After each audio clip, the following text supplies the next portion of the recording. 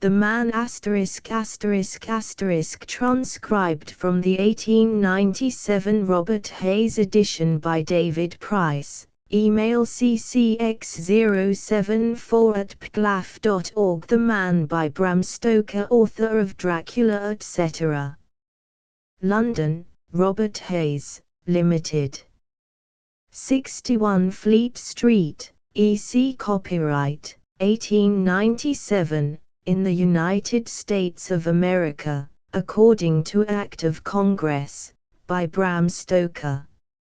All rights reserved. For glimpse I would rather be an angel than God. The voice of the speaker sounded clearly through the hawthorn tree. The young man and the young girl who sat together on the low tombstone looked at each other. They had heard the voices of the two children talking, but had not noticed what they said. It was the sentiment, not the sound, which roused their attention. The girl put her finger to her lips to impress silence, and the man nodded. They sat as still as mice whilst the two children went on talking. The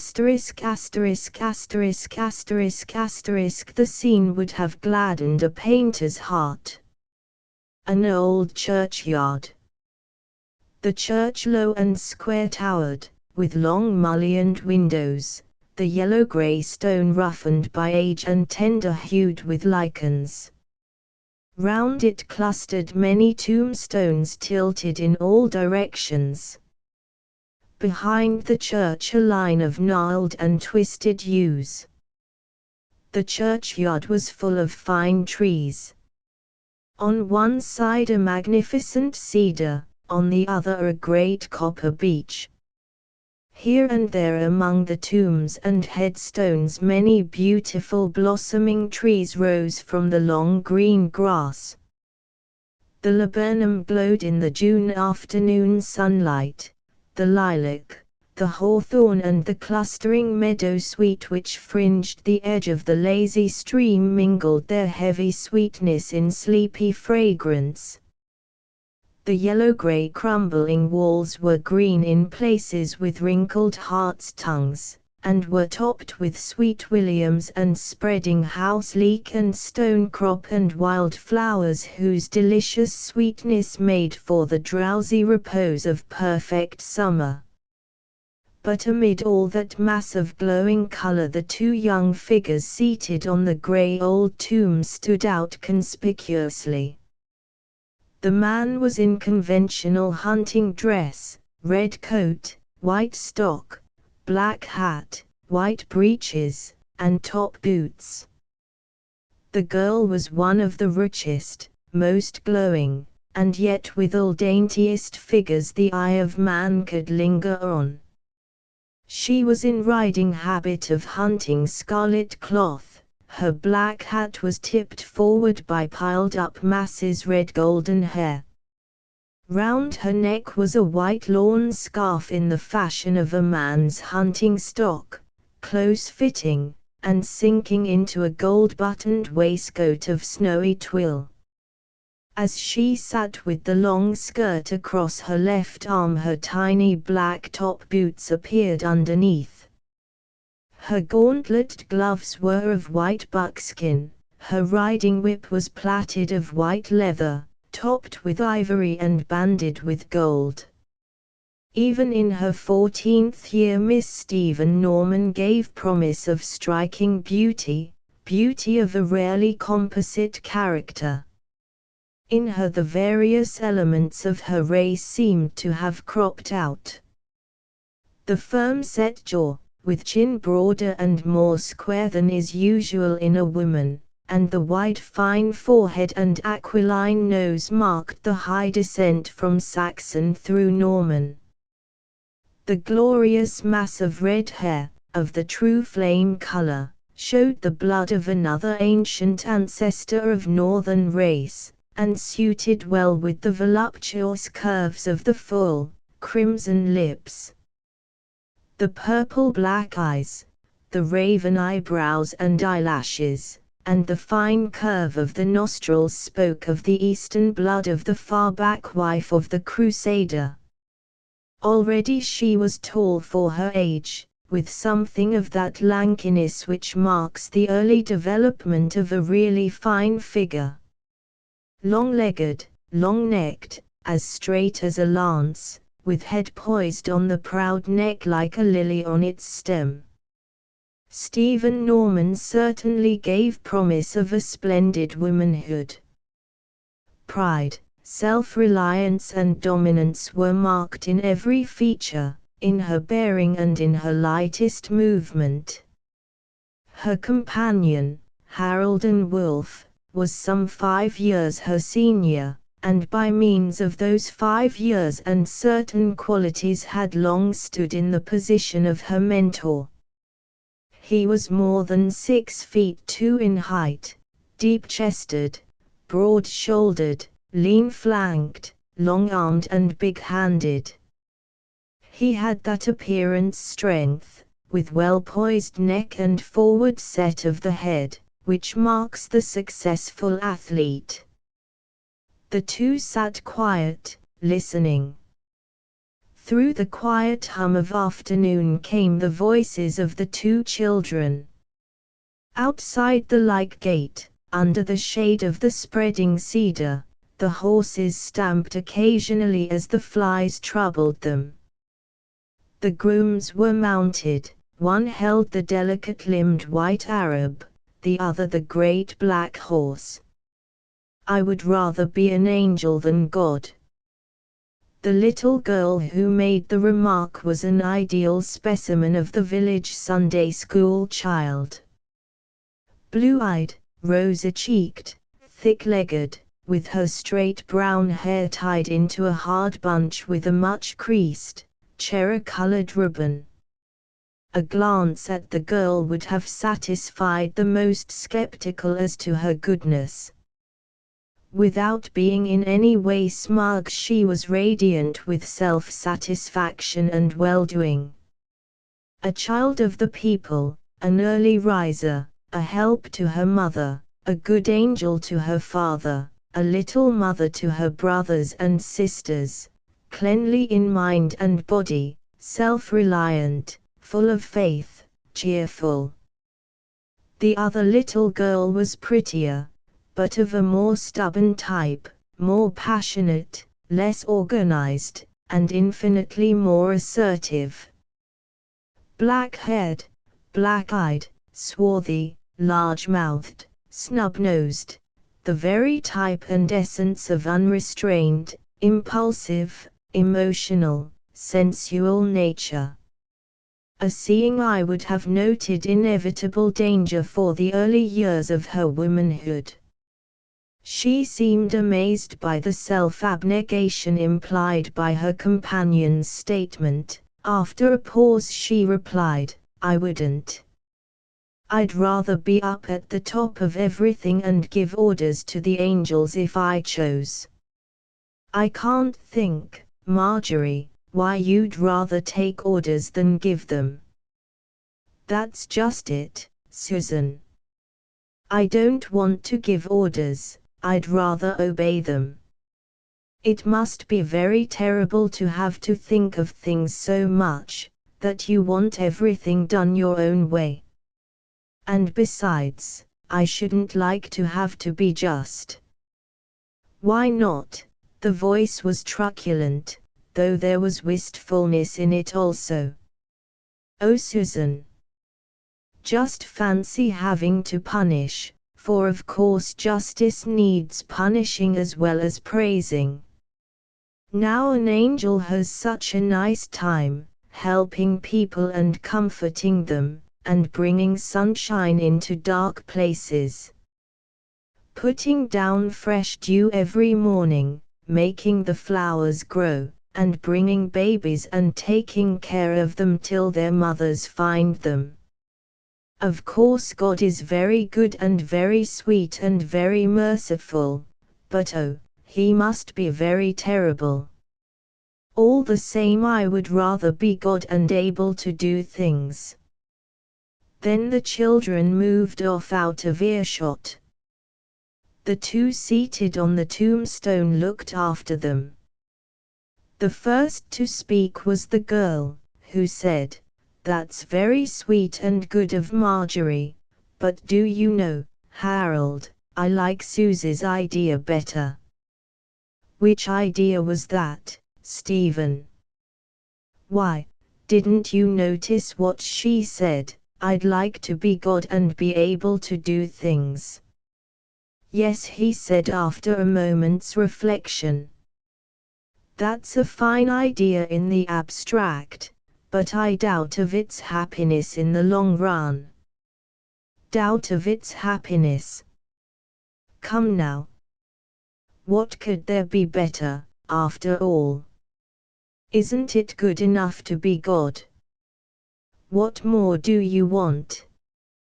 The girl's tone was quizzical, but her great black eyes blazed with some thought of sincerity which lay behind the fun. The young man shook his head with a smile of kindly tolerance as he answered, "It isn't that, surely you must know it. I'm ambitious enough, goodness knows, but there are bounds to satisfy even me.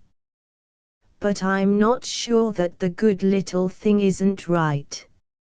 She seemed, somehow, to hit a bigger truth than she knew. "Fancy having to be just. I don't see much difficulty in that. Anyone can be just." "Pardon me," he answered, "there is perhaps nothing so difficult in the whole range of a man's work." There was distinct defiance in the girl's eyes as she asked, "A man's work? Why a man's work? Isn't it a woman's work also?" "Well, I suppose it ought to be, theoretically. Practically it isn't." "And why not, pray?" The mere suggestion of any disability of woman as such aroused immediate antagonism. Her companion suppressed a smile as he answered deliberately, "Because, my dear Stephen, the Almighty has ordained that justice is not a virtue women can practice. Mind, I do not say women are unjust. Far from it. Where there are no interests of those dear to them they can be of a sincerity of justice that can make a man's blood run cold. But justice in the abstract is not an ordinary virtue, it has to be considerate as well as stern, and above all interest of all kinds and of every one." The girl interrupted hotly, "I don't agree with you at all. You can't give an instance where women are unjust. I don't mean of course individual instances, but classes of cases where injustice is habitual." The suppressed smile cropped out now unconsciously round the man's lips in a way which was intensely aggravating to the girl. "I'll give you a few," he said. "Did you ever know a mother just to a boy who beat her own boy at school?" The girl replied quietly, "Ill-treatment and bullying are subjects for punishment, not justice." "Oh, I don't mean that kind of beating. I mean getting the prizes their own boys contended for, getting above them in class, showing superior powers in running or cricket or swimming, or in any of the forms of effort in which boys vie with each other." The girl reflected, then she spoke, "Well, you may be right. I don't altogether admit it, but I accept it as not on my side. But this is only one case. A pretty common one. Do you think that Sheriff of Galway, who in default of a hangman hanged his son with his own hands, would have done so if he had been a woman?" The girl answered at once, frankly, No, I don't suppose the mother was ever born who would do such a thing. But that is not a common case, is it? Have you any other? The young man paused before he spoke. There is another, but I don't think I can go into it fairly with you. Why not? Well, because after all, you know, Stephen, you are only a girl and you can't be expected to know. The girl laughed. Well, if it's anything about women, surely a girl, even of my tender age, must know something more of it, or be able to guess at, than any young man can. However, say what you think and I'll tell you frankly if I agree, that is if a woman can be just, in such a matter.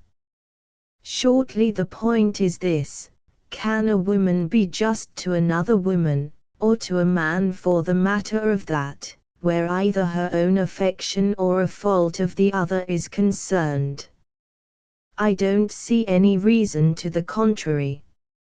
Surely pride alone should ensure justice in the former case, and the consciousness of superiority in the other.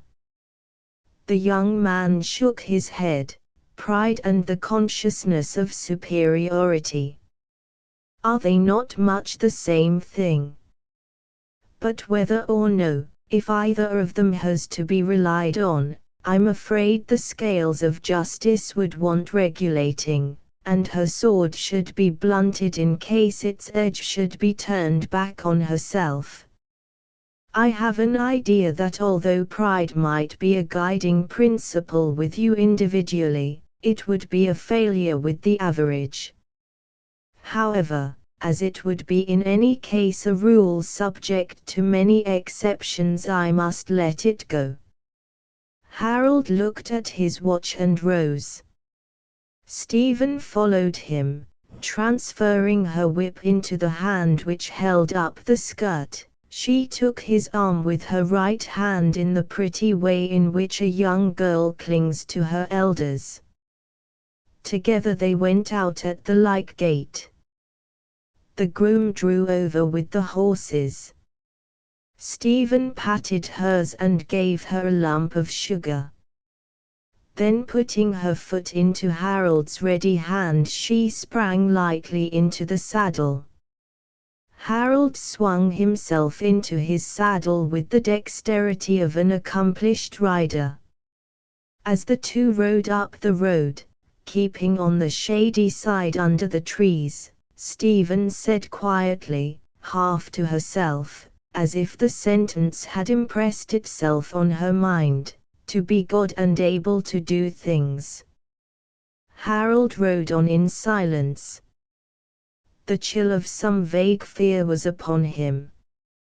Chapter I. Stephen Norman of Normanstand had remained a bachelor until close on middle age, when the fact took hold of him that there was no immediate heir to his great estate. Whereupon, with his wonted decision, he set about looking for a wife. He had been a close friend of his next neighbor, Squire Rowley, ever since their college days. They had, of course, been often in each other's houses, and Rowley's young sister, almost a generation younger than himself, and the sole fruit of his father's second marriage, had been like a little sister to him too. She had, in the 20 years which had elapsed, grown to be a sweet and beautiful young woman. In all the past years, with the constant opportunity which friendship gave of close companionship, the feeling never altered. Squire Norman would have been surprised had he been asked to describe Margaret Rowley and found himself compelled to present the picture of a woman, not a child.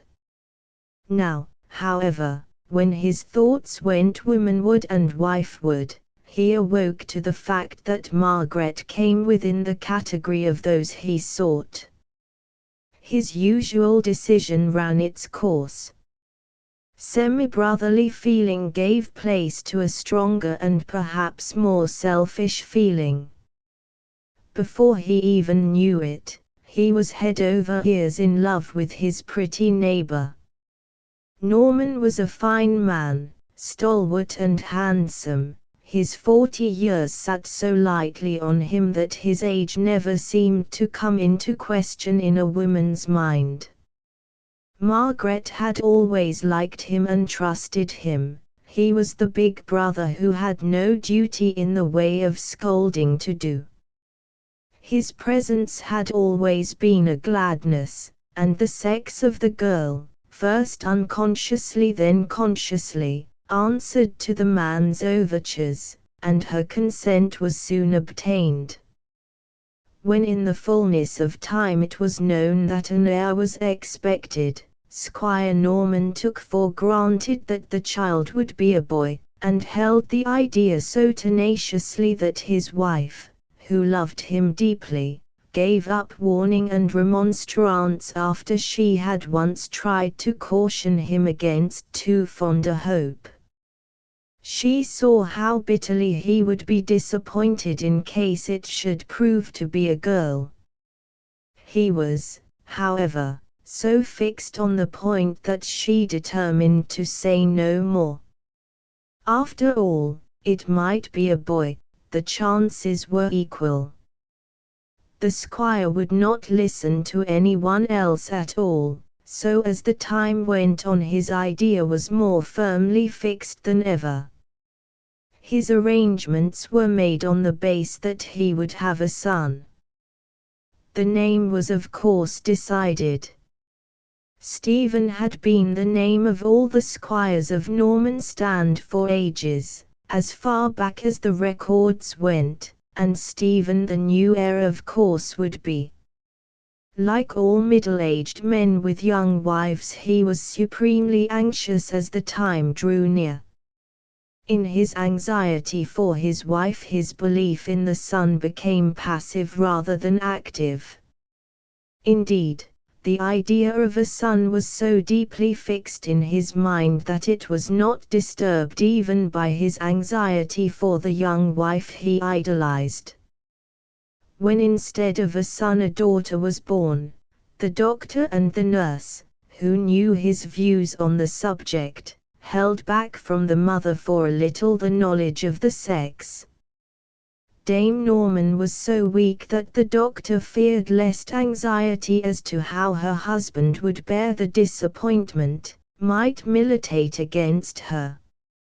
Therefore the doctor sought the squire in his study, and went resolutely at his task. "Well, squire, I congratulate you on the birth of your child." Norman was of course struck with the use of the word child, but the cause of his anxiety was manifested by his first question: "How is she, doctor? Is she safe?" The child was after all of secondary importance. The doctor breathed more freely. The question had lightened his task.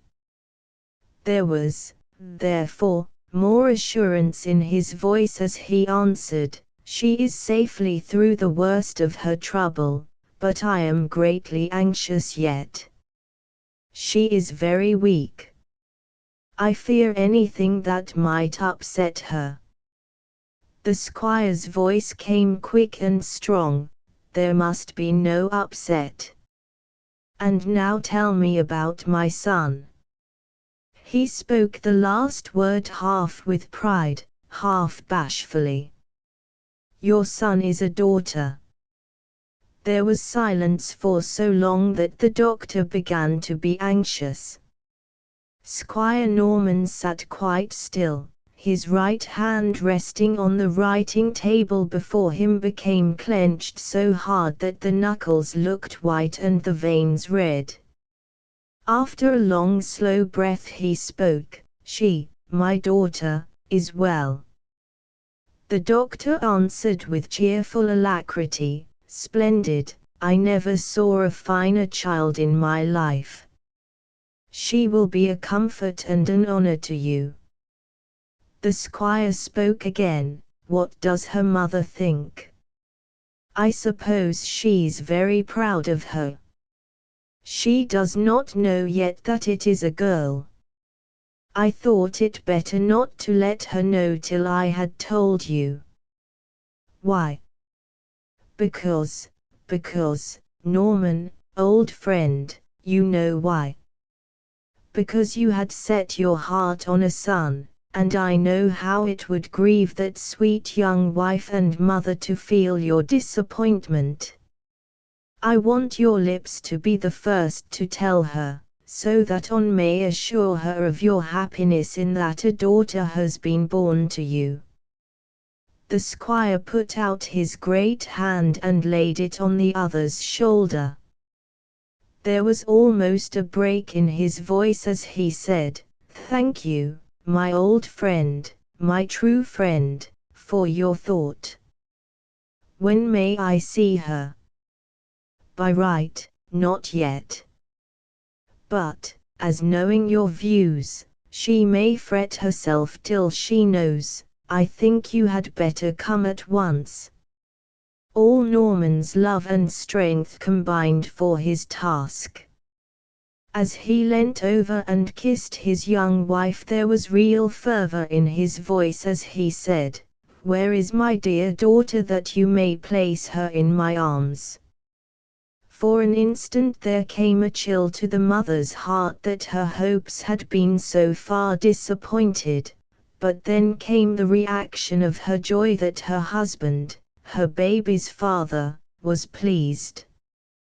There was a heavenly dawn of red on her pale face as she drew her husband's head down and kissed him. "Oh, my dear," she said, "I am so happy that you are pleased." The nurse took the mother's hand gently and held it to the baby as she laid it in the father's arms. He held the mother's hand as he kissed the baby's brow. The doctor touched him gently on the arm and beckoned him away. He went with careful footsteps, looking behind as he went. After dinner he talked with the doctor on various matters, but presently he asked, "I suppose, doctor, it is no sort of rule that the first child regulates the sex of a family?" "No, of course not. Otherwise how should we see boys and girls mixed in one family, as is nearly always the case? But, my friend," he went on, "you must not build hopes so far away. I have to tell you that your wife is far from strong. Even now she is not so well as I could wish, and there yet may be change." The squire leaped impetuously to his feet as he spoke quickly, "Then why are we waiting here? Can nothing be done? Let us have the best help, the best advice in the world." The doctor raised his hand. "Nothing can be done as yet. I have only fear." "Then let us be ready in case your fears should be justified. Who are the best men in London to help in such a case?" The doctor mentioned 2 names, and within a few minutes a mounted messenger was galloping to Norcester, the nearest telegraph center. The messenger was to arrange for a special train if necessary. Shortly afterwards the doctor went again to see his patient. After a long absence he came back, pale and agitated. Norman felt his heart sink when he saw him. A groan broke from him as the doctor spoke. "She is much worse. I am in great fear that she may pass away before the morning." The squire's strong voice was clouded with a hoarse veil as he asked, "May I see her?" "Not yet, at present she is sleeping. She may wake strengthened, in which case you may see her. But if not. The voice was not like his own. Then I shall send for you at once. The doctor returned to his vigil. The squire, left alone, sank on his knees, his face in his hands, his great shoulders shook with the intensity of his grief. An hour or more passed before he heard hurried steps. He sprang to the door. Well, you had better come now. Is she better? Alas, no, I fear her minutes are numbered. School yourself, my dear old friend. God will help you in this bitter hour. All you can do now is to make her last moments happy. I know, he answered in a voice so calm that his companion wondered. When they came into the room, Margaret was dozing. When her eyes opened and she found her husband beside her bed, there spread over her face a glad look, which, alas, soon changed to one of pain. She motioned to him to bend down. He knelt and put his head beside her on the pillow. His arms went tenderly round her as though by his iron devotion and strength he would shield her from all harm. Her voice came very low and in broken gasps. She was summoning all her strength that she might speak. My dear, dear husband, I am so sad at leaving you. You have made me so happy, and I love you so. Forgive me, dear, for the pain I know you will suffer when I am gone.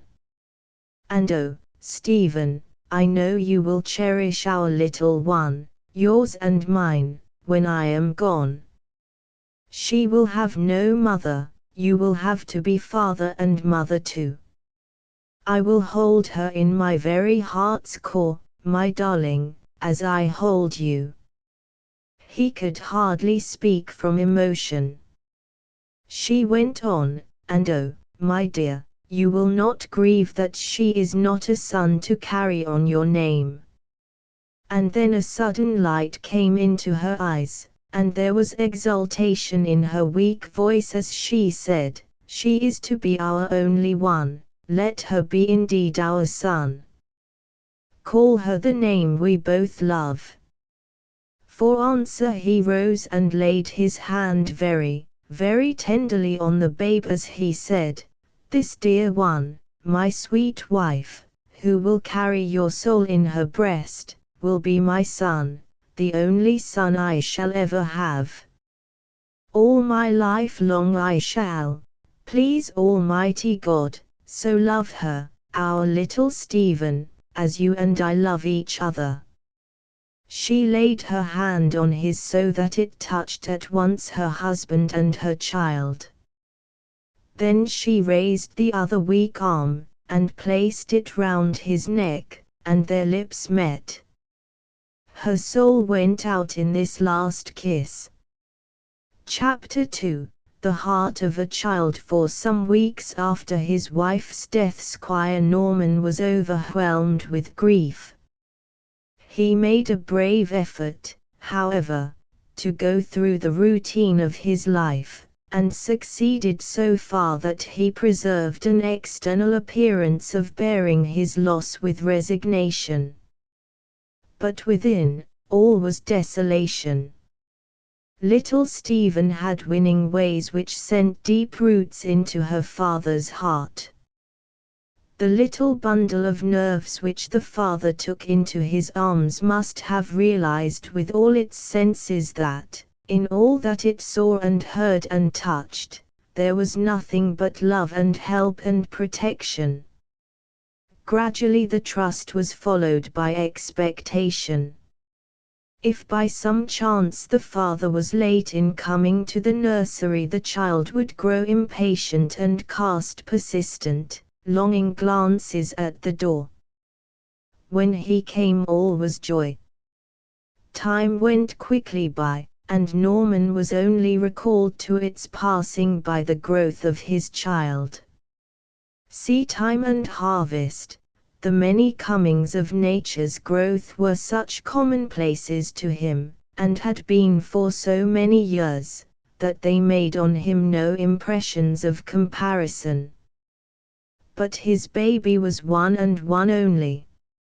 Any change in it was not only in itself a new experience, but brought into juxtaposition what is with what was. The changes that began to mark the divergence of sex were positive shocks to him, for they were unexpected. In the very dawn of babyhood, dress had no special import. To his masculine eyes sex was lost in youth. But, little by little, came the tiny changes which convention has established. And with each change came to Squire Norman the growing realization that his child was a woman. A tiny woman, it is true, and requiring more care and protection and devotion than a bigger one, but still a woman. The pretty little ways, the eager caresses, the graspings and holdings of the childish hands, the little roguish smiles and pantings and flirtings were all but repetitions in little of the dalliance of long ago.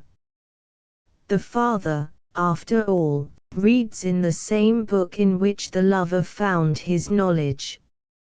At first there was through all his love for his child a certain resentment of her sex.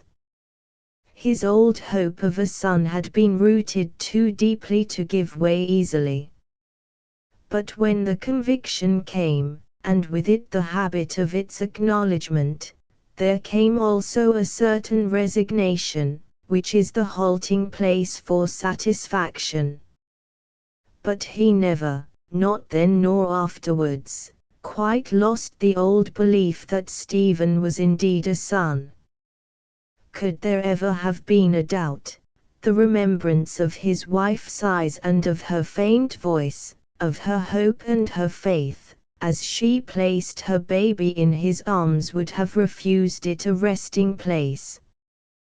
This belief tinged all his afterlife and molded his policy with regard to his girl's upbringing.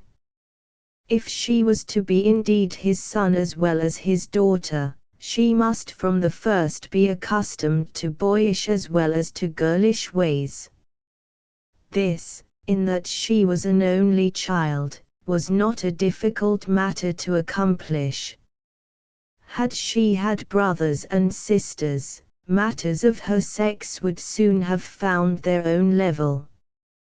There was one person who objected strongly to any deviation from the conventional rule of a girl's education. This was Miss Letitia Rowley, who took after a time, in so far as such a place could be taken, that of the child's mother.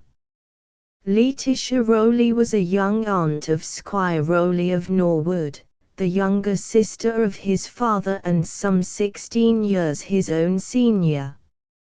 When the old squire's second wife had died, Letitia, then a conceited spinster of 36, had taken possession of the young Margaret. When Margaret had married Squire Norman, Miss Rowley was well satisfied, for she had known Stephen Norman all her life. Though she could have wished a younger bridegroom for her darling, she knew it would be hard to get a better man or one of more suitable station in life.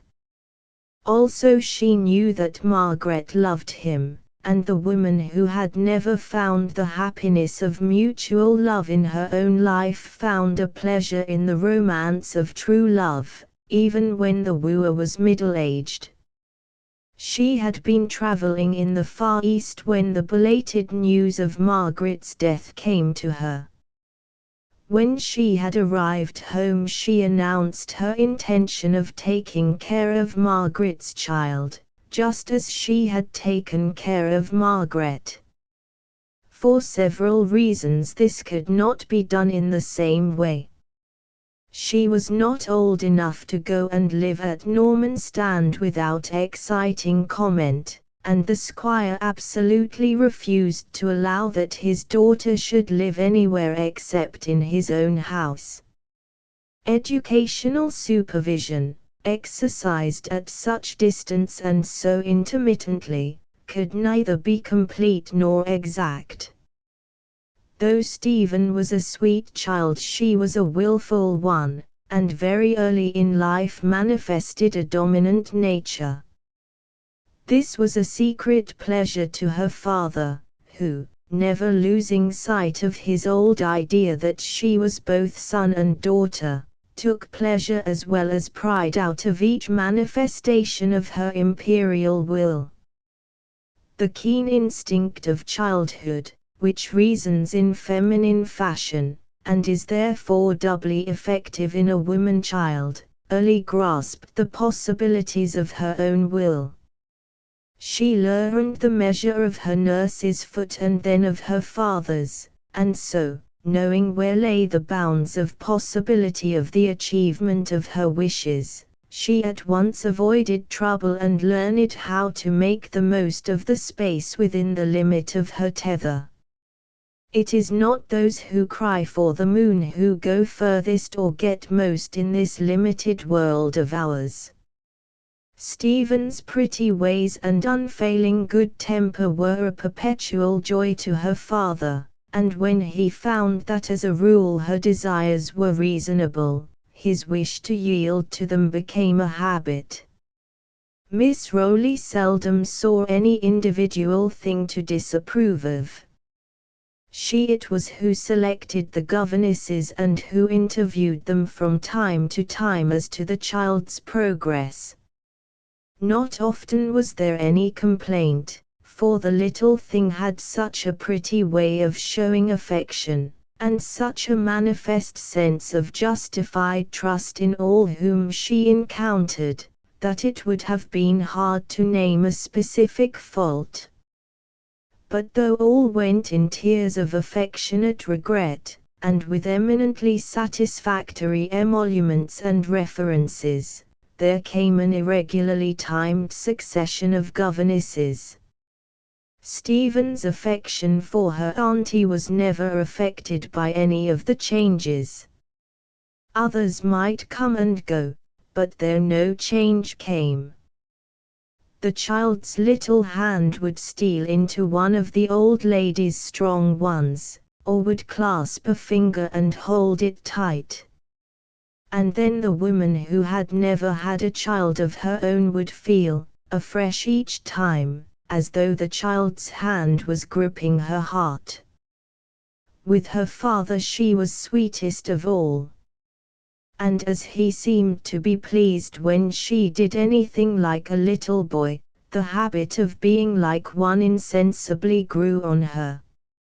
An only child has certain educational difficulties.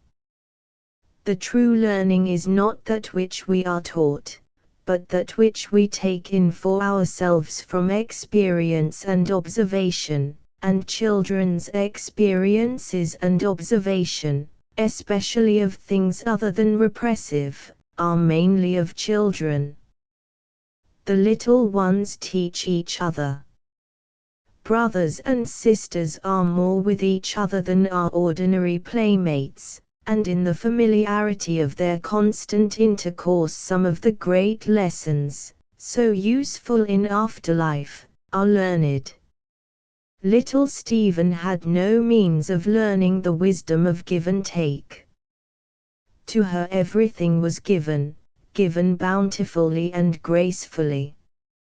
Graceful acceptance of good things came to her naturally, as it does to one who is born to be a great lady. The children of the farmers in the neighborhood, with whom at times she played, were in such habitual awe of the great house, that they were seldom sufficiently at ease to play naturally. Children cannot be on equal terms on special occasions with a person to whom they have been taught to bow or courtesy as a public habit. The children of neighboring landowners, who were few and far between, and of the professional people in Norcester, were at such times as Stephen met them, generally so much on their good behavior, that the spontaneity of play, through which it is that sharp corners of individuality are knocked off or worn down, did not exist. And so Stephen learned to read in the book of life, though only on one side of it. At the age of 6 she had, though surrounded with loving care and instructed by skilled teachers, learned only the accepting side of life. Giving of course there was in plenty, for the traditions of Norman Stand were royally benevolent. Many a blessing followed the little maid's footsteps as she accompanied some timely aid to the sick and needy sent from the squire's house. Moreover, her aunt tried to inculcate certain maxims founded on that noble one that it is more blessed to give than to receive. But of giving in its true sense, the giving that which we want for ourselves, the giving that is as a temple built on the rock of self-sacrifice, she knew nothing.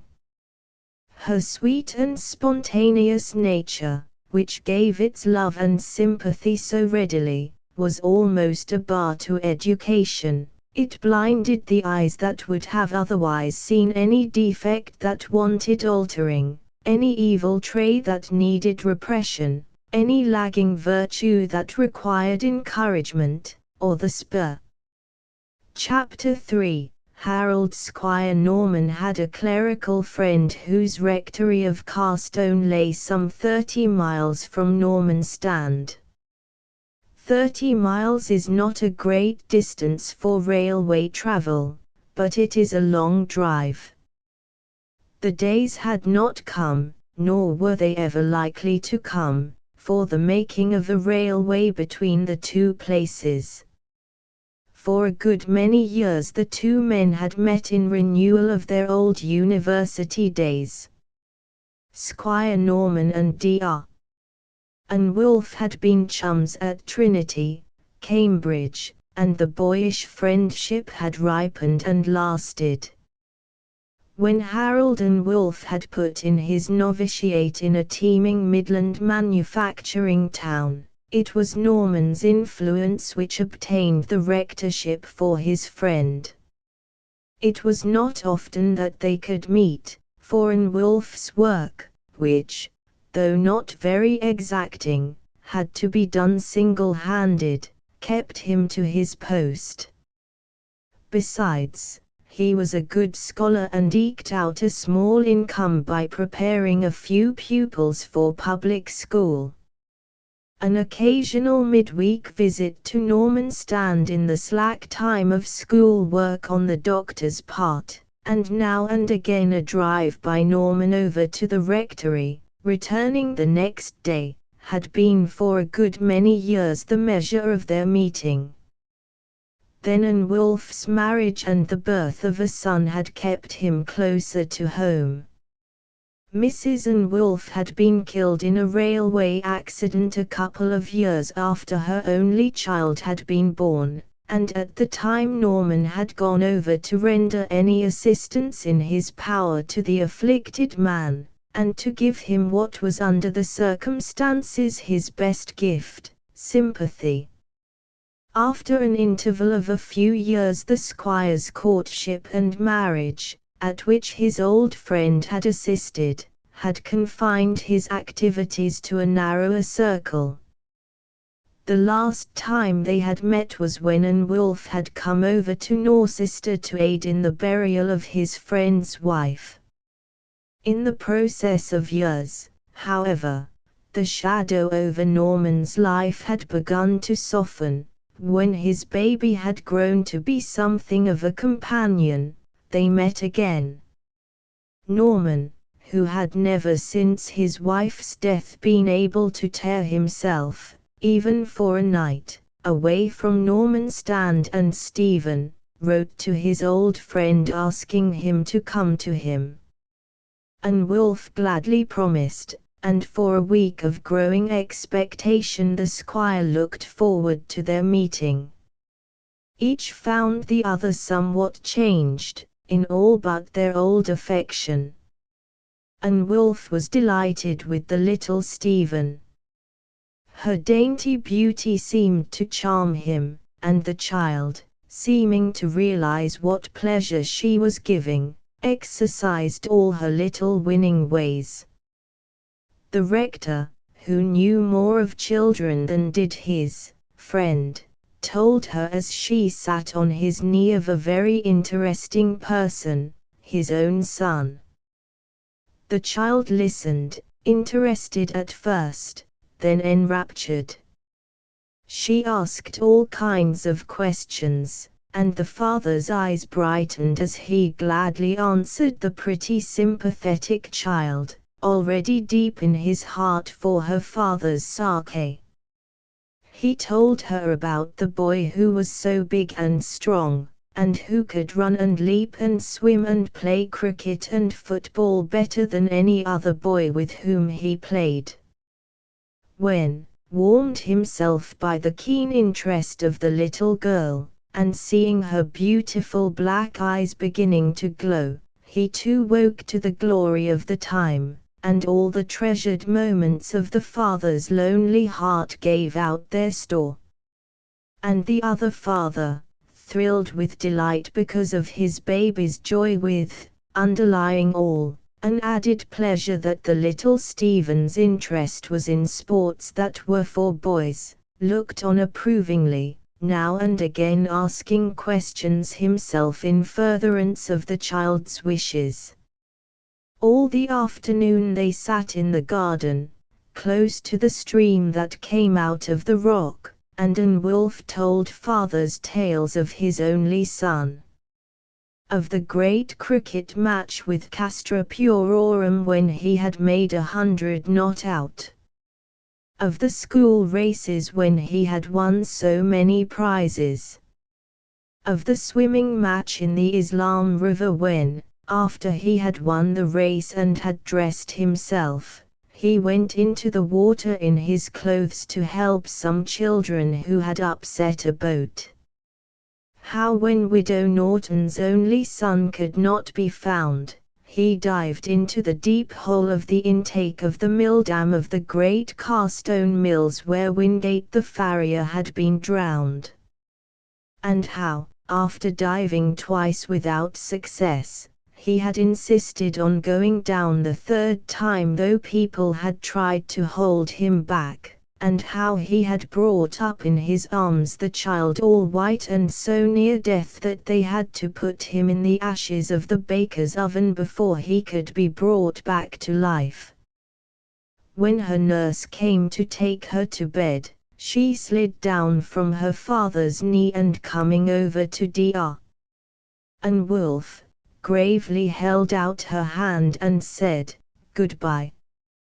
Then she kissed him and said, "Thank you so much, Mr. Harold's daddy. Won't you come soon again, and tell us more?" Then she jumped again upon her father's knee and hugged him round the neck and kissed him, and whispered in his ear, "Daddy, please make Mr. Harold's daddy when he comes again, bring Harold with him." After all, it is natural for women to put the essence of the letter in the postscript. 2 weeks afterwards Dr. and Wulf came again and brought Harold with him. The time had gone heavily with little Stephen when she knew that Harold was coming with his father. Stephen had been all afire to see the big boy whose feats had so much interested her, and for a whole week had flooded Mrs. Jarrold with questions which she was unable to answer. At last the time came and she went out to the hall door with her father to welcome the guests. At the top of the great granite steps, down which in time of bad weather the white awning ran, she stood holding her father's hand and waving a welcome. "Good morning, Harold."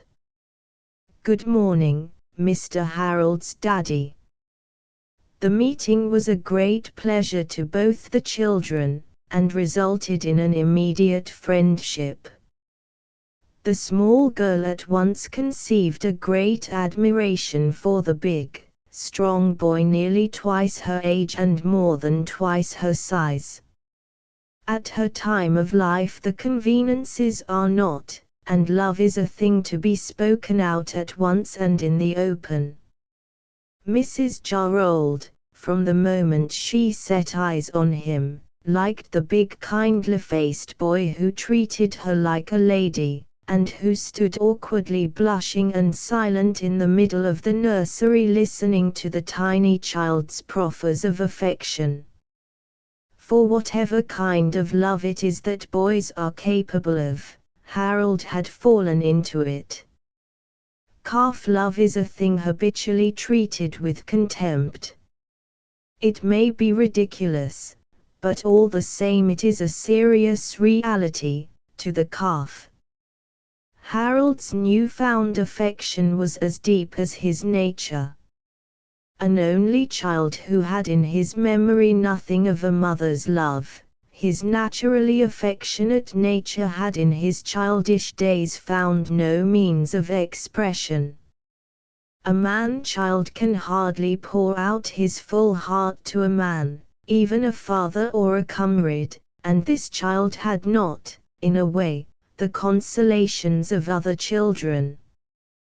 His father's secondary occupation of teaching brought other boys to the house and necessitated a domestic routine which had to be exact.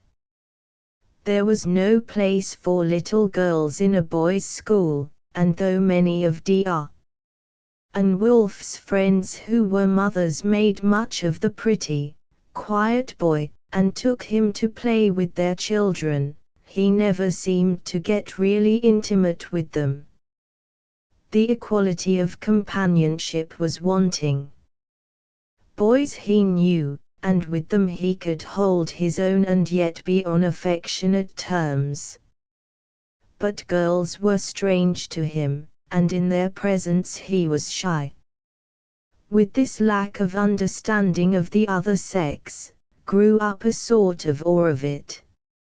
His opportunities of this kind of study were so few that the view never could become rectified. And so it was that from his boyhood up to his 12th year, Harold's knowledge of girlhood never increased nor did his or diminish.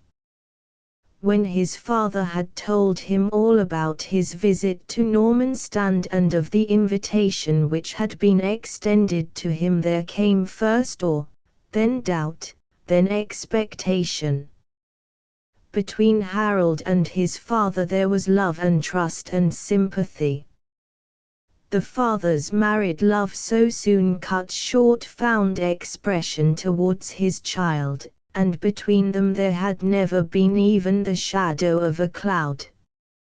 When his father told him how pretty the little Stephen was, how dainty, how sweet, he began to picture her in his mind's eye and to be bashfully excited over meeting her.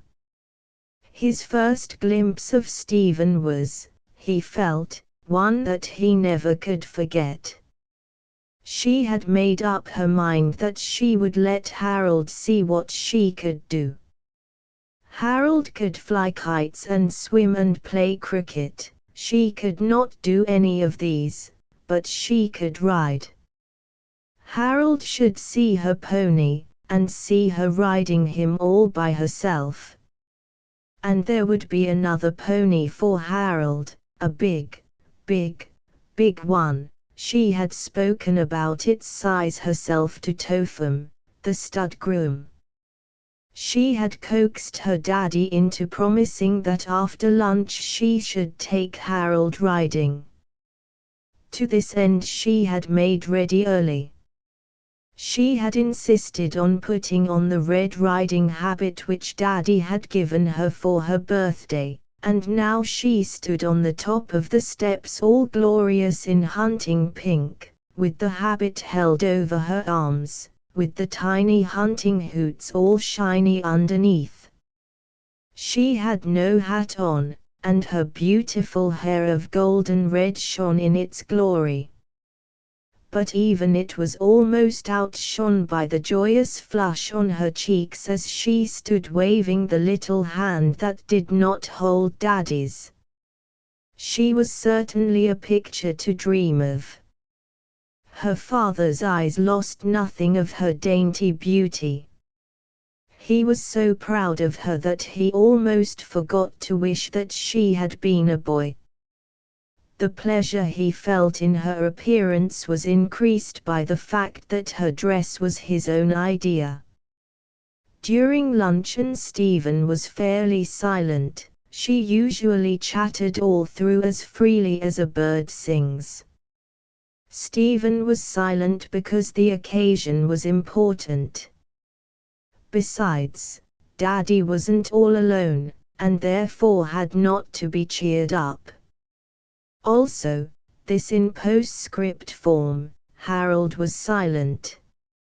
In her present frame of mind Harold could do no wrong, and what Harold did was right.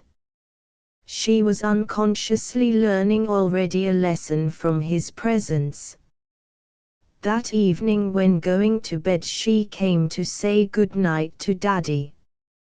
After she had kissed him she also kissed old Mr. Harold as she now called him, and as a matter of course kissed Harold also.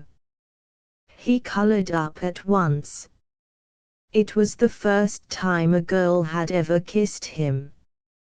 The next day from early morning until bedtime was one long joy to Stephen, and there were few things of interest that Harold had not been shown.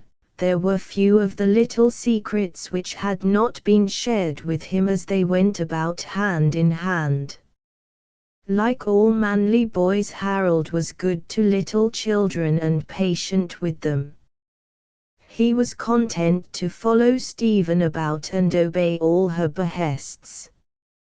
He had fallen in love with her to the very bottom of his boyish heart. When the guests were going, Stephen stood with her father on the steps to see them off. When the carriage had swept behind the farthest point in the long avenue, and when Harold's cap waving from the window could no longer be seen, Squire Norman turned to go in, but paused in obedience to the unconscious restraint of Stephen's hand. He waited patiently till with a long sigh she turned to him and they went in together. That night before she went to bed Stephen came and sat on her father's knee, and after sundry pattings and kissings whispered in his ear, "Daddy, wouldn't it be nice if Harold could come here all together? Couldn't you ask him to? And old Mr. Harold could come too. Oh, I wish he was here." Chapter 4. Harold at Normanstown. 2 years afterwards a great blow fell upon Harold. His father, who had been suffering from repeated attacks of influenza, was, when in the low condition following this, seized with pneumonia, to which in a few days he succumbed. Harold was heartbroken. The affection which had been between him and his father had been so consistent that he had never known a time when it was not. When Squire Norman had returned to the house with him after the funeral, he sat in silence holding the boy's hand till he had wept his heart out. By this time the two were old friends, and the boy was not afraid or too shy to break down before him. there was sufficient of the love of the old generation to begin with trust in the new. Presently, when the storm was past and Harold had become his own man again, Norman said, "And now, Harold, I want you to listen to me. You know, my dear boy, that I am your father's oldest friend, and right sure I am that he would approve of what I say. You must come home with me to live. I know that in his last hours the great concern of your dear father's heart would have been for the future of his boy. And I know, too, that it was a comfort to him to feel that you and I are such friends, and that the son of my dearest old friend would be as a son to me. We have been friends, you and I, a long time, Harold, and we have learned to trust, and I hope to love, one another. And you and my little Stephen are such friends already that your coming into the house will be a joy to us all. Why, long ago, when first you came, she said to me the night you went away, 'Daddy, wouldn't it be nice if Harold could come here all together?' And so Harold and Wolf came back with the squire to Normanstand, and from that day on became a member of his house, and as a son to him. Stephen's delight at his coming was of course largely qualified by her sympathy with his grief, but it would have been hard to give him more comfort than she did in her own pretty way. Putting her lips to his, she kissed him, and holding his big hand in both of her little ones, she whispered softly, "Poor Harold. You and I should love each other, for we have both lost our mother. And now you have lost your father. But you must let my dear daddy be yours too." At this time Harold was between 14 and 15 years old. He was well educated in so far as private teaching went. His father had devoted much care to him, so that he was well grounded in all the academic branches of learning. He was also, for his years, an expert in most manly exercises. He could ride anything, shoot straight, fence, run, jump or swim with any boy more than his age and size. In Normanstand his education was continued by the rector. The squire used often to take him with him when he went to ride, or fish, or shoot, frankly telling him that as his daughter was, as yet, too young to be his companion in these matters, he would act as her locum tenens. His living in the house and his helping as he did in Stephen's studies made familiarity perpetual. He was just enough her senior to command her childish obedience, and there were certain qualities in his nature which were eminently calculated to win and keep the respect of women as well as of men. He was the very incarnation of sincerity, and had now and again, in certain ways, a sublime self-negation which, at times, seemed in startling contrast to a manifestly militant nature. When at school he had often been involved in fights which were nearly always on matters of principle, and by a sort of unconscious chivalry he was generally found fighting on the weaker side. Harold's father had been very proud of his ancestry, which was Gothic through the Dutch, as the manifestly corrupted prefix of the original name implied, and he had gathered from a constant study of the sagas something of the philosophy which lay behind the ideas of the Vikings. This new stage of Harold's life made for quicker development than any which had gone before. Hitherto he had not the same sense of responsibility. To obey is in itself a relief, and as it is an actual consolation to weak natures, so it is only a retarding of the strong. Now he had another individuality to think of. There was in his own nature a vein of anxiety of which the subconsciousness of his own strength threw up the outcrop. Little Stephen, with the instinct of her sex, discovered before long this weakness. For it is a weakness when any quality can be assailed or used. The using of a man's weakness is not always coquetry, but it is something very like it. Many a time the little girl, who looked up to and admired the big boy who could compel her to anything when he was so minded, would, for her own ends, work on his sense of responsibility, taking an elfin delight in his discomfiture. The result of Stephen's harmless little coquetries was that Harold had occasionally either to thwart some little plan of daring, or else cover up its results. In either case her confidence in him grew, so that before long he became an established fact in her life, a being in whose power and discretion and loyalty she had absolute, blind faith. And this feeling seemed to grow with her own growth. Indeed, at one time it came to be more than an ordinary faith. It happened thus: the old church of St. Stephen, which was the parish church of Norman Stand, had a peculiar interest for the Norman family.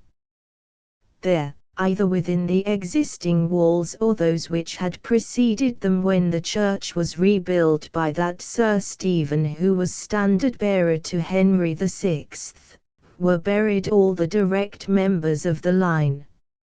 It was an unbroken record of the inheritors since the first Sir Stephen, who had his place in the domestic book.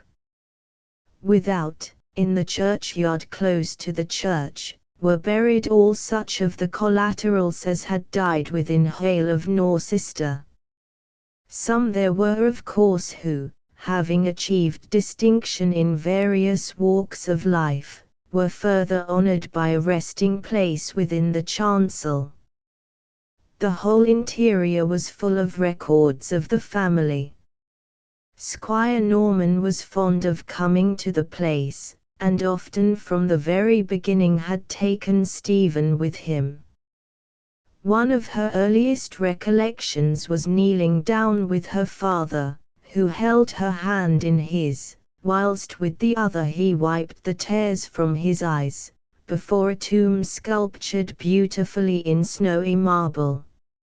She never forgot the words he had said to her: "You will always remember, darling, that your dear mother rests in this sacred place. When I am gone, if you are ever in any trouble, come here. Come alone and open out your heart. You need never fear to ask God for help at the grave of your mother." The child had been impressed, as had been many and many another of her race. For 700 years each child of the house of Norman had been brought alone by either parent and had heard some such words. The custom had come to be almost a family ritual, and it never failed to leave its impress in greater or lesser degree. Whenever Harold had in the early days paid a visit to Norman Stand, the church had generally been an objective of their excursions. He was always delighted to go. His love for his own ancestry made him admire and respect that of others, so that Stephen's enthusiasm in the matter was but another cord to bind him to her. In one of their excursions they found the door into the crypt open, and nothing would do Stephen but that they should enter it. Today, however, they had no light, but they arranged that on the morrow they would bring candles with them and explore the place thoroughly. The afternoon of the next day saw them at the door of the crypt with a candle, which Harold proceeded to light. Stephen looked on admiringly, and said in a half-conscious way, the half-consciousness being shown in the implication, "You are not afraid of the crypt?" "Not a bit. In my father's church there was a crypt, and I was in it several times."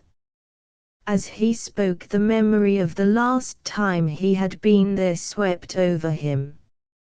He seemed to see again the many lights, held in hands that were never still, making a grim gloom where the black shadows were not, to hear again the stamp and hurried shuffle of the many feet, as the great oak coffin was borne by the struggling mass of men down the steep stairway and in through the narrow door. And then the hush when voices faded away, and the silence seemed a real thing, as for a while he stood alone close to the dead father who had been all in all to him. And once again he seemed to feel the recall to the living world of sorrow and of light, when his inert hand was taken in the strong loving one of Squire Norman. He paused and drew back. "Why don't you go on?" she asked, surprised. He did not like to tell her then. Somehow, it seemed out of place. He had often spoken to her of his father, and she had always been a sympathetic listener, but here, at the entrance of the grim vault, he did not wish to pain her with his own thoughts of sorrow and all the terrible memories which the similarity of the place evoked. And even whilst he hesitated there came to him a thought so laden with pain and fear that he rejoiced at the pause which gave it to him in time. It was in that very crypt that Stephen's mother had been buried, and had they two gone in, as they had intended, the girl might have seen her mother's coffin as he had seen his father's, but under circumstances which made him shiver. He had been, as he said, often in the crypt at Carstone, and well he knew the sordidness of the chamber of death. His imagination was alive as well as his memory. He shuddered, not for himself, but for Stephen. How could he allow the girl to suffer in such a way as she might, as she infallibly would, if it were made apparent to her in such a brutal way? How pitiful, how meanly pitiful, is the aftermath of death. Well he remembered how many a night he woke in an agony, thinking of how his father lay in that cold, silent, dust-strewn vault, in the silence and the dark, with never a ray of light or hope or love. Gone, abandoned, forgotten by all, save perhaps one heart which bled.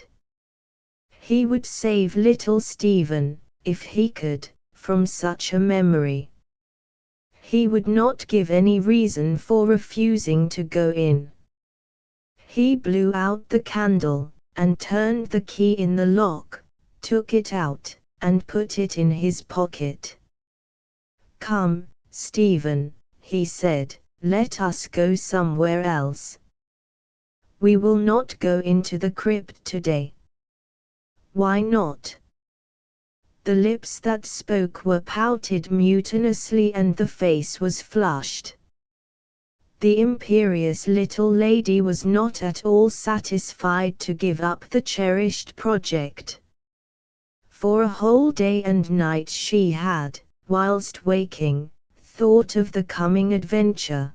The thrill of it was not now to be turned to cold disappointment without even an explanation.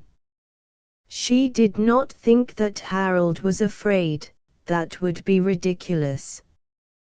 But she wondered, and mysteries always annoyed her. She did not like to be at fault, more especially when other people knew. All the pride in her revolted. "Why not?" she repeated more imperiously still. Harold said kindly, "Because, Stephen, there is really a good reason. Don't ask me, for I can't tell you. You must take it from me that I am right. You know, dear, that I wouldn't willingly disappoint you, and I know that you had set your heart on this. But indeed, indeed I have a good reason." Stephen was really angry now. She was amenable to reason, though she did not consciously know what reason was, but to accept someone else's reason blindfold was repugnant to her nature, even at her then age. She was about to speak angrily, but looking up she saw that Harold's mouth was set with marble firmness. So, after her manner, she acquiesced in the inevitable and said, "All right, Harold." But in the inner recesses of her firm-set mind was a distinct intention to visit the vault when more favorable circumstances would permit. Chapter V. The Crypt. It was some weeks before Stephen got the chance she wanted. She knew it would be difficult to evade Harold's observation, for the big boy's acuteness as to facts had impressed itself on her. It was strange that out of her very trust in Harold came a form of distrust in others. In the little matter of evading him she inclined to anyone in whom there was his opposite, in whose reliability she instinctively mistrusted. There is nothing bad or good but thinking makes it so. To enter that crypt, which had seemed so small a matter at first, had now in process of thinking and wishing and scheming become a thing to be much desired. Harold saw, or rather felt, that something was in the girl's mind, and took for granted that it had something to do with the crypt. But he thought it better not to say anything lest he should keep awake a desire which he hoped would die naturally. One day it was arranged that Harold should go over to Carstone to see the solicitor who had wound up his father's business. He was to stay the night and ride back next day. Stephen, on hearing of the arrangement, so contrived matters that Master Everard, the son of a banker who had recently purchased an estate in the neighborhood, was asked to come to play with her on the day when Harold left. It was holiday time at Eton, and he was at home. Stephen did not mention to Harold the fact of his coming. It was only from a chance allusion of Mrs. Jarrold before he went that he inferred it. He did not think the matter of sufficient importance to wonder why Stephen, who generally told him everything, had not mentioned this. During their play, Stephen, after pledging him to secrecy, told Leonard of her intention of visiting the crypt, and asked him to help her in it. This was an adventure, and as such commended itself to the schoolboy heart. He entered at once into the scheme con amore, and the two discussed ways and means. Leonard's only regret was that he was associated with a little girl in such a project. It was something of a blow to his personal vanity, which was a large item in his moral equipment, that such a project should have been initiated by the girl and not by himself. He was to get possession of the key, and in the forenoon of the next day he was to be waiting in the churchyard, when Stephen would join him as soon as she could evade her nurse. She was now more than 11, and had less need of being watched than in her earlier years. It was possible, with strategy, to get away undiscovered for an hour. Asterisk asterisk asterisk asterisk asterisk At Carstone Harold got though what he had to do that same afternoon and arranged to start early in the morning for Normanstand. After an early breakfast he set out on his 30-mile journey at 8 o'clock. Little Joan, his horse, was in excellent form, notwithstanding his long journey of the day before, and with his nose pointed for home, put his best foot foremost. Harold felt in great spirits. The long ride the day before had braced him physically, though there were on his journey times of great sadness when the thought of his father came back to him and the sense of loss was renewed with each thought of his old home. But youth is naturally buoyant. His visit to the church, the first thing on his arrival at Carstone, and his kneeling before the stone made sacred to his father's memory, though it entailed a silent gush of tears, did him good, and even seemed to place his sorrow farther away. When he came again in the morning before leaving Carstone there were no tears. There was only a holy memory which seemed to sanctify loss, and his father seemed nearer to him than ever. As he drew near Normanstand he looked forward eagerly to seeing Stephen, and the sight of the old church lying far below him as he came down the steep road over Old Hill, which was the short cut from Norcester, set his mind working. His visit to the tomb of his own father made him think of the day when he kept Stephen from entering the crypt. The keenest thought is not always conscious. It was without definite intention that when he came to the bridle path Harold turned his horse's head and rode down to the churchyard. As he pushed open the door of the church he half expected to see Stephen, and there was a vague possibility that Leonard Everett might be with her. The church was cool and dim. Coming from the hot glare the August sunshine it seemed, at the first glance, dark. He looked around, and a sense of relief came over him. The place was empty. But even as he stood, there came a sound which made his heart grow cold. A cry, muffled, far away and full of anguish, a sobbing cry, which suddenly ceased. It was the voice of Stephen. He instinctively knew where it came from, the crypt. Only for the experience he had had of her desire to enter the place, he would never have suspected that it was so close to him. He ran towards the corner where commenced the steps leading downward. As he reached the spot a figure came rushing up the steps. A boy in Eton jacket and white collar, careless, pale, and agitated. It was Leonard Everett. Harold seized him as he came. "Where is Stephen?" he cried in a quick, low voice. "In the vault below there."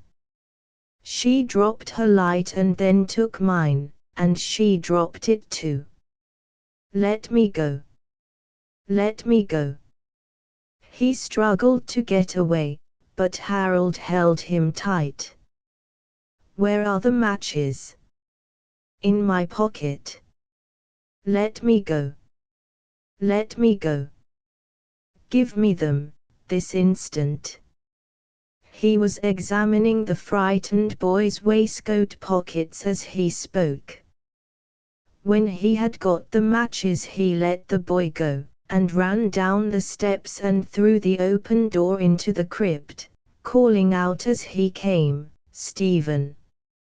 Stephen dear, where are you?" "It is I, Harold." There was no response. his heart seemed to grow cold and his knees to weaken. The match spluttered and flashed, and in the momentary glare he saw across the vault, which was not a large place, a white mass on the ground.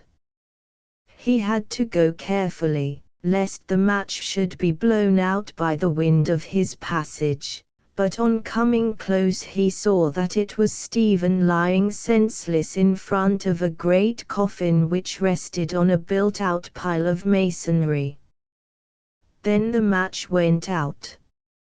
In the flare of the next one he lit he saw a piece of candle lying on top of the coffin. He seized and lit it. He was able to think coolly despite his agitation, and knew that light was the first necessity. The bruised wick was slow to catch. He had to light another match, his last one, before it flamed.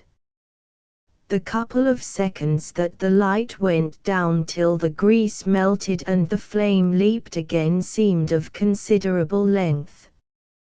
When the lit candle was placed steadily on top of the coffin, and a light, dim, though strong enough to see with, spread around, he stooped and lifted Stephen in his arms.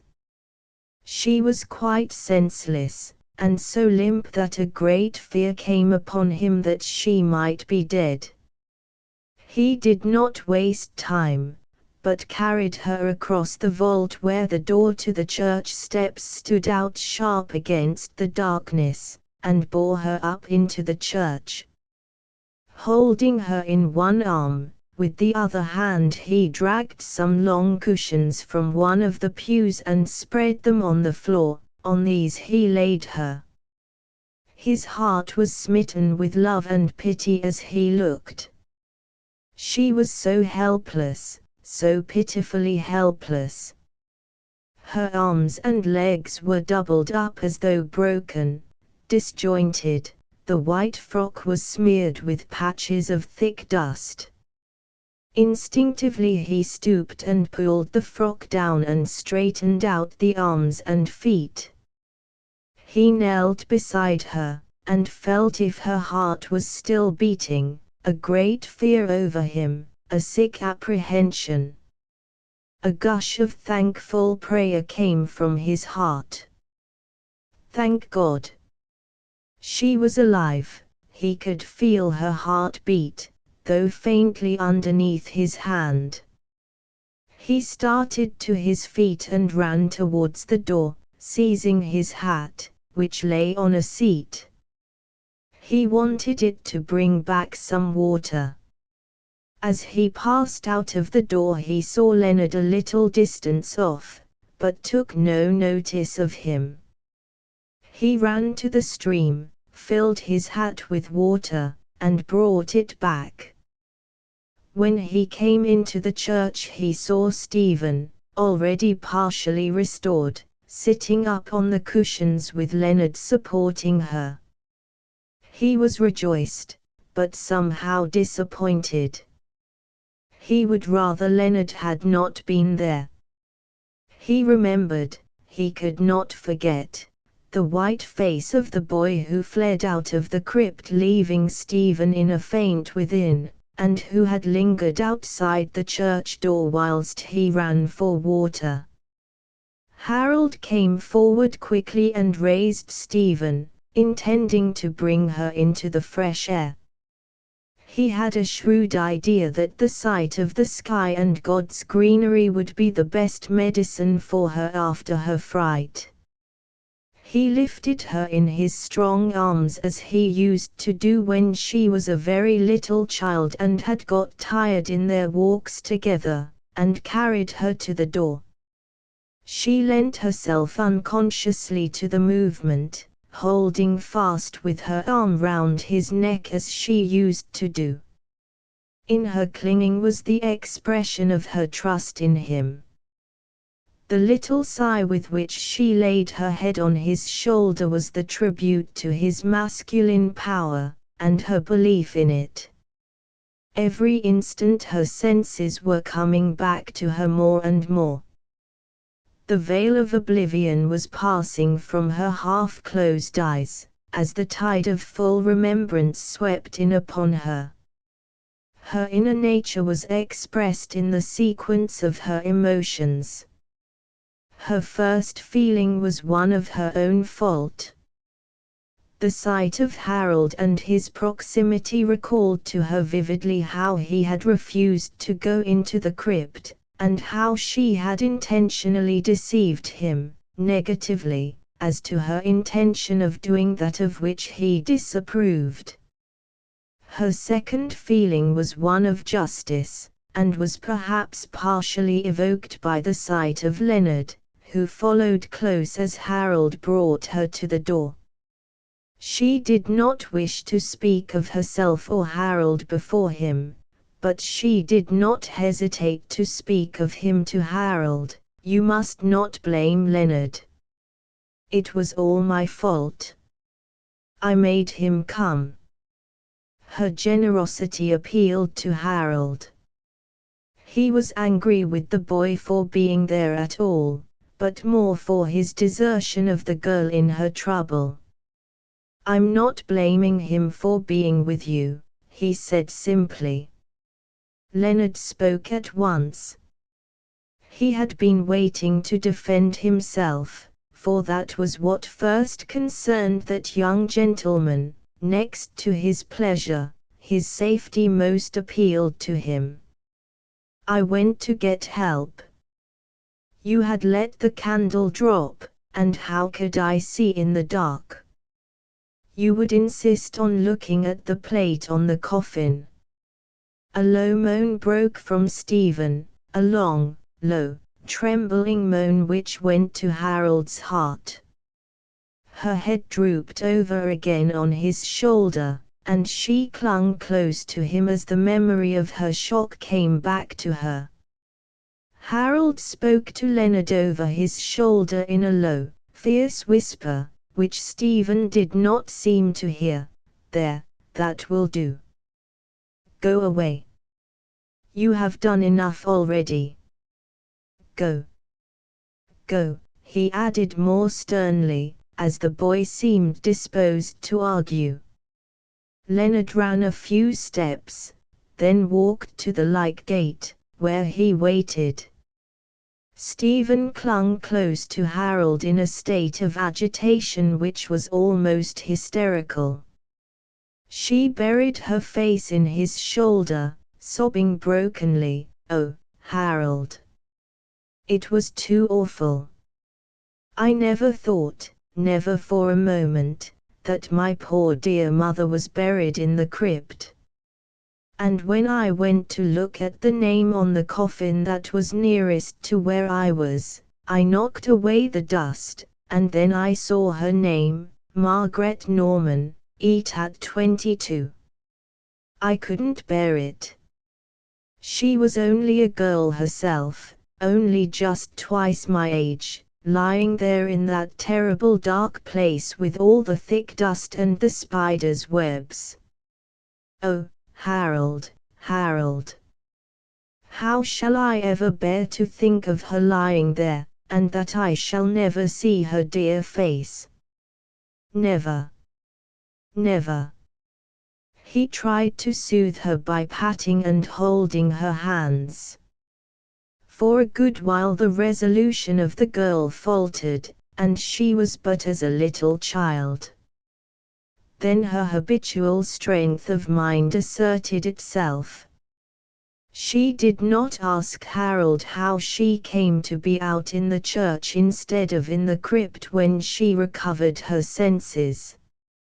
She seemed to take it for granted that Leonard had carried her out, and when she said how brave it had been of him, Harold, with his customary generosity, allowed her to preserve the belief.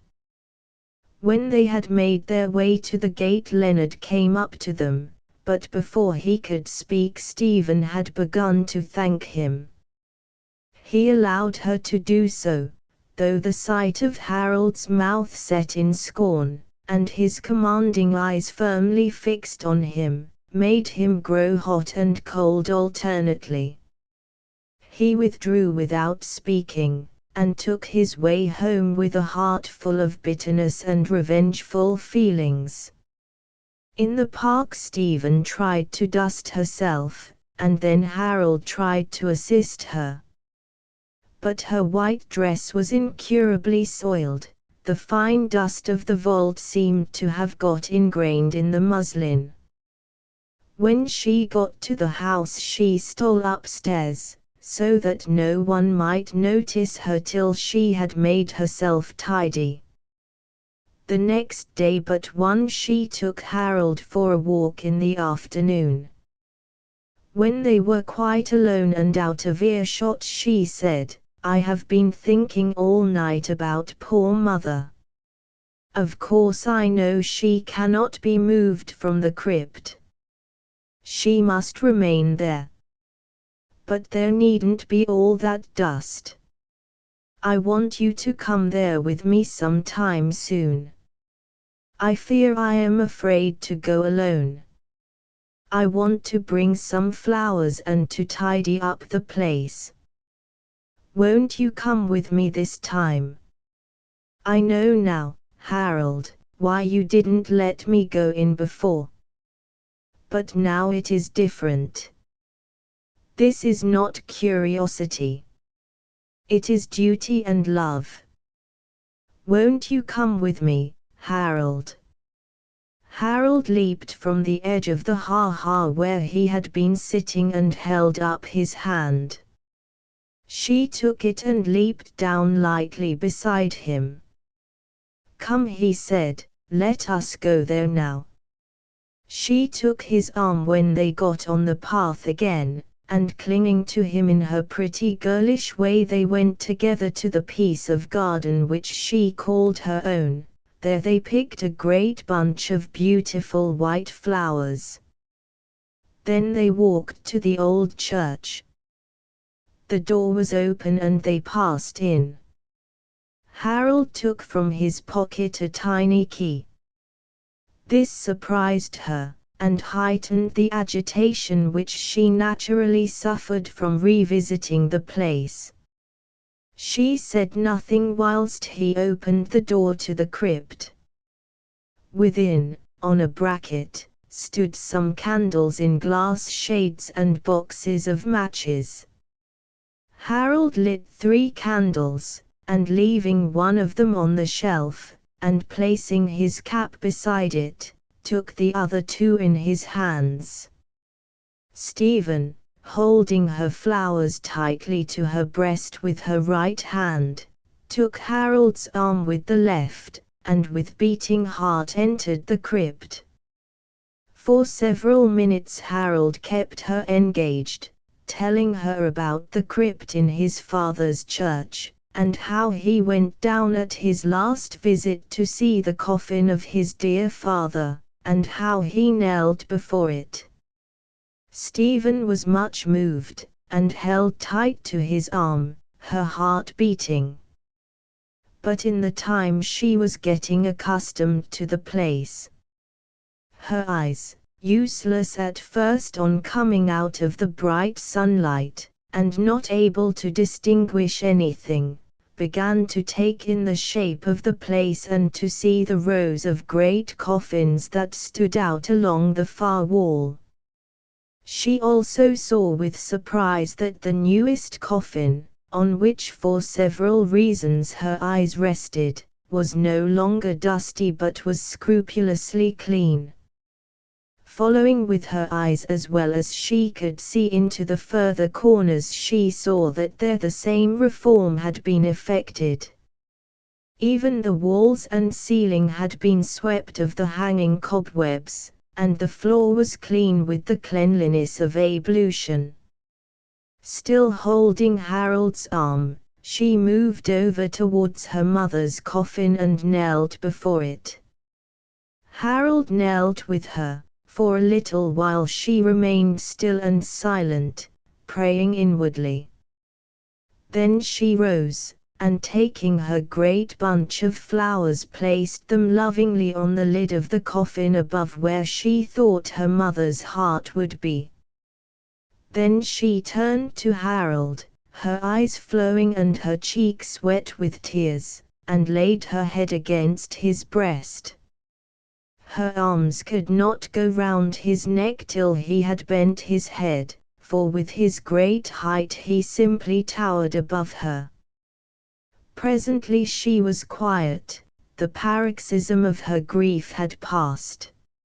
She took Harold's hand in both hers, and together they went to the door. With his disengaged hand, for he would not have disturbed the other for worlds, Harold put out the lights and locked the door behind them. In the church she held him away from her, and looked him fairly in the face. She said slowly, "Harold, was it you who had the crypt cleaned?" He answered in a low voice, "I knew you would want to go again." She took the great hand which she held between hers, and before he knew what she was doing and could prevent her, raised it to her lips and kissed it, saying lovingly, "Oh, Harold! No brother in all the wide world could be kinder. And, this with a sob, we both thank you, Mother and I." Chapter 6, A Visit to Oxford. The next important move in the household was Harold's going to Cambridge. His father had always intended this, and Squire Norman had borne his wishes in mind.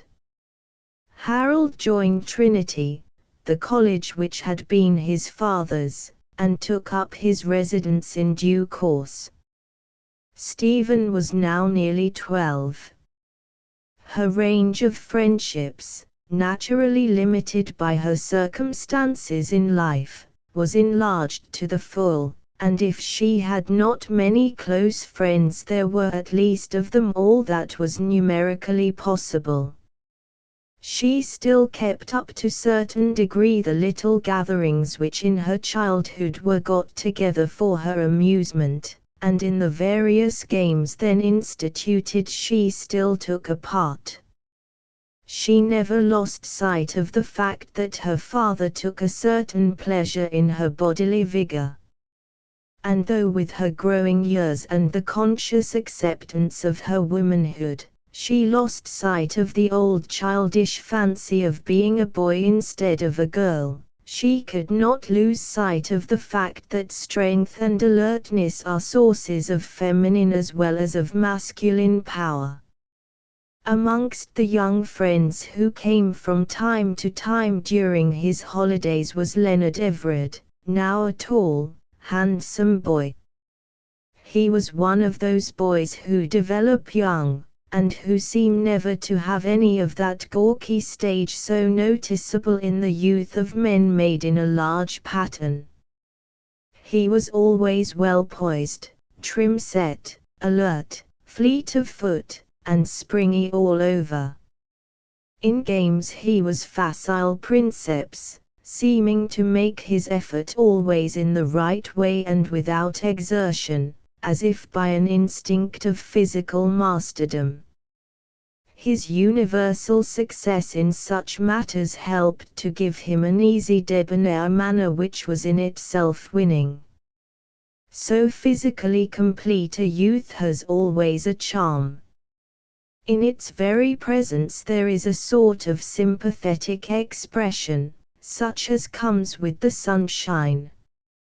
Stephen always in Leonard's presence showed something of the common attitude. His youth and beauty and sex all had their influence on her.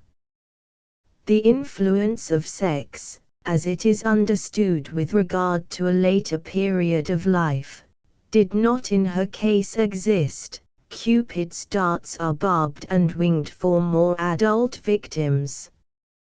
But in her case Leonard's masculine superiority, emphasized by the few years between their age, his sublime self-belief, and, above all, his absolute disregard for herself or her wishes or her feelings, put him on a level at which she had to look up to him. The first step in the ladder of preeminence had been achieved when she realized that he was not on her level, the second when she experienced rather than thought that he had more influence on her than she had on him. Here again was a little morsel of hero worship, which, though based on a misconception of fact, was still of influence. In that episode of the crypt she had always believed that it was Leonard who had carried her out and laid her on the church floor in light and safety. He had been strong enough and resolute enough to do this, whilst she had fainted. Harold's generous forbearance had really worked to a false end. It was not strange, therefore, that she found occasional companionship with the handsome, willful, domineering boy somewhat of luxury.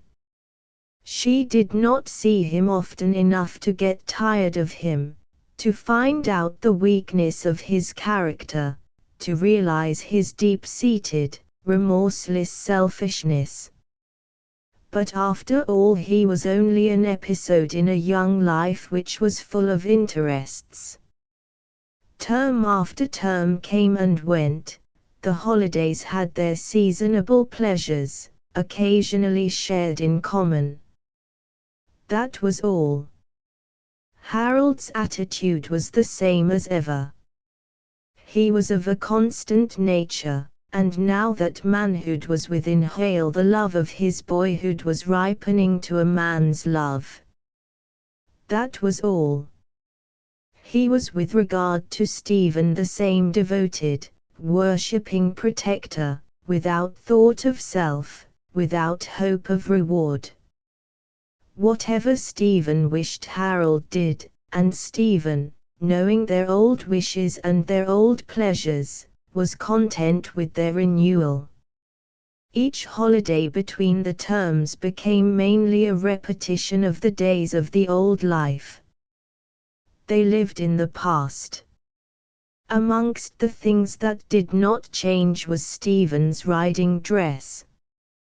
The scarlet habit had never been a thing for everyday wear, but had from the first been kept for special occasions. Stephen herself knew that it was not a conventional costume, but she rather preferred it, if on that account alone. In a certain way she felt justified in using it, for a red habit was a sort of tradition in the family. It was on one of these occasions that she had gone with Harold into the churchyard where they had heard the discussion regarding God and the angels. When Stephen was about 16 she went for a short visit to Oxford. She stayed at Somerville with Mrs. Egerton, an old friend of her mother's, who was a professor at the college. She sent back her maid who had travelled with her, as she knew that the college girls did not have servants of their own. The visit was prolonged by mutual consent into a duration of some weeks. Stephen fell in love with the place and the life, and had serious thoughts of joining the college herself. Indeed, she had made up her mind to ask her father to allow her, knowing well that he would consent to that or to any other wholesome wish of hers. But then came the thought that he would be all alone at home, and following that came another thought, and one of more poignant feeling. He was alone now. Already, for many days, she had left him, for the first time in her life. Stephen was quick to act. Well, she knew that at home there would be no fault found with her for a speedy return. Within a few hours she had brought her visit to an end, and was by herself, despite Mrs. Egerton's protest, in the train on the way back to Norcester. In the train she began to review, for the first time, her visit to the university. All had been so strange and new and delightful to her that she had never stopped for retrospect. Life in the new and enchanting place had been in the moving present. The mind had been receptive only, gathering data for later thought. During her visit she had had no one to direct her thought, and so it had been all personal, with the freedom of individuality at large. Of course her mother's friend, skilled in the mind workings of average girls, and able to pick her way through intellectual and moral quagmires, had taken good care to point out to her certain intellectual movements and certain moral lessons, just as she had in their various walks and drives pointed out matters of interest, architectural beauties and spots of historic import. And she had taken in, loyally accepted, and thoroughly assimilated all that she had been told. But there were other lessons which were for her young eyes, facts which the older eyes had ceased to notice, if they had ever noticed them at all. The self-content, the sex-content in the endless tide of young men that thronged the streets and quads and parks, the all-sufficing nature of sport or study, to whichever their inclinations tended. The small part which womankind seemed to have in their lives. Stephen had had, as we know, a peculiar training. Whatever her instincts were, her habits were largely boy habits. Here she was amongst boys, a glorious tide of them. It made now and again her heart beat to look at them. And yet amongst them all she was only an outsider. She could not do anything better than any of them. Of course, each time she went out, she became conscious of admiring glances. She could not be woman without such consciousness. But it was as a girl that men looked at her, not as an equal. As well as personal experience and the lessons of eyes and ears and intelligence, there were other things to classify and adjust, things which were entirely from the outside of her own life. The fragments of common room gossip, which it had been her fortune to hear accidentally now and again. The half-confidences of scandals, borne on whispered breaths. The whole confidences of dormitory and study which she had been privileged to share. All were parts of the new and strange world, the great world which had swum into her ken. As she sat now in the train, with some formulation of memory already accomplished in the 2 hours of solitude, her first comment, spoken half-audibly, would have surprised her teachers as much as it would have surprised herself, if she had been conscious of it, for as yet her thinking was not self-conscious. Surely, I am not like that. It was of the women she had been thinking, not of the men.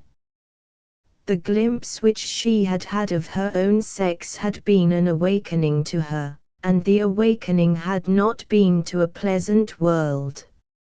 All at once she seemed to realize that her sex had defects, littlenesses, meannesses, cowardices, falsenesses.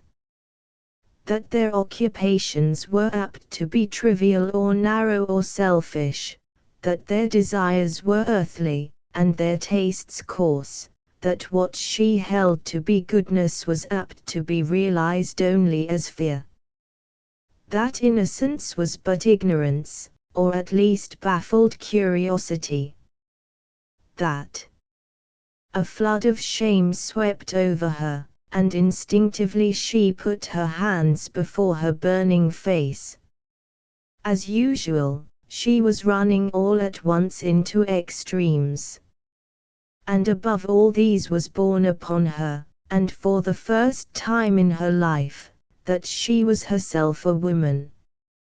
For a long time she sat quite still. The train thrilled and roared on its way. Crowded stations took and gave their quantum of living freight, but the young girl sat abstracted, unmoved, seemingly unconscious. All the dominance and energy of her nature were at work. If, indeed, she was a woman, and had to abide by the exigencies of her own sex, she would at least not be ruled and limited by woman's weakness. She would plan and act and manage things for herself, in her own way. Whatever her thoughts might be, she could at least control her acts. And those acts should be based not on woman's weakness, but on man's strength. Chapter 7. The need of knowing. When Stephen announced her intention of going with her father to the Petty Sessions Court, there was consternation amongst the female population of Normanstand and Norwood. Such a thing had not been heard of in the experiences of any of them. Courts of justice were places for men, and the lower courts dealt with a class of cases. It was quite impossible to imagine where any young lady could get such an idea. Miss Letitia Rowley recognized that she had a difficult task before her, for she was by now accustomed to Stephen's quiet method of having her own way. She made a careful toilet before driving over to Normanstand. Her wearing her best bonnet was a circumstance not unattended with dread for someone. Behold her then, sailing into the great drawing-room at Normanstand with her mind so firmly fixed on the task before her as to be oblivious of minor considerations. She was so fond of Stephen, and admired so truly her many beauties and fine qualities, that she was secure and without flaw in her purpose. Stephen was in danger, and though she doubted if she would be able to effect any change, she was determined that at least she should not go into danger with her eyes unopened. Stephen entered hastily and ran to her. She loved her great-aunt, really and truly loved her. And indeed it would have been strange if she had not, for from the earliest hour which she could recollect she had received from her nothing but the truest, fondest affection. Moreover, she deeply respected the old lady, her truth, her resolution, her kindliness, her genuine common-sense ability.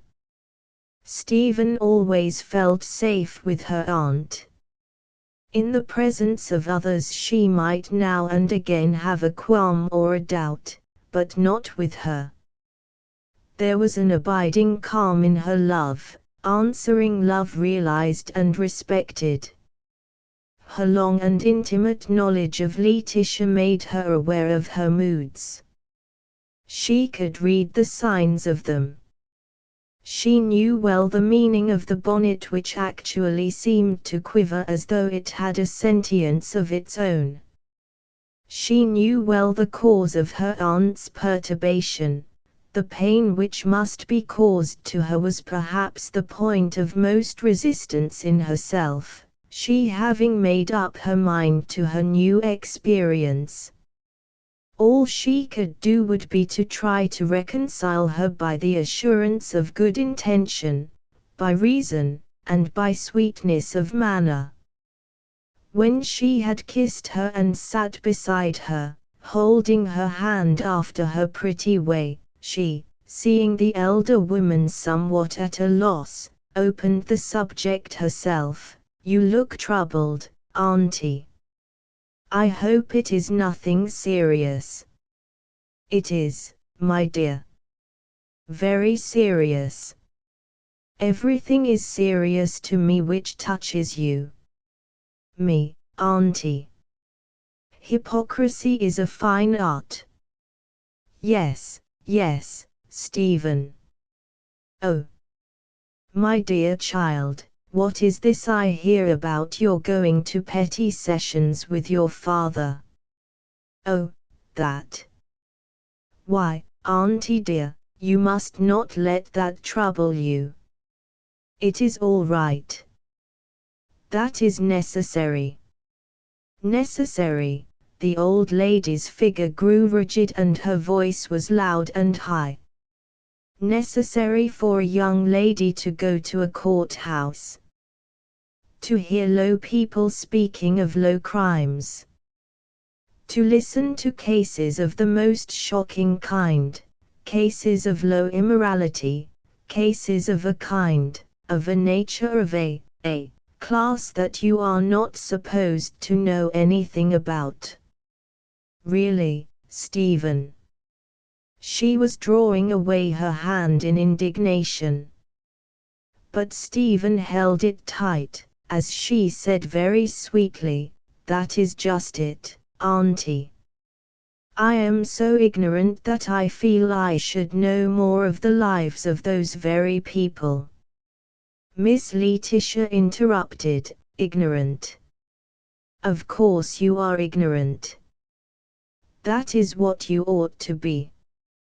Isn't it what we have all been devoting ourselves to effect ever since you were born? Read your 3rd chapter of Genesis and remember what came of eating of the fruit of the tree of knowledge. I think the tree of knowledge must have been an orange tree. The old lady looked up, her interest aroused. Why? Because ever since Eden other brides have worn its blossom. Her tone was demure. Miss Rowley looked sharply at her, but her sharpness softened off into a smile. She said, and was silent. Stephen seized the opportunity to put her own case. Auntie dear, you must forgive me. You really must, for my heart is set on this. I assure you I am not doing it merely to please myself. I have thought over the whole matter. Father has always wished me to be in a position of knowledge and experience, to manage Normanstand if I should ever succeed him. From the earliest time I can remember he has always kept this before me, and though of course I did not at first understand what it meant, I have seemed in the last few years to know better. Accordingly I learned all sorts of things under his care, and sometimes even without his help. I have studied the estate map, and I have been over the estate books and read some of the leases and all such matters which they deal with in the estate office. This only told me the bones of the thing. I wanted to know more of our people, and so I made a point of going now and again to each house that we own. Of seeing the people and talking with them familiarly as they would let me, and indeed so far as was possible considering my position. For, Auntie dear, I soon began to learn in a way there was no mistaking, what my position is. And so I want to get to know more of their ordinary lives, the darker as well as the lighter side. I would like to do them good. I can see how my dear Daddy has always been a sort of power to help them, and I would like to carry on his work, to carry it further if I may. But I must know. Her aunt had been listening with growing interest, and with growing respect too, for she realized the intense earnestness which lay behind the girl's words and her immediate purpose. Her voice and manner were both softened. "But, my dear, surely it is not necessary to go into the court to know these things. The results of each case become known." "That is just it, Auntie," she answered quickly. "The magistrates have to hear the two sides of the case before even they can make up their minds. I want to hear both sides, too. If people are guilty, I want to know the cause of their guilt. If they are innocent, I want to know what the circumstances can be which make innocence look like guilt. In my own daily life I may be in the way of just such judgments, and surely it is only right that judgment should be just." Again she paused.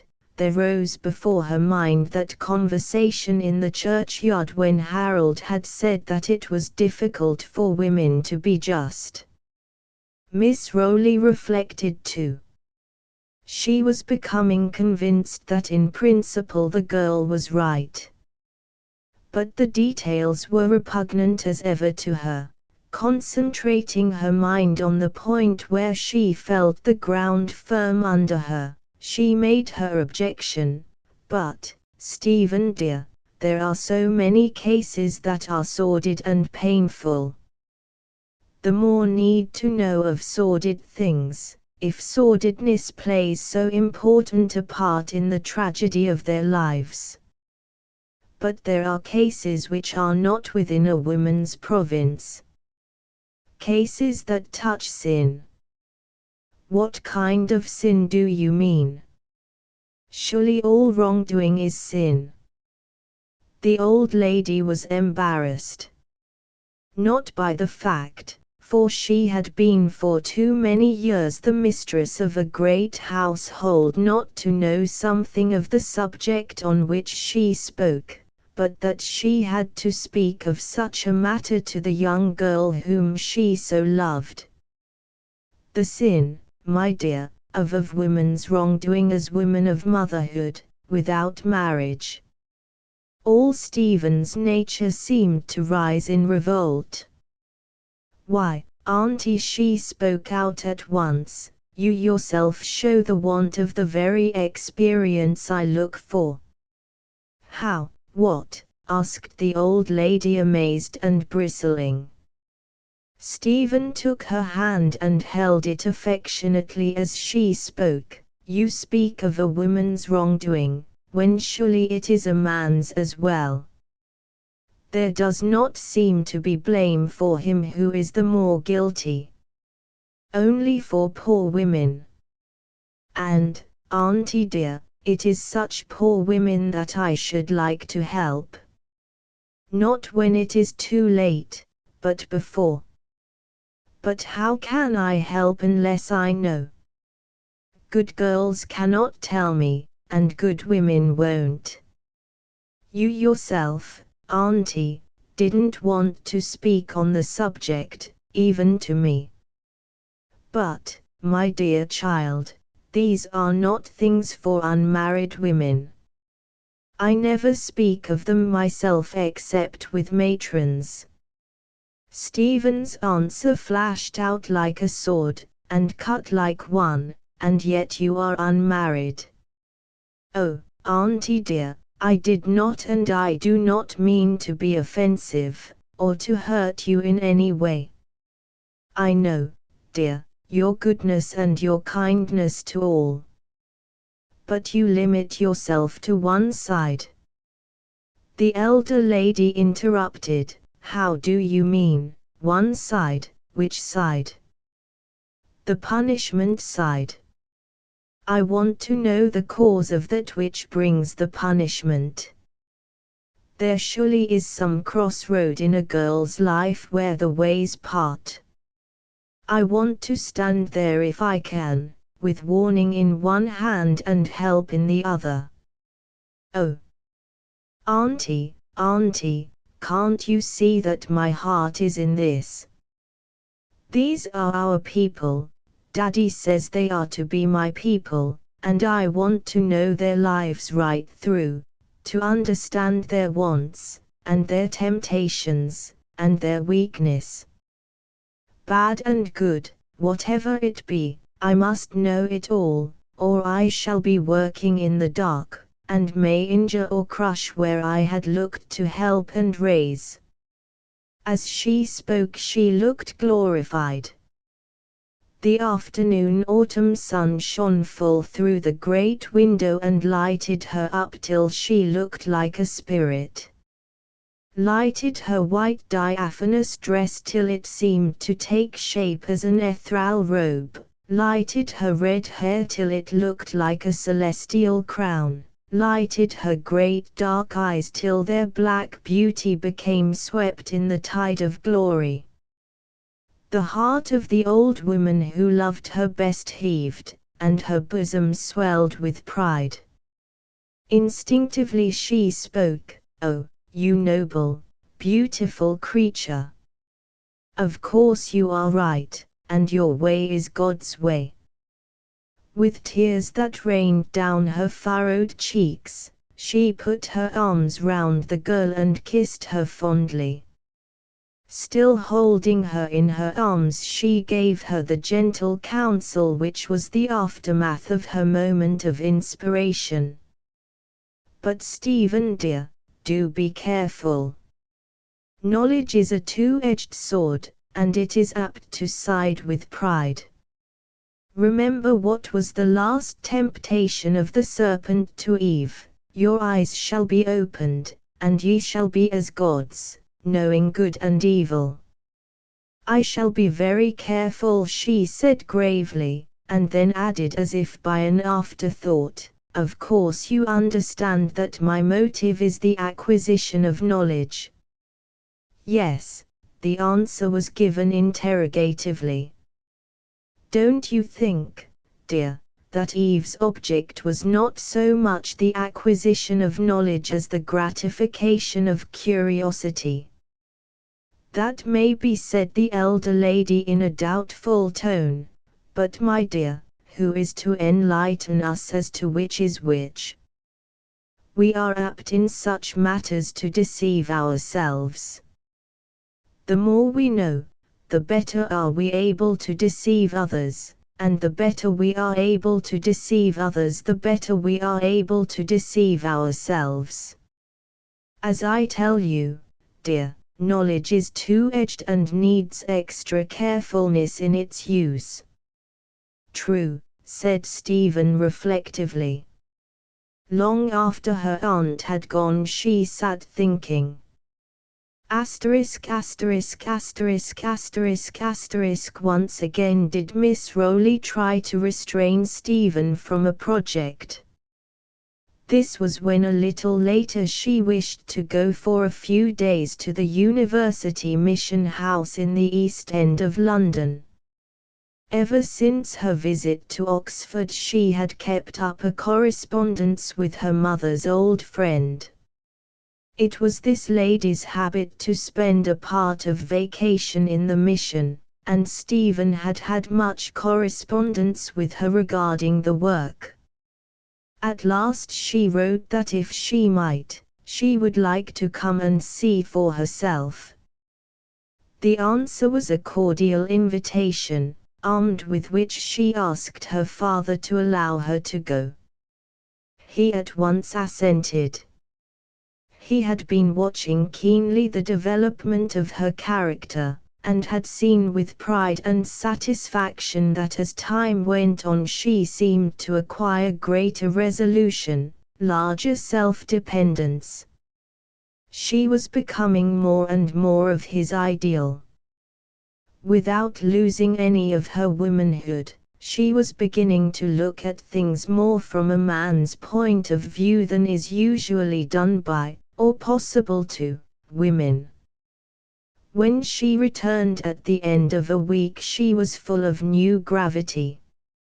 After a while this so far changed that her old lighter moods began to have their place, But it seemed that she never lost, and that she never would lose, the effect of that week of bitter experience amongst the submerged 10th. The effect of the mental working was shown by a remark made by Harold when home on his next college vacation. He had been entering with her on a discussion of an episode on the estate. "Stephen, you are learning to be just." At the moment she was chagrined by the remark, though she accepted it in silence, but later, when she had thought the matter over, she took from it infinite pleasure. This was indeed to share man's ideas and to think with the workings of man's mind. It encouraged her to further and larger ideas, and to a greater toleration than she had hitherto dreamed of. Of all those who loved her, none seemed to understand so fully as Letitia Rowley the change in her mental attitude, or rather the development of it. Now and again she tried to deflect or modify certain coming forces, so that the educational process in which she had always had a part would continue in the right direction. But she generally found that the girl had been over the ground so thoroughly that she was able to defend her position. Once, when she had ventured to remonstrate with her regarding her attitude of woman's equality with man, she felt as if Stephen's bark was indeed entering on dangerous seas. The occasion had arisen thus: Stephen had been what her aunt had stigmatized as laying down the law with regard to the position a married woman, and Miss Rowley, seeing a good argumentative opening, remarked, "But what if a woman does not get the opportunity of being married?" Stephen looked at her a moment before saying with conviction, "It is a woman's fault if she does not get the opportunity." The old lady smiled as she answered, "Her fault? My dear, what if no man asks her?" This seemed to her own mind a poser. Still her own fault. Why doesn't she ask him? Her aunt's lorgnon was dropped in horrified amazement.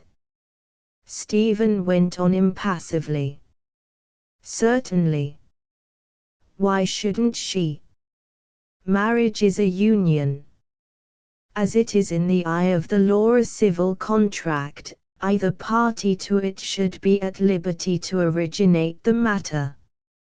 If a woman is not free to think of a man in all ways, how is she to judge of the suitability of their union? And if she is free in theory, why not free to undertake if necessary the initiative in a matter so momentous to herself?" The old lady actually groaned and wrung her hands. She was horrified at such sentiments. They were daring enough to think, but to put them in words. "Oh, my dear, she moaned, "be careful what you say. Someone might hear you who would not understand, as I do, that you are talking theory." Stephen's habit of thought stood to her here. She saw that her aunt was distressed, and as she did not wish to pain her unduly, was willing to divert the immediate channel of her fear. She took the hand which lay in her lap and held it firmly whilst she smiled in the loving old eyes. "Of course, Auntie dear, it is theory. But still it is a theory which I hold very strongly." Here a thought struck her and she said suddenly, "Did you ever? How many proposals did you have, Auntie?" The old lady smiled. Her thoughts were already diverted. "Several, my dear. It is so long ago that I don't remember." "Oh yes, you do, Auntie. No woman ever forgets that, no matter what else she may or may not remember. Tell me, won't you?" The old lady blushed slightly as she answered, "There is no need to specify, my dear. Let it be at this, that there were more than you could count on your right hand. And why did you refuse them?" The tone was wheedling, and the elder woman loved to hear it. Wheedling is the courtship, by the young of the old. "Because, my dear, I didn't love them." "But tell me, auntie, was there never anyone that you did love?" "Ah, my dear, that is a different matter. That is the real tragedy of a woman's life." In flooding reminiscent thoughts she forgot her remonstrating, her voice became full of natural pathos. To love, and be helpless. To wait, and wait, and wait, with your heart all aflame. To hope, and hope, till time seems to have passed away, and all the world to stand still on your hopeless misery. To know that a word might open up heaven, and yet to have to remain mute. To keep back the glances that could enlighten, to modulate the tones that might betray. To see all you hoped for passing away to another. Stephen bent over and kissed her, then standing up said, "I understand.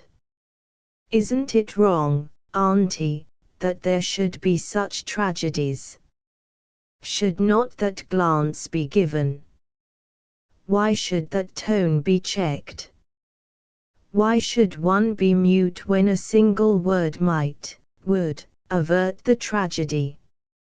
Is it not possible, auntie, that there is something wrong in our social system when such things can happen, and can happen so often?" She looked remorseless as well as irresistible in the pride of her youthful strength, as with eyes that blazed, not flashing as in passion but with a steady light that seemed to burn. She continued, "Some day women must learn their own strength, as well as they have learned their own weakness. They are taught this latter from their cradles up, but no one ever seems to teach them wherein their power lies. They have to learn this for themselves, and the process and the result of the self-teaching are not good. In the university settlement I learned much that made my heart ache, but out of it there seemed some lesson for good." She paused, and her aunt, wishing to keep the subject towards higher things, asked, "And that lesson, Stephen dear?" The blazing eyes turned to her so that she was stirred by them as the answer came, "It is bad women who seem to know men best, and to be able to influence them most. They can make men come and go at will. They can turn and twist and mold them as they choose.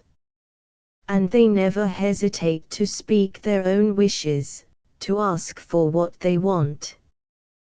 There are no tragedies, of the negative kind, in their lives. Their tragedies have come and gone already, and their power remains. Why should good women leave power to such as they? Why should good women's lives be wrecked for a convention? Why in the blind following of some society fetish should life lose its charm, its possibilities? Why should love eat its heart out, in vain? The time will come when women will not be afraid to speak to men, as they should speak, as free and equal. Surely if a woman is to be the equal and lifelong companion of a man, the closest to him, nay, the only one really close to him, the mother of his children, she should be free at the very outset to show her inclination to him just as he would to her. Don't be frightened, Auntie dear, your eyes are paining me. There. Perhaps I said too much. But after all it is only theory. Take for your comfort, Auntie dear, that I am free in heart whole. You need not fear for me, I can see what your dear eyes tell me. Yes. I am very young, perhaps too young to think such things. But I have thought of them. Thought them all over in every way and phase I can imagine. She stopped suddenly, bending over. She took the old lady in her arms and kissed her fondly several times, holding her tight. Then, as suddenly releasing her, she ran away before she could say a word. Chapter 8. The Tea Cart. When Harold took his degree, Stephen's father took her to Cambridge. She enjoyed the trip very much, indeed, it seemed under conditions that were absolutely happy. When they had returned to Normanstand, the squire took an early opportunity of bringing Harold alone into his study. He spoke to him with what in a very young man would have seemed diffidence. I have been thinking, Harold, that the time has come when you should be altogether your own master. I am more than pleased, my boy, with the way you have gone through college. It is, I am sure, just as your dear father would have wished it, and as it would have pleased him best.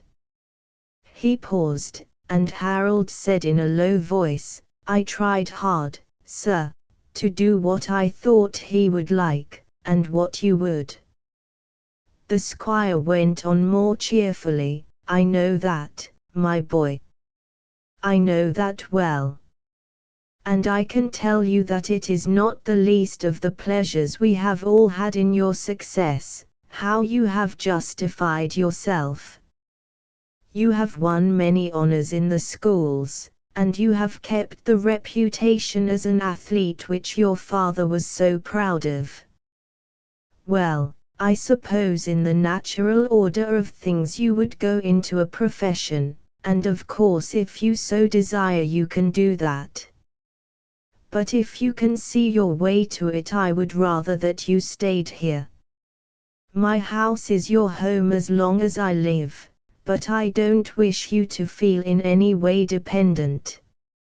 I want you to stay here if you will, but to do it just because you wish to. To this end I have made over to you the estate at Camp which was my father's gift to me when I came of age. It is not a very large one, but it will give you a nice position of your own, and a comfortable income. And with it goes my blessing, my dear boy. Take it as a gift from your father and myself. Harold was much moved, not only by the act itself but by the gracious way of doing it. There were tears in his eyes as he wrung the squire's hand, his voice thrilled with feeling as he said, Your many goodnesses to my father's son, sir, will, I hope, be justified by his love and loyalty. If I don't say much it is because I do not feel quite master of myself. I shall try to show in time, as I cannot say it all at once, all that I feel. Harold continued to live at Normanstand.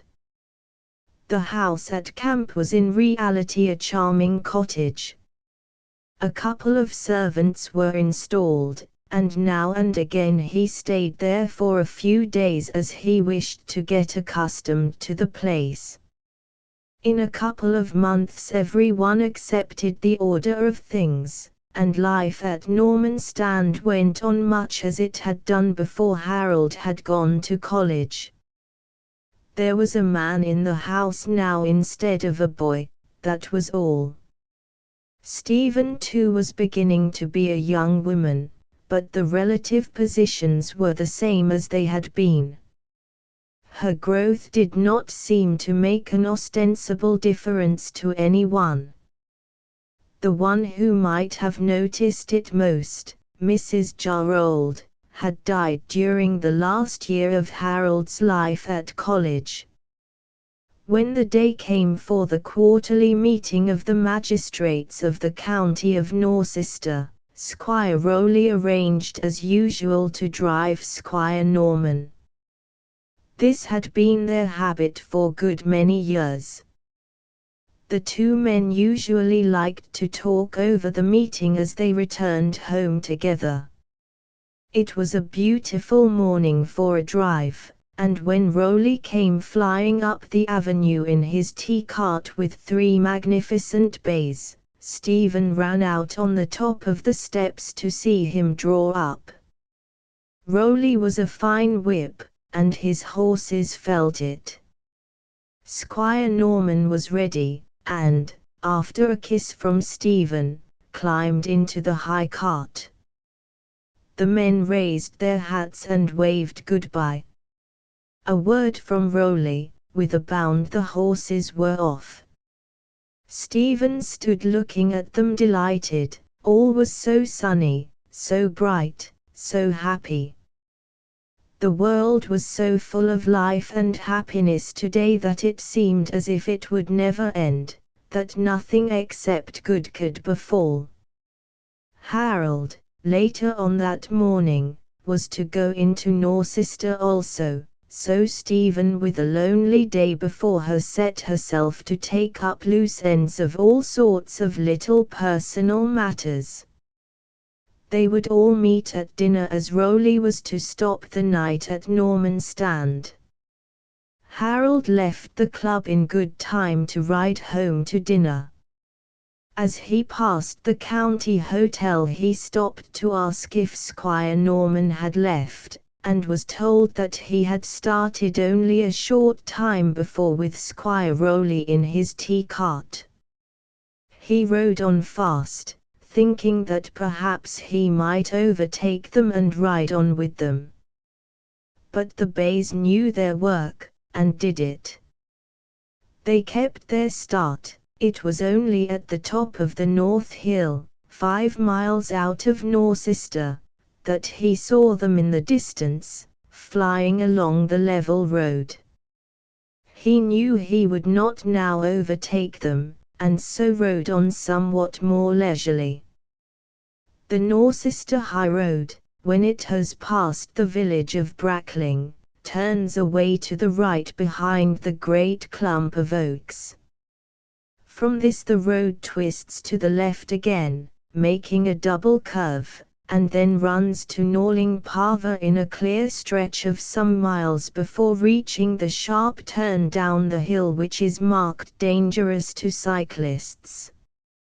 From the latter village branches the by-road over the hill which is the short cut to Norman Stand. When Harold turned the corner under the shadow of the oaks he saw a belated road mender, surrounded by some gaping peasants, pointing excitedly in the distance. The man, who of course knew him, called to him to stop. "What is it?" he asked, reining up. "It be Squire Rowley's bays which have run away with him. 3 on 'em, all in a row and coming like the wind. Squire he had his reins all right, but they 'osses didn't seem to mind UN. They was fair mad and bolted. The leader he had got frightened at the heap o' stones there, and the others took scare from him." Without a word Harold shook his reins and touched the horse with his whip. The animal seemed to understand and sprang forward, covering the ground at a terrific pace. Harold was not given to alarms, but here might be serious danger. 3 spirited horses in a light cart made for pace, all bolting in fright, might end any moment in calamity. Never in his life did he ride faster than on the road to Norling Parva. Far ahead of him he could see at the turn, now and again, a figure running. Something had happened. His heart grew cold. He knew as well as though he had seen it, the high cart swaying on one wheel round the corner as the maddened horses tore on their way, the one jerk too much, and the momentary reaction in the crash. With beating heart and eyes aflame in his white face he dashed on. It was all too true. By the side of the roadway on the inner curve lay the cart on its side with broken shafts. The horses were prancing and stamping about along the roadway, not recovered from their fright. Each was held by several men. And on the grass 2 figures were still lying where they had been thrown out. Rowley, who had of course been on the offside, had been thrown furthest. His head had struck the milestone that stood back on the waste ground before the ditch. There was no need for anyone to tell that his neck had been broken. The way his head lay on one side, and the twisted, inert limbs, all told their story plainly enough. Squire Norman lay on his back stretched out. Someone had raised him to a sitting posture and then lowered him again, straightening his limbs. He did not therefore look so dreadful as Rowley, but there were signs of coming death in the stertorous breathing, the ooze of blood from nostrils and ears as well as mouth. Harold knelt down by him at once and examined him. Those who were round all knew him and stood back. He felt the ribs and limbs. So far as he could ascertain by touch, no bone was broken. Just then the local doctor, for whom someone had run, arrived in his gig. He, too, knelt beside the injured man, a quick glance having satisfied him that there was only one patient requiring his care. Harold stood up and waited. The doctor looked up, shaking his head. Harold could hardly suppress the groan which was rising in his throat. He asked, "Is it immediate? Should his daughter be brought here? How long would it take her to arrive?" "Perhaps half an hour, she would not lose an instant." "Then you had better send for her." "I shall go at once," answered Harold, turning to jump on his horse, which was held on the road. "No, no," said the doctor, "send someone else. You had better stay here yourself. He may become conscious just before the end, and he may want to say something." It seemed to Harold that a great bell was sounding in his ears. Before the end. Good God! Poor Stephen! But this was no time for sorrow, or for thinking of it. That would come later. All that was possible must be done, and to do it required a cool head. He called to one of the lads he knew could ride and said to him, "Get on my horse and ride as fast as you can to Norman Stand. Send at once to Miss Norman and tell her that she is wanted instantly.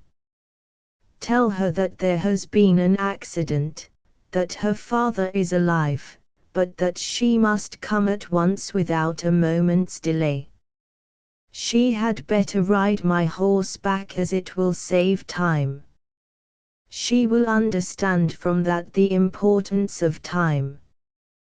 Quick!" The lad sprang to the saddle, and was off in a flash. Whilst Harold was speaking, the doctor had told the men, who, accustomed to hunting accidents, had taken a gate from its hinges and held it in readiness, to bring it closer. Then under his direction the squire was placed on the gate. The nearest house was only about 100 yards away, and thither they bore him. He was lifted on a bed, and then the doctor made fuller examination. When he stood up he looked very grave and said to Harold, "I greatly fear she cannot arrive in time. That bleeding from the ears means rupture of the brain. It is relieving the pressure, however, and he may recover consciousness before he dies. You had better be close to him. There is at present nothing that can be done. If he becomes conscious at all it will be suddenly. He will relapse and probably die as quickly."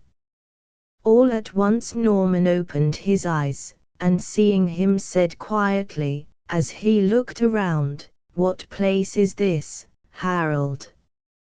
"Martin's, James Martin's, sir." "You were brought here after the accident?" "Yes, I remember." "Am I badly hurt?" "I can feel nothing." "I fear so, sir." "I have sent for Stephen." "Sent for Stephen." "Am I about to die?" His voice, though feeble, was grave and even.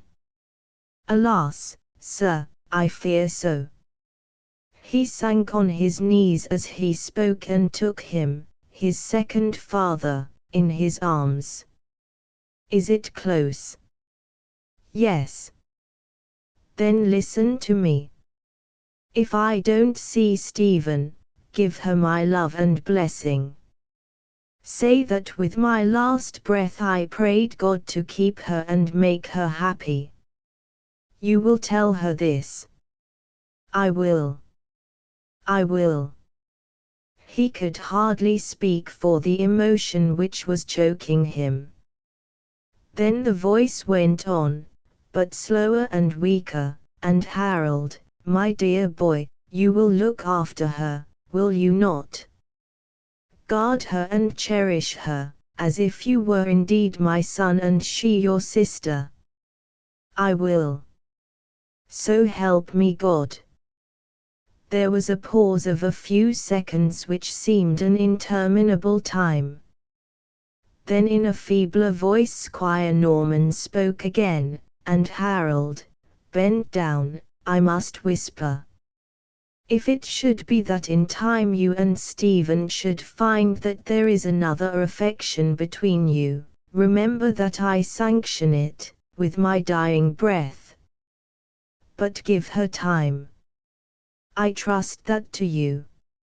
She is young, and the world is all before her. Let her choose and be loyal to her if it is another. It may be a hard task, but I trust you, Harold.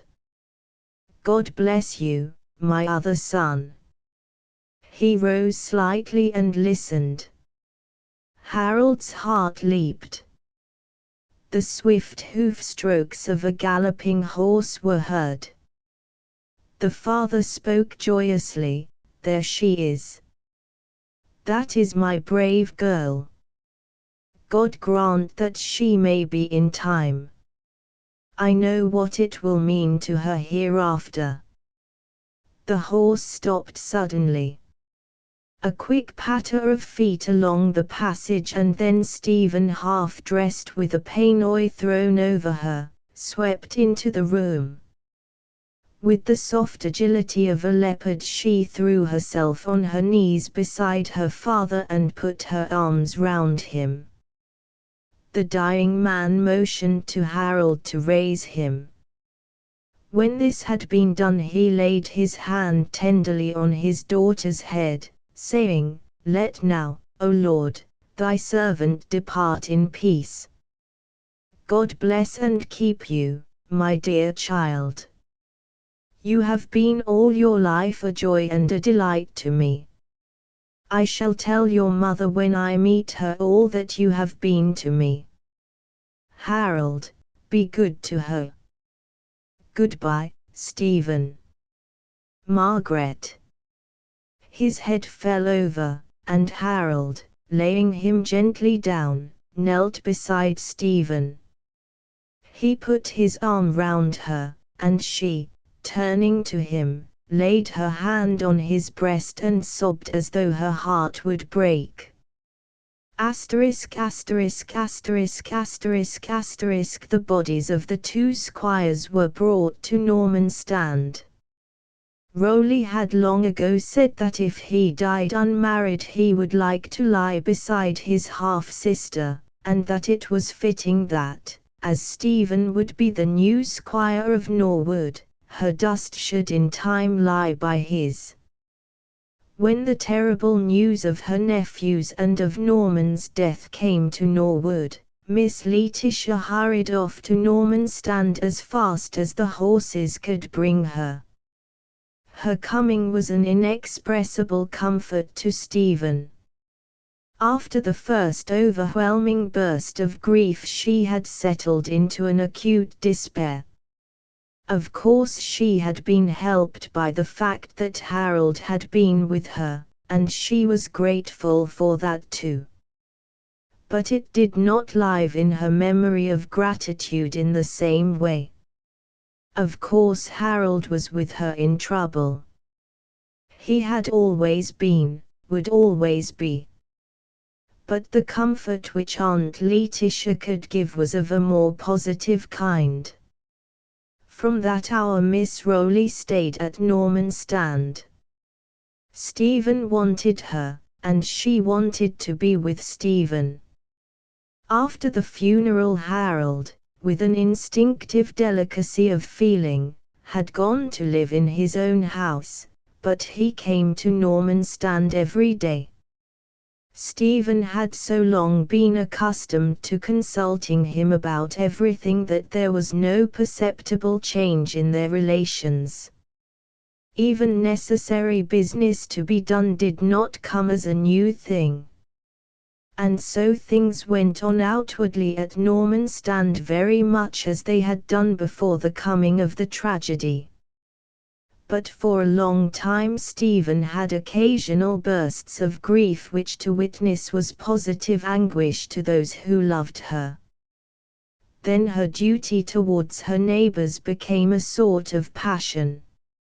She did not spare herself by day or by night. With swift intuition she grasped the needs of any ill case which came before her, and with swift movement she took the remedy in hand. Her aunt saw and approved. Stephen, she felt, was in this way truly fulfilling her duty as a woman. The old lady began to secretly hope, and almost to believe, that she had laid aside those theories whose carrying into action she so dreaded. But theories do not die so easily. It is from theory that practice takes its real strength, as well as its direction. And did the older woman whose life had been bound under more orderly restraint, but no, Stephen was following out her theories, remorselessly and to the end. Chapter 9. In the spring, the months since her father's death spread into the second year before Stephen began to realize the loneliness of her life. She had no companion now but her aunt, and though the old lady adored her, and she returned her love in full, the mere years between them made impossible the companionship that youth craves. Miss Rowley's life was in the past. Stephen's was in the future. And loneliness is a feeling which comes unbidden to a heart. Stephen felt her loneliness all round. In old days Harold was always within hail, and companionship of equal age and understanding was available. But now his very reticence in her own interest, and by her father's wishes, made for her pain. Harold had put his strongest restraint on himself, and in his own way suffered a sort of silent martyrdom. He loved Stephen with every fibre of his being. Day by day he came toward her with eager step, day by day he left her with a pang that made his heart ache and seemed to turn the brightness of the day to gloom. Night by night he tossed for hours thinking, wondering if the time would ever come when her kisses would be his. But the tortures and terrors of the night had their effect on his days. It seemed as if the mere act of thinking, of longing, gave him ever renewed self-control, so that he was able in his bearing to carry out the task he had undertaken, to give Stephen time to choose a mate for herself. Herein lay his weakness, a weakness coming from his want of knowledge of the world of women. Had he ever had a love affair, be it never so mild a one, he would have known that love requires a positive expression. It is not sufficient to sigh, and wish, and hope, and long, all to oneself. Stephen felt instinctively that his guarded speech and manner were due to the coldness, or rather the trusting abated worship, of the brotherhood to which she had been always accustomed. At the time when new forces were manifesting and expanding themselves within her, when her growing instincts, cultivated by the senses and the passions of young nature, made her aware of other forces, new and old, expanding themselves outside her, at the time when the heart of a girl is eager for new impressions and new expansions, and the calls of sex are working within her all unconsciously, Harold, to whom her heart would probably have been the first to turn, made himself in his effort to best show his love, a quantite negligible. Thus Stephen, whilst feeling that the vague desires of budding womanhood were trembling within her, had neither thought nor knowledge of their character or their ultimate tendency.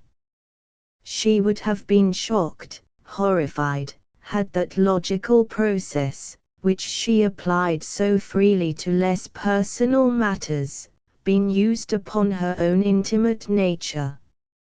In her case logic would of course act within a certain range, and as logic is a conscious intellectual process, she became aware that her objective was man. Man, in the abstract. Man, not a man. Beyond that, she could not go. It is not too much to say that she did not ever, even in her most errant thought, apply her reasoning, or even dream of its following out either the duties, the responsibilities, or the consequences of having a husband. She had a vague longing for younger companionship, and of the kind naturally most interesting to her. Their thought stopped. One only of her male acquaintances did not at this time appear. Leonard Everard, who had some time ago finished his course at college, was living partly in London and partly on the continent. His very absence made him of added interest to his old playfellow. The image of his grace and comeliness, of his dominance and masculine force, early impressed on her mind, began to compare favorably with the actualities of her other friends, those of them at least who were within the circle of her personal interest. Absence makes the heart grow fonder. in Stephen's mind had been but a very mustard seed of fondness. But new lights were breaking for her, and all of them, in greater or lesser degree, shone in turn on the memory of the pretty self-willed dominant boy, who now grew larger and more masculine in stature under the instance of each successive light. Stephen knew the others fairly well through and through. The usual mixture of good and evil, of strength and weakness, of purpose and vacillation, was quite within the scope of her own feeling and of her observation. But this man was something of a problem to her, and, as such, had a prominence in her thoughts quite beyond his own worthiness.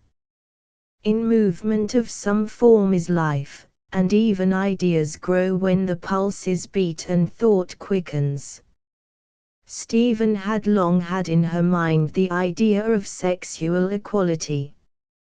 For a long time, in deference to her aunt's feelings, she had not spoken of it, for the old lady winced in general under any suggestion of a breach of convention. But though her outward expression being thus curbed had helped to suppress or minimize the opportunities of inward thought, the idea had never left her. Now, when sex was, consciously or unconsciously, a dominating factor in her thoughts, the dormant idea woke to new life. She had held that if men and women were equal, the woman should have equal rights and opportunities as the man. It had been, she believed, an absurd conventional rule that such a thing as a proposal of marriage should be entirely the prerogative of man. And then came to her, as it ever does to woman, opportunity.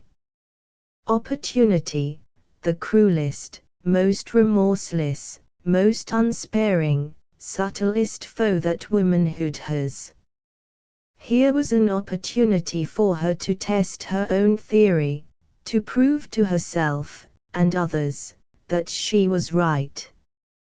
They being the impersonal opponents of, or unbelievers in, her theory, would see that a woman could propose as well as a man, and that the result would be good. It is a part of self-satisfaction, and perhaps not the least dangerous part of it, that it has an increasing or multiplying power of its own. The desire to do increases the power to do, and desire and power united find new ways for the exercise of strength. Up to now Stephen's inclination towards Leonard had been vague, nebulous, but now that theory showed a way to its utilization, it forthwith began to become, first definite, then concrete, then substantial. When once the idea had become a possibility, the mere passing of time did the rest. Her aunt saw, and misunderstood. The lesson of her own youth had not been applied, not even of those long hours and days and weeks at which she hinted when she had spoken of the tragedy of life, which by inference was her own tragedy, to love and to be helpless. To wait, and wait, and wait, with your heart all aflame. Stephen recognized her aunt's concern for her health in time to protect herself from the curiosity of her loving kindness. Her youth and readiness and adaptability, and that power of play-acting which we all have within us and of which she had her share, stood to her. With but little effort, based on a seeming acquiescence in her aunt's views, she succeeded in convincing the old lady that her incipient feverish cold had already reached its crisis and was passing away. But she had gained certain knowledge in the playing of her little part. All this self-protective instinct was new, for good or ill she had advanced one more step in not only the knowledge but the power of duplicity which is so necessary in the conventional life of a woman. Oh! Did we but see! Could we but see! Here was a woman, dowered in her youth with all the goods and graces in the power of the gods to bestow, who fought against convention, and who yet found in convention the strongest as well as the readiest weapon of defense. For nearly 2 weeks Stephen's resolution was held motionless, neither advancing nor receding. It was veritably the slack water of her resolution. She was afraid to go on. Not afraid in sense of fear as it is usually understood, but with the opposition of virginal instincts, those instincts which are natural, but whose uses as well as whose powers are unknown to us. Chapter X. The resolve. The next few days saw Stephen abnormally restless. She had fairly well made up her mind to test her theory of equality of the sexes by asking Leonard Everard to marry her, but her difficulty was as to the doing it. She knew well that it would not do to depend on a chance meeting for an opportunity. After all, the matter was too serious to allow of the possibility of levity. There were times when she thought she would write to him and make her proffer of affection in this way, but on every occasion when such thought recurred it was forthwith instantly abandoned. During the last few days, however, she became more reconciled to even this method of procedure. The fever of growth was unabated. At last came an evening which she had all to herself. Miss Letitia was going over to Norwood to look after matters there, and would remain the night. Stephen saw in her absence an opportunity for thought and action, and said that, having a headache, she would remain at home. Her aunt offered to postpone her visit, but she would not hear of it, and so she had the evening to herself. After dinner in her boudoir she set herself to the composition of a letter to Leonard which would convey at least something of her feelings and wishes towards him. In the depths of her heart, which now and again beat furiously, she had a secret hope that when once the idea was broached Leonard would do the rest. And as she thought of that rest a languorous dreaminess came upon her. She thought how he would come to her full of love, of yearning passion, how she would try to keep towards him, at first, an independent front which would preserve her secret anxiety until the time should come when she might yield herself to his arms and tell him all. For hours she wrote letter after letter, destroying them as quickly as she wrote, as she found that she had but swayed pendulum fashion between overtness and coldness. Some of the letters were so chilly in tone that she felt they would defeat their own object. Others were so frankly warm in the expression of regard she called it, that with burning blushes she destroyed them at once at the candle before her. At last she made up her mind. Just as she had done when a baby, she realized that the opposing forces were too strong for her. She gave in gracefully. It would not do to deal directly in a letter with the matter in hand. She would write to Leonard merely asking him to see her. Then, when they were together without fear of interruption, she would tell him her views. She got as far as dear Mr. Leonard when she stood up, saying to herself, I shall not be in a hurry. I must sleep on it before I write.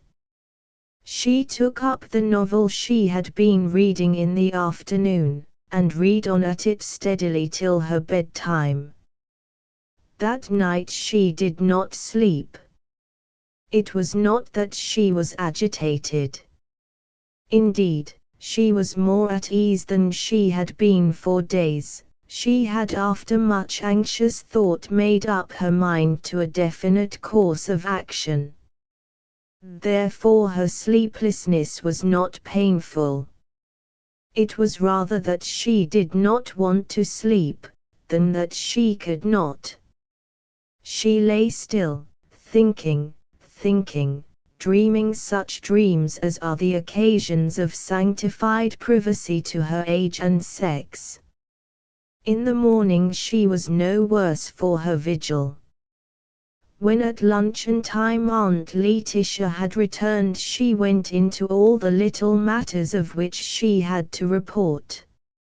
It was after tea time when she found herself alone, and with leisure to attend to what was, she felt, directly her own affair.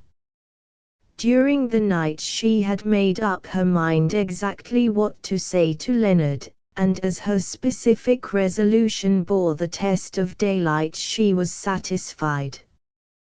The opening words had in their inception caused her some concern, but after hours of thought she had come to the conclusion that to address, under the circumstance, the recipient of the letter as dear Mr. Everard would hardly do.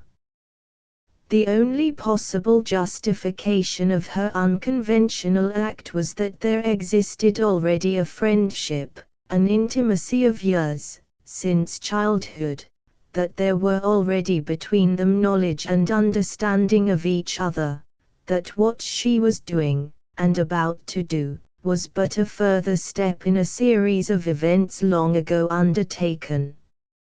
She thought it better to send by post rather than messenger, as the latter did away with all privacy with regard to the act. The letter was as follows: Dear Leonard, would it be convenient for you to meet me tomorrow, Tuesday, at 12:30 o'clock on the top of Caister Hill? I want to speak about a matter that may have some interest to you, and it will be more private there than in the house. Also it will be cooler in the shade on the hilltop. Yours sincerely, Stephen Norman.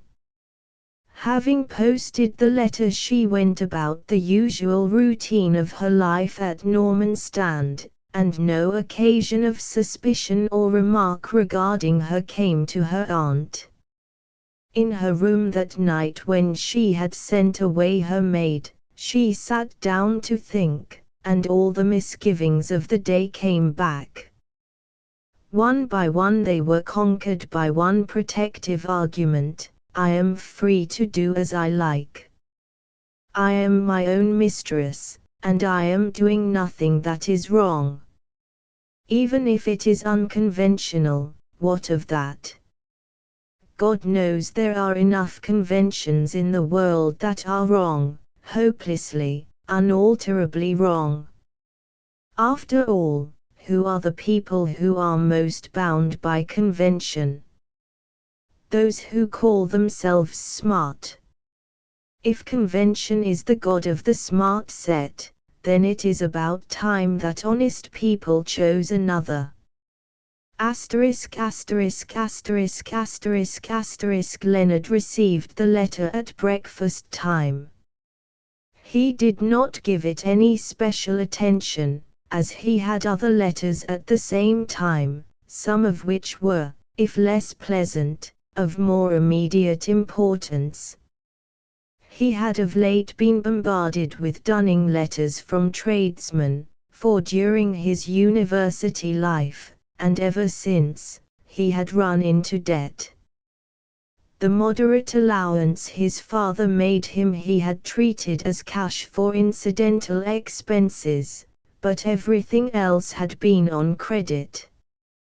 Indeed, he was beginning to get seriously alarmed about the future, for his father, who had paid his debts once, and at a time when they were by comparison inconsiderable, had said that he would not under any circumstances pay others.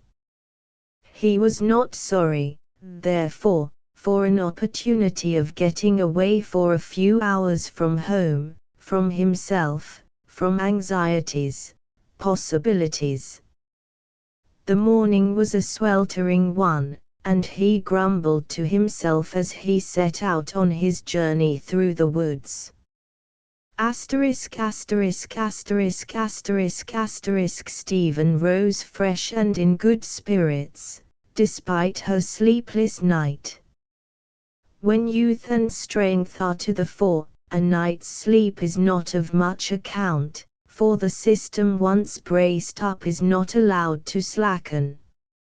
It was a notable sign of her strong nature that she was not even impatient, but waited with calm fixity the hour at which she had asked Leonard Everett to meet her. It is true that as the time grew closer her nerve was less marked. And just before it she was a girl, and nothing more, with all girls' diffidence, a girl's self-distrust, a girl's abnegation, a girl's plasticity. In the more purely personal aspect of her enterprise Stephen's effort was more conscious. It is hardly possible for a pretty woman to seek in her study of perfection the aid of her mirror and to be unconscious of her aims. There must certainly be at least one dominant purpose, the achievement of success. Stephen did not attempt to deny her own beauty, on the contrary she gave it the fullest scope. There was a certain triumph in her glance as she took her last look in her mirror, a gratification of her wish to show herself in the best way possible. It was a very charming picture which the mirror reflected. It may be that there is a companionship in a mirror, especially to a woman, that the reflection of oneself is an emboldening presence, a personality which is better than the actuality of an unvalued stranger. Certainly, when Stephen closed the door and stood in the wainscoted passage, which was only dimly lit by the high window at either end, her courage seemed at once to ooze away. Probably for the first time in her life, as she left the shade of the long passage and came out on the staircase flooded with the light of the noonday sun, Stephen felt that she was a girl standing as some sort of synonym for weakness, pretended or actual. Fear, in whatever form or degree it may come, is a vital quality and must move. It cannot stand at a fixed point. If it be not sent backward it must progress. Stephen felt this, and, though her whole nature was repugnant to the task, forced herself to the effort of repression. It would, she felt, have been to her a delicious pleasure to have abandoned all effort, to have sunk in the lassitude of self-surrender. The woman in her was working. Her sex had found her out. She turned and looked around her, as though conscious of being watched.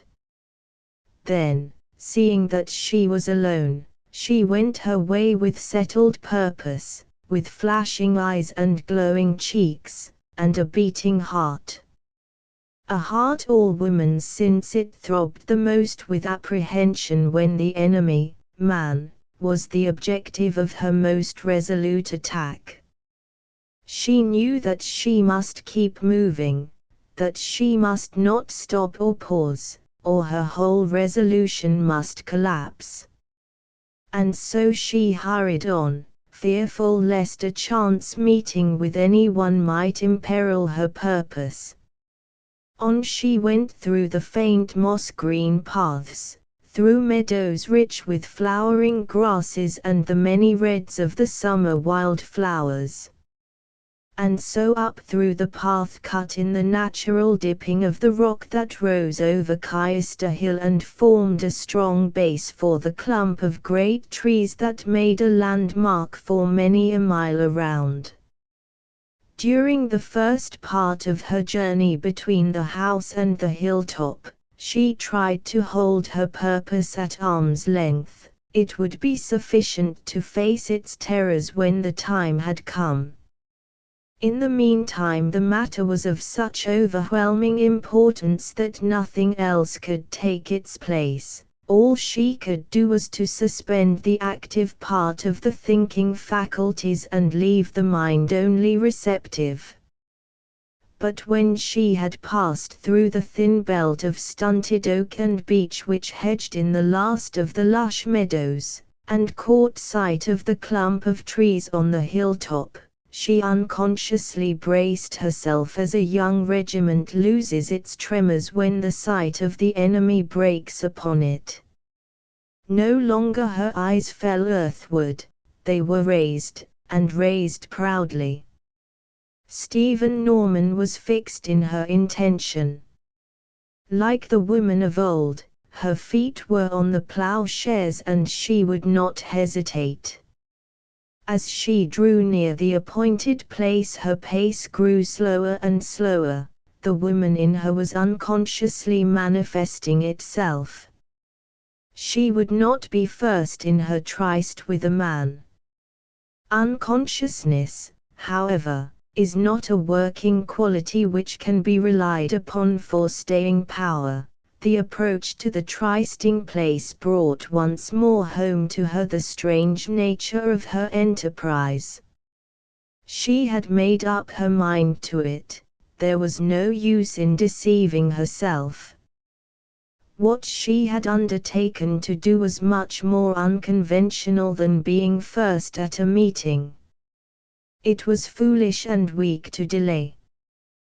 The last thought braced her up, and it was with a hurried gait, which alone would have betrayed her to an intelligent observer, that she entered the grove. Chapter 11. The meeting. Had Stephen been better acquainted with men and women, she would have been more satisfied with herself for being the first at the tryst. The conventional idea, in the minds of most women and of all men, is that a woman should never be the first. But real women, those in whom the heart beats strong, and whose blood can leap, know better. These are the commanders of men. In them sex calls to sex, all unconsciously at first, and men answer to their call, as they to men's. Two opposite feelings strove for dominance as Stephen found herself on the hilltop, alone. One a feeling natural enough to anyone, and especially to a girl, of relief that a dreaded hour had been postponed, the other of chagrin that she was the first. After a few moments, however, one of the two militant thoughts became dominant, the feeling of chagrin. With a pang she thought if she had been a man and summoned for such a purpose, how she would have hurried to the trysting place, how the flying of her feet would have vied with the quick rapturous beating of her heart. With a little sigh and a blush, she remembered that Leonard did not know the purpose of the meeting, that he was a friend almost brought up with her since boy and girl times, that he had often been summoned in similar terms and for the most trivial of social purposes. For nearly half an hour Stephen sat on the rustic seat under the shadow of the great oak, looking, half unconscious of its beauty and yet influenced by it, over the wide landscape stretched at her feet. In spite of her disregard of conventions, she was no fool. The instinct of wisdom was strong within her, so strong that in many ways it ruled her conscious efforts. Had anyone told her that her preparations for this interview were made deliberately with some of the astuteness that dominated the devil when he took Jesus to the top of a high mountain and showed him all the kingdoms of the earth at his feet, she would have, and with truth, denied it with indignation. Nevertheless, it was a fact that she had, in all unconsciousness, chosen for the meeting a spot which would evidence to a man, consciously or unconsciously, the desirability for his own sake of acquiescence in her views and wishes. For all this spreading landscape was her possession, which her husband would share. As far as the eye could reach was within the estate which she had inherited from her father and her uncle. The half-hour passed in waiting had in one way its advantages to the girl. Though she was still as high-strung as ever, she acquired a larger measure of control over herself. The nervous tension, however, was so complete physically that all her faculties were acutely awake. Very early she became conscious of a distant footstep. To Stephen's straining ears the footsteps seemed wondrous slow, and more wondrous regular. She felt instinctively that she would have liked to have listened to a more hurried succession of less evenly marked sounds. But notwithstanding these thoughts, and the qualms which came in their turn, the sound of the coming feet brought great joy. For, after all, they were coming, and coming just in time to prevent the sense of disappointment at their delay gaining firm foothold. It was only when the coming was assured that she felt how strong had been the undercurrent of her apprehension lest they should not come at all. Very sweet and tender and beautiful Stephen looked at this moment. The strong lines of her face were softened by the dark fire in her eyes and the feeling which glowed in the deep blushes which mantled her cheeks. The proudness of her bearing was no less marked than ever, but in the willowy sway of her body there was a yielding of mere sorry pride. In all the many moods which the gods allow to good women there is none so dear or so alluring, consciously as well as instinctively, to true men as this self-surrender. As Leonard drew near, Stephen sank softly into a seat, doing so with a guilty feeling of acting a part. When he actually came into the grove he found her seemingly lost in a reverie as she gazed out over the wide expanse in front of her.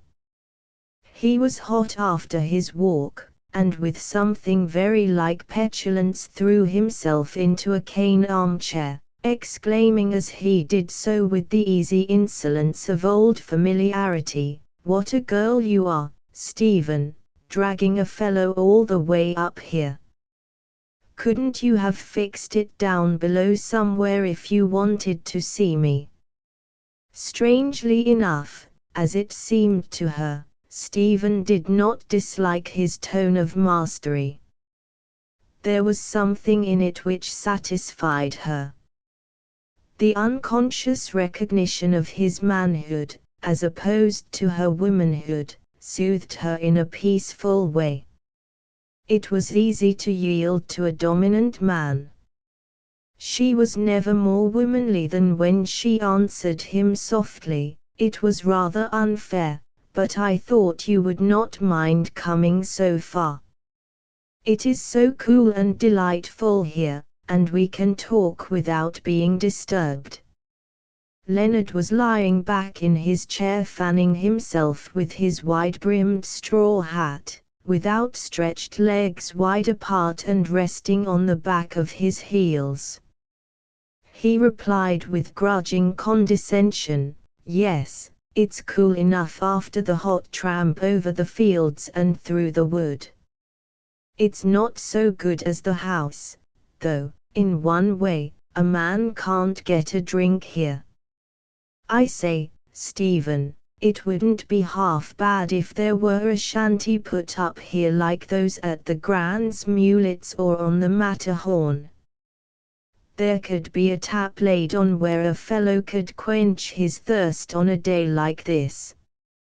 Before Stephen's eyes floated a momentary vision of a romantic chalet with wide veranda and big windows looking over the landscape, a great wide stone hearth, quaint furniture made from the gnarled branches of trees, skins on the floor, and the walls adorned with antlers, great horns, and various trophies of the chase.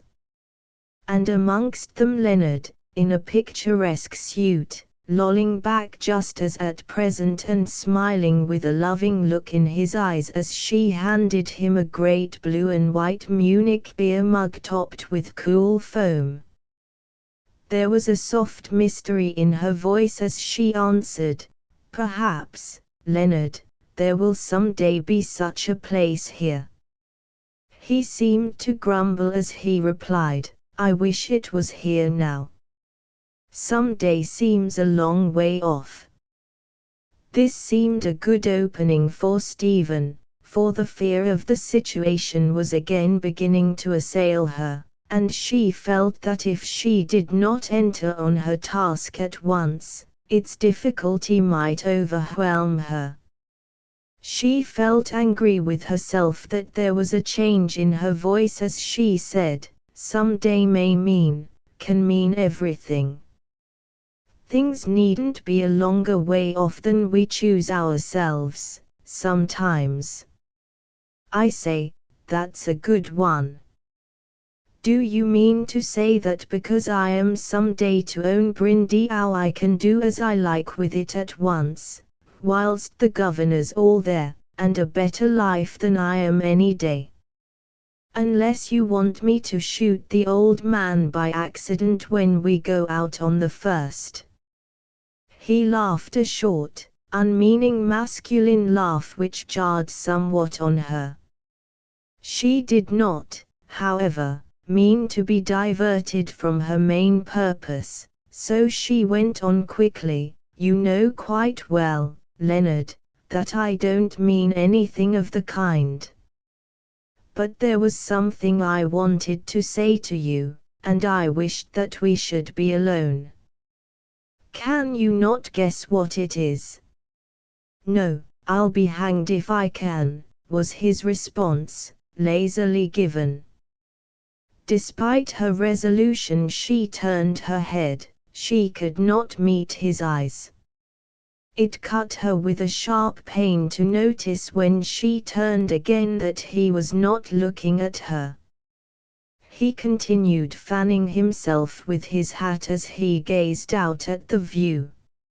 She felt that the critical moment of her life had come, that it was now or never as to her fulfilling her settled intention. So with a rush she went on her way. "Leonard, you and I have been friends a long time. You know my views on some points, and that I think a woman should be as free to act as a man." She paused. Words and ideas did not seem to flow with the readiness she expected. Leonard's arrogant assurance completed the dragging her back to earth which her own self-consciousness began. "Drive on, old girl. I know you're a crank from Crankville on some subjects. Let us have it for all you're worth. I'm on the grass and listening." Stephen paused. A crank from Crankville. This after her nights of sleepless anxiety, after the making of the resolution which had cost her so much, and which was now actually in process of realization. Was it all worth so much? Why not abandon it now? Abandon it. Abandon a resolution. All the obstinacy of her nature, she classed it herself as firmness, rose in revolt. She shook her head angrily. pulled herself together, and went on, "That may be, though it's not what I call myself, or what I am usually called, so far as I know. At any rate my convictions are honest, and I am sure you will respect them as such, even if you do not share them." She did not see the ready response in his face which she expected, and so hurried on. "It has always seemed to me that when a woman has to speak to a man she should do so as frankly as she would like him to speak to her, and as freely. Leonard, as she halted, a sudden idea, winged with possibilities of rescuing procrastination, came to her. She went on more easily, "I know you are in trouble about money matters. Why not let me help you?" He sat up and looked at her and said genially, "Well, Stephen, you are a good old sort. No mistake about it. Do you mean to say you would help me to pay my debts, when the governor has refused to do so any more?" "It would be a great pleasure to me, Leonard, to do anything for your good or your pleasure." There was a long pause. They both sat looking down at the ground. The woman's heart beat loud. She feared that the man must hear it. She was consumed with anxiety, and with a desolating wish to be relieved from the strain of saying more. Surely Leonard could not be so blind as not to see the state of things. He would surely seize the occasion, throw aside his diffidence and relieve her. His words made a momentary music in her ears as he spoke. "And is this what you asked me to come here for?" The words filled her with a great shame. She felt herself a dilemma. It had been no part of her purpose to elude his debts. Viewed in the light of what was to follow, it would seem to him that she was trying to foreclose his affection. That could not be allowed to pass. The error must be rectified. And yet this very error must be cleared up before she could make her full wish apparent. She seemed to find herself compelled by inexorable circumstances into an unlooked-for bluntness. In any case she must face the situation. Her pluck did not fail her. It was with a very noble and graceful simplicity that she turned to her companion and said, "Leonard, I did not quite mean that. It would be a pleasure to me to be of that or any other service to you, if I might be so happy. But I never meant to allude to your debts." "Oh, Leonard, can't you understand?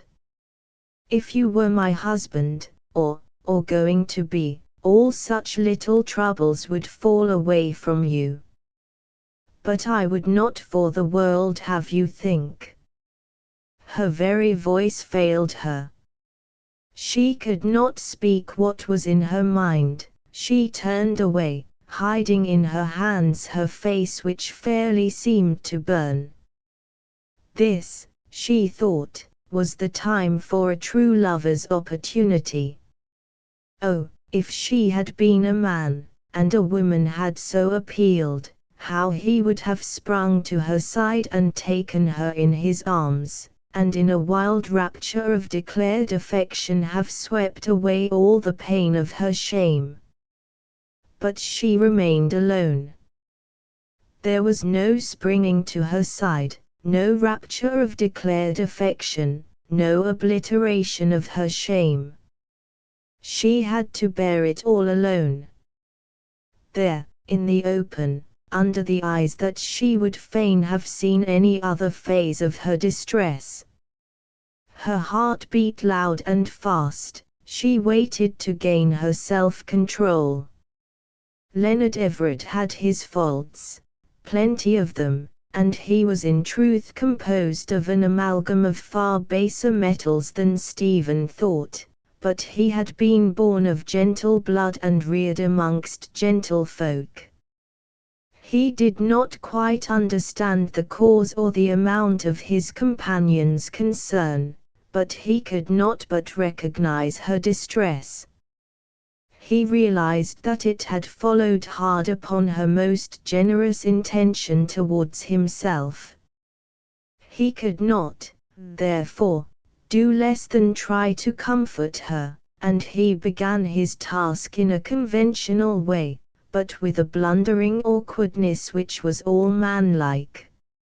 He took her hand and held it in his.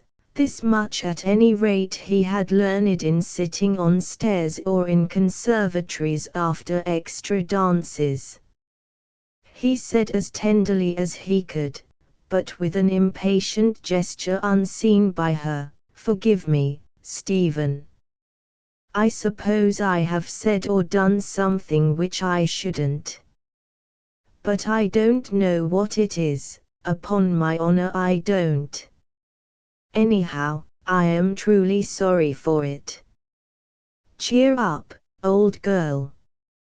I'm not your husband, you know, so you needn't be distressed." Stephen took her courage a deux mains. If Leonard would not speak she must.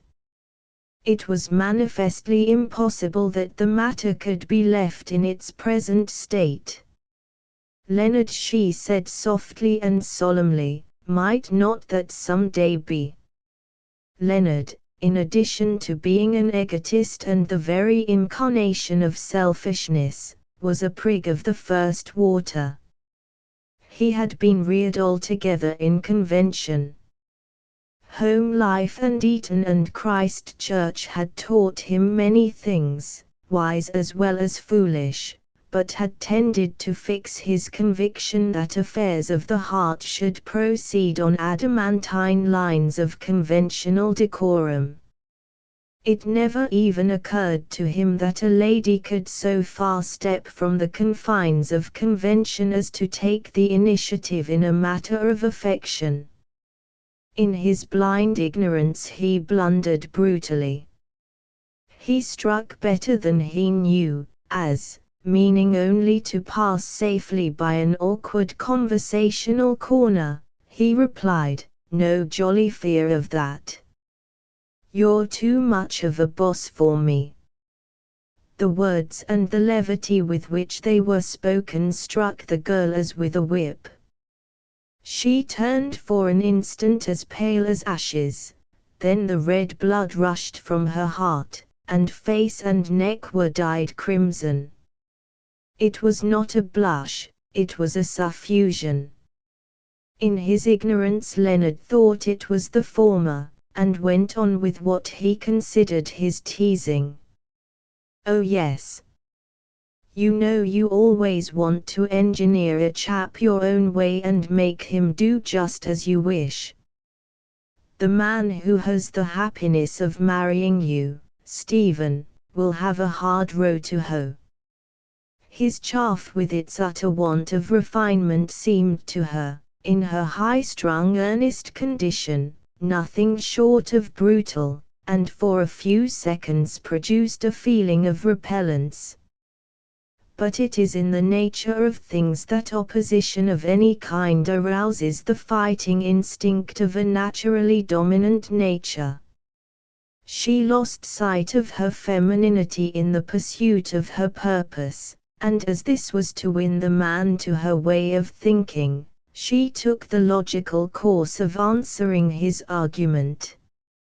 If Leonard Everett had purposely set himself to stimulate her efforts in this direction he could hardly have chosen a better way. It came somewhat as a surprise to Stephen, when she heard her own words, "I would make a good wife, Leonard. A husband whom I loved and honored would, I think, not be unhappy." The sound of her own voice speaking these words, though the tone was low and tender and more self-suppressing by far than was her wont, seemed to peal like thunder in her own ears. Her last bolt seemed to have sped. The blood rushed to her head, and she had to hold on to the arms of the rustic chair or she would have fallen forward. The time seemed long before Leonard spoke again, every second seemed an age. She seemed to have grown tired of waiting for the sound of his voice. It was with a kind of surprise that she heard him say, "You limit yourself wisely, Stephen." "How do you mean?" she asked, making a great effort to speak. "You would promise to love and honor, but there isn't anything about obeying." As he spoke, Leonard stretched himself again luxuriously, and laughed with the intellectual arrogance of a man who is satisfied with a joke, however inferior, of his own manufacture. Stephen looked at him with a long look which began in anger, that anger which comes from an unwanted sense of impotence, and ends in tolerance, the intermediate step being admiration. It is the primeval curse that a woman's choice is to her husband, and it is an important part of the teaching of a British gentlewoman, knit in the very fibers of her being by the remorseless etiquette of 1,000 years, that she be true to him. The man who has in his person the necessary powers or graces to evoke admiration in his wife, even for a passing moment, has a stronghold unconquerable as a rule by all the deadliest arts of mankind. Leonard Everett was certainly good to look upon as he lolled at his ease on that summer morning. Tall, straight, supple, a typical British gentleman of the educated class, with all parts of the body properly developed and held in some kind of suitable poise. As Stephen looked, the anxiety and chagrin which tormented her seemed to pass. She realized that here was a nature different from her own, and which should be dealt with in a way unsuitable to herself, and the conviction seemed to make the action which it necessitated more easy as well as more natural to her. Perhaps for the first time in her life Stephen understood that it may be necessary to apply to individuals a standard of criticism unsuitable to self-judgment. Her recognition might have been summed up in the thought which ran through her mind: one must be a little lenient with a man one loves. Stephen, when once she had allowed the spirit of toleration to work within her, felt immediately its calming influence. It was with brighter thoughts and better humor that she went on with her task. A task only, it seemed now, a means to an end which she desired. "Leonard, tell me seriously, why do you think I gave you the trouble of coming out here?" "Upon my soul, Stephen, I don't know." "You don't seem to care either, lolling like that when I am serious."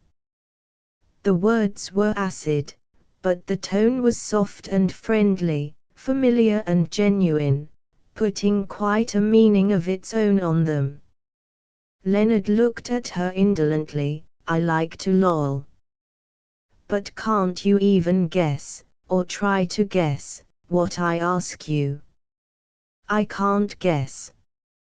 "The day's too hot, and that shanty with the drinks is not built yet. Or may never be."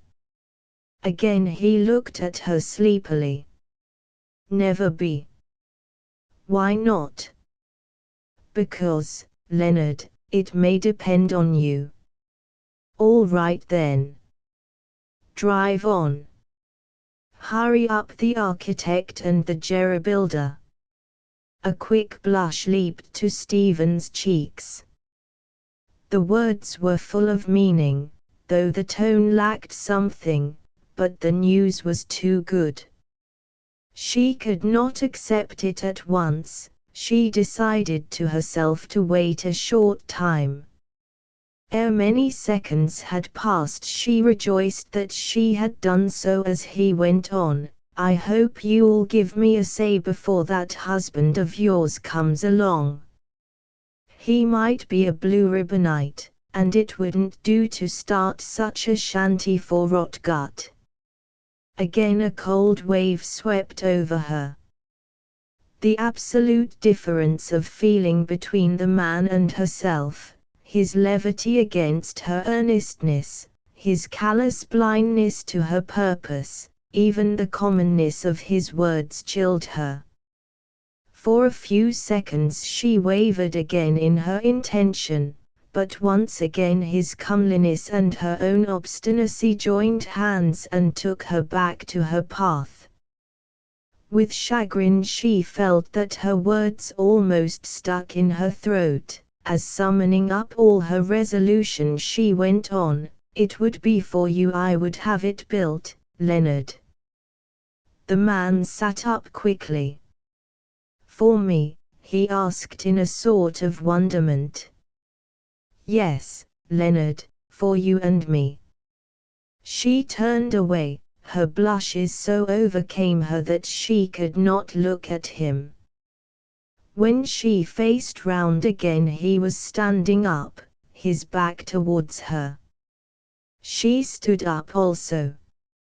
He was silent for a while, so long that the silence became intolerable, and she spoke, "Leonard, I am waiting."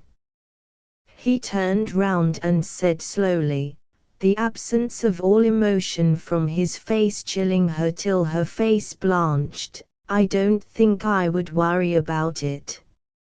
Stephen Norman was plucky, and when she was face to face with any difficulty she was all herself. Leonard did not look pleasant, his face was hard and there was just a suspicion of anger. Strangely enough, this last made the next step easier to the girl. She said slowly, "All right. I think I understand." He turned from her and stood looking out on the distant prospect. Then she felt that the blow which she had all along secretly feared had fallen on her. But her pride as well as her obstinacy now rebelled. She would not accept a silent answer. There must be no doubt left to torture her afterwards. She would take care that there was no mistake.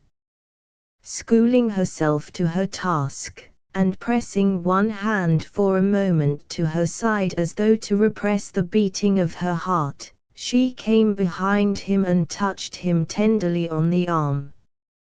"Leonard," she said softly, "are you sure there is no mistake? Do you not see that I am asking you?" She intended to say to be my husband, but she could not utter the words. They seemed to stick in her mouth, so she finished the sentence, "that I be your wife." The moment the words were spoken, the bare, hard, naked, shameless words, the revulsion came. As a lightning flash shows up the blackness of the night, the appalling truth of what she had done was forced upon her. The blood rushed to her head till cheeks and shoulders and neck seemed to burn. Covering her face with her hands, she sank back on the seat, crying silently bitter tears that seemed to scald her eyes and her cheeks as they ran. Leonard was angry. When it began to dawn upon him what was the purpose of Stephen's speech, he had been shocked. Young men are so easily shocked by breaches of convention made by women they respect. And his pride was hurt. Why should he have been placed in such a ridiculous position? He did not love Stephen in that way, and she should have known it. He liked her and all that sort of thing, but what right had she to assume that he loved her? All the weakness of his moral nature came out in his petulance. It was boyish that his eyes filled with tears. He knew it, and that made him more angry than ever. Stephen might well have been at a loss to understand his anger, as, with manifest intention to wound, he answered her, "What a girl you are, Stephen! You are always doing something or other to put a chap in the wrong and make him ridiculous. I thought you were joking, not a good joke either. Upon my soul, I don't know what I've done that you should fix on me." I wish to goodness, if Stephen had suffered the red terror before, she suffered the white terror now. It was not injured pride, it was not humiliation, it was not fear, it was something vague and terrible that lay far deeper than any of these. Under ordinary circumstances she would have liked to have spoken out her mind and given back as good as she got, and even as the thoughts whirled through her brain they came in a torrent of vague vituperative eloquence. But now her tongue was tied. Instinctively she knew that she had put it out of her power to revenge, or even to defend herself. She was tied to the stake, and must suffer without effort and in silence. Most humiliating of all was the thought that she must propitiate the man who had so wounded her. All love for him had in the instant passed from her, or rather she realized fully the blank, bare truth that she had never really loved him at all. Had she really loved him, even a blow at his hands would have been acceptable, but now. She shook the feelings and thoughts from her as a bird does the water from its wings, and, with the courage and strength and adaptability of her nature, addressed herself to the hard task which faced her in the immediate present. With eloquent, womanly gesture she arrested the torrent of Leonard's indignation, and, as he paused in surprised obedience, she said, "That will do, Leonard. It is not necessary to say any more, and I am sure you will see, later on, that at least there was no cause for your indignation. I have done an unconventional thing, I know, and I dare say I shall have to pay for it in humiliating bitterness of thought later on. But please remember we are all alone. This is a secret between us, no one else need ever know or suspect it." She rose as she concluded. The quiet dignity of her speech and bearing brought back Leonard in some way to his sense of duty as a gentleman. He began, in a sheepish way, to make an apology. "I'm sure I beg your pardon, Stephen." But again she held the warning hand. "There is no need for pardon. The fault, if there were any, was mine alone. It was I, remember, who asked you to come here and who introduced and conducted this melancholy business. I have asked you several things, Leonard, and one more I will add, 'tis only one, that you will forget." As she moved away, her dismissal of the subject was that of an empress to a serf. Leonard would have liked to answer her, to have given vent to his indignation that, even when he had refused her offer, she should have the power to treat him if he was the one refused, and to make him feel small and ridiculous in his own eyes. But somehow he felt constrained to silence. Her simple dignity outclassed him. There was another factor too. in his forming his conclusion of silence. He had never seen Stephen look so well, or so attractive. He had never respected her so much as when her playfulness had turned to majestic gravity. All the boy and girl strife of the years that had gone seemed to have passed away. The girl whom he had played with, and bullied, and treated as frankly as though she had been a boy, had in an instant become a woman, and such a woman as demanded respect and admiration even from such a man. Chapter 12. On the road home, when Leonard Everett parted from Stephen, he did so with a feeling of dissatisfaction, firstly, with Stephen, secondly, with things in general, thirdly, with himself. The first was definite, concrete, and immediate. He could give himself chapter and verse for all the girl's misdoing. Everything she had said or done had touched some nerve painfully, or had offended his feelings, and to a man of his temperament his feelings are very sacred things, to himself. Why had she put him in such a ridiculous position? That was the worst of women.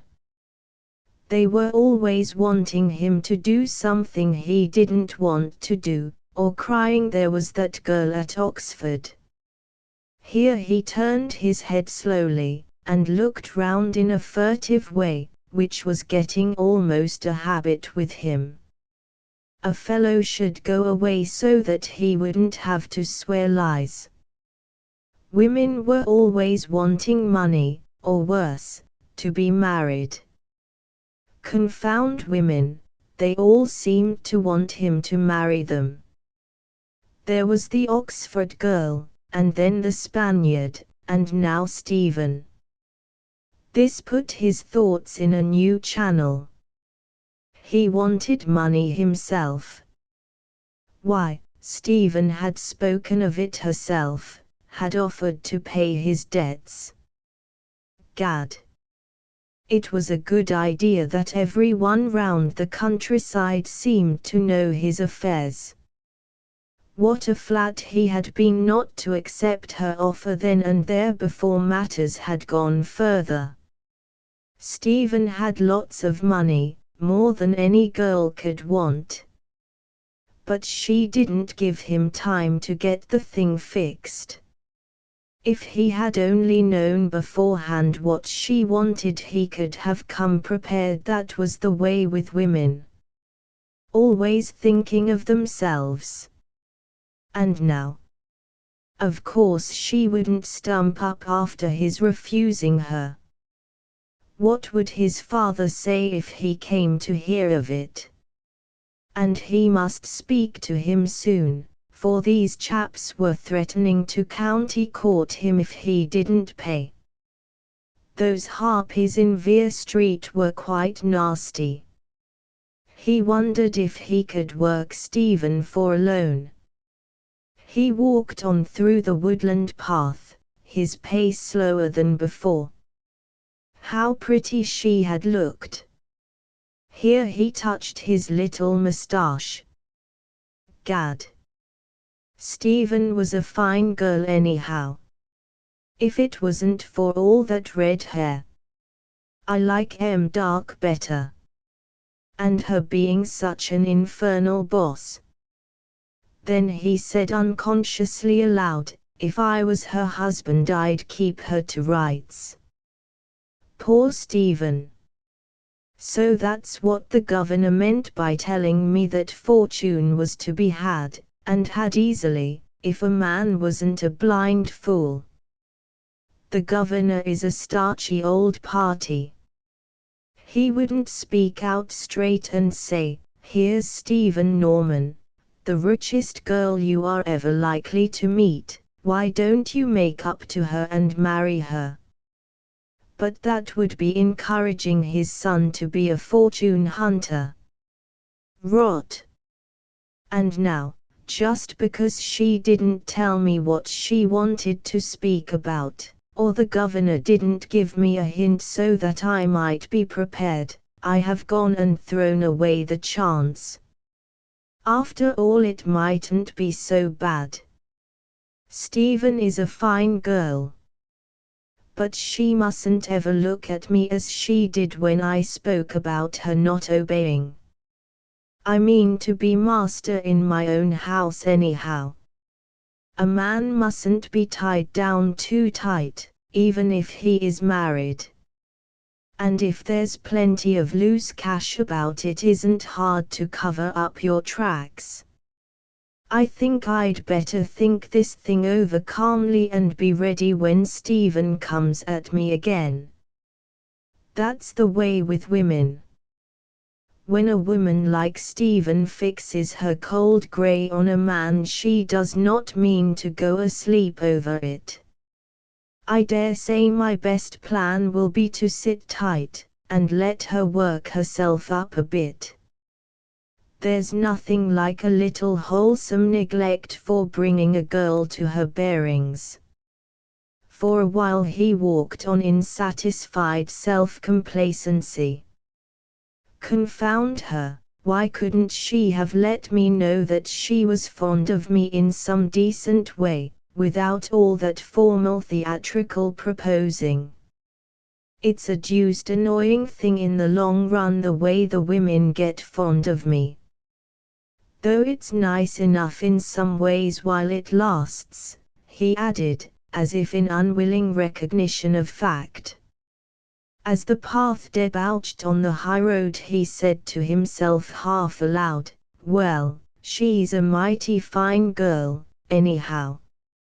And if she is red, I've had about enough of the black. That Spanish girl is beginning to kick too. I wish I had never come across.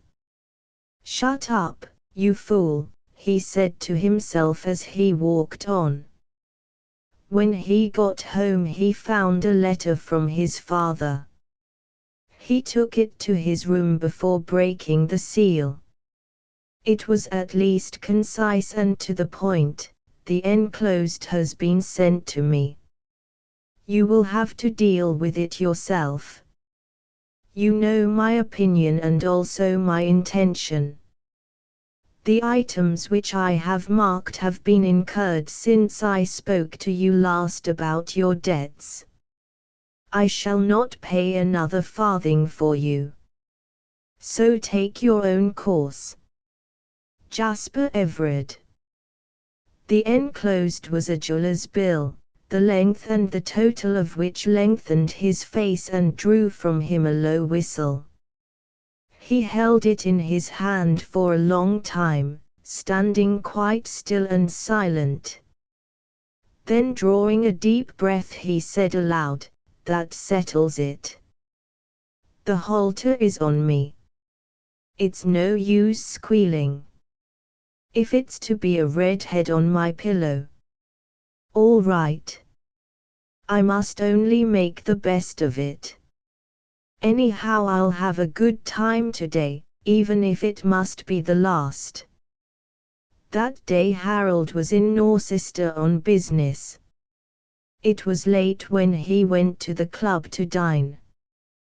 Whilst waiting for dinner he met Leonard Everard, flushed and somewhat uncertain in his speech. It was something of a shock to Harold to see him in such a state. Leonard was, however, an old friend, and man is as a rule faithful to friends in this form of distress. So in his kindly feeling Harold offered to drive him home, for he knew that he could thus keep him out of further harm. Leonard thanked him in uncertain speech, and said he would be ready. In the meantime he would go and play billiards with the marker whilst Harold was having his dinner. At 10 o'clock Harold's dog-cart was ready and he went to look for Leonard, who had not since come near him. He found him half asleep in the smoking room, much drunker than he had been earlier in the evening.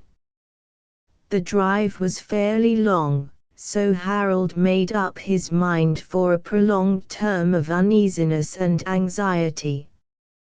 The cool night air, whose effect was increased by the rapid motion, soon increased Leonard's somnolence, and for a while he slept soundly, his companion watching carefully lest he should sway over and fall out of the trap. He even held him up as they swung round sharp corners.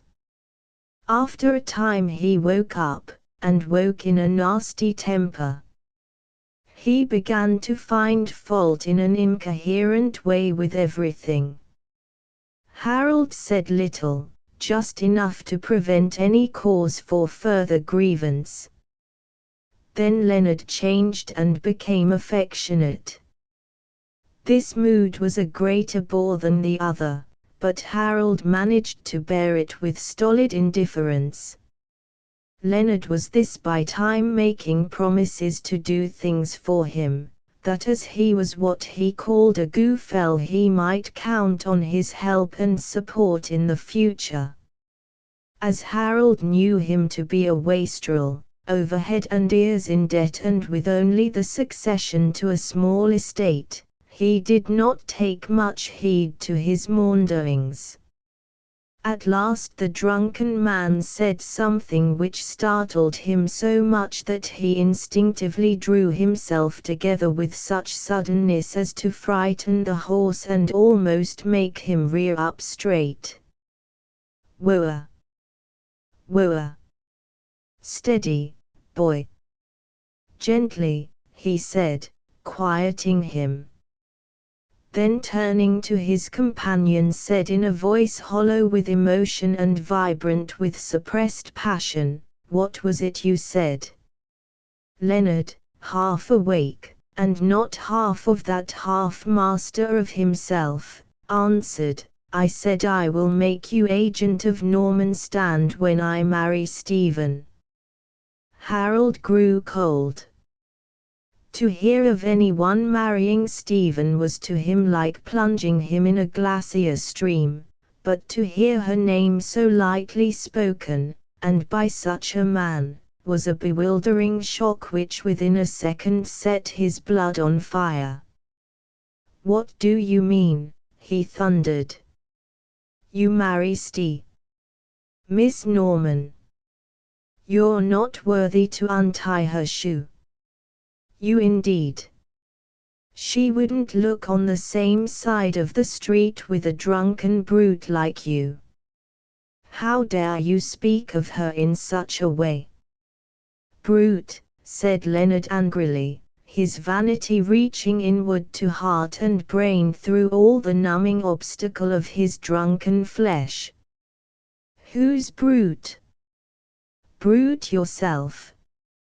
Tell you going to marry Stephen, 'cause Stephen wants it. Stephen loves me. Loves me with all her red head. What were you doing?" "What?" His words merged in a lessening gurgle, for Harold had now got him by the throat. "Take care what you say about that lady, damn you," he said, putting his face close the other's with eyes that blazed. "Don't you dare to mention her name in such a way, or you will regret it longer than you can think. Loves you, you swine." The struggle and the fierce grip on his throat sobered Leonard somewhat. Momentarily sobbed him to that point when he could be coherent and vindictive, though not to the point where he could think ahead. Caution, wisdom, discretion, taste, were not for him at such a moment. Guarding his throat with both hands in an instinctive and spasmodic manner he answered the challenge, "Who are you calling swine? I tell you she loves me. She ought to know. Didn't she tell me so this very day?" Harold drew back his arm to strike him in the face, his anger too great for words. But the other, seeing the motion and in the sobering recognition of danger, spoke hastily, "Keep your hair on. You know so jolly much more than I do. I tell you that she told me this and a lot more this morning when she asked me to marry her." Harold's heart grew cold as ice. There is something in the sound of a voice speaking truthfully which a true man can recognize. Through all Leonard's half-drunken utterings came such a ring of truth, and Harold recognized it. He felt that his voice was weak and hollow as he spoke, thinking it necessary to give at first a sort of official denial to such a monstrous statement. "Liar." "I'm no liar," answered Leonard. He would like to have struck him in answer to such a word had he felt equal to it. "She asked me to marry her today on the hill above the house, where I went to meet her by appointment. Here. I'll prove it to you. Read this." Whilst he was speaking he had opened the greatcoat and was fumbling in the breast pocket of his coat. He produced a letter which he handed to Harold, who took it with trembling hand. By this time the reins had fallen slack and the horse was walking quietly. There was moonlight, but not enough to read by. Harold bent over and lifted the driving lamp next to him and turned it so that he could read the envelope. He could hardly keep either lamp or paper still, his hand trembled so when he saw that the direction was in Stephen's handwriting. He was handing it back when Leonard said again, "Open it. Read it. You must do so, I tell you, you must. You called me a liar, and now must read the proof that I am not. If you don't I shall have to ask Stephen to make you." Before Harold's mind flashed a rapid thought of what the girl might suffer in being asked to take part in such a quarrel. He could not himself even act to the best advantage unless he knew the truth. He took the letter from the envelope and held it before the lamp, the paper fluttering as though in a breeze from the trembling of his hand. Leonard looked on, the dull glare of his eyes brightening with malignant pleasure as he beheld the other's concern. He owed him a grudge, and by God he would pay it. Had he not been struck, throttled, called a liar? As he read the words Harold's face cleared. "Why, you infernal young scoundrel," he said angrily, "that letter is nothing but a simple note from a young girl to an old friend, playmate asking him to come to see her about some trivial thing. And you construe it into a proposal of marriage. You hound." He held the letter whilst he spoke, heedless of the outstretched hand of the other waiting to take it back. There was a dangerous glitter in Leonard's eyes.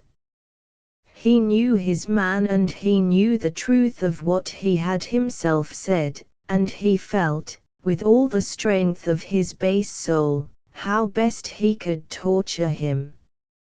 In the very strength of Harold's anger, in the poignancy of his concern, in the relief to his soul expressed in his eyes and his voice, his antagonist realized the jealousy of one who honors and loves.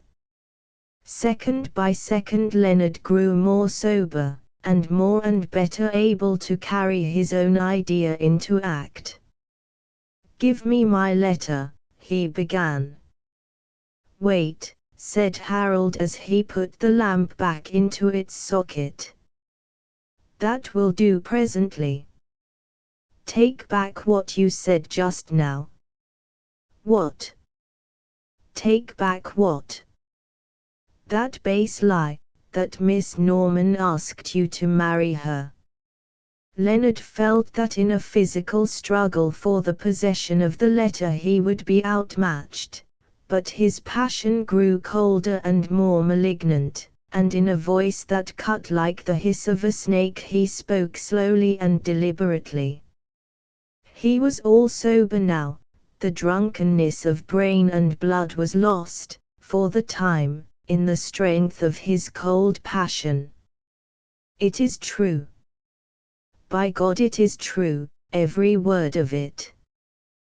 That letter, which you want to steal, is only a proof that I went to meet her on Caister Hill by her own appointment. When I got there, she was waiting for me. She began to talk about a chalet there, and at first I didn't know what she meant. There was such conviction, such a triumphant truth in his voice, that Harold was convinced. "Stop," he thundered, "stop, don't tell me anything. I don't want to hear. I don't want to know." He covered his face with his hands and groaned. It was not as though the speaker were a stranger, in which case he would have been by now well on in his death by strangulation. He had known Leonard all his life, and he was a friend of Stephen's. And he was speaking truth. The baleful glitter of Leonard's eyes grew brighter still. He was as a serpent when he goes to strike. In this wise he struck. "I shall not stop. I shall go on and tell you all I choose. You have called me liar, twice. You have also called me other names. Now you shall hear the truth, the whole truth, and nothing but the truth. And if you won't listen to me, someone else will." Harold groaned again. Leonard's eyes brightened still more, and the evil smile on his face grew broader as he began more and more to feel his power. He went on to speak with a cold deliberate malignancy, but instinctively so sticking to absolute truth that he could trust himself to hurt most. The other listened, cold at heart and physically. His veins and arteries seemed stagnant. "I won't tell you anything of her pretty embarrassments, how her voice fell as she pleaded, how she blushed and stammered. Why, even I, who am used to women and their pretty ways and their passions and their flushings and their stormy upbraidings, didn't quite know for a while what she was driving at. So at last she spoke out pretty plainly, and told me what a fond wife she'd make me if I would only take her." Harold said nothing, he only rocked a little as one in pain, and his hands fell. The other went on, "That is what happened this morning on Caister Hill under the trees where I met Stephen Norman by her own appointment. Honestly, what happened. If you don't believe me now, you can ask Stephen. My Stephen," he added in a final burst of venom as in a gleam of moonlight through a rift in the shadowy wood he saw the ghastly pallor of Harold's face. Then he added abruptly as he held out his hand, "Now give me my letter." In the last few seconds Harold had been thinking. And as he had been thinking for the good, the safety, of Stephen, his thoughts flew swift and true. This man's very tone, the openness of his malignity, the underlying scorn when he spoke of her whom others worshipped, showed him the danger, the terrible immediate danger in which she stood from such a man. with the instinct of a mind working as truly for the woman he loved as the needle does to the pole, he spoke quietly, throwing a sneer into the tone so as to exasperate his companion. It was brain against brain now, and for Stephen's sake, and of course you accepted. You naturally would. The other fell into the trap. He could not help giving an extra dig to his opponent by proving him once more in the wrong. Oh no, I didn't. Stephen is a fine girl, but she wants taking down a bit. She's too high and mighty just at present, and wants to boss a chap too much. I mean to be master in my own house, and she's got to begin as she will have to go on.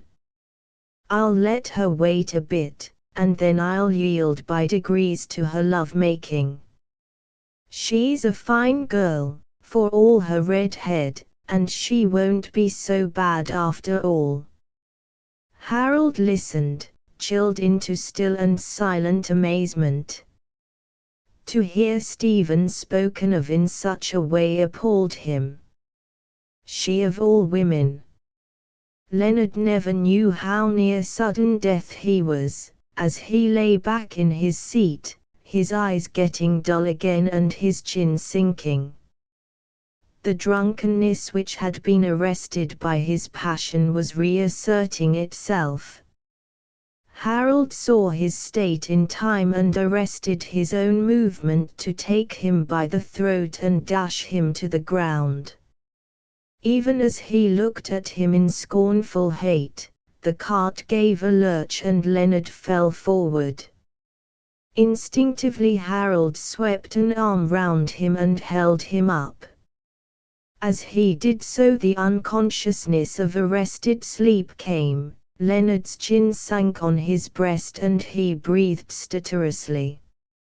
As he drove on, Harold's thoughts circled in a tumult. Vague ideas of extreme measures which he ought to take flashed up and paled away. Intention revolved upon itself till its weak side was exposed, and it was abandoned. He could not doubt the essential truth of Leonard's statement regarding the proposal of marriage. He did not understand this, nor did he try to. His own love for the girl and the bitter awaking to its futility made him so hopeless that in his own desolation all the mystery of her doing and the cause of it was merged and lost. His only aim and purpose now was her safety. One thing at least he could do, by fair means or foul stop Leonard's mouth, so that others need not know her shame. He groaned aloud as the thought came to him. Beyond this first step he could do nothing, think of nothing as yet. And he could not take this first step till Leonard had so far sobered that he could understand. And so waiting for that time to come, he drove on through the silent night. Chapter 13 Harold's resolve. As they went on their way, Harold noticed that Leonard's breathing became more regular, as in honest sleep. He therefore drove slowly so that the other might be sane again before they should arrive at the gate of his father's place. He had something of importance to say before they should part. Seeing him sleeping so peacefully, Harold passed a strap round him to prevent him falling from his seat. Then he could let his thoughts run more freely. Her safety was his immediate concern. Again and again he thought over what he should say to Leonard to ensure his silence. Whilst he was pondering with set brows, he was startled by Leonard's voice at his side. "Is that you, Harold? I must have been asleep." Harold remained silent, amazed at the change. Leonard went on, quite awake and coherent. By George, I must have been pretty well cut. I don't remember a thing after coming down the stairs of the club and you and the hall porter helping me up here. I say, old chap, you have strapped me up all safe and tight. It was good of you to take charge of me. I hope I haven't been a beastly nuisance. Harold answered grimly, it wasn't exactly what I should have called it. Then, after looking keenly at his companion, he said, are you quite awake and sober now? Quite.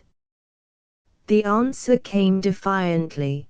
There was something in his questioner's tone which was militant and aggressive. Before speaking further, Harold pulled up the horse. They were now crossing bare moorland, where anything within a mile could have easily been seen. They were quite alone, and would be undisturbed. Then he turned to his companion.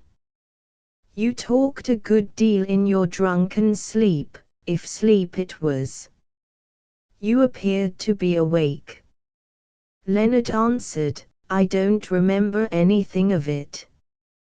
What did I say? I am going to tell you. You said something so strange and so wrong that you must answer for it. But first I must know its truth. Must. You are pretty dictatorial, said Leonard angrily. Must answer for it. What do you mean? Were you on Caister Hill today? What's that to you?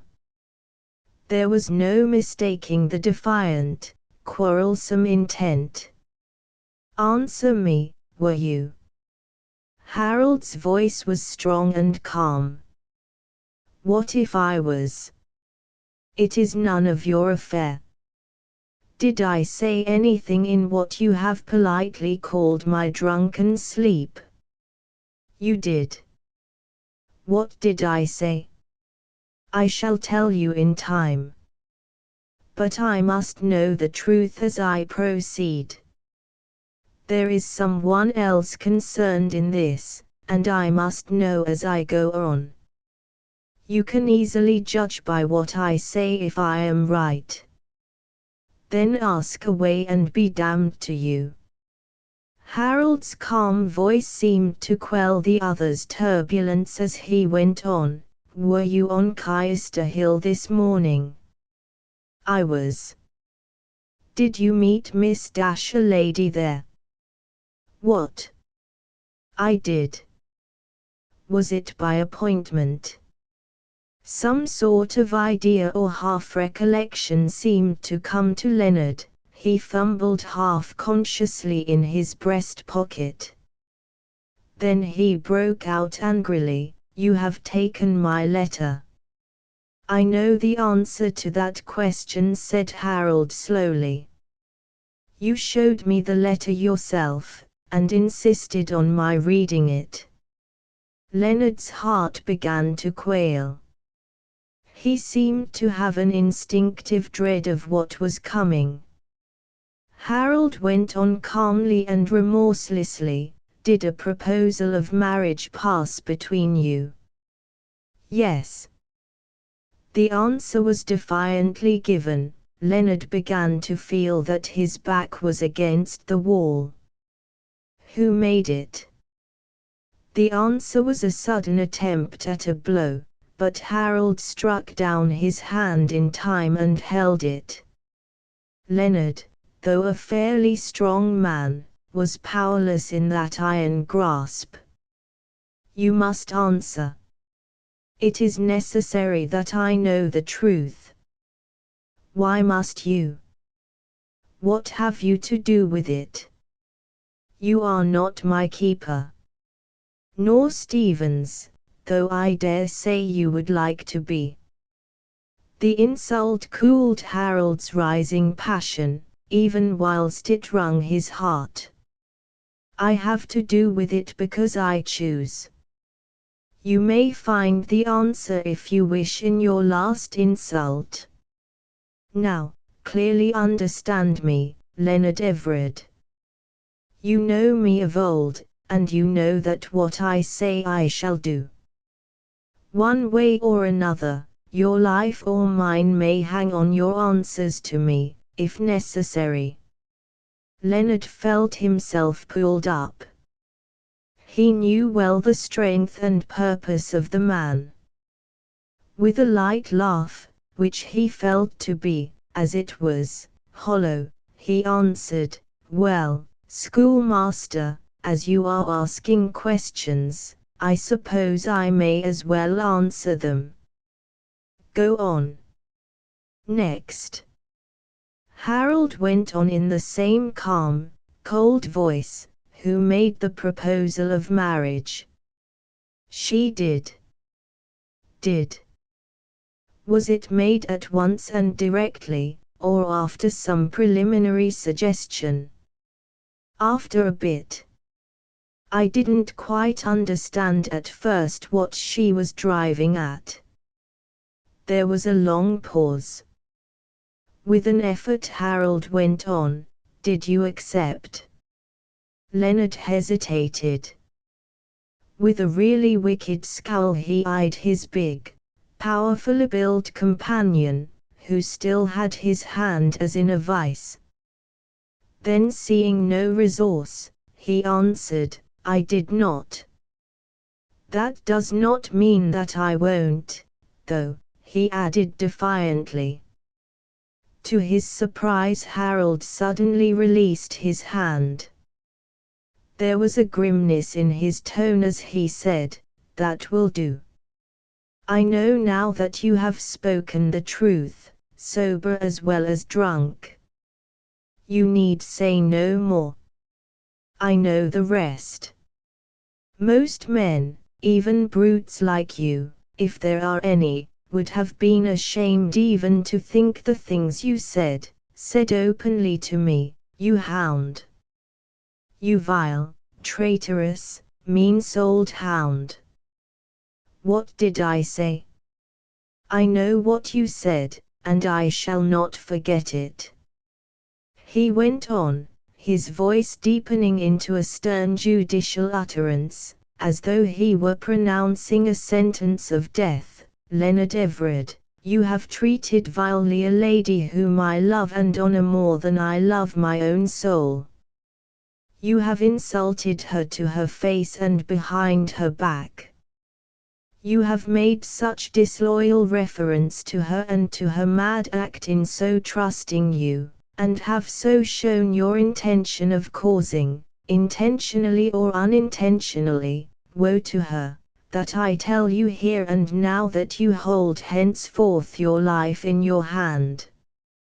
If you ever mention to a living soul what you have told me twice tonight, even though you should be then her husband, if you should cause her harm though she should then be your wife, if you should cause her dishonor in public or in private, I shall kill you. So help me God." Not a word more did he say, but, taking up the reins, drove on in silence till they arrived at the gate of Brindiow, where he signed to him to alight. He drove off in silence. When he arrived at his own house he sent the servant to bed, and then went to his study, where he locked himself in. Then, and then only, did he permit his thoughts to have full range. For the first time since the blow had fallen he looked straight in the face the change in his own life. He had loved Stephen so long and so honestly that it seemed to him now as if that love had been the very foundation of his life. He could not remember a time when he had not loved her, away back to the time when he, a big boy, took her, a little girl, under his care, and devoted himself to her. He had grown into the belief that so strong and so consistent an affection, though he had never spoken it or even hinted at it or inferred it, had become a part of her life as well as of his own. And this was the end of that dreaming. Not only did she not care for him, but found herself with a heart so empty that she needs must propose marriage to another man. There was surely something, more than at present he knew of or could understand, behind such an act done by her. Why should she ask Everett to marry her? Why should she ask any man? Women didn't do such things. Here he paused. Women didn't do such things. All at once there came back to him fragments of discussions, in which Stephen had had a part, in which matters of convention had been dealt with. Out of these dim and shattered memories came a comfort to his heart, though his brain could not as yet grasp the reason of it. He knew that Stephen had held an unconventional idea as to the equality of the sexes. Was it possible that she was indeed testing one of her theories? The idea stirred him so that he could not remain quiet. He stood up, and walked the room. Somehow he felt light beginning to dawn, though he could not tell its source, or guess at the final measure of its fullness. The fact of Stephen having done such a thing was hard to bear, but it was harder to think that she should have done such a thing without a motive, or worse, with love of Leonard as a motive. He shuddered as he paused. She could not love such a man. It was monstrous. And yet she had done this thing. Oh, if she had had anyone to advise her, to restrain her. But she had no mother. No mother. Poor Stephen. The pity of it, not for himself but for the woman he loved, overcame him. Sitting down heavily before his desk, he put his face on his hands, and his great shoulders shook. Long, long after the violence of his emotion had passed, he sat there motionless, thinking with all the power and sincerity he knew, thinking for Stephen's good. When a strong man thinks unselfishly, some good may come out of it.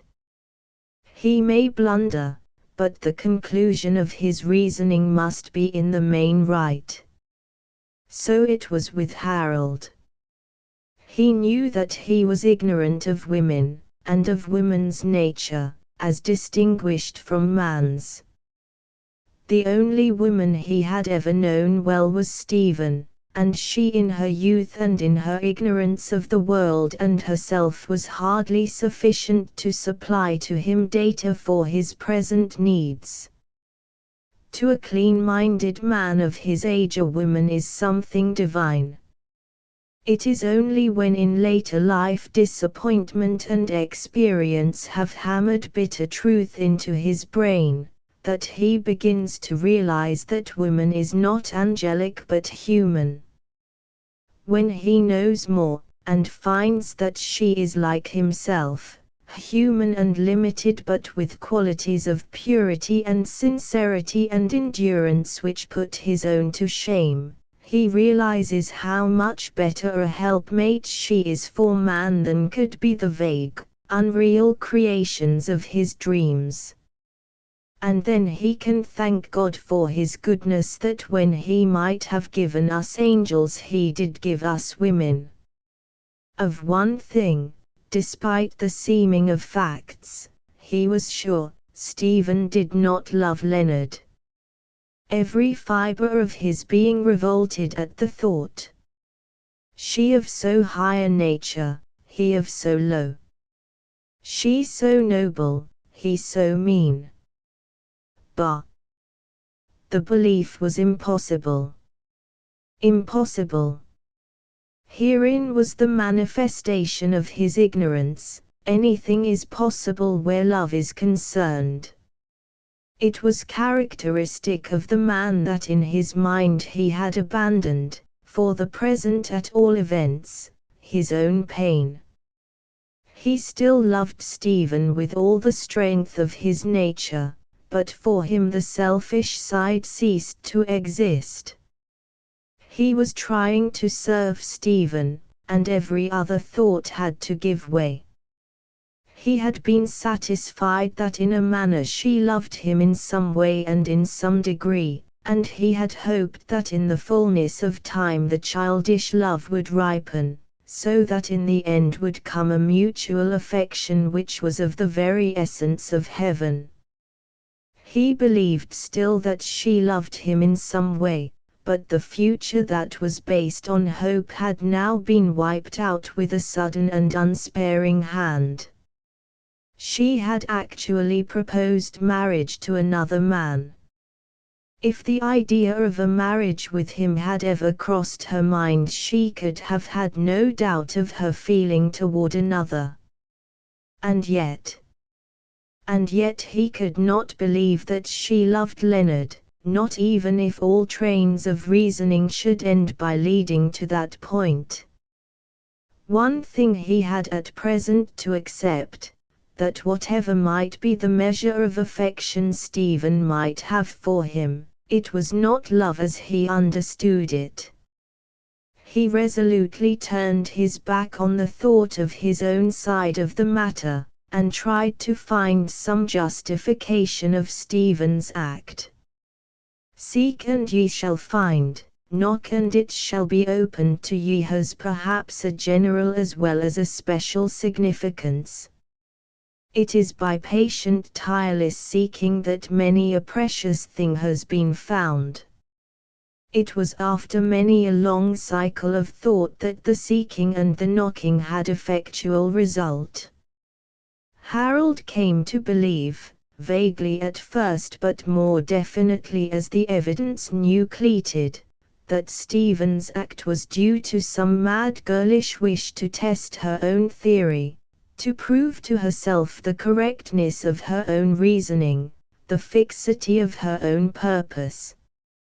He did not go on analyzing further, for as he walked the room with a portion of the weight taken from his heart he noticed that the sky was beginning to quicken. The day would soon be upon him, and there was work to be done. Instinctively he knew that there was trouble in store for Stephen, and he felt that in such an hour he should be near her. All her life she had been accustomed to him. In her sorrows to confide in him, to tell him her troubles so that they might dwindle and pass away, to enhance her pleasures by making him a sharer in them. Harold was inspirited by the coming of the new day. There was work to be done, and the work must be based on thought. His thoughts must take a practical turn. What was he to do that would help Stephen? Here there dawned on him for the first time the understanding of a certain humiliation which she had suffered. She had been refused. She who had stepped so far out of the path of maidenly reserve in which she had always walked as to propose marriage to a man, had been refused.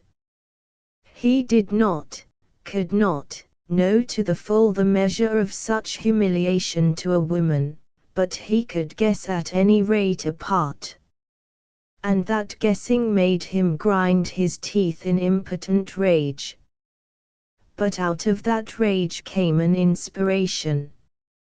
If Stephen had been humiliated by the refusal of one man, might not this be minimized if she in turn might refuse another? Harold knew so well the sincerity of his own love and the depth of his own devotion that he was satisfied that he could not err in giving the girl the opportunity of refusing him. It would be some sort of balm to her wounded spirit to know that Leonard's views were not shared by all men. That there were others who would deem it a joy to serve as her slaves. When she had refused him, she would perhaps feel easier in her mind. Of course, if she did not refuse him. Well, then would the gates of heaven open. But that would never be. The past could not be blotted out. All he could do would be to serve her. He would go early. Such a man as Leonard Everett might make some new complication, and the present was quite bad enough. It was a poor enough thing for him, he thought at length. She might trample on him, but it was for her sake. And to him, what did it matter? The worst had come. All was over now. Chapter 14. The beech grove. On the morning following the proposal, Stephen strolled out into a beech grove, some little distance from the house, which from childhood had been a favorite haunt of hers. It was not in the immediate road to anywhere, and so there was no occasion for any of the household or the garden to go through it or near it. She did not put on a hat, but took only a sunshade, which she used in passing over the lawn. The grove was on the side of the house away from her own room and the breakfast room. When she had reached its shade, she felt that at last she was alone. The grove was a privileged place. Long ago a great number of young beeches had been planted so thickly that as they grew they shot up straight and branchless in their struggle for the light. Not till they had reached a considerable altitude had they been thinned, and then the thinning had been so effected that, as the high branches began to shoot out in the freer space, they met in time and interlaced so closely that they made in many places a perfect screen of leafy shade. Here and there were rifts or openings through which the light passed. Under such places the grass was fine and green, or the wild hyacinths in due season tinged the earth with blue. Through the grove some wide alleys had been left, great broad walks where the soft grass grew short and fine, and to whose edges came a drooping of branches and an upspringing of undergrowth of laurel and rhododendron. At the far ends of these walks were little pavilions of marble built in the classic style which ruled for garden use 200 years ago. At the near ends some of them were close to the broad stretch of water from whose edges ran back the great sloping banks of emerald sward dotted here and there with great forest trees. The grove was protected by a ha-ha, so that it was never invaded from without, and the servants of the house, both the domestics and the gardeners and grooms, had been always forbidden to enter it. Thus by long usage it had become a place of quiet and solitude for the members of the family. To this soothing spot had come Stephen in her pain.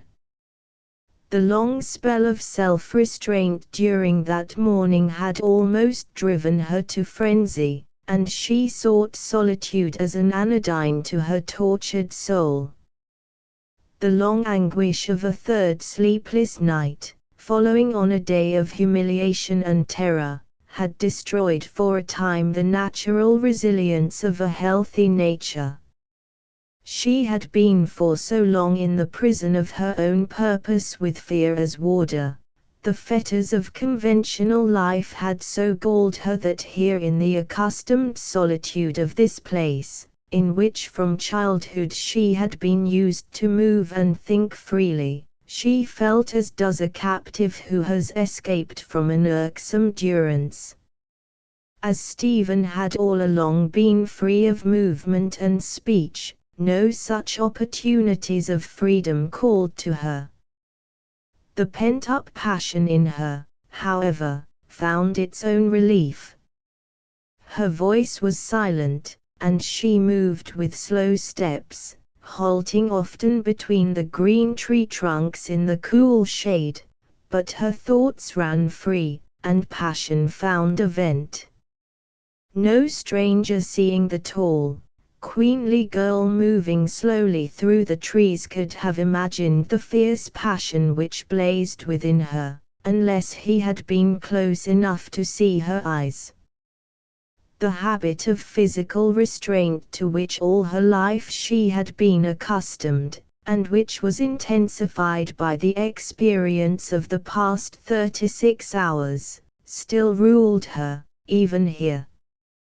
Gradually the habit of security began to prevail, and the shackles to melt away. Here had she come in all her childish troubles. Here had she fought with herself, and conquered herself. Here the spirits of the place were with her and not against her. Here memory in its second degree, habit, gave her the full sense of spiritual freedom.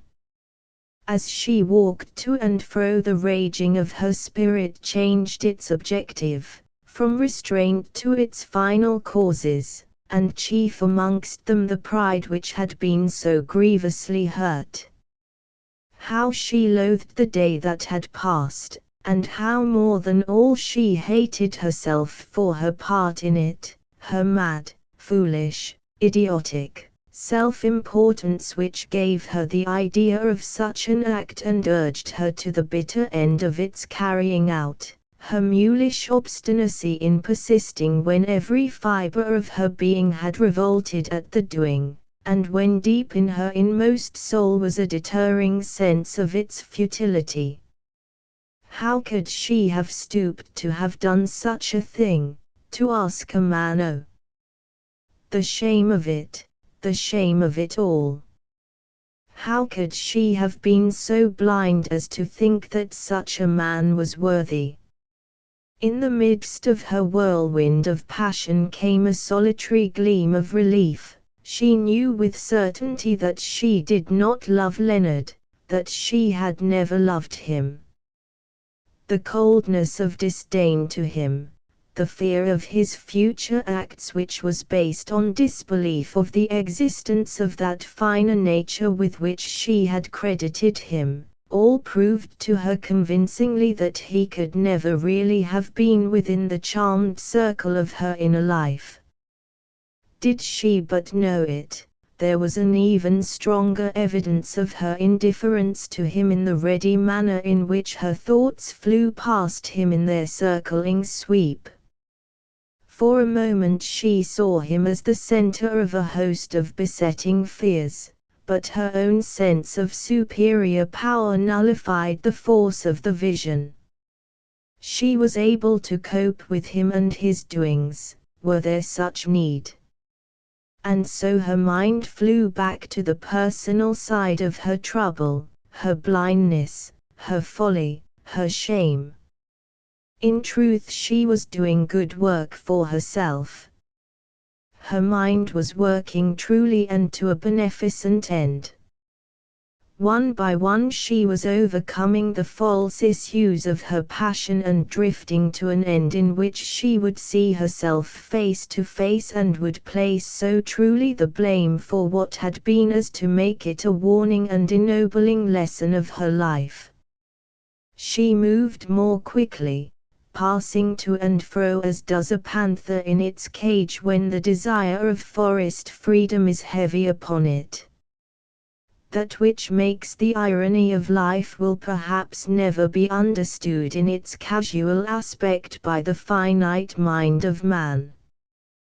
The why and wherefore and the how of it is only to be understood by that all-wise intelligence which can scan the future as well as the present, and see the far-reaching ramifications of those schemes of final development to which the manifestation of completed character tend.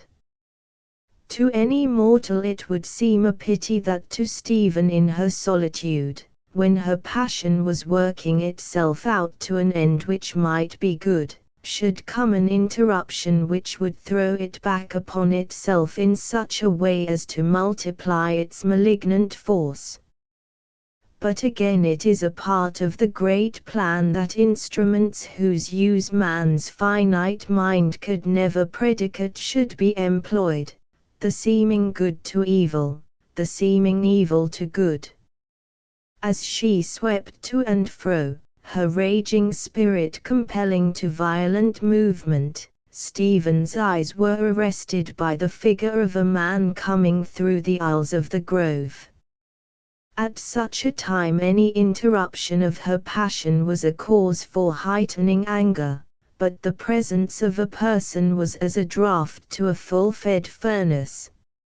Most of all, in her present condition of mind, the presence of a man, for the thought of a man lay behind all her trouble, was as a tornado striking a burning forest.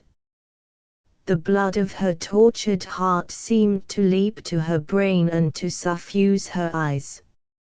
She saw blood. It mattered not that the man whom she saw she knew and trusted. Indeed, this but added fuel to the flame. In the presence of a stranger some of her habitual self-restraint would doubtless have come back to her.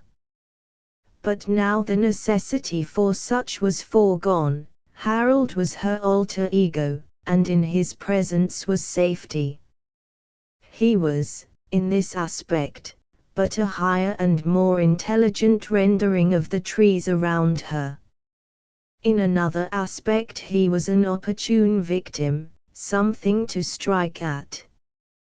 When the anger of a poison snake opens its gland, and the fang is charged with venom, it must strike at something. It does not pause or consider what it may be, it strikes, though it may be at stone or iron. So Stephen waited till her victim was within distance to strike. Her black eyes, fierce with passion and blood-rimmed as a cobra's, glittered as he passed among the tree trunks towards her, eager with his errand of devotion. Harold was a man of strong purpose. Had he not been, he would never have come on his present errand. Never, perhaps, had any suitor set forth on his quest with a heavier heart. All his life, since his very boyhood, had been centered round the girl whom today he had come to serve. All his thought had been for her, and today all he could expect was a gentle denial of all his hopes, so that his future life would be at best a blank. But he would be serving Stephen. His pain might be to her good, ought to be, to a certain extent, to her mental ease. Her wounded pride would find some solace.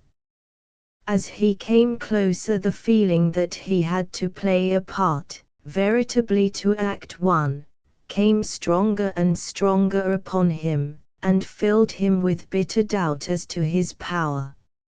Still he went on boldly. It had been a part of his plan to seem to come eagerly, as a lover should come, and so he came. When he got close to Stephen, all the witchery of her presence came upon him as of old. After all, he loved her with his whole soul, and the chance had come to tell her so. Even under the distressing conditions of his suit, the effort had its charm. Stephen schooled herself to her usual attitude with him, and that, too, since the effort was based on truth, came with a certain ease to her. At the present time, in her present frame of mind, nothing in the wide world could give her pleasure.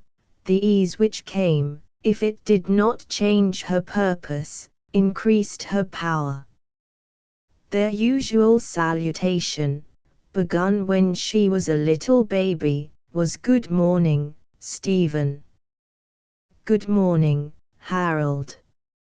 It had become so much a custom that now it came mechanically on her part. The tender reference to childhood's days, though it touched her companion to the quick, did not appeal to her since she had no special thought of it. Had such a thought come to her, it might have softened her even to tears, for Harold had been always deep in her heart.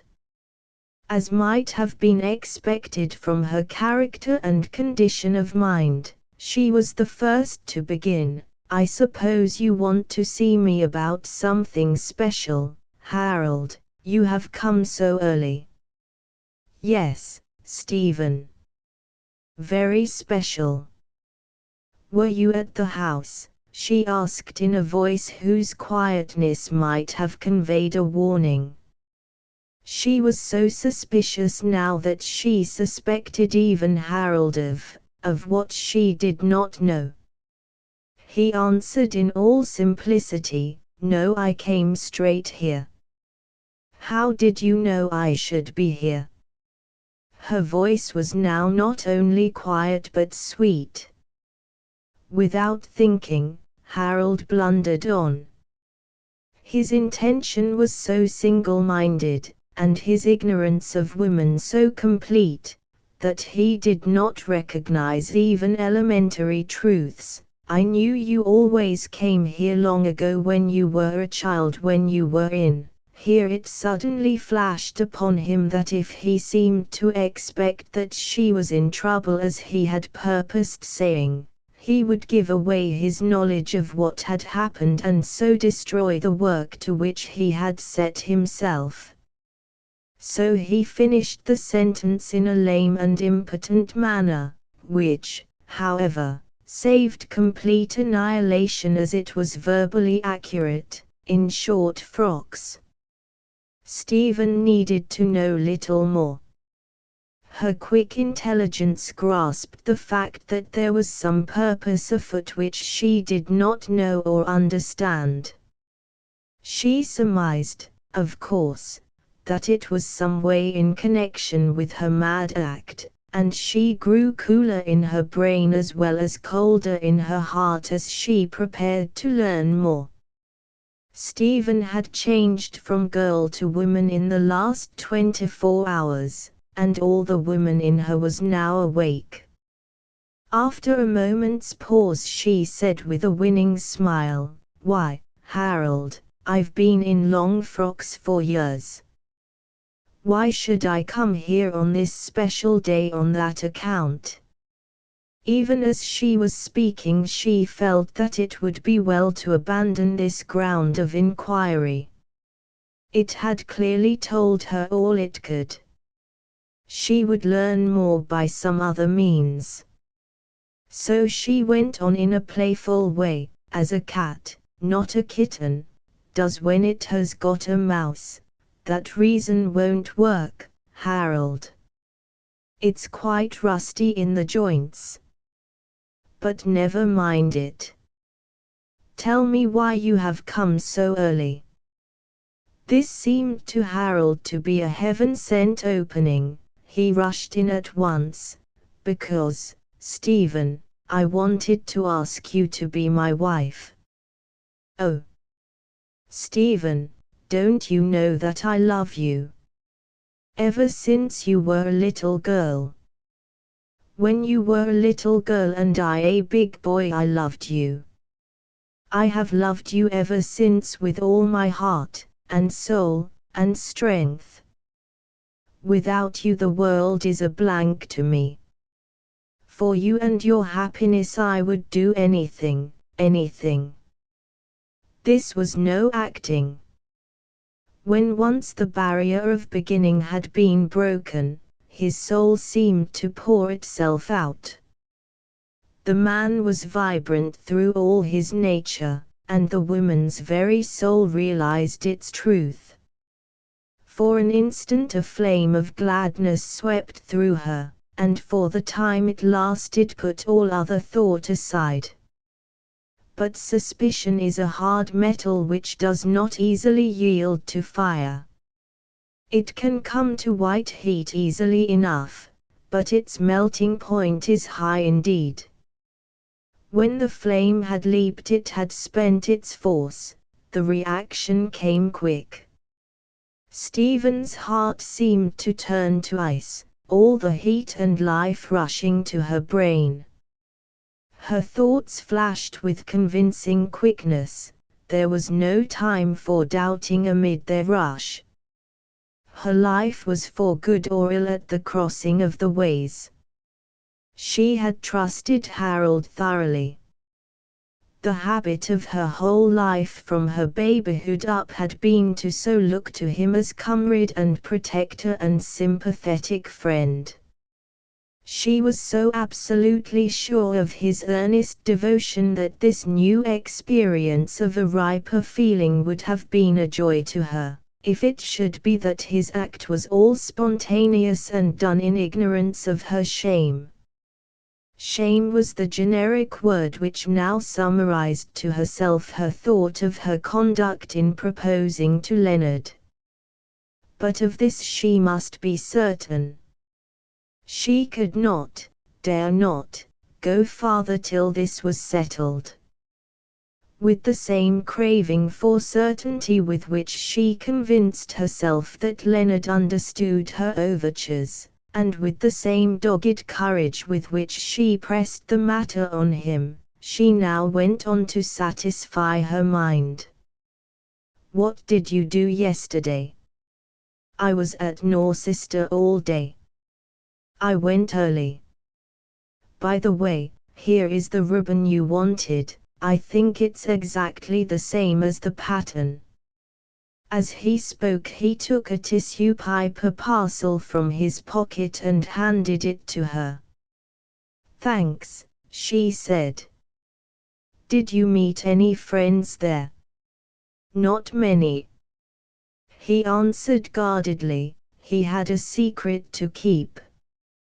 "Where did you dine?" "At the club." He began to be uneasy at this questioning, but he did not see any way to avoid answering without creating some suspicion. "Did you see anyone you knew at the club?" Her voice as she spoke was a little harder, a little more strained. Harold noticed the change, rather by instinct than reason. He felt that there was danger in it, and paused. The pause seemed to suddenly create a new fury in the breast of Stephen. She felt that Harold was playing with her. Harold. If she could not trust him, where then was she to look for trust in the world? If he was not frank with her, what then meant his early coming, his seeking her in the grove, his proposal of marriage, which seemed so sudden and so inopportune? He must have seen Leonard, and by some means have become acquainted with her secret of shame. His motive. Here her mind halted. She knew as well as if it had been trumpeted from the skies that Harold knew all. But she must be certain. Certain. She was standing erect, her hands held down by her sides and clenched together till the knuckles were white, all her body strung high, like an over-pitched violin. Now she raised her right hand and flung it downward with a passionate jerk. "Answer me," she cried imperiously. "Answer me. Why are you playing with me? Did you see Leonard Everett last night? Answer me, I say. Harold and Wolfe, you do not lie. Answer me." As she spoke, Harold grew cold. From the question he now knew that Stephen had guessed his secret. The fat was in the fire with a vengeance. He did not know what to do, and still remained silent. She did not give him time to think, but spoke again, this time more coldly. The white terror had replaced the red. Are you not going to answer me a simple question, Harold? To be silent now is to wrong me. I have a right to know. In his trouble, for he felt that say what he would he could only give her new pain, he said humbly, "Don't ask me, Stephen. Won't you understand that I want to do what is best for you? Won't you trust me?" Her answer came harshly. A more experienced man than Harold, one who knew women better, would have seen how overwrought she was, and would have made pity the pivot of his future bearing and acts and words while the interview lasted. Pity, and pity only. But to Harold the high ideal was ever the same. The Stephen whom he loved was no subject for pity, but for devotion only. He knew the nobility of her nature and must trust it to the end. When her silence and her blazing eyes denied his request, he answered her query in a low voice, "I did." Even whilst he spoke he was thankful for one thing: he had not been pledged in any way to confidence. Leonard had forced the knowledge on him, and though he would have preferred 1,000,000 times over to be silent, he was still free to speak. Stephen's next question came more coldly still. "Did he tell you of his meeting with me?" "He did." "Did he tell you all?" It was torture to him to answer, but he was at the stake and must bear it. "I think so." "If it was true." "What did he tell you?" "Stay. I shall ask you the facts myself, the broad facts. We need not go into details."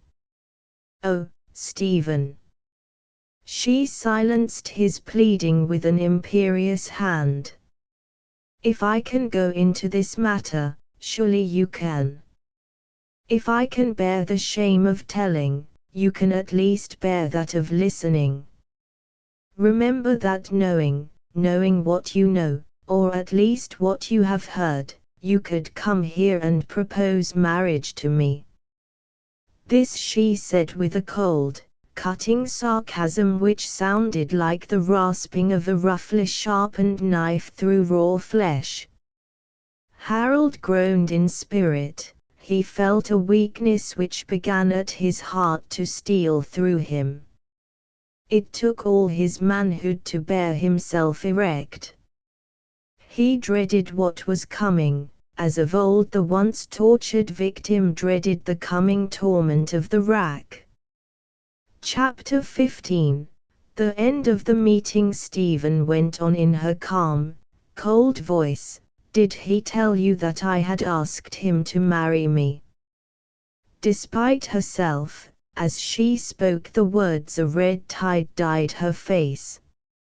It was not a flush, it was not a blush, it was a sort of flood which swept through her, leaving her in a few seconds whiter than before. Harold saw and understood. He could not speak. He lowered his head silently. Her eyes glittered more coldly.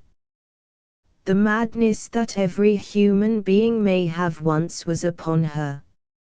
Such a madness is destructive, and here was something more vulnerable than herself. "Did he tell you how I pressed him?" There was no red tide this time, nor ever again whilst the interview lasted. To bow in affirmation was insufficient. With an effort he answered, "I understood so." She answered with an icy sarcasm, "You understood so." Oh, I don't doubt he embellished the record with some of his own pleasantries. But you understood it, and that is sufficient. After a pause she went on, "Did he tell you that he had refused me?" Yes. Harold knew now that he was under the torture, and that there was no refusing. She went on, with a light laugh, which wrung his heart even more than her pain had done. Stephen to laugh like that! And I have no doubt that he embellished that too, with some of his fine masculine witticisms. I understood myself that he was offended at my asking him. I understood it quite well, he told me so. Then with feminine intuition she went on, "I dare say that before he was done he said something kindly of the poor little thing that loved him so much, and that she had to break down all the bounds of modesty and decorum that had made the women of her house honored for 1,000 years. And you listened to him whilst he spoke?" She quivered with her white-hot anger, as the fierce heat in the heart of a furnace quivers. But her voice was cold again as she went on, "But who could help loving him? Girls always did. It was such a beastly nuisance. You understood all that, I dare say, though perhaps he did not put it in such plain words." Then the scorn, which up to now had been imprisoned, turned on him, and he felt as though some hose of deathly chill was being played upon him. "And yet you, knowing that only yesterday, he had refused me, refused my pressing request that he should marry me, come to me hot-foot in the early morning and ask me to be your wife. I thought such things did not take place, that men were more honorable, or more considerate, or more merciful. Or at least I used to think so, till yesterday. No. Till today. Yesterday's doings were my own doings, and I had to bear the penalty of them myself. I had come here to fight out by myself the battle of my shame." Here Harold interrupted her. He could not bear to hear Stephen use such a word in connection with herself. "No. You must not say shame. There is no shame to you, Stephen. There can be none, and no one must say it in my presence." In her secret heart of hearts she admired him for his words, she felt them at the moment sink into her memory, and knew that she would never forget the mastery of his face and bearing.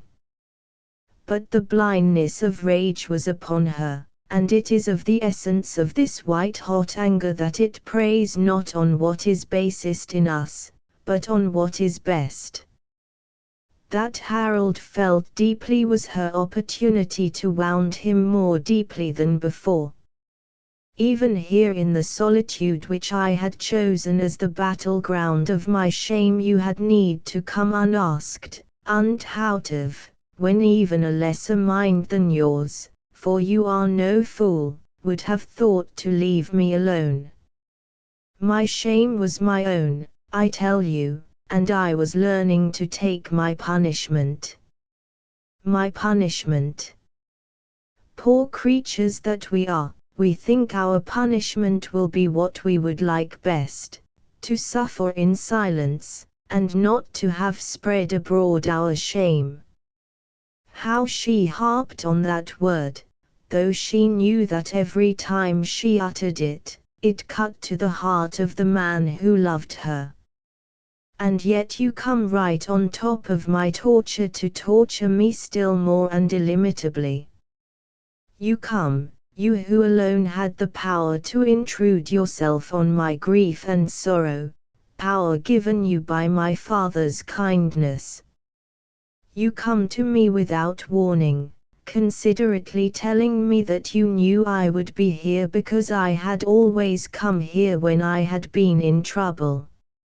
No, I do you an injustice. In trouble was not what you said, but that I had come when I had been in short frocks. Short frocks. And you came to tell me that you loved me.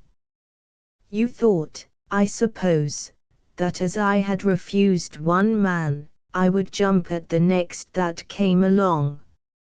I wanted a man. God. God.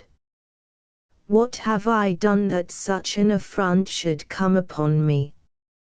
And come, too, from a hand that should have protected me if only in gratitude for my Father's kindness.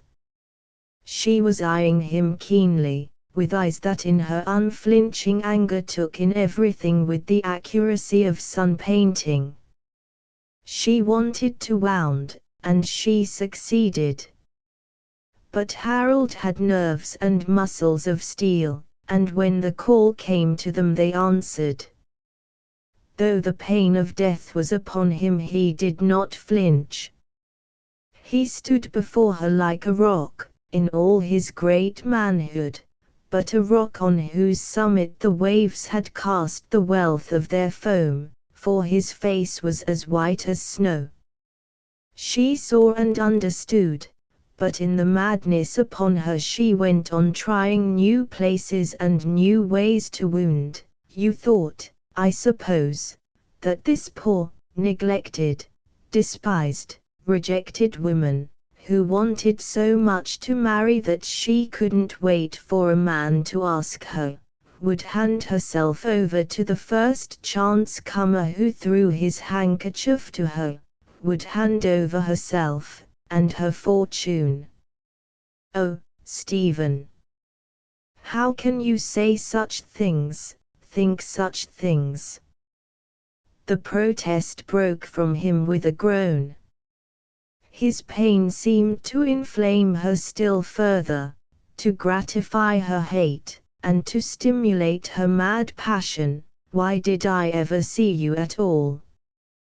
Why did my father treat you as a son, that when you had grown and got strong on his kindness you could thus insult his daughter in the darkest hour of her pain and her shame? She almost choked with passion. There was now nothing in the whole world that she could trust. In the pause he spoke, Stephen, I never meant you harm. Oh, don't speak such wild words.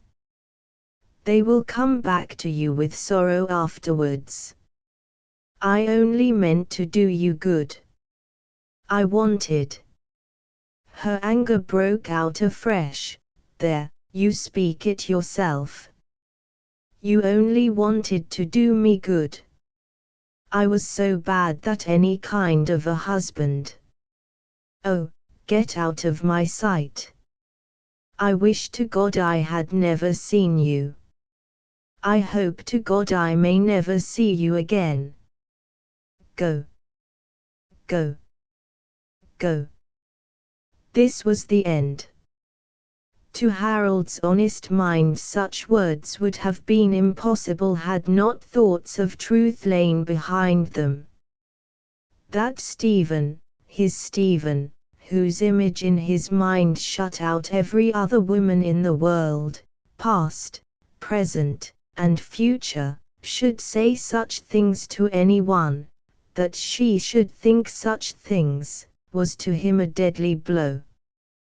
But that she should say them to him.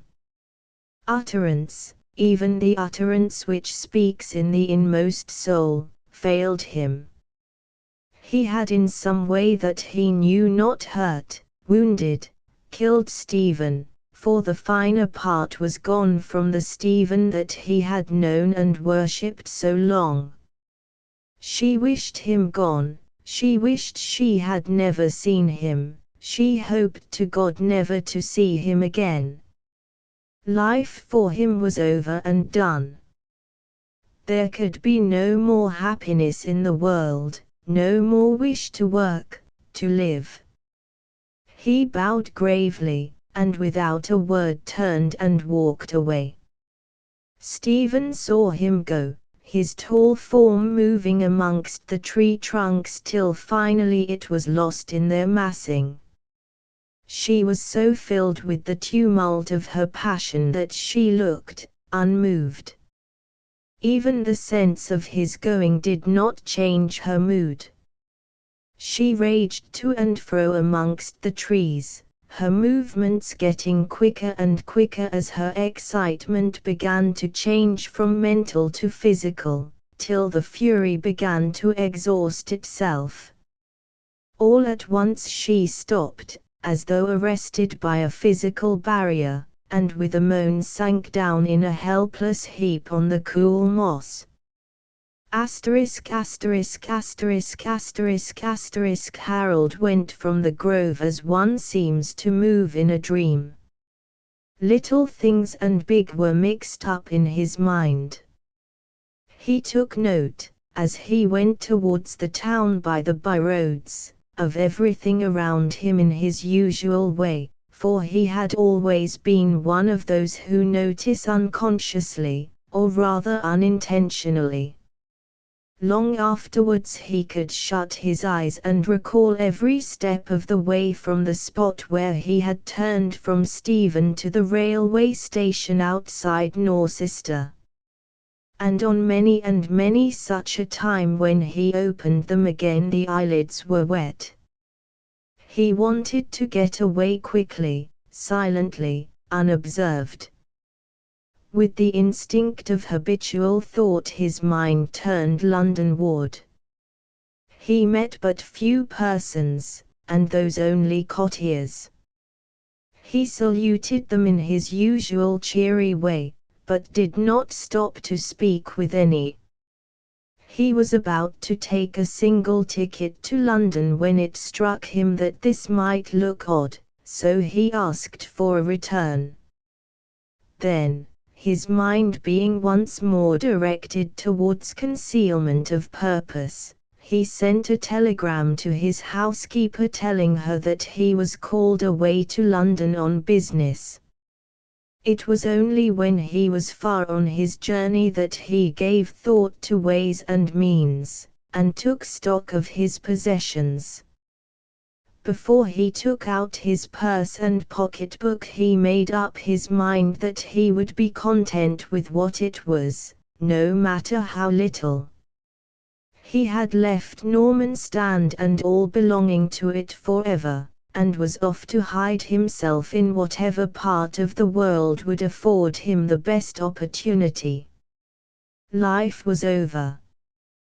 There was nothing to look forward to, nothing to look back at. The present was a living pain whose lightest element was despair. As, however, he got further and further away, his practical mind began to work. He thought over matters so as to arrange in his mind how best he could dispose of his affairs, so to cause as little comment as might be, and to save the possibility of worry or distress of any kind to Stephen. Even then, in his agony of mind, his heart was with her. It was not the least among his troubles that he would have to be away from her when perhaps she would need him most. And yet whenever he would come to this point in his endless chain of thought, he would have to stop for a while, overcome with such pain that his power of thinking was paralyzed. He would never, could never, be of service to her again. He had gone out of her life, as she had gone out of his life, though she never had, nor never could out of his thoughts. It was all over. All the years of sweetness, of hope, and trust, and satisfied and justified faith in each other, had been wiped out by that last terrible, cruel meeting. Oh! How could she have said such things to him? How could she have thought them? And there she was now in all the agony of her unrestrained passion. Well he knew, from his long experience of her nature, how she must have suffered to be in such a state of mind, to have so forgotten all the restraint of her teaching and her life. Poor Stephen! Fatherless now as well as motherless, and friendless as well as fatherless. No one to calm her in the height of her wild abnormal passion. No one to comfort her when the fit had passed. No one to sympathize with her for all that she had suffered. No one to help her to build new and better hopes out of the wreck of her mad ideas. He would cheerfully have given his life for her. Only last night he was prepared to kill, which was worse than to die, for her sake. And now to be far away, unable to help, unable even to know how she fared. And behind her eternally the shadow of that worthless man who had spurned her love and flouted her to a chance comer in his drunken delirium. It was too bitter to bear. How could God lightly lay such a burden on his shoulders who had all his life tried to walk in sobriety and chastity and in all worthy and manly ways? It was unfair. It was unfair. If he could do anything for her. Anything. Anything. And so the unending whirl of thoughts went on. The smoke of London was dim on the horizon when he began to get back to practical matters. When the train drew up at Euston he stepped from it as one to whom death would be a joyous relief. He went to a quiet hotel, and from there transacted by letter such business matters as were necessary to save pain and trouble to others. As for himself, he made up his mind that he would go to Alaska, which he took to be one of the best places in the as yet uncivilized world for a man to lose his identity. As a security at the start he changed his name, and as John Robinson, which was not a name to attract public attention, he shipped as a passenger on the Scorriac from London to New York. The Scorriac was one of the great cargo boats which take a certain number of passengers. The few necessaries which he took with him were chosen with an eye to utility in that frozen land which he sought. For the rest, he knew nothing, nor did he care how or whither he went. His vague purpose was to cross the American continent to San Francisco, and there to take passage for the high latitudes north of the Yukon River. When Stephen began to regain consciousness, her first sensation was one of numbness. She was cold in the back, and her feet did not seem to exist, but her head was hot and pulsating as though her brain were a living thing. Then her half-open eyes began to take in her surroundings. For another long spell she began to wonder why all around her was green. Then came the inevitable process of reason. Trees. It is a wood. How did I come here? Why am I lying on the ground? All at once wakened memory opened on her its floodgates, and overwhelmed her with pain. With her hands pressed to her throbbing temples and her burning face close to the ground, she began to recall what she could of the immediate past. It all seemed like a terrible dream. By degrees her intelligence came back to its normal strength, and all at once, as does one suddenly wakened from sleep to the knowledge of danger, she sat up. Somehow the sense of time elapsed made Stephen look at her watch. It was 12:30. As she had come into the grove immediately after breakfast, and as Harold had almost immediately joined her, and as the interview between them had been but short, she must have lain on the ground for more than 3 hours. She rose at once, trembling in every limb. A new fear began to assail her, that she had been missed at home, and that someone might have come to look for her. Up to now she had not been able to feel the full measure of pain regarding what had passed, but which would, she knew, come to her in the end. It was too vague as yet, she could not realize that it had really been. But the fear of discovery was immediate, and must be guarded against without delay. As well as she could, she tidied herself and began to walk slowly back to the house, hoping to gain her own room unnoticed. That her general intelligence was awake was shown by the fact that before she left the grove she remembered that she had forgotten her sunshade. She went back and searched till she had found it. Gaining her room without meeting anyone, she at once changed her dress, fearing that some soil or wrinkle might betray her. Resolutely she put back from her mind all consideration of the past, there would be time for that later on. Her nerves were already much quieter than they had been.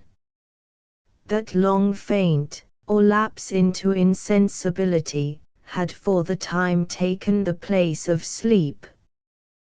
There would be a price to be paid for it later, but for the present it had served its purpose. Now and again she was disturbed by one thought. She could not quite remember what had occurred after Harold had left, and just before she became unconscious. She dared not dwell upon it, however. It would doubtless all come back to her when she had leisure to think the whole matter over as a connected narrative. When the gong sounded for lunch she went down, with a calm exterior, to face the dreaded ordeal of another meal. Luncheon passed off without a hitch. She and her aunt talked as usual over all the small affairs of the house and the neighborhood, and the calm restraint was in itself soothing. Even then she could not help feeling how much convention is to a woman's life. Had it not been for these recurring trials of set hours and duties she could never have passed the last day and night without discovery of her condition of mind. That one terrible, hysterical outburst was perhaps the safety valve. Had it been spread over the time occupied in conventional duties its force even then might have betrayed her. But without the necessity of nerving herself to conventional needs, she would have infallibly betrayed herself by her negative condition. After lunch she went to her own boudoir where, when she had shut the inner door, no one was allowed to disturb her without some special need in the house or on the arrival of visitors. This sporting oak was the sign of not at home which she had learned in her glimpse of college life. Here in the solitude of safety, she began to go over the past, resolutely and systematically. She had already been so often over the memory of the previous humiliating and unhappy day that she need not revert to it at present. Since then had she not quarrelled with Harold, whom she had all her life so trusted that her quarrel with him seemed to shake the very foundations of her existence. As yet she had not remembered perfectly all that had gone on under the shadow of the beech grove. She dared not face it all at once, even as yet. Time must elapse before she should dare to cry. To think of her loss of Harold was to risk breaking down altogether. Already she felt weak. The strain of the last 48 hours was too much for her physical strength. She began to feel, as she lay back in her cushioned chair, that a swoon is no worthy substitute for sleep. Indeed, it had seemed to make the need for sleep even more imperative. It was all too humiliating. She wanted to think over what had been, to recall it as far as possible so as to fix it in her mind, whilst it was still fresh. Later on, some action might have to be based on her recollection. And yet, how could she think when she was so tired? Nature came to the poor girl's relief at last, and she fell into a heavy sleep. It was like coming out of the grave to be dragged back to waking life out of such a sleep, and so soon after it had begun. But the voice seemed to reach to her inner consciousness in some compelling way. For a second she could not understand, but as she rose from the cushions the maid's message repeated, brought her wide awake and alert in an instant. "Mr. Everard, young Mr. Everard, to see you, miss." Chapter 16, A Private Conversation. The name braced Stephen at once. Here was danger, an enemy to be encountered. All the fighting blood of generations leaped to the occasion. The short spell of sleep had helped to restore her. There remained still quite enough of mental and nervous excitement to make her think quickly. The words were hardly out of the maid's mouth before her resolution was taken. It would never do to let Leonard Everard see she was diffident about meeting him. She would go down at once. But she would take the precaution of having her aunt present, at any rate, till she should have seen how the land lay. Her being just waked from sleep would be an excuse for asking her aunt to see the visitor till she came down. So she said to the maid, "I have been asleep. I must have got tired walking in the wood in the heat. Ask auntie to kindly see Mr. Everard in the blue drawing room till I come down. I must tidy my hair, but I will be down in a few minutes. Shall I send Marjorie to you, miss?" "No. Don't mind, I can do what I want myself. Hurry down to Miss Rowley." How she regarded Leonard Everard now was shown in her instinctive classing him amongst her enemies. When she entered the room she seemed all aglow. She wanted not only to overcome but to punish, and all the woman in her had risen to the effort.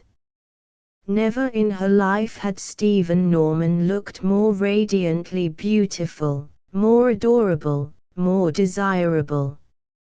Even Leonard Everard felt his pulses quicken as he saw that glowing mass of beauty standing out against the cold background of old French tapestry. All the physical side of him leaped in answer to the call of her beauty, and even his cold heart and his self-engrossed brain followed with slower gait. He had been sitting opposite Miss Rowley in one of the windows, twirling his hat in nervous suspense. He jumped up, and, as she came towards him, went forward rapidly to greet her. No one could mistake the admiration in his eyes. Ever since he had made up his mind to marry her, she had assumed a new aspect in his thoughts. But now her presence swept away all false imaginings. From the moment that her loveliness dawned upon him, something like love began to grow within his breast. Stephen saw the look, and it strengthened her.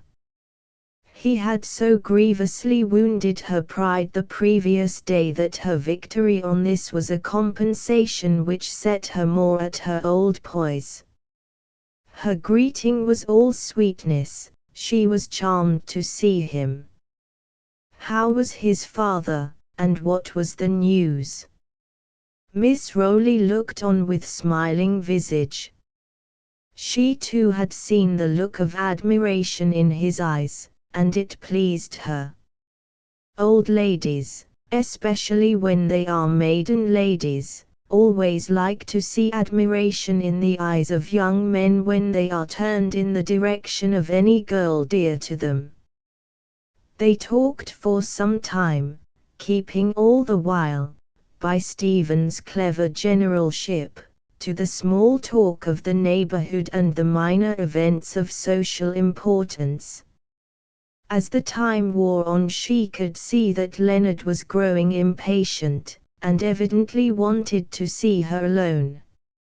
She ignored, however, all his little private signaling, and presently ordered tea to be brought.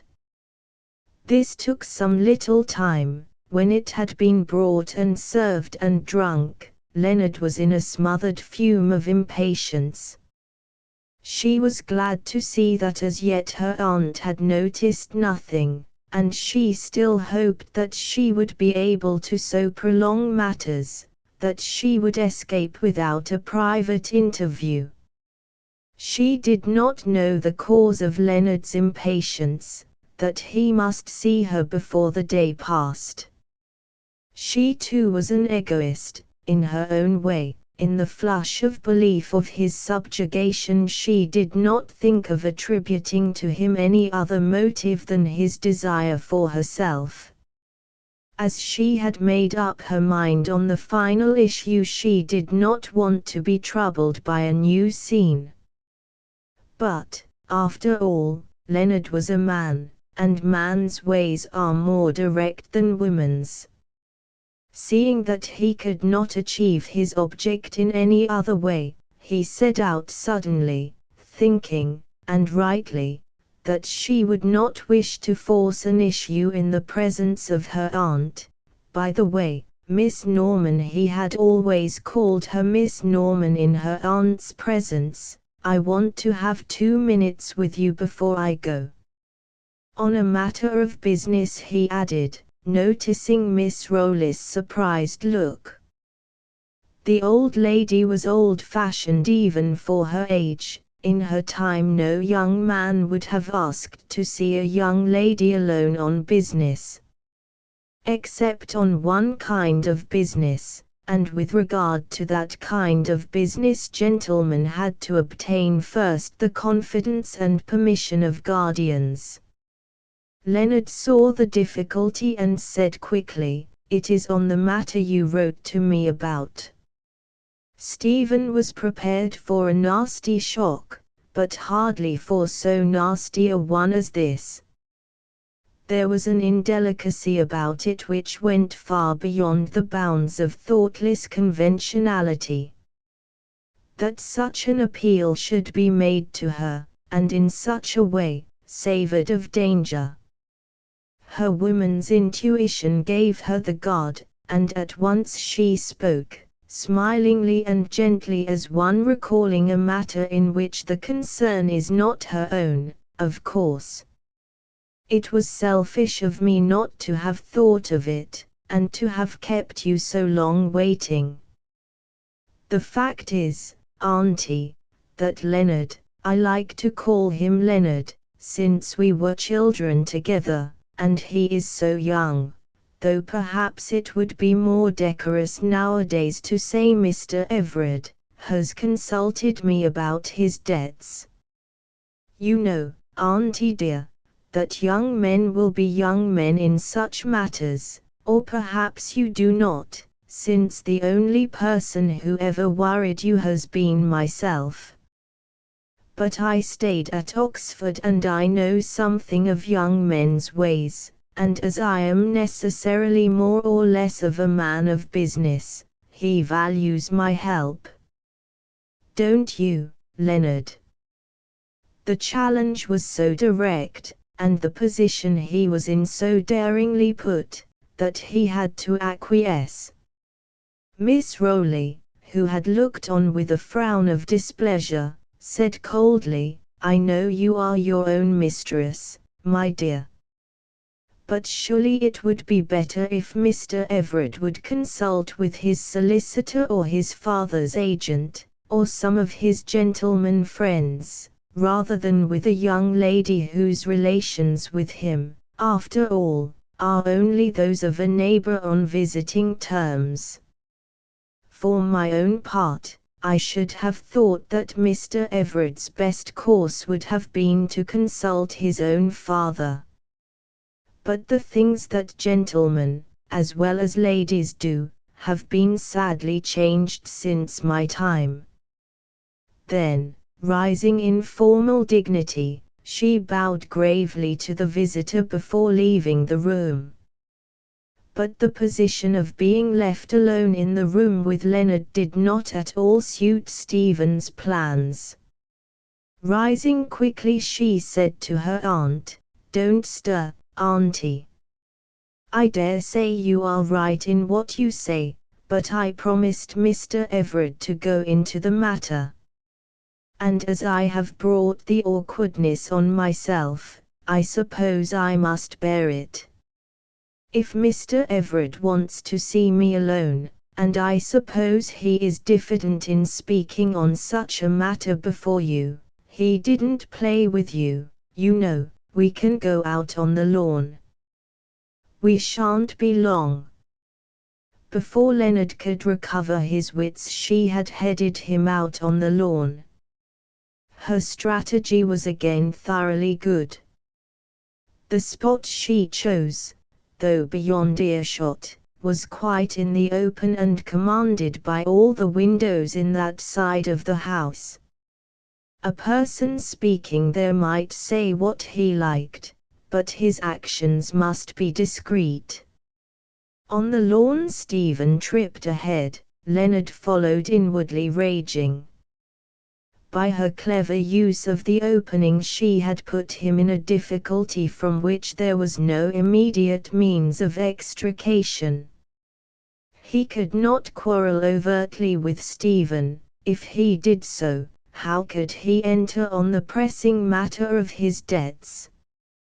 He dared not openly proclaim his object in wishing to marry her, for had he done so her aunt might have interfered, with what success he could not be sure.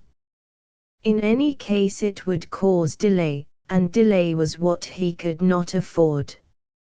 He felt that in mentioning his debts at just such a movement he had given Stephen the chance she had so aptly taken. He had to be on his good behavior, however, and with an apprehension that was new to him he followed her.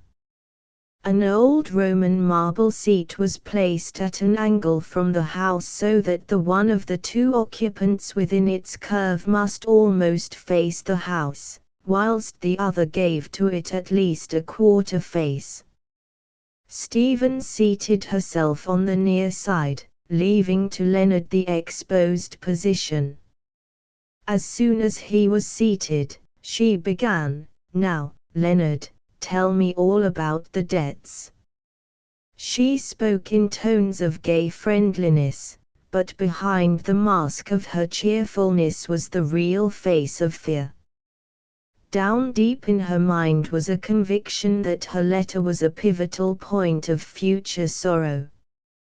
It was in the meantime quite apparent to her that Leonard kept it as his last resource, so her instinct was to keep it to the front and thus minimize its power. Leonard, though inwardly weakened by qualms of growing doubt, had the animal instinct that, as he was in opposition, his safety was in attacking where his opponent most feared. He felt that there was some subtle change in his companion. This was never the same Stephen Norman whom only yesterday he had met upon the hill. He plunged at once into his purpose. "But it wasn't about my debts you asked me to meet you, Stephen." "You surprise me, Leonard. I thought I simply asked you to come to meet me. I know the first subject I mentioned when we began to talk, after your grumbling about coming in the heat, was your money matters." Leonard winced, but went on, "It was very good of you, Stephen, but really that is not what I came to speak of today. At first, at all events," he added with a sublime naivete, as the subject of his debts and his imperative want of money rose before him. Stephen's eyes flashed. She saw more clearly than ever through his purpose. Such as admission at the very outset of the proffer of marriage, which she felt was coming, was little short of monstrous. Her companion did not see the look of mastery on her face. He was looking down at the moment. A true lover would have been looking up. "I wanted to tell you, Stephen, that I have been thinking over what you said to me in your letter, and what you said in words, and I want to accept." As he was speaking he was looking her straight in the face. Stephen answered slowly with a puzzled smile which wrinkled up her forehead, "Accept what I said in my letter? Why, Leonard, what do you mean? That letter must have had a lot more in it than I thought. I seem to remember that it was simply a line asking you to meet me. Just let me look at it, I should like to be sure of what actually is." As she spoke she held out her hand. Leonard was nonplussed. He did not know what to say. Stephen made up her mind to have the letter back. Leonard was chafing under the position forced upon him, and tried to divert his companion from her purpose. He knew well why she had chosen that exposed position for their interview. Now, as her outstretched hand embarrassed him, he made reprisal. He tried to take it in a tender manner. She instantly drew back her hand and put it behind her in a decided manner. She was determined that whatever might happen she would not let any watcher at the windows, by chance or otherwise, see any sign of tenderness on her part. Leonard, thinking that his purpose had been effected, went on, breathing more freely, "Your letter wasn't much. Except of course that it gave me the opportunity of listening to what you said, to all your sweet words. To your more than sweet proposal. Yes. It must have been sweet to have anyone, who was in a position to do so, offer to help you when you knew that you were overwhelmed with debts." The words were brutal. Stephen felt so, but she had no alternative. Leonard had some of the hard side of human nature, but he had also some of the weak side. He went on blindly, I have been thinking ever since of what you said, and I want to tell you that I would like to do as you wish." As he spoke, his words seemed even to him to be out of place. He felt it would be necessary to throw more fervor into the proceedings. The sudden outburst which followed actually amused Stephen, even in her state of fear. "Oh, Stephen, don't you know that I love you? You are so beautiful. I love you. I love you. Won't you be my wife?" This was getting too much to close quarters. Stephen said in a calm, businesslike way, "My dear Leonard, one thing at a time. I came out here, you know, to speak of your debts, and until that is done, I really won't go into any other matter. Of course, if you'd rather not." Leonard really could not afford this. Matters were too pressing with him. So he tried to affect a cheery manner, but in his heart was a black resolve that she should yet pay for this. "All right, Stephen. Whatever you wish I will do. You are the queen of my heart, you know." "How much is the total amount?" said Stephen. This was a change to the prosaic which made sentiment impossible. He gave over, for the time. "Go on," said Stephen, following up her advantage. "Don't you even know how much you owe?" "The fact is, I don't. Not exactly. I shall make up the amount as well as I can and let you know. But that's not what I came about today." Stephen was going to make an angry gesture of dissent. She was not going to have that matter opened up. She waited, however, for Leonard was going on after his momentary pause. She breathed more freely after his first sentence. He was unable evidently to carry on a double train of thought. It was about that infernal moneylender's letter that the governor got. Stephen got still less anxious. This open acknowledgment of his true purpose seemed to clear the air. "What is the amount?" Leonard looked quickly at her. The relief of her mind made her tone seem joyful. "A monkey. £500, you know.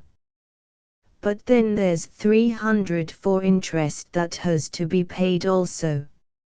It's an awful lot of money, isn't it?" The last phrase was added on seeing Stephen's surprised look. "Yes," she answered quietly. "A great deal of money, to waste." They were both silent for a while. Then she said, "What does your father say to it?" "He was in an awful wax.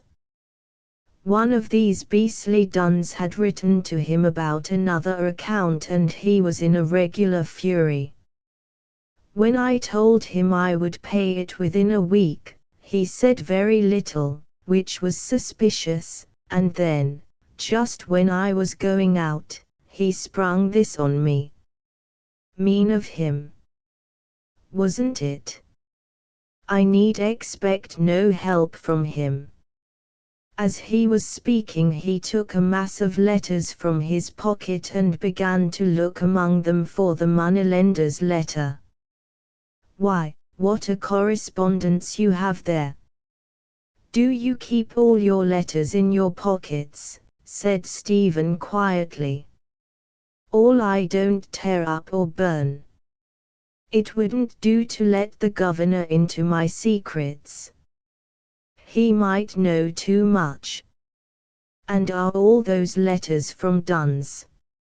"Mostly, but I only keep those letters I have to attend to and those I care for. "Show me the bundle," she said. Then seeing him hesitate, added, "You know, if I am to help you to get clear, you must take me into your confidence. I dare say I shall have to see a lot more letters than these before you are quite clear." Her tone was too quiet. Knowing already the silent antagonism between them, he began to suspect her. Knowing also that her own letter was not amongst them, he used his wits and handed them over without a word.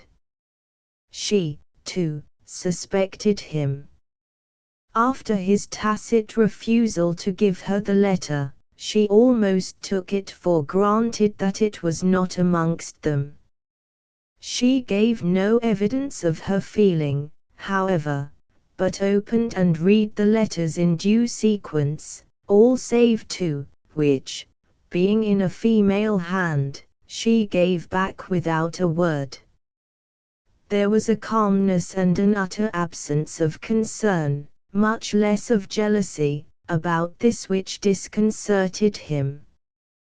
Throughout her reading, Stephen's face showed surprise now and again, but when she came to the last, which was that of the usurers, it showed alarm. Being a woman, a legal threat had certain fears of its own. "There must be no delay about this," she said.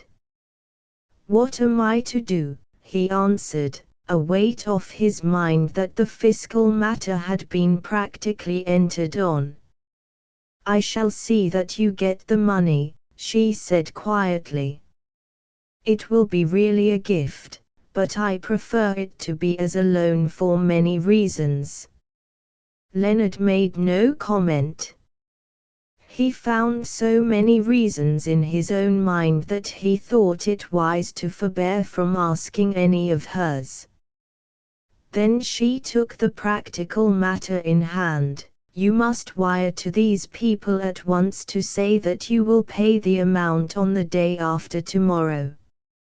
If you will come here tomorrow at 4 o'clock, the money will be ready for you. You can go up to town by the evening train and pay off the debt first thing in the morning. When you bring the receipt, I shall speak to you about the other debts, but you must make out a full list of them. We can't have any half measure. I will not go into the matter till I have all the details before me." Then she stood up to go. As they walked across the lawn, she said, "By the way, don't forget to bring that letter with you. I want to see what I really did say in it." Her tone was quiet enough, and the wording was a request, but Leonard knew as well as if it had been spoken outright as a threat that if he did not have the letter with him when he came, things were likely to be unpleasant. The farther he got from Norman's stand on his way home, the more discontented Leonard grew. Whilst he had been in Stephen's presence, she had so dominated him, not only by her personality but by her use of her knowledge of his own circumstances, that he had not dared to make protest or opposition. But now he began to feel how much less he was to receive than he had expected. He had come prepared to allow Stephen to fall into his arms, fortune and all. But now, although he had practical assurance that the weight of his debts would be taken from him, he was going away with his tail between his legs.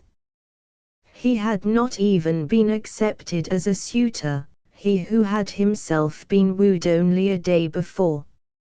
His proposal of marriage had not been accepted, had not even been considered by the woman who had so lately broken ironclad convention to propose marriage to him. He had been treated merely as a scapegrace debtor who had come to ask favors from an old friend. He had even been treated like a bad boy, had been told that he had wasted money, had been ordered, in no doubtful way, to bring the full schedule of his debts. And all the time he dared not say anything lest the thing shouldn't come off at all. Stephen had such an infernally masterly way with her.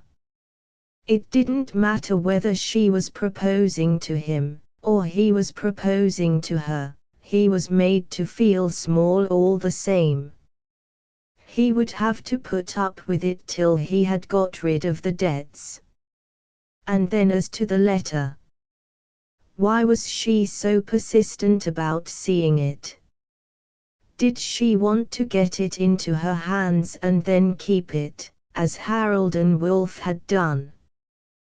Was it possible that she suspected he would use it to coerce her? She would call it blackmail, he supposed.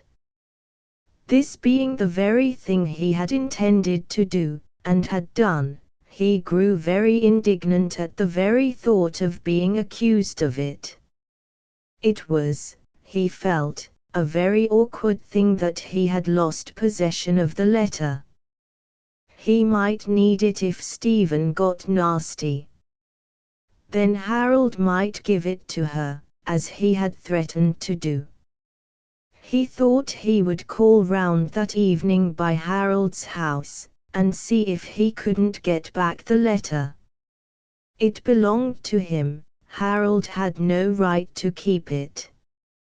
He would see him before he and Stephen got putting their heads together. So, on his way home, he turned his steps at once to Harold's house. He did not find him in. The maid who opened the door could give him no information. All she could say was that Mrs. Dingle the housekeeper had got a telegram from Master saying that he had been called suddenly away on business. This was a new source of concern to Leonard. He suspected a motive of some sort, though what that motive could be he could not hazard the wildest guess. On his way home he called at the post office and sent a telegram to Cavendish and Cecil, the name of the usurer's firm, in accordance with Stephen's direction. He signed it, Jasper Everard. Chapter 17. A business transaction. When Stephen had sent off her letter to the bank, she went out for a stroll. She knew it would be no use trying to get rest before dinner. That ordeal, too, had to be gone through. She found herself unconsciously going in the direction of the grove, but when she became aware of it a great revulsion overcame her, and she shuddered. Slowly she took her way across the hard stretch of finely kept grass which lay on the side of the house away from the wood. The green sward lay like a sea, dotted with huge trees, singly, or in clumps as islands. In its far-stretching stateliness there was something soothing. She came back to the sound of the dressing gong with a better strength to resist the trial before her. Well, she knew her aunt would have something to say on the subject of her interference in Leonard Everard's affairs. Her fears were justified, for when they had come into the drawing-room after dinner Miss Rowley began, "Stephen dear, is it not unwise of you to interfere in Mr. Everard's affairs?" "Why unwise, auntie?" "Well, my dear, the world is censorious. And when a young lady, of your position and your wealth, takes a part in a young man's affairs, tongues are apt to wag. And also, dear, debts, young men's debts, are hardly the subjects for a girl's investigation. Remember, that we ladies live very different lives from men, from some men, I should say, for your dear father was the best of men, and I should think that in all his life there was nothing which he would have wished concealed. But, my dear, young men are less restrained in their ways than we are, than we have to be for our own safety and protection. The poor lady was greatly perturbed at having to speak in such a way. Stephen saw her distress. Coming over to her, she sat down and took her hand. Stephen had a very tender side to her nature, and she loved very truly the dear old lady who had taken her mother's place and had shown her all a mother's love. Now, in her loneliness and woe and fear, she clung to her in spirit. She would have liked to have clung to her physically, to have laid her head on her bosom, and have cried her heart out. The time for tears had not come. Hourly she felt more and more the weight that a shameful secret is to carry. She knew, however, that she could set her aunt's mind at rest on the present subject, so she said, "I think you are right, Auntie dear. It would have been better if I had asked you first, but I saw that Leonard was in distress, and wormed the cause of it from him. When I heard that it was only debt I offered to help him. He is an old friend, you know, Auntie. We were children together, and as I have much more money than I can ever want or spend, I thought I might help him. I am afraid I have let myself in for a bigger thing than I intended, but as I have promised I must go on with it. I dare say, Auntie, that you are afraid that I may end by getting in love with him, and marrying him. Don't you, dear?" This was said with a hug and a kiss which gave the old lady delight. Her instinct told her what was coming. She nodded her head in acquiescence. Stephen went on gravely, "Put any such fear out of your mind. I shall never marry him. I can never love him." She was going to say could never love him when she remembered. "Are you sure, my dear? The heart is not always under one's own control." "Quite sure, Auntie. I know Leonard Everard, and though I have always liked him, I do not respect him. Why, the very fact of his coming to me for money would make me reconsider any view I had formed, had nothing else ever done so. You may take it, Auntie dear, that in the way you mean Leonard is nothing to me, can never be anything to me." Here a sudden inspiration took her. In its light a serious difficulty passed, and the doing of a thing which had a fear of its own became easy. With a conviction in her tone, which in itself aided her immediate purpose, she said, "I shall prove it to you. That is, if you will not mind doing something which will save me an embarrassment. You know I will do anything, my dearest, which an old woman can do for a young one." Stephen squeezed the mittened hand which she held as she went on, "As I said, I have promised to lend him some money. The first installment is to be given him tomorrow. He is to call for it in the afternoon. Will you give it to him for me?" "Gladly, my dear," said the old lady, much relieved. Stephen continued, "One other thing, Auntie, I want you to do for me, not to think of the amount, or to say a word to me about it. It is a large sum, and I dare say it will frighten you a little. But I have made up my mind to it. I am learning a great deal out of this, Auntie dear, and I am quite willing to pay for my knowledge.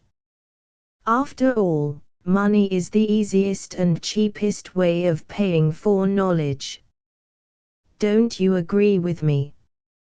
Miss Rowley gulped down her disappointment. She felt that she ought not to say too much, now that Stephen had set aside her graver fears. She consoled herself with the thought that even a large amount of money would cause no inconvenience to so wealthy a woman as Stephen. Beyond this, as she would have the handing over of the money to Leonard, she would know the amount. If advisable, she could remonstrate. She could if necessary consult, in confidence, with Harold. Her relief from her greater fear, and her gladness at this new proof of her niece's confidence, were manifested in the extra affection with which she bade her good night. Stephen did not dare to breathe freely till she was quite alone, and as she lay quiet in her bed in the dark she thought before sleep came. Her first feeling was one of thankfulness that immediate danger was swerving from her. Things were so shaping themselves that she need not have any fear concerning Leonard. For his own sake he would have to keep silent. If he intended to blackmail her she would have the protection of her aunt's knowledge of the loan, and of her participation in it. The only weapon that remained to him was her letter, and that she would get from him before furnishing the money for the payment of his other debts. These things out of the way, her thoughts turned to the matter of the greater dread, that of which all along she had feared to think for a moment, Harold. Harold. And her treatment of him. The first reception of the idea was positive anguish. From the moment he had left her till now there had been no time when a consideration of the matter was possible. Time pressed, or circumstances had interfered, or her own personal condition had forbidden. Now, when she was alone, the whole awful truth burst on her like an avalanche. Stephen felt the issue of her thinking before the thinking itself was accomplished, and it was with a smothered groan that she, in the darkness, held up her arms with fingers linked in desperate concentration of appeal. Oh, if she could only take back 1 hour of her life, well she knew what that hour would be. Even that shameful time with Leonard on the hilltop seemed innocuous beside the degrading remembrance of her conduct to the noble friend of her whole life. Sadly she turned over in her bed, and with shut eyes put her burning face on the pillow, to hide, as it were, from herself her abject depth of shame. Leonard lounged through the next morning with what patience he could. At 4 o'clock he was at the door of Norman Stand in his dog-cart.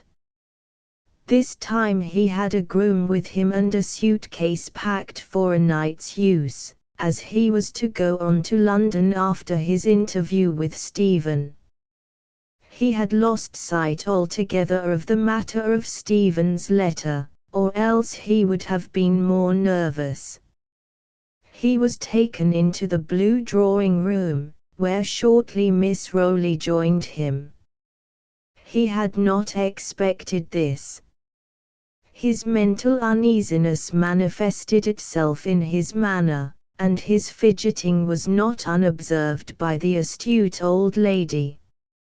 He was disconcerted, overwhelmed would better have described his feelings when she said, "Miss Norman is sorry she can't see you today as she is making a visit, but she has given me a message for you, or rather a commission to discharge.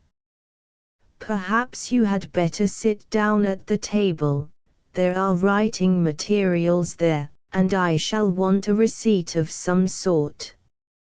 Stephen did not say anything about a receipt.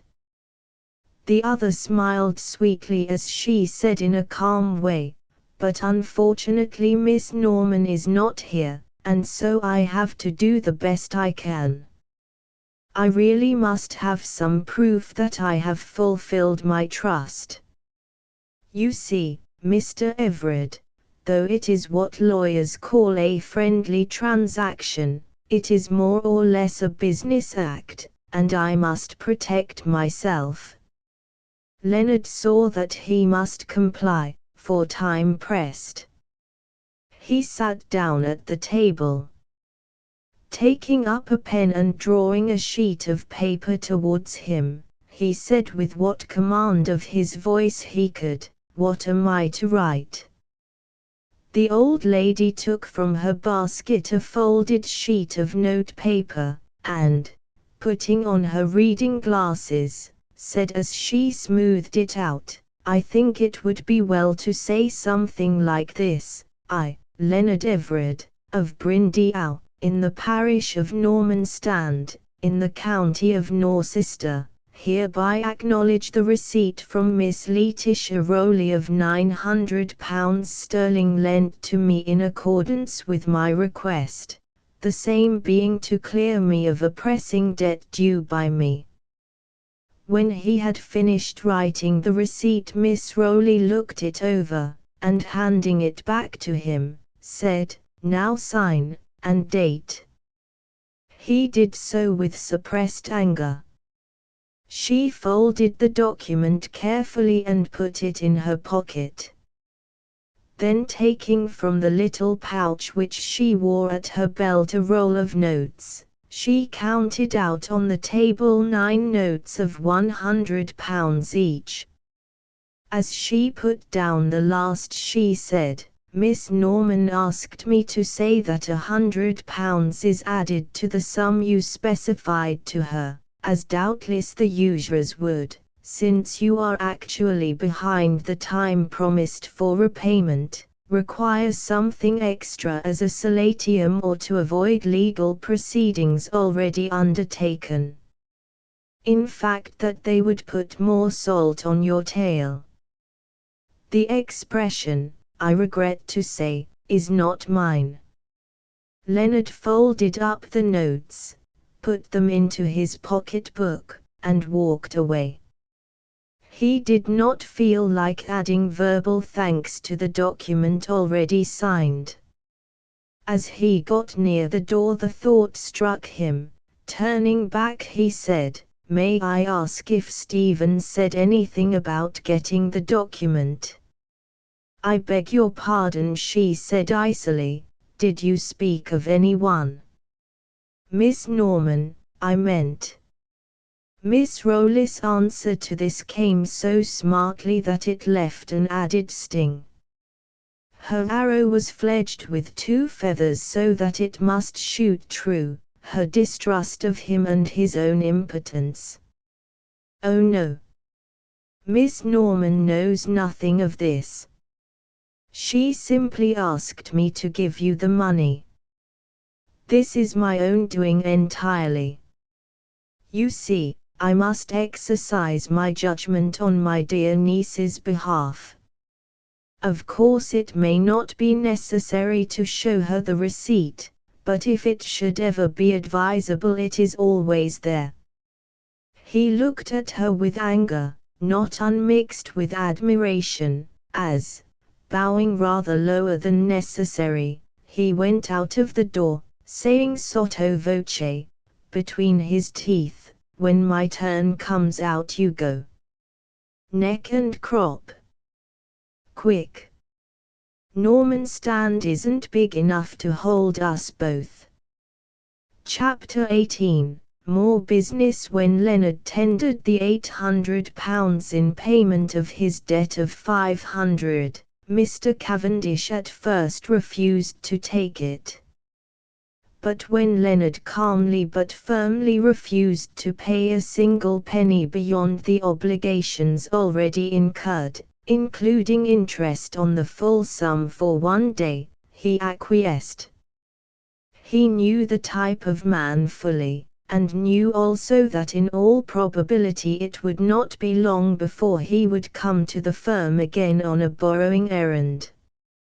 When such time should come, he would put an extra clause into his memorandum of agreement which would allow the firm full power to make whatever extra charge they might choose in case of the slightest default in making payment. Leonard's visits to town had not of late been many, and such as he had had were not accompanied with a plethora of cash. He now felt that he had earned a holiday, and it was not till the 3rd morning that he returned to Brindle. His father made no comment on his absence. His only allusion to the subject was, "Back all right? Any news in town?" There was, however, an unwanted suavity in his manner which made Leonard a little anxious. He busied himself for the balance of the morning in getting together all his unpaid accounts and making a schedule of them. The total at first amazed almost as much as it frightened him. He feared what Stephen would say. She had already commented unfavorably on the one amount she had seen. When she was face to face with this she might refuse to pay altogether. It would therefore be wise to propitiate her. What could he do in this direction? His thoughts naturally turned to the missing letter. If he could get possession of it, it would either serve as a sop or a threat. In the one case she would be so glad to have it back that she would not stick at a few pounds, in the other it would bring her to her senses as he put in his own mind his intention of blackmail. He was getting so tightened up in situation that as yet he could only do as he was told, and keep his temper as well as he could. Altogether it was in a chastened mood that he made his appearance at Norman Stand later in the afternoon. He was evidently expected, for he was shown into the study without a word. Here Miss Rowley and Stephen joined him. Both were very kind in manner. After the usual greetings and commonplaces, Stephen said in a brisk, businesslike way, "Have you the papers with you?" He took the bundle of accounts from his pocket and handed them to her. After his previous experience he would have suggested, had he dared, that he should see Stephen alone, but he feared the old lady. He therefore merely said, "I am afraid you will find the amount very large. But I have put down everything." So he had, and more than everything. At the last an idea struck him that as he was getting so much he might as well have a little more. He therefore added several good-sized amounts which he called debts of honor. This would, he thought, appeal to the feminine mind. Stephen did not look at the papers at once. She stood up, holding them, and said to Miss Rowley, "Now, if you will talk to Mr. Everard I will go over these documents quietly by myself.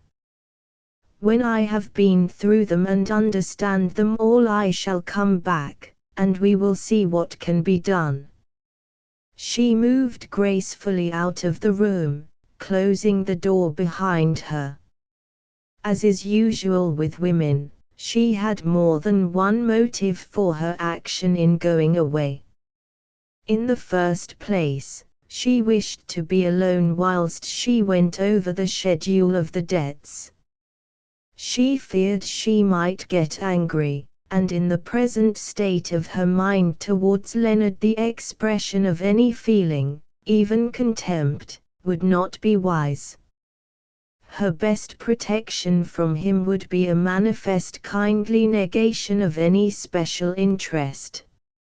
In the second place, she believed that he would have her letter with the other papers, and she did not wish her aunt to see it, lest she should recognize the writing.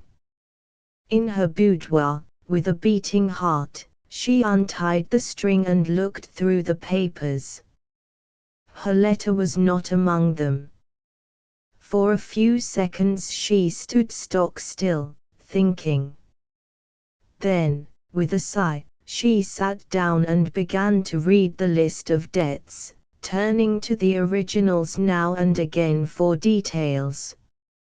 As she went on, her wonder and disgust grew, and even a sense of fear came into her thoughts. A man who could be so wildly reckless and so selfishly unscrupulous was to be feared. She knew his father was a comparatively poor man, who could not possibly meet such a burden. If he were thus to his father, what might he be to her if he got a chance? The thought of what he might have been to her, had he taken the chance she had given him, never occurred to her. This possibility had already reached the historical stage in her mind. She made a few pencil notes on the list, and went back to the study. Her mind was made up.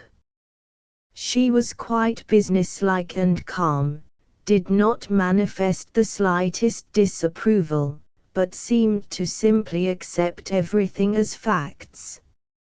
She asked Leonard a few questions on subjects regarding which she had made notes, such as discounts.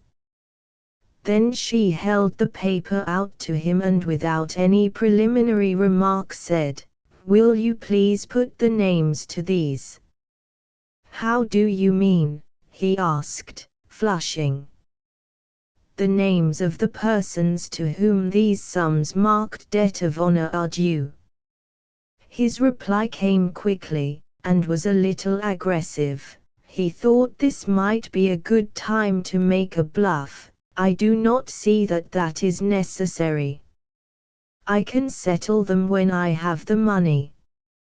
Slowly and without either pause or flurry Stephen replied, looking him straight in the eyes as she handed him the papers, "Of course it is not necessary.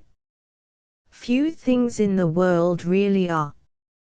I only wanted to help you out of your troubles, but if you do not wish me to—" Leonard interrupted in alarm, "No, no. I only spoke of these items. You see, being debts of honor I ought not to give the names." Looking with a keen glance at her set face he saw she was obdurate, and, recognizing his defeat, said as calmly as he could, for he felt raging, "All right. Give me the paper." Bending over the table he wrote. When she took the paper, a look half surprised, half indignant, passed over her face.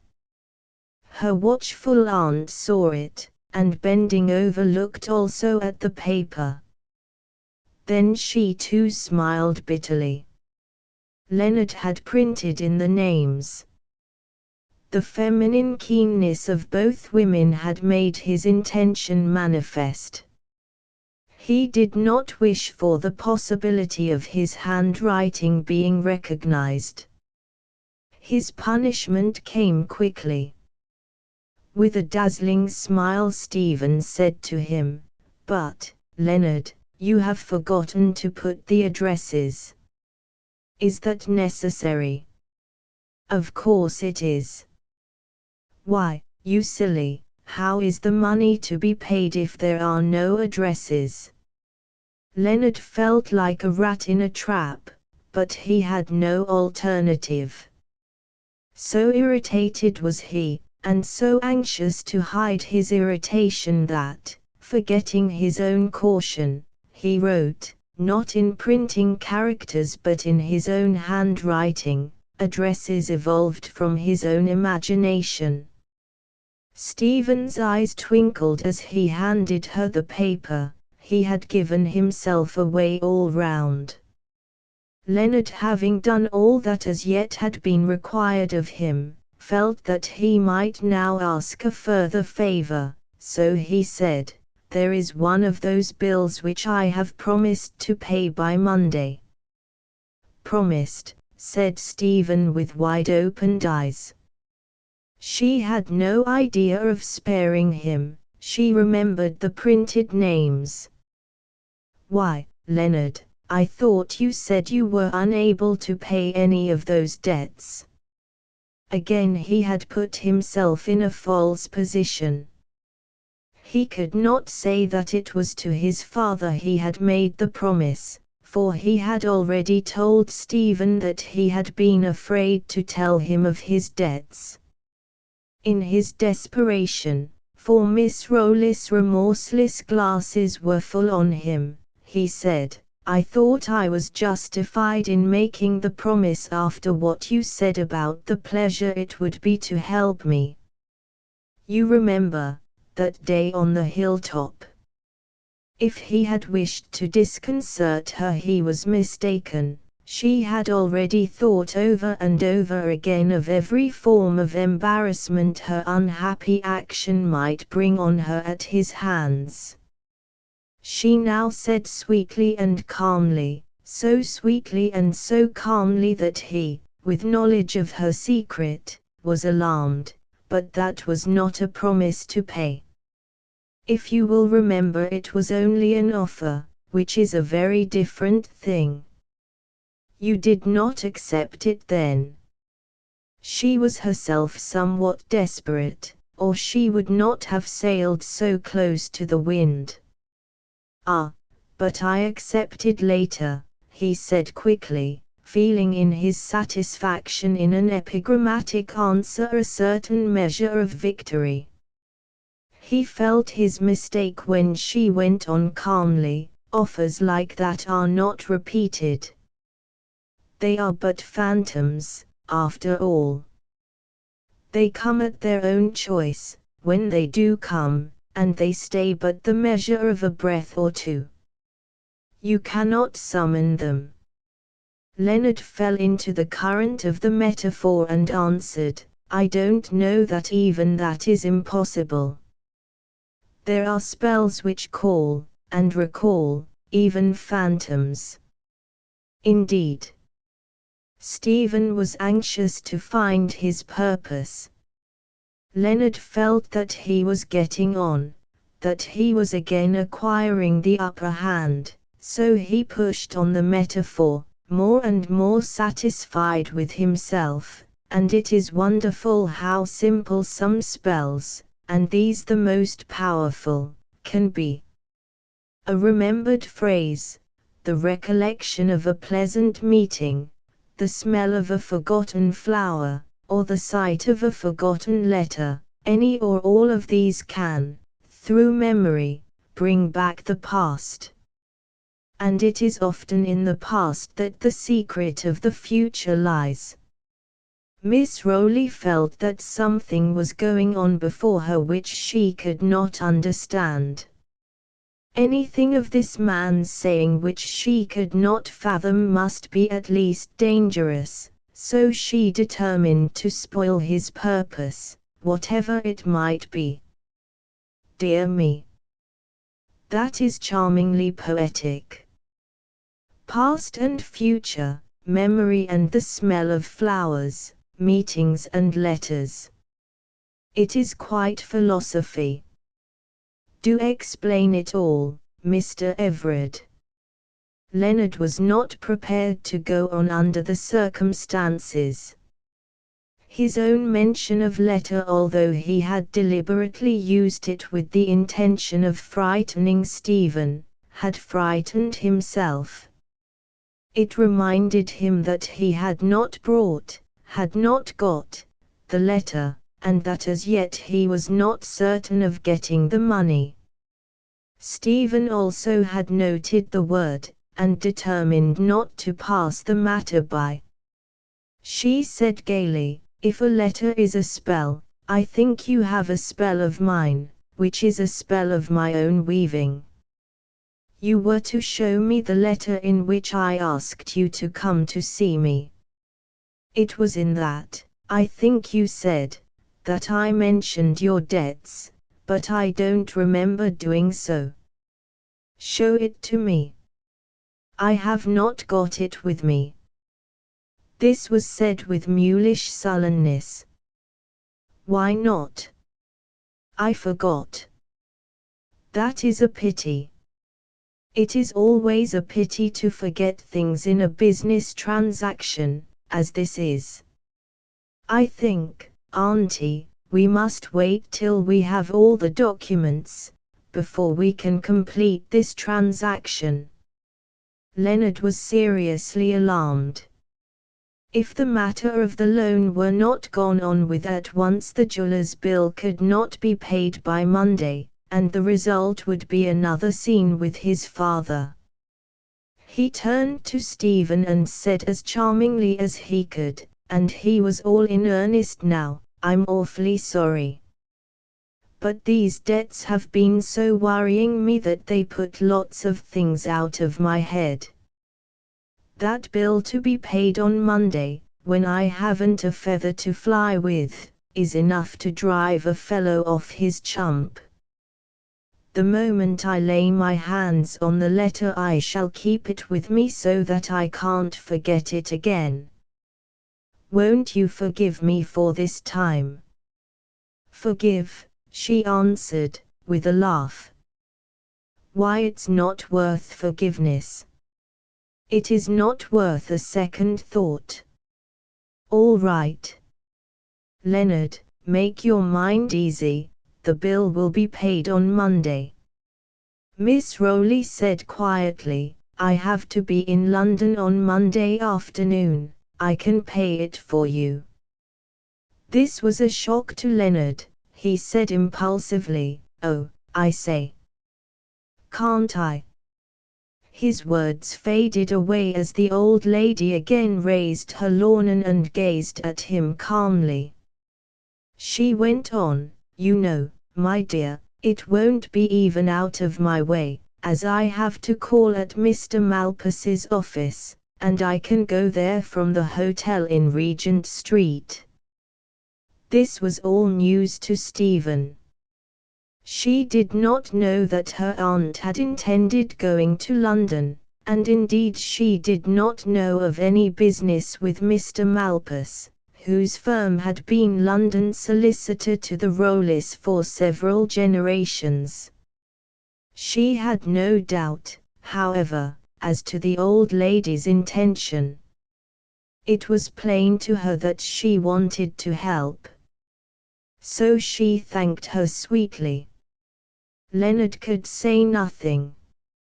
He seemed to be left completely out of it. When Stephen rose, as a hint to him that it was time for him to go, he said humbly, as he left, "Would it be possible that I should have the receipt before Monday evening? I want to show it to my father." "Certainly," said the old lady, answering him.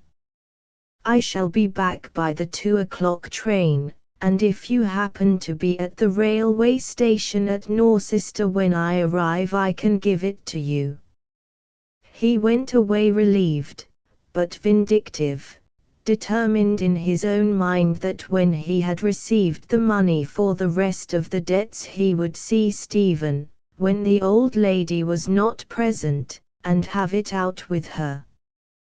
Chapter 19. A letter on Monday evening after dinner. Mr. Everett and his son sat for a while in silence. They had not met since morning, and in the presence of the servants conversation had been scrupulously polite. Now, though they were both waiting to talk, neither liked to begin. The older man was outwardly placid, when Leonard, a little flushed and a little nervous of voice, began, "Have you had any more bills?" He had expected none, and thus hoped to begin by scoring against his father. It was something of a set-down when the latter, taking some papers from his breast pocket, handed them to him, saying, "Only these." Leonard took them in silence and looked at them. All were requests for payment of debts due by his son. In each case the full bill was enclosed. He was silent a while, but his father spoke. "It would almost seem as if all these people had made up their minds that you were of no further use to them." Then without pausing he said, but in a sharper voice, "Have you paid the jewelers?" "This is Monday." Without speaking, Leonard took leisurely from his pocket folded paper. This he opened, and, after deliberately smoothing out the folds, handed it to his father.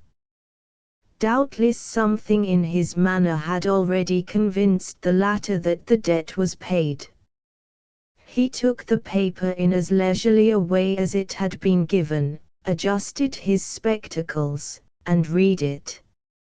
Seeing that his son had scored this time, he covered his chagrin with an appearance of paternal satisfaction. Good. For many reasons he was glad the debt was paid. He was himself too poor a man to allow the constant drain his son's debts, and too careful of his position to be willing have such exposure as would come with a county court action against his son. All the same, his exasperation continued. Neither was his quiver yet empty. He shot his next arrow. "I am glad you paid off those usurers." Leonard did not like the definite way he spoke. Still in silence, he took from his pocket a second paper, which he handed over unfolded. Mr. Everett read it, and returned it politely, with again one word, "Good." For a few minutes there was silence. The father spoke again, "Those other debts, have you paid them?" With a calm deliberation so full of tacit rudeness that it made his father flush, Leonard answered, "Not yet, sir.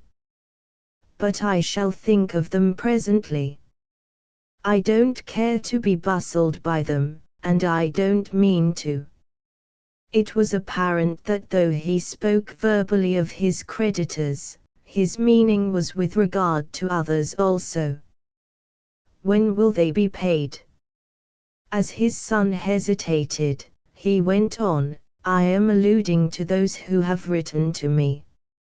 I take it that as my estate is not entailed, and as you have no income except from me, the credit which has been extended to you has been rather on my account than your own. Therefore, as the matter touches my own name, I am entitled to know something of what is going on." His manner as well as his words was so threatening that Leonard was a little afraid. He might imperil his inheritance. He answered quickly, "Of course, sir, you shall know everything. After all, you know, my affairs are your affairs. I know nothing of the sort. I may of course be annoyed by your affairs, even dishonored, in a way, by them. But I accept no responsibility whatever. As you have made your bed, so must you lie on it. It's all right, sir, I assure you. All my debts, both those you know of and some you don't, I shall settle very shortly." "How soon?" The question was sternly put. "In a few days." I dare say a week at furthest will see everything straightened out." The elder man stood, saying gravely as he went to the door, "You will do well to tell me when the last of them is paid. There is something which I shall then want to tell you." Without waiting for reply he went to his study. Leonard went to his room and made a systematic, though unavailing, search for Stephen's letter, thinking that by some chance he might have recovered it from Harold and had overlooked it. The next few days he passed in considerable suspense. He did not dare go near Norman Stand until he was summoned, as he knew he would be when he was required. When Miss Rowley returned from her visit to London she told Stephen that she had paid the bill at the jeweller's, and had taken the precaution of getting a receipt, together with a duplicate for Mr. Everard. The original was by her own request made out as received from Miss Letitia Rowley in settlement of the account of Leonard Everard, Esquire. The duplicate merely was received in settlement of the account of, etc. Stephen's brows bent with thought as she said, "Why did you have it done that way, Auntie dear?" The other answered quietly, "I had a reason, my dear, good reason. Perhaps I shall tell you all about it some day. In the meantime I want you not to ask me anything about it. I have a reason for that too. Stephen, won't you trust me in this, blindfold?" There was something so sweet and loving in the way she made the request that Stephen was filled with emotion. She put her arms round her aunt's neck and hugged her tight. Then laying her head on her bosom she said with a sigh, "Oh, my dear, you can't know how I trust you, or how much your trust is to me. You never can know." The next day the two women held a long consultation over the schedule of Leonard's debts. Neither said a word of disfavor, or even commented on the magnitude. The only remark touching on the subject was made by Miss Rowley, "We must ask for proper discounts. Oh, the villainy of those tradesmen! I do believe they charge double in the hope of getting half. As to jewelers." Then she announced her intention of going up to town again on Thursday, at which visit she would arrange for the payment of the various debts.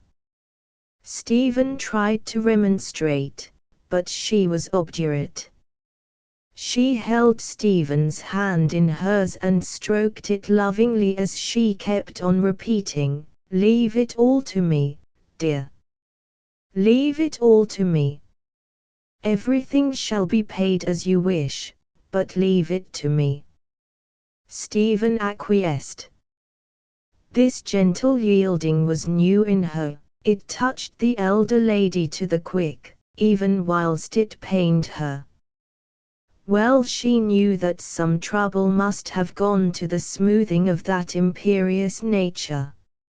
Stephen's inner life in these last few days was so bitterly sad that she kept it apart from all the routine of social existence. Into it never came now, except as the exciting cause of all the evil, a thought of Leonard. The saddening memory was of Harold. And of him the sadness was increased and multiplied by a haunting fear. Since he had walked out of the grove she had not seen him nor heard from him. This was in itself strange, for in all her life, when she was at home and he too, never a day passed without her seeing him. She had heard her aunt say that word had come of his having made a sudden journey to London, from which he had not yet returned. She was afraid to make inquiries.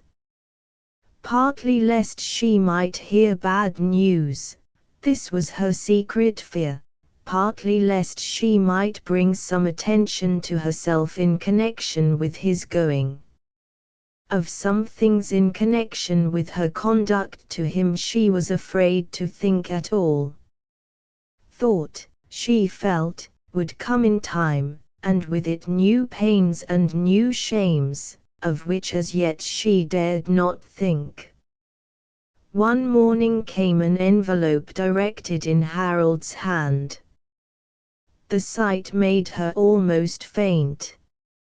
She rejoiced that she had been first down, and had opened the post-bag with her own key. She took the letter to her room and shut herself in before opening it. Within were a few lines of writing and her own letter to Leonard in its envelope. Her head beat so hard that she could scarcely see, but gradually the writing seemed to grow out of the mist. The enclosed should be in your hands. It is possible that it may comfort you to know that it is safe. Whatever may come, God love and guard you. For a moment joy, hot and strong, blazed through her. The last words were ringing through her brain.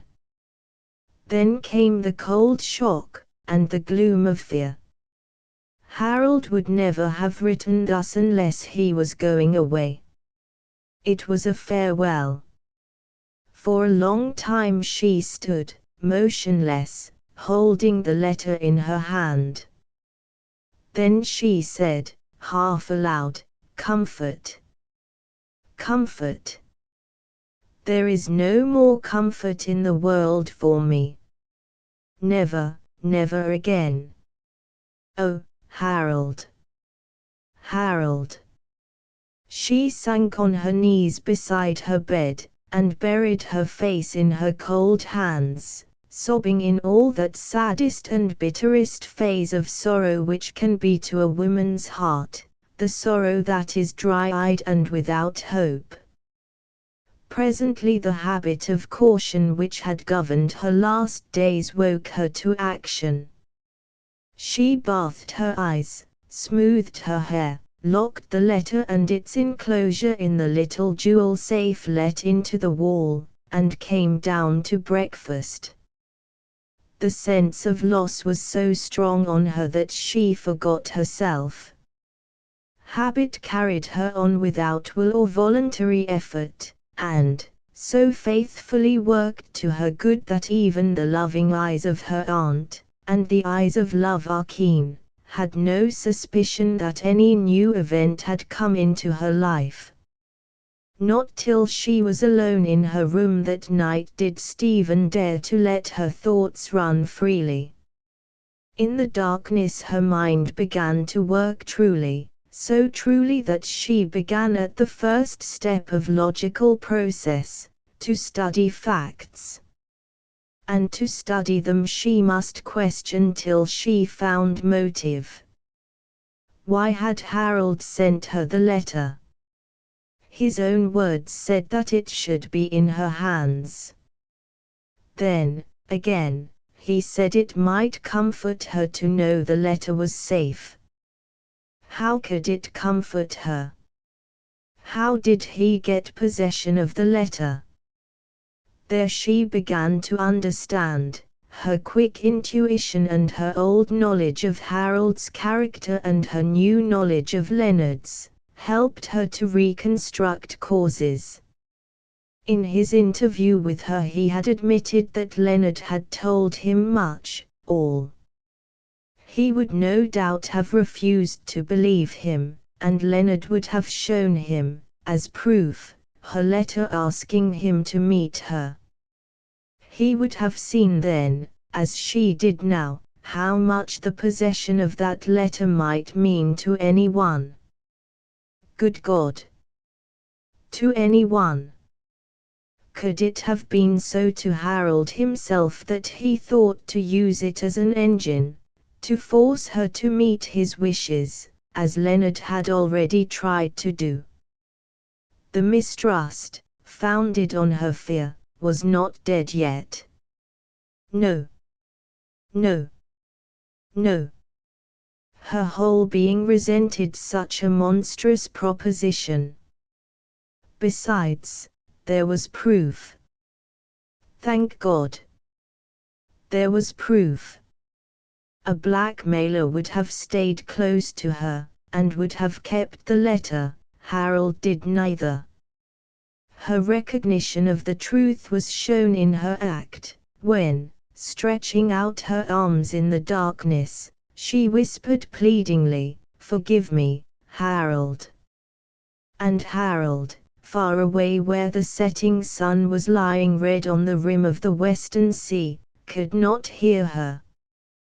But perhaps God did. As, then, Harold's motive was not of the basest, it must have been of the noblest. What would be a man's noblest motive under such circumstances?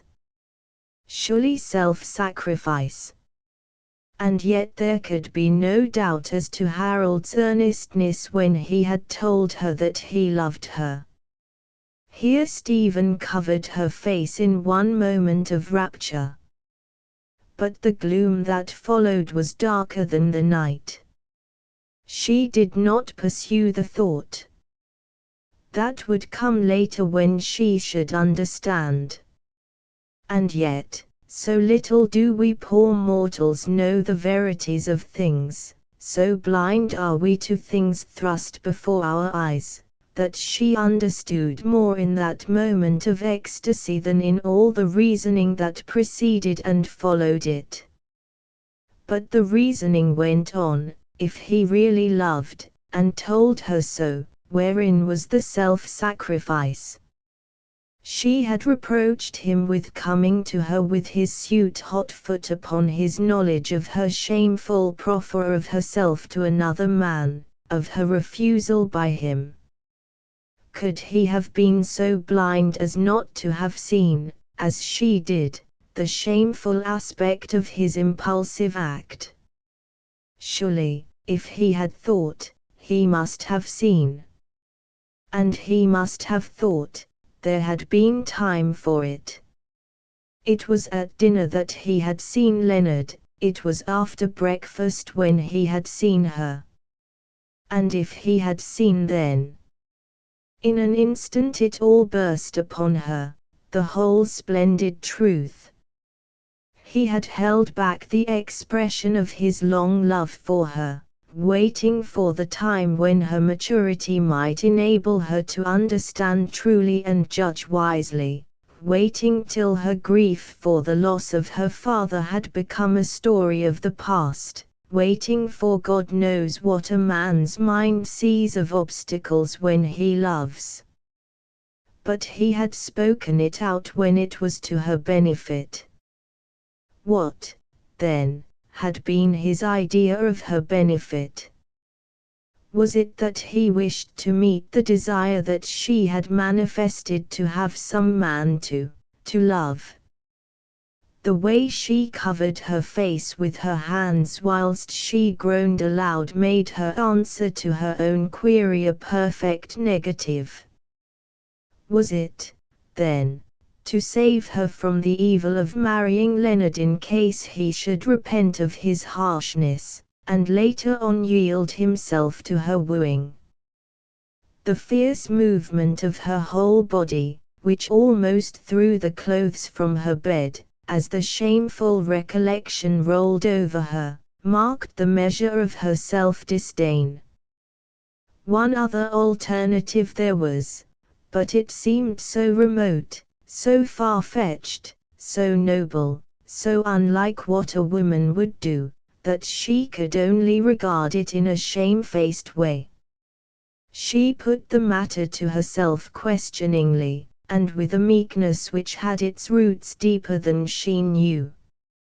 And here out of the depths of her humility came a noble thought.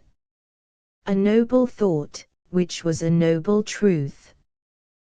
Through the darkness of the night, through the inky gloom of her own soul came with that thought a ray of truth which, whilst it showed her her own shriveled unworthiness, made the man whom she had dishonored with insults worse than death stand out in noble relief.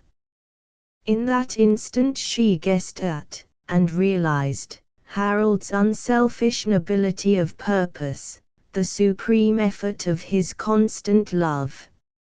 Knowing the humiliation she must have suffered at Leonard's hands, he had so placed himself that even her rejection of him might be some solace to her wounded spirit, her pride. Here at last was truth. She knew it in the very marrow of her bones. This time she did not move. She thought and thought of that noble gentleman who had used for her sake even that pent-up passion which, for her sake also, he had suppressed so long. In that light, which restored in her eyes and justified so fully the man whom she had always trusted, her own shame and wrongdoing, and the perils which surrounded her, were for the time forgotten. And its glory seemed to rest upon her whilst she slept. Chapter XX Confidences. Miss Rowley had received a bulky letter by the morning's post. She had not opened it, but had allowed it to rest beside her plate all breakfast time. Then she had taken it away with her to her own sitting room. Stephen did not appear to take any notice of it. She knew quite well that it was from someone in London whom her aunt had asked to pay Leonard's bills. She also knew that the old lady had some purpose in her reticence, so she waited. She was learning to be patient in these days. Miss Rowley did say anything about it that day, or the next, or the next. The third morning, she received another letter which she had read in an enlightening manner. She began its perusal with set brow frowning, then she nodded her head and smiled. She put the letter back in its envelope and placed it in the little bag always carried. But she said nothing. Stephen wondered, but waited. That night, when Stephen's maid had left her, there came a gentle tap at her door, and an instant after the door opened. The tap had been a warning, not a request. It had in a measure prepared Stephen, who was not surprised to see her aunt in dressing gown, though it was many a long day since she had visited her niece's room at night.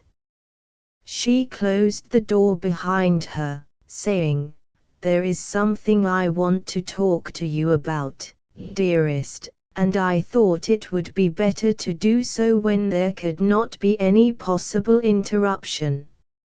And besides, here there was a little break in her voice. I could hardly summon up my courage in the daylight.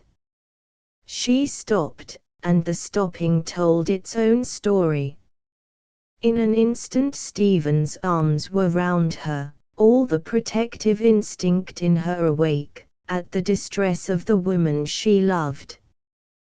The old lady took comfort from the warmth of the embrace, and held her tight whilst she went on, "It is about these bills, my dear. Come and sit down and put a candle near me. I want you to read something." "Go on, auntie dear," she said gravely. The old lady, after a pause, spoke with a certain timidity. "They are all paid, at least all that can be. Perhaps I had better read you the letter I have had from my solicitors. Dear madam, in accordance with your instructions we have paid all the accounts mentioned in Schedule A enclosed. We have placed for your convenience 3 columns: 1. The original amount of each account, 2. The amount of discount we were able to arrange, and 3. The amount paid. We regret that we have been unable to carry out your wishes with regard to the items enumerated in Schedule B, enclosed. We have, we assure you, done all in our power to find the gentlemen whose names and addresses are therein given. These were marked debt of honor in the list you handed to us. Not having been able to obtain any reply to our letters, we sent one of our clerks first to the addresses in London, and afterwards to Oxford. That clerk, who is well used to such inquiries, could not find trace of any of the gentlemen, or indeed of their existence. We have, therefore, come to the conclusion that either there must be some error with regard to a. names, b. addresses, or c. both, or that no such persons exist. As it would be very unlikely that such errors could occur in all the cases, we can only conclude that there have not been any such persons. If we may hazard an opinion, it is possible that, these debts being what young men call debts of honor, the debtor, or possibly the creditors, may not have wished the names mentioned. In such case fictitious names and addresses may have been substituted for the real ones. If you should like any further inquiry instituted, we would suggest that you ascertain the exact names and addresses from the debtor. Or should you prefer it, we would see the gentleman on your behalf, on learning from you his name and address. We can keep, in the person of either one of the firm or a confidential clerk as you might prefer, any appointment in such behalf you may care to make. We have already sent to you the receipted account from each of the creditors as you directed, viz. Received from Miss Letitia Rowley in full settlement to date of the account due by Mr. Leonard Everett the sum of etc. etc. And also, as you further directed, a duplicate receipt of the sum total due in each case made out as received in full settlement to date of account due by etc. etc. The duplicate receipt was pinned at the back of each account so as to be easily detachable. With regard to finance, we have carried out your orders, etc. She hurried on the reading. These sums, together with the amounts of £900 and £700 lodged to the account of Miss Stephen Norman in the Norcester branch of the bank as repayment of moneys advanced to you as by your written instructions, have exhausted the sum, etc. She folded up the letter with the schedules, laying the bundle of accounts on the table. Stephen paused. She felt it necessary to collect herself before speaking. "Auntie dear, will you let me see that letter?" "Oh, my dear, dear auntie, don't think I mistrust you that I ask it. I do because I love you, and because I want to love you more if it is possible to do so." Miss Rowley handed her the letter. She rose from the arm of the chair and stood beside the table as though to get better light from the candle than she could get from where she had sat. She read slowly and carefully to the end, then folded up the letter and handed it to her aunt. She came back to her seat on the edge of the chair, and putting her arms round her companion's neck looked her straight in the eyes. The elder woman grew embarrassed under the scrutiny, She colored up and smiled in a deprecatory way as she said, "Don't look at me like that, darling, and don't shake your head so. It is all right. I told you I had my reasons, and you said you would trust me. I have only done what I thought best. But, Auntie, you have paid away more than half your little fortune. I know all the figures. Father and Uncle told me everything. Why did you do it? Why did you do it?" The old woman held out her arms as she said, "Come here, dear one, and sit on my knee as you used to when you were a child, and I will whisper you." Stephen sprang from her seat and almost threw herself into the loving arms. For a few seconds the two, clasped tight to each other's heart, rocked gently to and fro. The elder kissed the younger and was kissed impulsively in return. Then she stroked the beautiful bright hair with her wrinkled hand, and said admiringly, "What lovely hair you have, my dear one." Stephen held her closer and waited. "Well, my dear, I did it because I love you. I know that, Auntie, you have never done anything else my life." "That is true, dear one. But it is right that I should do this. Now you must listen to me, and not speak till I have done. Keep your thoughts on my words, so that you may follow my thoughts. You can do your own thinking about them afterwards. And your own talking too. I shall listen as long as you like. Go on, I'll be good. My dear, it is not right that you should appear to have paid the debts of a young man who is no relation to you and who will, I know well, never be any closer to you than he is now." She hurried on, as though fearing an interruption, but Stephen felt that her clasp tightened.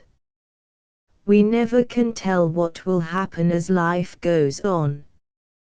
And, as the world is full of scandal, one cannot be too careful not to give the scandalmongers anything to exercise their wicked spite upon.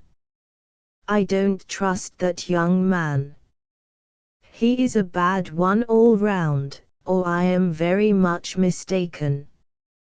And, my dear, come close to me. I cannot but see that you and he have some secret which he is using to distress you." She paused, and her clasp grew closer still as Stephen's head sank on her breast. "I know you have done something or said something foolish of which he has a knowledge. And I know, my dear one, that whatever it was, and no matter how foolish it may have been, it was not a wrong thing. God knows, we are all apt to do wrong things as well as foolish ones, the best of us. But such is not for you. Your race, your father and mother, your upbringing, yourself and the truth and purity which are yours would save you from anything which was in itself wrong. That I know, my dear, as well as I know myself. Ah! Better, far better. For the gods did not think it well to dower me as they have dowered you. The God of all the gods has given you the 10 talents to God, and he knows, as I do, that you will be faithful to your trust." There was a solemn ring in her voce as the words were spoken which went through the young girl's heart. Love and confidence demanded in return that she should have at least the relief of certain acquiescence. There is a possible note of pain in the tensity of every string. Stephen lifted her head proudly and honestly. though her cheeks were scarlet, saying with a consciousness of integrity which spoke directly soul to soul, "You are right, dear. I have done something very foolish, very, very foolish. But it was nothing which anyone could call wrong. Do not ask me what it was. I need only tell you this, that it was an outrage on convention. It was so foolish, and based on such foolish misconception, it sprang from such overweening, arrogant self-opinion that it deserves the bitter punishment which will come, which is coming, which is with me now. It was the cause of something whose blackness I can't yet realize, but of which I will tell you when I can speak of it. But it was not wrong in itself, or in the eyes of God or man." The old woman said not a word. No word was needed, for had she not already expressed her belief? But Stephen felt her relief in the glad pressure of her fingertips. In a voice less strained and tense, Miss Rowley went on, "What need have I for money, dear? Here I have all that any woman, especially at my age, can need. There is no room even for charity. You are so good to all your people that my help is hardly required. And, my dear one, I know," she emphasized the word as she stroked the beautiful hair, "that when I am gone my own poor, the few that I have looked after all my life, will not suffer when my darling thinks of me." Stephen fairly climbed upon her as she said, looking in the brave old eyes, "So help me God, my darling, they shall never want." Silence for a time, and then Miss Rowley's voice again, "Though it would not do for the world to know that a young maiden lady had paid the debts of a vicious young man, it makes no matter if they be paid by an old woman, be the same maid, wife, or widow. And really, my dear, I do not see how any money I might have could be better spent than in keeping harm away from you. There need not be any harm at all, auntie." "Perhaps not, dear. I hope not with all my heart. But I fear that young man. Just fancy him threatening you, and in your own house, in my very presence." "Oh, yes, my dear. He meant to threaten, anyhow. Though I could not exactly understand what he was driving at, I could see that he was driving at something. And after all that you were doing for him, and had done for him. I mean, of course, after all that I had done for him, and was doing for him. It is mean enough, surely, for a man to beg, and from a woman, but to threaten afterwards. Ache. But I think, my dear, it is checkmate to him this time. All along the line the only proof that is of there being any friendliness towards him from this house points to me. And moreover, my dear, I have a little plan in my head that will tend to show him up even better, in case he may ever try to annoy us. Look at me when next he is here.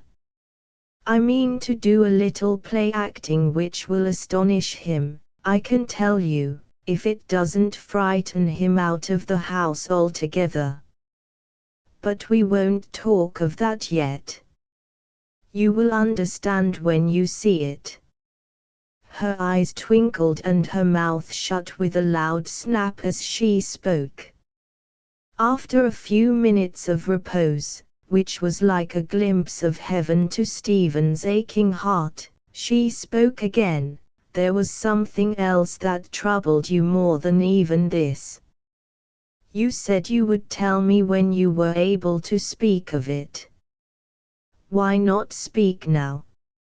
Oh, my dear, our hearts are close together tonight, and in all your life, you will never have anyone who will listen with greater sympathy than I will, or deal more tenderly with your fault, whatever it may have been. Tell me, dear. Dear, she whispered after a pause, during which she realized the depth of the girl's emotion by her convulsive struggling to keep herself in check. All at once the tortured girl seemed to yield herself, and slipped inertly from her grasp till kneeling down she laid her head in the motherly lap and sobbed. Miss Rowley kept stroking her hair in silence. Presently the girl looked up, and with a pang the aunt saw that her eyes were dry. In her pain she said, "You sob like that, my child, and yet you are not crying. What is it, oh, my dear one? What is it that hurts you so that you cannot cry?"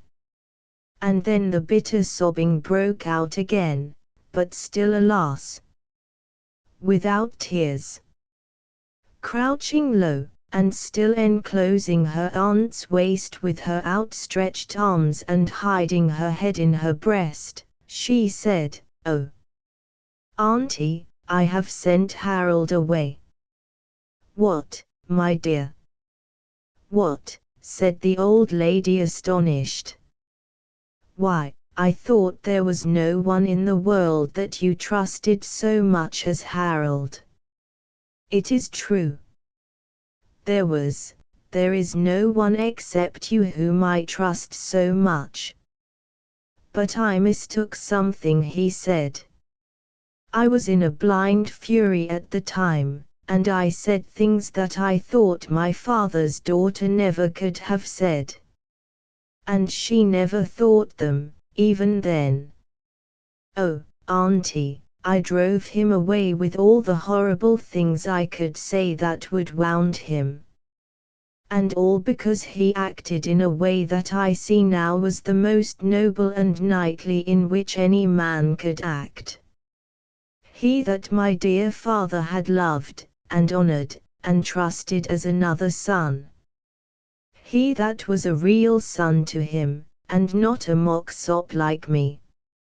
I sent him away with such fierce and bitter pain that his poor face was ashen grey, and there was woe in his eyes that shall make woe in mine whenever I shall see them in my mind, waking or sleeping. He, the truest friend, the most faithful, the most tender, the most strong, the most unselfish.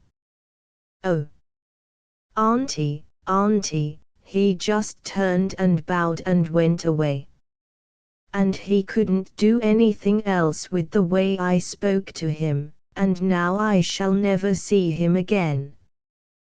The young girl's eyes were still dry, but the old woman's were wet.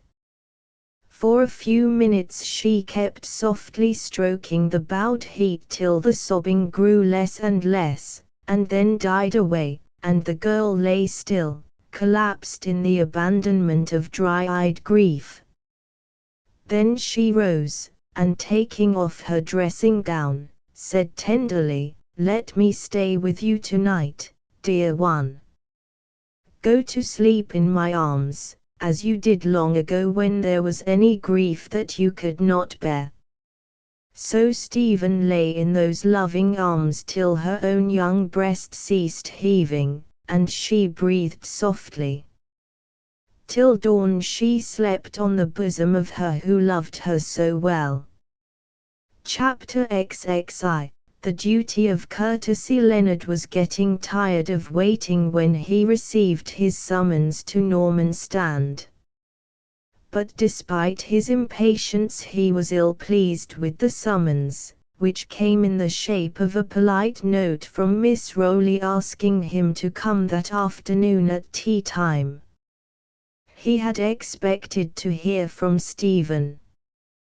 "Damn that old woman!"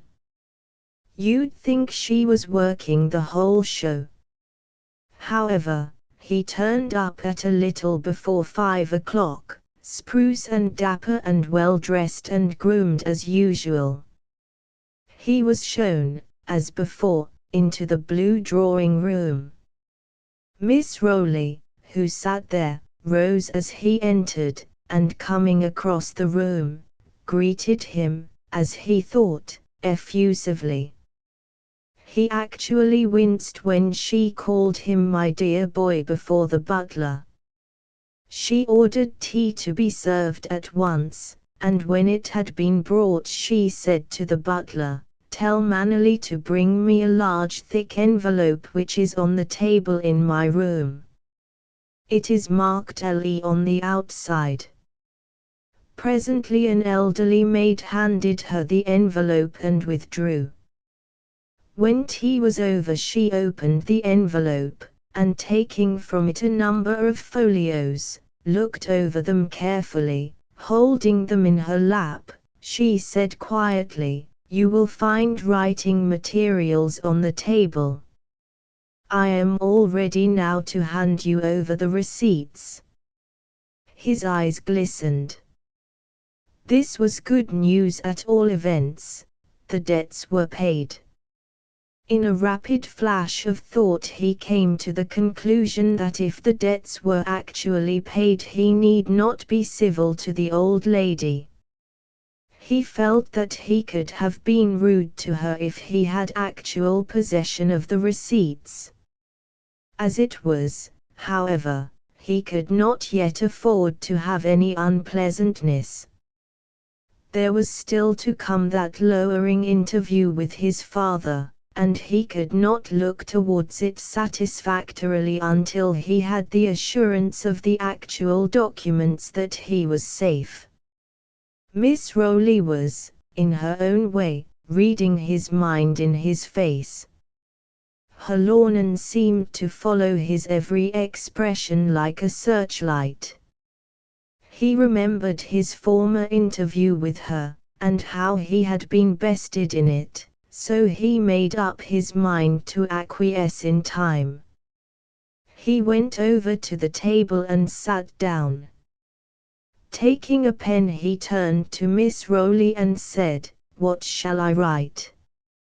She answered calmly, "Date it, and then say, 'Received from Miss Letitia Rowley the receipts for the following amounts from the various firms hereunder enumerated.'"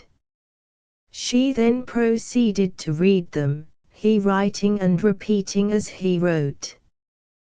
Then she added, "The same being the total amount of my debts which she has kindly paid for me." He paused here. She asked, "Why don't you go on?" "I thought it was Stephen, Miss Norman," he corrected, catching sight of her lorgnon, "who was paying them." "Good Lord, man," she answered, "what does it matter who has paid them, so long as they are paid?" "But I didn't ask you to pay them," he went on obstinately. There was a pause, and then the old lady, with a distinctly sarcastic smile, said, "It seems to me, young man, that you are rather particular as to how things are done for you. If you had begun to be just a little bit as particular in making the debts as you are in the way of having them paid, there would be a little less trouble and expense all round. However, the debts have been paid, and we can't unpay them. But of course you can repay me the money if you like. It amounts in all to £4,317, 12 shillings and sixpence, and I have paid every penny of it out of my own pocket. If you can't pay it yourself, perhaps your father would like to do so. The last shot told," he went on writing. "Kindly paid for me," she continued in the same even voice, "in remembrance of my mother, of whom she was an acquaintance." Now sign it." He did so and handed it to her. She read it over carefully, folded it, and put it in her pocket. She then stood.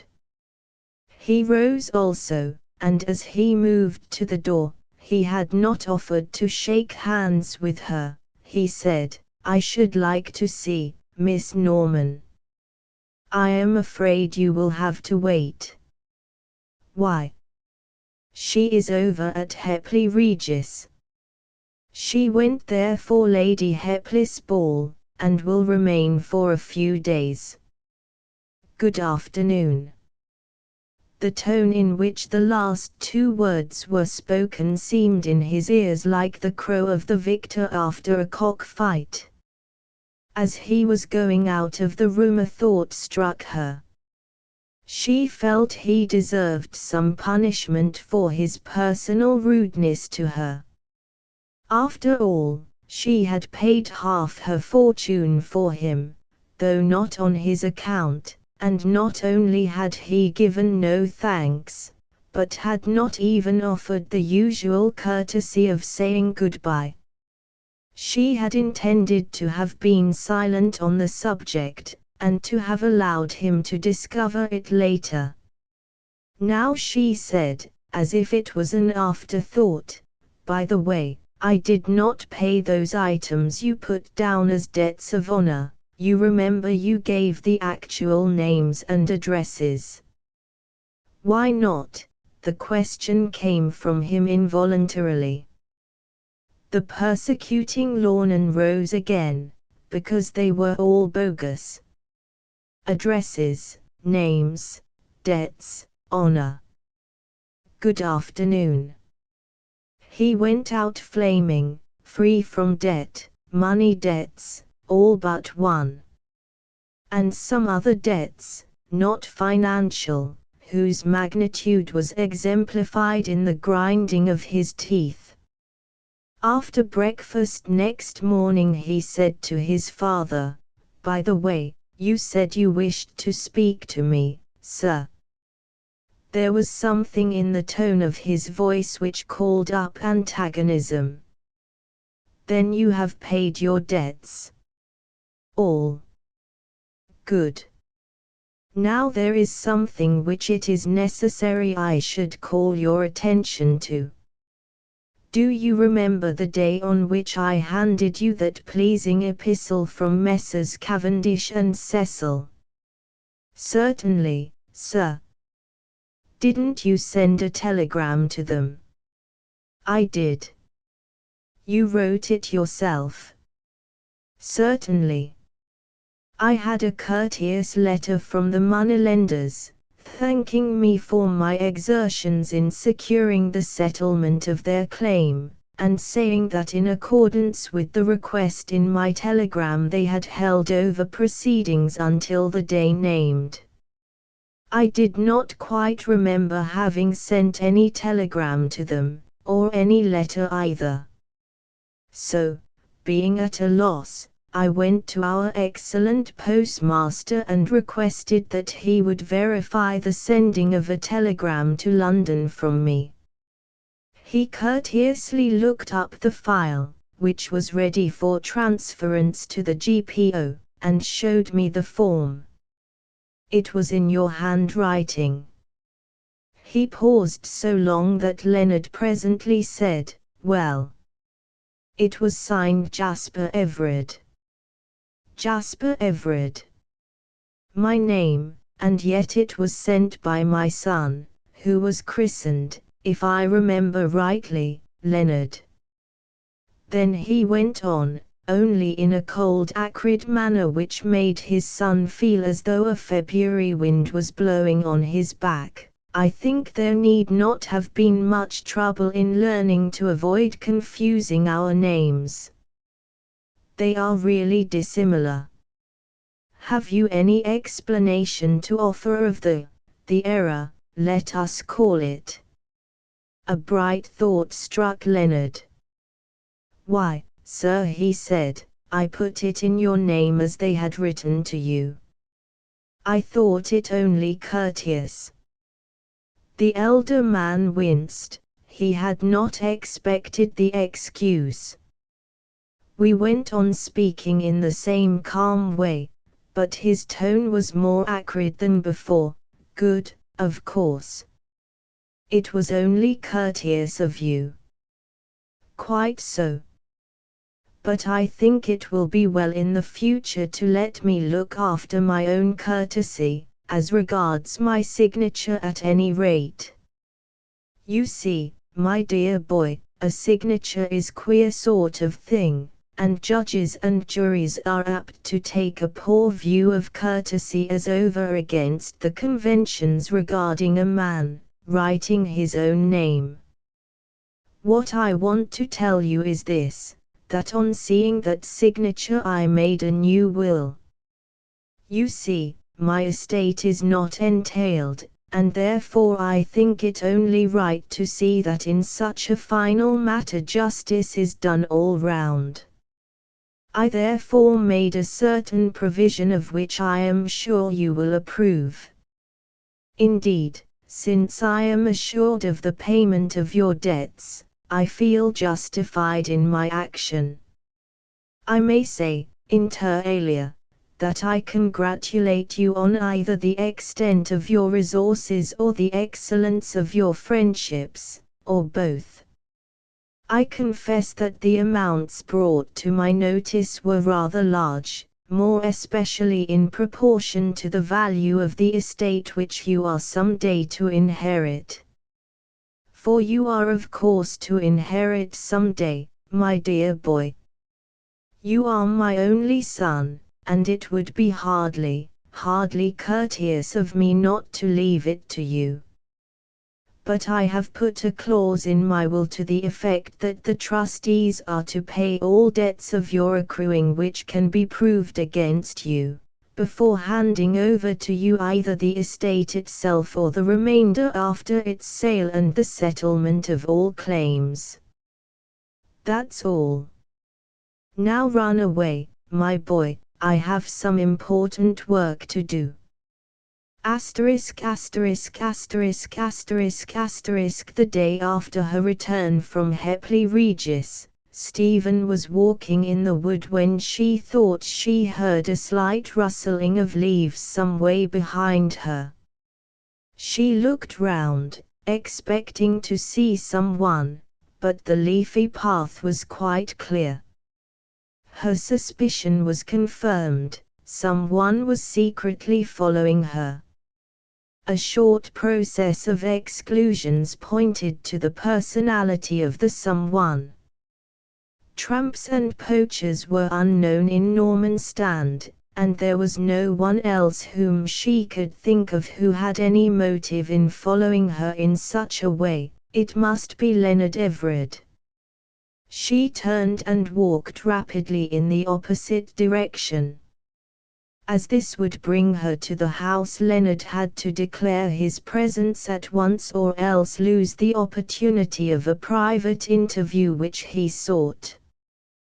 When she saw him she said at once and without any salutation, "What are you doing there? Why are you following me?" "I wanted to see you alone. I could not get near you on account of that infernal old woman." Stephen's face grew hard. "On account of whom?" she asked with dangerous politeness. "Miss Rowley, your aunt." "Don't you think, Mr. Everard," she said icily, "that it is at least an unpardonable rudeness to speak that way, and to me, of the woman I love best in all the world?" "Sorry," he said in the offhand way of younger days, "I apologize. Fact is, I was angry that she wouldn't let me see you." "Not let you see me?" she said as if amazed. "What do you mean?" "Why, I haven't been able to see you alone ever since I went to meet you on Caister Hill."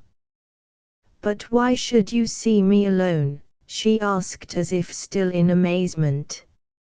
"Surely you can say anything you have to say before my aunt."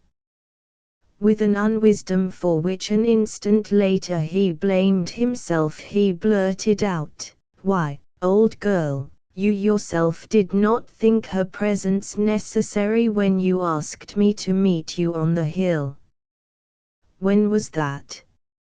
She saw that he was angry and wanted to test him, to try how far he would venture. He was getting dangerous. She must know the measure of what she had to fear. He fell into the trap at once. His debts being paid, fear was removed, and all the hectoring side of the man was aroused. His antagonist was a woman, and he had already had in his life so many unpleasant scenes with women that this was no new experience. This woman had, by her own indiscretion, put a whip into his hand, and, if necessary to secure his own way, by God, he meant to use it. These last days had made her a more desirable possession in his eyes. The vastness of her estate had taken hold on him, and his father's remorseless intention with regard to his will would either keep him with very limited funds, or leave him eventually a pauper if he forestalled his inheritance. The desire of her wealth had grown daily, and it was now the main force in bringing him here today. And to this was now added the personal desire which her presence evoked. Stephen, at all times beautiful, had never looked more lovely. In the days since she had met him on the hilltop, a time that to her seemed so long ago, she had grown to be a woman, and there is some subtle inconceivable charm in completed womanhood. The reaction from her terrible fear and depression had come, and her strong brilliant youth was manifesting itself. Her step was springy and her eyes were bright, and the glow of fine health, accentuated by the militant humor of the present moment, seemed to light up her beautiful skin. In herself she was desirable, very desirable. Leonard felt his pulses quicken and his blood leap as he looked at her. Even his prejudice against her red hair had changed to something like hungry admiration. Leonard felt for the first moment since he had known her that she was a woman, and that, with relation to her, he was a man. And at the moment all the man in him asserted itself. It was with half love, as he saw it, and half self-assertion that he answered her question, "The day you asked me to marry you." Oh! What a fool I was not to leap at such a chance! I should have taken you in my arms then and kissed you till I showed you how much I loved you. But that will all come yet. The kissing is still to come.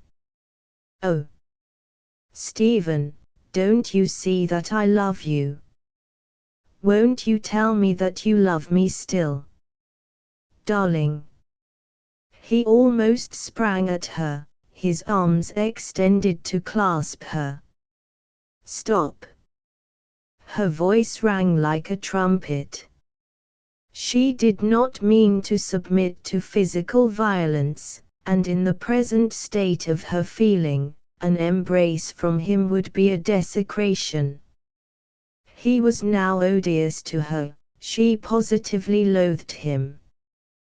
Before her uplifted hand and those flashing eyes, he stopped as one stricken into stone.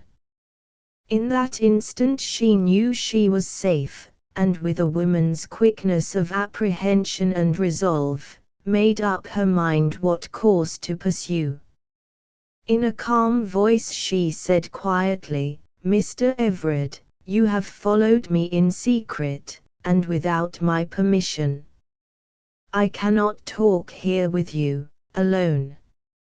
I absolutely refuse to do so, now or at any other time. If you have anything especial to say to me, you will find me at home at noon tomorrow. Remember, I do not ask you to come. I simply yield to the pressure of your importunity. And remember also that I do not authorize you in any way to resume this conversation. In fact, I forbid it. If you come to my house, you must control yourself to my wish. Then, with a stately bow, whose imperious distance inflamed him more than ever, and without once looking back, she took her way home, all agitated inwardly and with fast-beating heart. Chapter XXII. Fixing the bounds. Leonard came towards Norman's stand next forenoon in considerable mental disturbance. In the first place, he was seriously in love with Stephen, and love is in itself a disturbing influence. Leonard's love was all of the flesh, and as such had power at present to disturb him, as it would later have power to torture him. Again, he was disturbed by the fear of losing Stephen, or rather of not being able to gain her. At first, ever since she had left him on the path from the hilltop till his interview the next day, he had looked on her possession as an option to the acceptance of which circumstances seemed to be compelling him. But ever since, that asset seemed to have been dwindling, and now he was almost beginning to despair. He was altogether cold at heart, and yet highly strung with apprehension, as he was shown into the blue drawing-room. Stephen came in alone, closing the door behind her. She shook hands with him, and sat down by a writing table near the window, pointing to him to sit on an ottoman a little distance away. The moment he sat down, he realized that he was at a disadvantage. He was not close to her, and he could not get closer without manifesting his intention of so doing. He wanted to be closer, both for the purpose of his suit and for his own pleasure. The proximity of Stephen began to multiply his love for her. He thought that today she looked better than ever, of a warm, radiant beauty which touched his senses with unattainable desire. She could not but notice the passion in his eyes, and instinctively her eyes wandered to a silver gong placed on the table well within reach. The more he glowed, the more icily calm she sat, till the silence between them began to grow oppressive. She waited, determined that he should be the first to speak. Recognizing the helplessness of silence, he began huskily, "I came here today in the hope that you would listen to me." Her answer, given with a conventional smile, was not helpful. "I am listening. I cannot tell you how sorry I am that I did not accept your offer. If I had known when I was coming that day that you loved me." She interrupted him, calm of voice, and with uplifted hand, "I never said so, did I? Surely I could not have said such a thing. I certainly don't remember it." Leonard was puzzled. "You certainly made me think so. You asked me to marry you, didn't you?" Her answer came calmly, though in a low voice, "I did." "Then if you didn't love me, why did you ask me to marry you?" It was his nature to be more or less satisfied when he had put anyone opposed to him proportionally in the wrong, and now his exultation at having put opposer manifested itself in his tone. This, however, braced up Stephen to cope with a difficult and painful situation.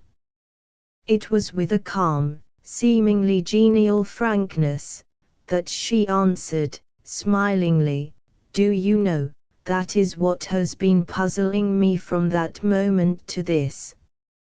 Her words appeared to almost stupefy Leonard. This view of the matter had not occurred to him, and now the puzzle of it made him angry. "Do you mean to say," he asked hotly, "that you asked a man to marry you when you didn't even love him?" "That is exactly what I do mean. Why I did it is, I assure you, as much a puzzle to me as it is to you. I have come to the conclusion that it must have been from my vanity. I suppose I wanted to dominate somebody, and you were the weakest within range." "Thank you." He was genuinely angry by this time, and, but for a wholesome fear of the consequences, would have used strong language. "I don't see that I was the weakest about." Somehow this set her on her guard. She wanted to know more, so she asked, "Who else?" "Harold and Wolf." "You had him on a string already." The name came like a sword through her heart, but the bitter comment braced her to further caution. Her voice seemed to her to sound as though far away, indeed. "And may I ask you how you came to know that?" Her voice seemed so cold and sneering to him that he lost his temper still further. "Simply because he told me so himself." It pleased him to do an ill turn to Harold. He did not forget that savage clutch at his throat, and he never would. Stephen's senses were all alert. She saw an opportunity of learning something, and went on with the same cold voice, "And I suppose it was that pleasing confidence which was the cause of your refusal of my offer of marriage, of which circumstance you have so thoughtfully and so courteously reminded me." This, somehow, seemed of good import to Leonard. If he could show her that his intention to marry her was antecedent to Harold's confidence, she might still go back to her old affection for him. He could not believe that it did not still exist. His experience of other women showed him that their love outlived their anger, whether the same had been hot or cold. It had nothing in the world to do with it. He never said a word about it till he threatened to kill me, the great brute. This was learning something indeed. She went on in the same voice, "And may I ask you what was the cause of such sanguinary intention?" "Because he knew that I was going to marry you." As he spoke he felt that he had betrayed himself. He went on hastily, hoping that it might escape notice, "Because he knew that I loved you." "Oh, Stephen, don't you know it now? Can't you see that I love you, and that I want you for my wife?" "But did he threaten to kill you out of mere jealousy? Do you still go in fear of your life? Will it be necessary to arrest him?" Leonard was chagrined at her ignoring of his love suit, and in his self-engrossment answered sulkily, "I'm not afraid of him. And, besides, I believe he has bolted. I called at his house yesterday, and his servant said they hadn't heard a word from him." Stephen's heart sank lower and lower. This was what she had dreaded. She said in as steady a voice as she could muster, "Bolted. Has he gone altogether?" Oh, he'll come back all right, in time. He's not going to give up the jolly good living he has here. But why has he bolted? When he threatened to kill you, did he give any reason? There was too much talk about Harold. It made him angry, so he answered in an offhand way, "Oh, I don't know. And, moreover, I don't care." "And now," said Stephen, having ascertained what she wanted to know, "what is it that you want to speak to me about?" Her words fell on Leonard like a cold douche. Here had he been talking about his love for her, and yet she ignored the whole thing, and asked him what he wanted to talk about. "What a queer girl you are. You don't seem to attend to what a fellow is saying. Here have I been telling you that I love you, and asking you to marry me, and yet you don't seem to have even heard me." She answered at once, quite sweetly, and with a smile of superiority which maddened him, "But that subject is barred." "How do you mean?" "Barred?" "Yes. I told you yesterday." "But, Stephen," he cried out quickly, all the alarm in him and all the earnestness of which he was capable uniting to his strengthening, "can't you understand that I love you, with all my heart? You are so beautiful, so beautiful." He felt now in reality what he was saying. The torrent of his words left no opening for her objection. It swept all merely verbal obstacles before it. She listened, content in a measure. So long as he sat at the distance which she had arranged before his coming, she did not fear any personal violence. Moreover, it was a satisfaction to her now to hear him, who had refused her, pleading in vain. The more sincere his eloquence, the larger her satisfaction. She had no pity for him now. "I know I was a fool, Stephen. I had my chance that day on the hilltop, and if I had felt then as I feel now, as I have felt every moment since, I would not have been so cold. I would have taken you in my arms and held you close and kissed you, again, and again, and again. Oh, darling. I love you. I love you. I love you." He held out his arms imploringly. "Won't you love me?" "Won't?" He stopped, paralyzed with angry amazement. She was laughing.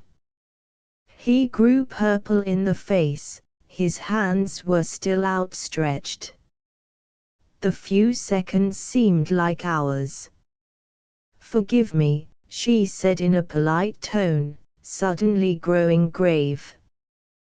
"But really you looked so funny, sitting there so quietly, and speaking in such a way, that I couldn't help it. You really must forgive me. But remember, I told you the subject was barred, and as, knowing that, you went on, you really have no one but yourself to blame." Leonard was furious, but managed to say as he dropped his arms, "But I love you." "That may be," now she went on icily. "But it is too late. I do not love you, and I have never loved you. Of course, had you accepted my offer of marriage you should never have known that.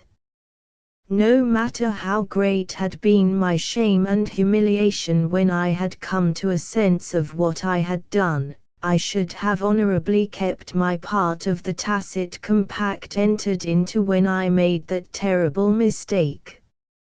I cannot tell you how rejoiced and thankful I am that you took my mistake in such a way. Of course, I do not give you any credit for it. You thought only of yourself, and did that which you liked best. That is a nice sort of thing to tell a man, he interrupted with cynical frankness. Oh, I do not want to hurt you unnecessarily, but I wish there to be no possible misconception in the matter. Now that I have discovered my error, I am not likely to fall into it again, and that you may not have any error at all, I tell you now again, that I have not loved you, do not love you, and never will and never can love you. Here an idea struck Leonard and he blurted out, "But do you not think that something is due to me?" "How do you mean?" Her brows were puckered with real wonder this time. "For false hopes raised in my mind. If I did not love you before, the very act of proposing to me has made me love you, and now I love you so well that I cannot live without you." In his genuine agitation he was starting up, when the sight of her hand laid upon the gong arrested him. She laughed as she said, "I thought that the privilege of changing one's mind was a female prerogative. Besides, I have done already something to make reparation to you for the wrong of, I may put it fairly, as the suggestion is your own, of not having treated you as a woman. Damn! As you observe so gracefully, it is annoying to have one's own silly words come back at one, boomerang fashion. I made up my mind to do something for you, to pay off your debts." This so exasperated him that he said out brutally, "No thanks to you for that. As I had to put up with the patronage and the lecturings, and the eyeglass of that infernal old woman, I don't intend." Stephen stood up, her hand upon the gong. "Mr. Everard, if you do not remember that you are in my drawing room, and speaking of my dear and respected aunt, I shall not detain you longer." He sat down at once, saying surlily, "I beg your pardon. I forgot. You make me so wild that. He chewed the ends of his moustache angrily. She resumed her seat, taking her hand from the gong. Without further pause she continued, "Quite right. It has been Miss Rowley who paid your debts. At first I had promised myself the pleasure, but from something in your speech and manner she thought it better that such an act should not be done by a woman in my position to a man in yours. It might, if made public, have created quite a wrong impression in the minds of many of our friends." There was something like a snort from Leonard. She ignored it. So she paid the money herself out of her own fortune. "And, indeed, I must say that you do not seem to have treated her with much gratitude. What did I say or do that put you off doing the thing yourself?" "I shall answer it frankly, it was because you manifested, several times, in a manner there was no mistaking, both by words and deeds, an intention of levying blackmail on me by using your knowledge of my ridiculous, unmaidenly act. No one can despise, or deplore, or condemn that act more than I do, so that rather than yield a single point to you, I am, if necessary, ready to face the odium which the public knowledge of it might produce. What I had intended to do for you in the way of compensation for false hopes raised to you by that act has now been done. That it was done by my aunt on my behalf, and not by me, matters to you no more than it did to your creditors, who, when they received the money, made no complaint of injury to their feelings on that account. Now, when you think the whole matter over in quietness, you will, knowing that I am ready at any time to face if necessary the unpleasant publicity, be able to estimate what damage you would do to yourself by any expose.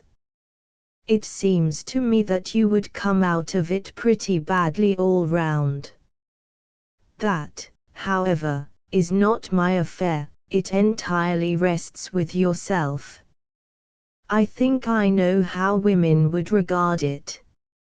I dare say you best know how men would look at it, and at you. Leonard knew already how the only man who knew of it had taken it, and the knowledge did not reassure him. You jade! You infernal, devilish, cruel, smooth-tongued jade! He stood as bespoke. She stood too, and stood watching him with her hand on the gong. After a pause of a couple of seconds she said gravely, "One other thing I should wish to say, and I mean it. Understand me clearly, that I mean it. You must not come again into my grounds without my special permission. I shall not allow my liberty to be taken away, or restricted, by you. If there be need at any time to come to the house, come in ceremonious fashion, by the avenues which are used by others. You can always speak to me in public, or socially, in the most friendly manner, as I shall hope to be able to speak to you.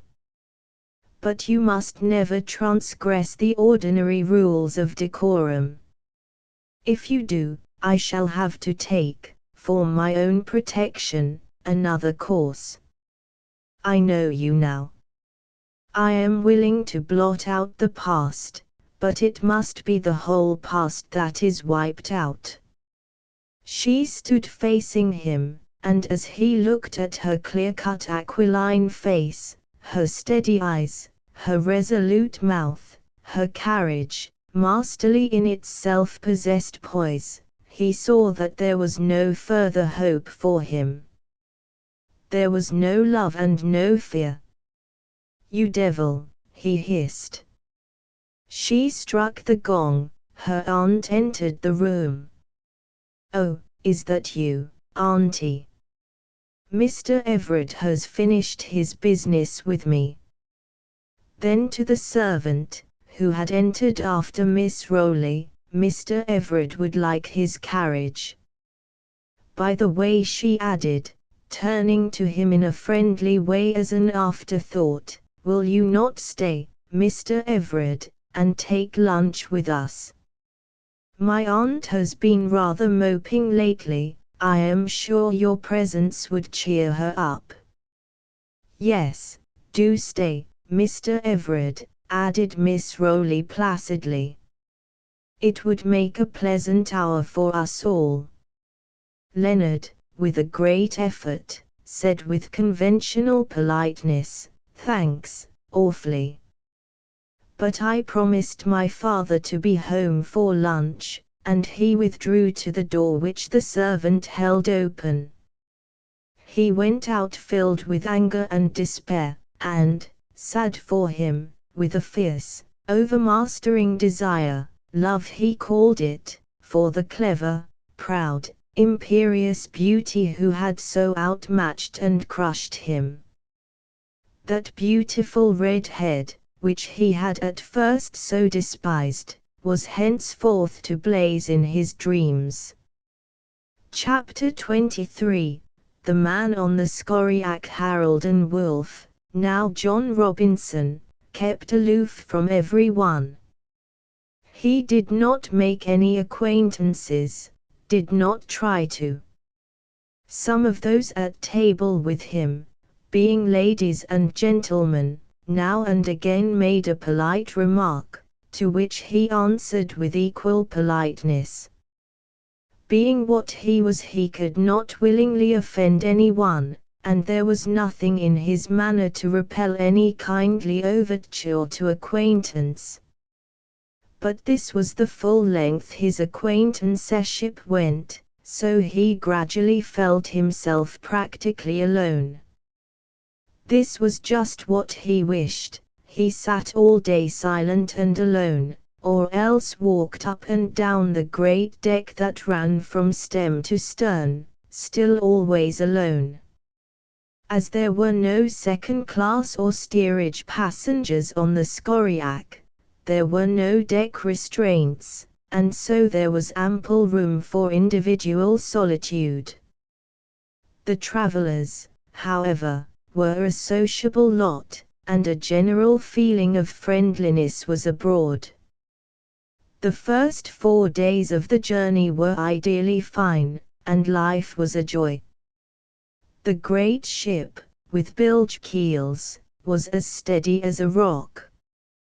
Among the other passengers was an American family consisting of Andrew Stonehouse, the great iron master and contractor, with his wife and little daughter. Stonehouse was a remarkable man in his way, a typical product of the Anglo-Saxon under American conditions.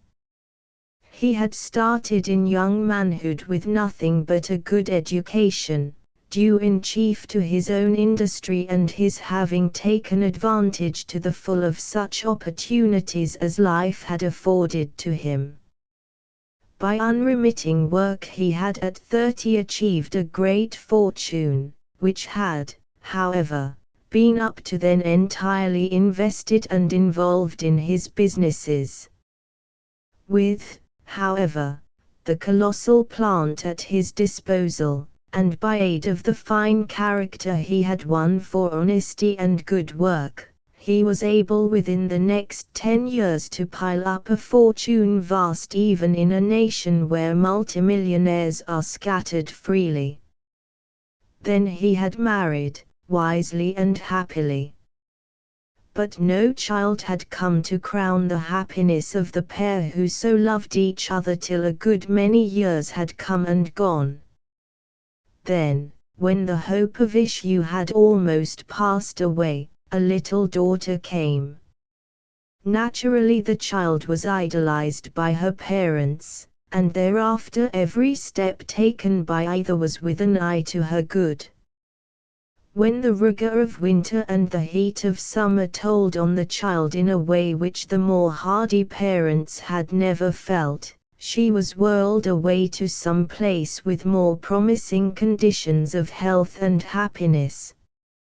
When the doctors hinted that an ocean voyage and a winter in Italy would be good, those two were duly undertaken. And now, the child being in perfect health, the family was returning before the weather should get too hot to spend the summer at their chalet amongst the great pines on the slopes of Mount Rainier. Like the others on board, Mr. and Mrs. Stonehouse had proffered travelers' civilities to the sad, lonely young man. As to the others, he had shown thanks for their gracious courtesy, but friendship, as in other cases, did not advance. The Stonehouses were not in any way chagrined. Their lives were too happy and too full for them to take needless offense. They respected the young man's manifest desire for privacy, and there, so far as they were concerned, the matter rested. But this did not suit the child.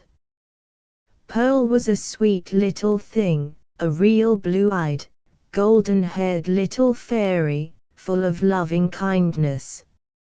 All the mother instinct in her, and even at 6 a woman child can be a mother, theoretically, went out towards the huge, lonely, sad, silent young man. She insisted on friendship with him, insisted shamelessly, with the natural inclination of innocence which rises high above shame. Even the half-hearted protests of the mother, who loved to see the child happy, did not deter her. After the second occasion of Pearl's seeking him, as she persisted, Harold could but remonstrate with the mother in turn. The ease of the gentle lady and the happiness of her child were more or less at stake. When Mrs. Stonehouse would say, "There, darling, you must be careful not to annoy the gentleman," Pearl would turn a rosy, all-commanding face to her and answer, "But, mother, I want him to play with me." "You must play with me." Then, as the mother would look at him, he would say quickly, and with genuine heartiness too, "Oh please, madam, do let her play with me. Come, Pearl, shall you ride a cock horse or go to market the way the gentleman rides?" Then the child would spring on his knee with a cry of delight, and their games began. The presence of the child and her loving ways were unutterably sweet to Harold, but his pleasure was always followed by a pain that rent him as he thought of that other little one, now so far away, and of those times that seemed so long since gone. But the child never relaxed in her efforts to please, and in the long hours of the sea voyage the friendship between her and the man grew and grew. He was the biggest and strongest and therefore most lovely thing on board the ship, and that sufficed her. As for him, the child manifestly loved and trusted him, and that was all in all to his weary, desolate heart. The fifth day out the weather began to change. The waves grew more and more mountainous as the day wore on and the ship advanced west. Not even the great bulk and weight of the ship, which ordinarily drove through the seas without pitch or roll, were proof against waves so gigantic. Then the wind grew fiercer and fiercer, coming in roaring squalls from the southwest. Most of those on board were alarmed, for the great waves were dreadful to see, and the sound of the wind was a trumpet call to fear. The 6 stayed in their cabins, the rest found an interest if not a pleasure on deck. Among the latter were the Stonehouses, who were old travellers. Even Pearl had already had more sea voyages than fall to most people in their lives. As for Harold, the storm seemed to come quite naturally to him and he paced the deck like a shipmaster. It was fortunate for the passengers that most of them had at this period of the voyage got their sea legs, otherwise walking on the slippery deck, that seemed to heave as the rolling of the vessel through its slopes up or down, would have been impossible.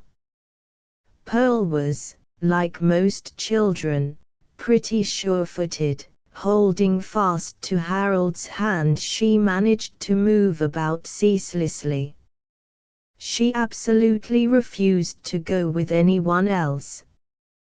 When her mother said that she had better sit still she answered, "But, mother, I am quite safe with the man." The man was the name she had given Harold, and by which she always now spoke of him. They had had a good many turns together, and Harold had, with the captain's permission, taken her up on the bridge and showed her how to look out over the Dodger without the wind hurting her eyes. Then came the welcome beef tea hour, and all who had come on deck were cheered and warmed with the hot soup. Pearl went below, and Harold, in the shelter of the chart house, together with a good many others, looked out over the wild sea. Harold, despite the wild turmoil of winds and seas around him, which usually lifted his spirits, was sad, feeling lonely and wretched. He was suffering from the recoil of his little friend's charming presence. Pearl came on deck again looking for him. He did not see her, and the child, seeing an opening for a new game, avoided both her father and mother, who also stood in the shelter of the chart house, and ran round behind it on the weather side, calling a loud boo, to attract Harold's attention as she ran. A few seconds later the Scoriac put her nose into a coming wave at just the angle which makes for the full exercise of the opposing forces. The great wave seemed to strike the ship on the port quarter like a giant hammer, and for an instant she stood still, trembling. Then the top of the wave seemed to leap up and deluge her. The wind took the flying water and threw it high in volumes of broken spray, which swept not only the deck but the rigging as high as the top of the funnels. The child saw the mass of water coming, and shrieking flew round the port side of the chart house. But just as she turned down the open space between it and the funnel, the vessel rolled to starboard. At the same moment came a puff of wind of greater violence than ever. The child, calling out, half in simulated half in real fear, flew down the slope. As she did so the gale took her, and in an instant whirled her, almost touching her mother, over the rail into the sea. Mrs. Stonehouse shrieked and sprang forward as though to follow her child. She was held back by the strong arm of her husband. They both slipped on the sloping deck and fell together into the scuppers. There was a chorus of screams from all the women present. Harold, with an instinctive understanding of the dangers yet to be encountered, seized a red tam-o'-shanter from the head of a young girl who stood near. Her exclamation of surprise was drowned in the fearful cry, "Man overboard!" and all rushed down to the rail and saw Harold, as he emerged from the water, pull the red cap over his head and then swim desperately towards the child, whose golden hair was spread on the rising wave. The instant after Pearl's being swept overboard might be seen the splendid discipline of a well-ordered ship. Every man to his post, and every man with a knowledge of his duty. The first officer called to the quartermaster at the wheel in a voice which cut through the gale like a trumpet, "Hard a port! Hard!" The stern of the great ship swung away to port in time to clear the floating child from the whirling screw, which would have cut her to pieces in an instant. Then the officer, after tearing the engine room signal to starboard engine full speed astern, ran for the life buoy hanging at the starboard end of the bridge. This he hurled far into the sea. As it fell, the attached rope dragged with it the signal, which so soon as it reaches water bursts into smoke and flame, signal by day and night. This done, and it had all been done in a couple of seconds, he worked the electric switch of the siren, which screamed out quickly once, twice, thrice. This is the dread sound which means man overboard and draws to his post every man on the ship, waking or sleeping. The captain was now on the bridge and in command, and the first officer, freed from his duty there, ran to the emergency boat, swung out on its davits on the port side. All this time, though only numbered by seconds.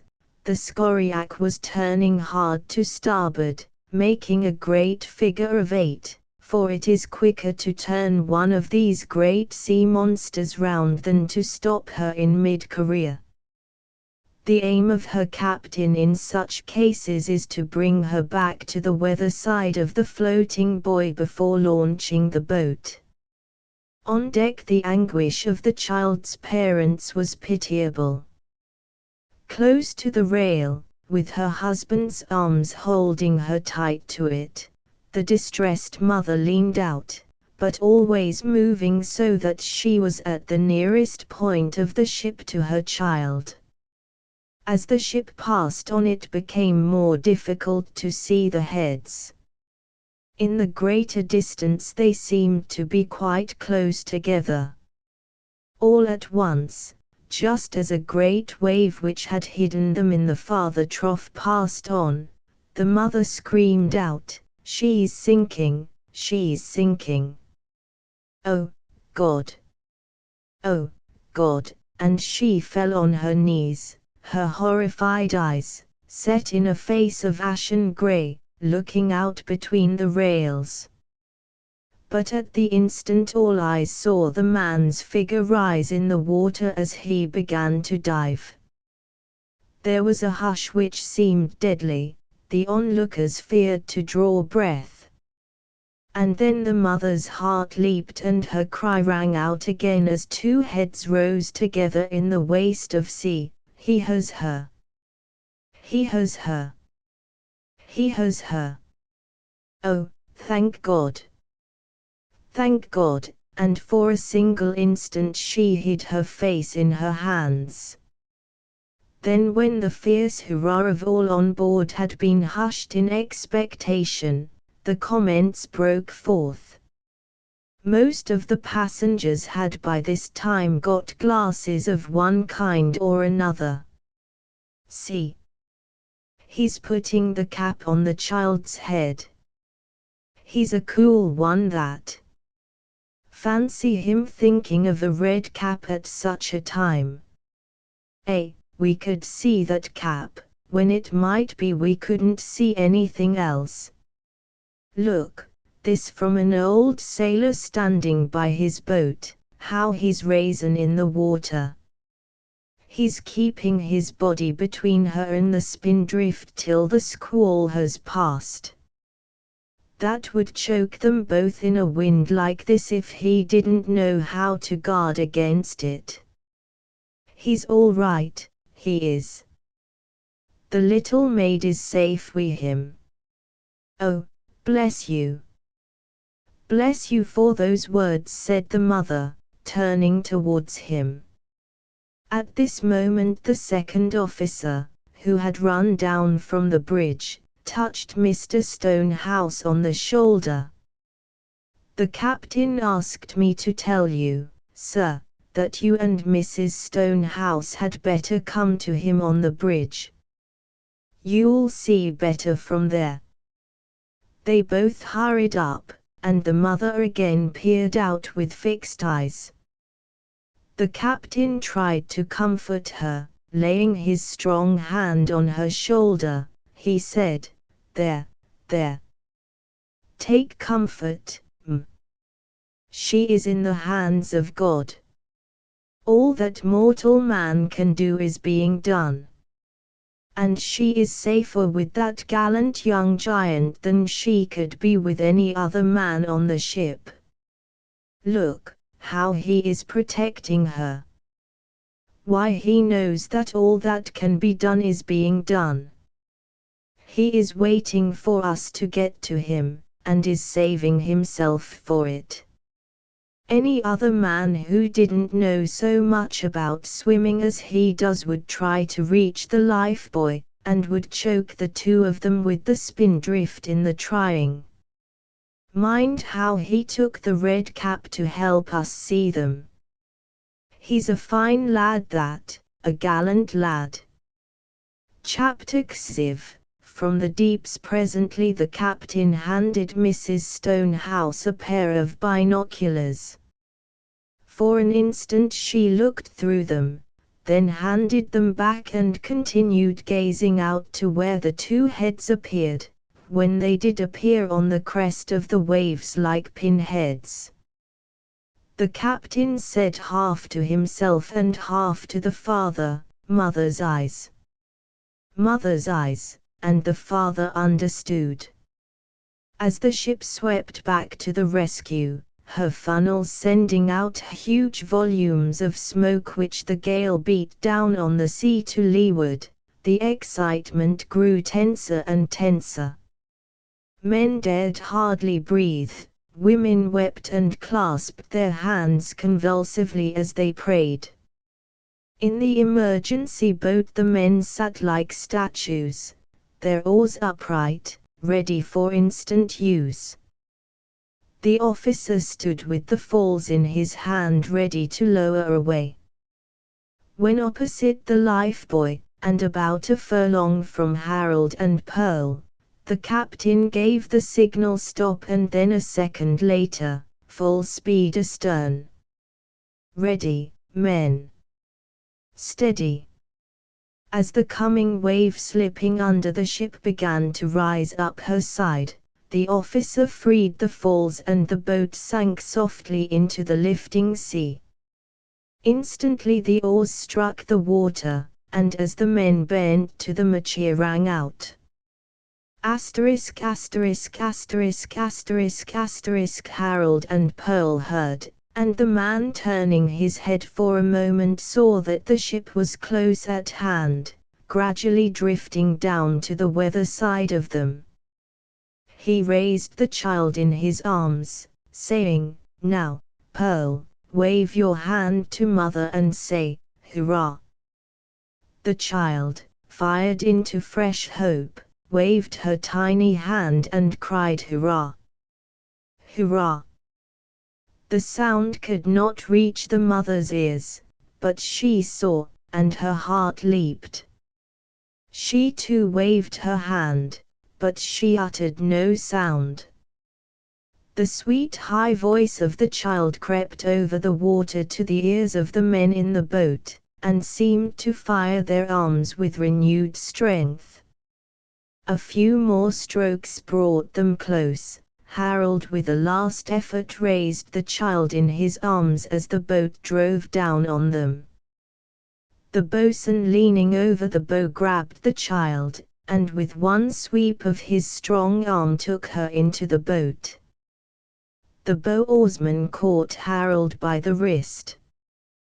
The way of the boat took him for a moment under water, but the next man, pulling his oar across the boat, stooped over and caught him by the collar, and clung fast. A few seconds more and he was hauled aboard. A wild cheer from all on the Skoriac came, sweeping down on the wind. When once the boat's head had been turned towards the ship, and the oars had bent again to their work, they came soon within shelter. When they had got close enough, ropes were thrown out, caught and made fast, and then came down one of the bowlines which the seamen held ready along the rail of the lower deck. This was seized by the boatswain, who placed it round him under his armpits. Then, standing with the child in his arms, he made ready to be pulled up. Pearl held out her arms to Harold, crying in fear, "No, no, let the man take me. I want to go with the man." He said quietly so as not to frighten her, "No, no, dear. Go with him. He can do this better than I can." So she clung quietly to the seaman, holding her face pressed close against his shoulder.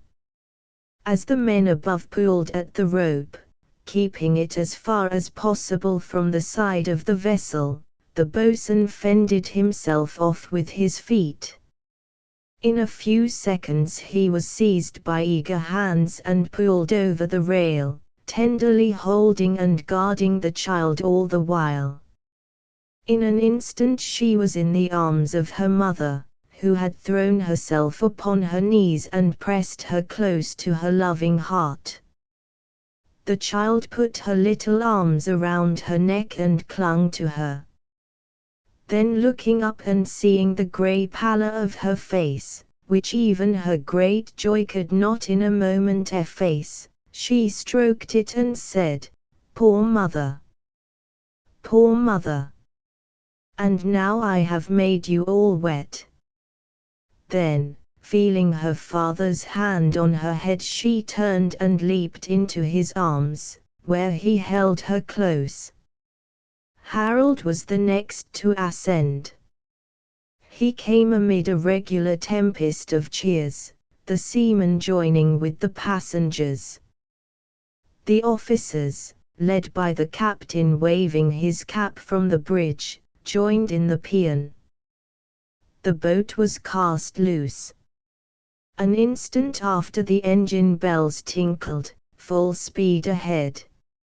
Mrs. Stonehouse had no eyes but for her child, except for one other.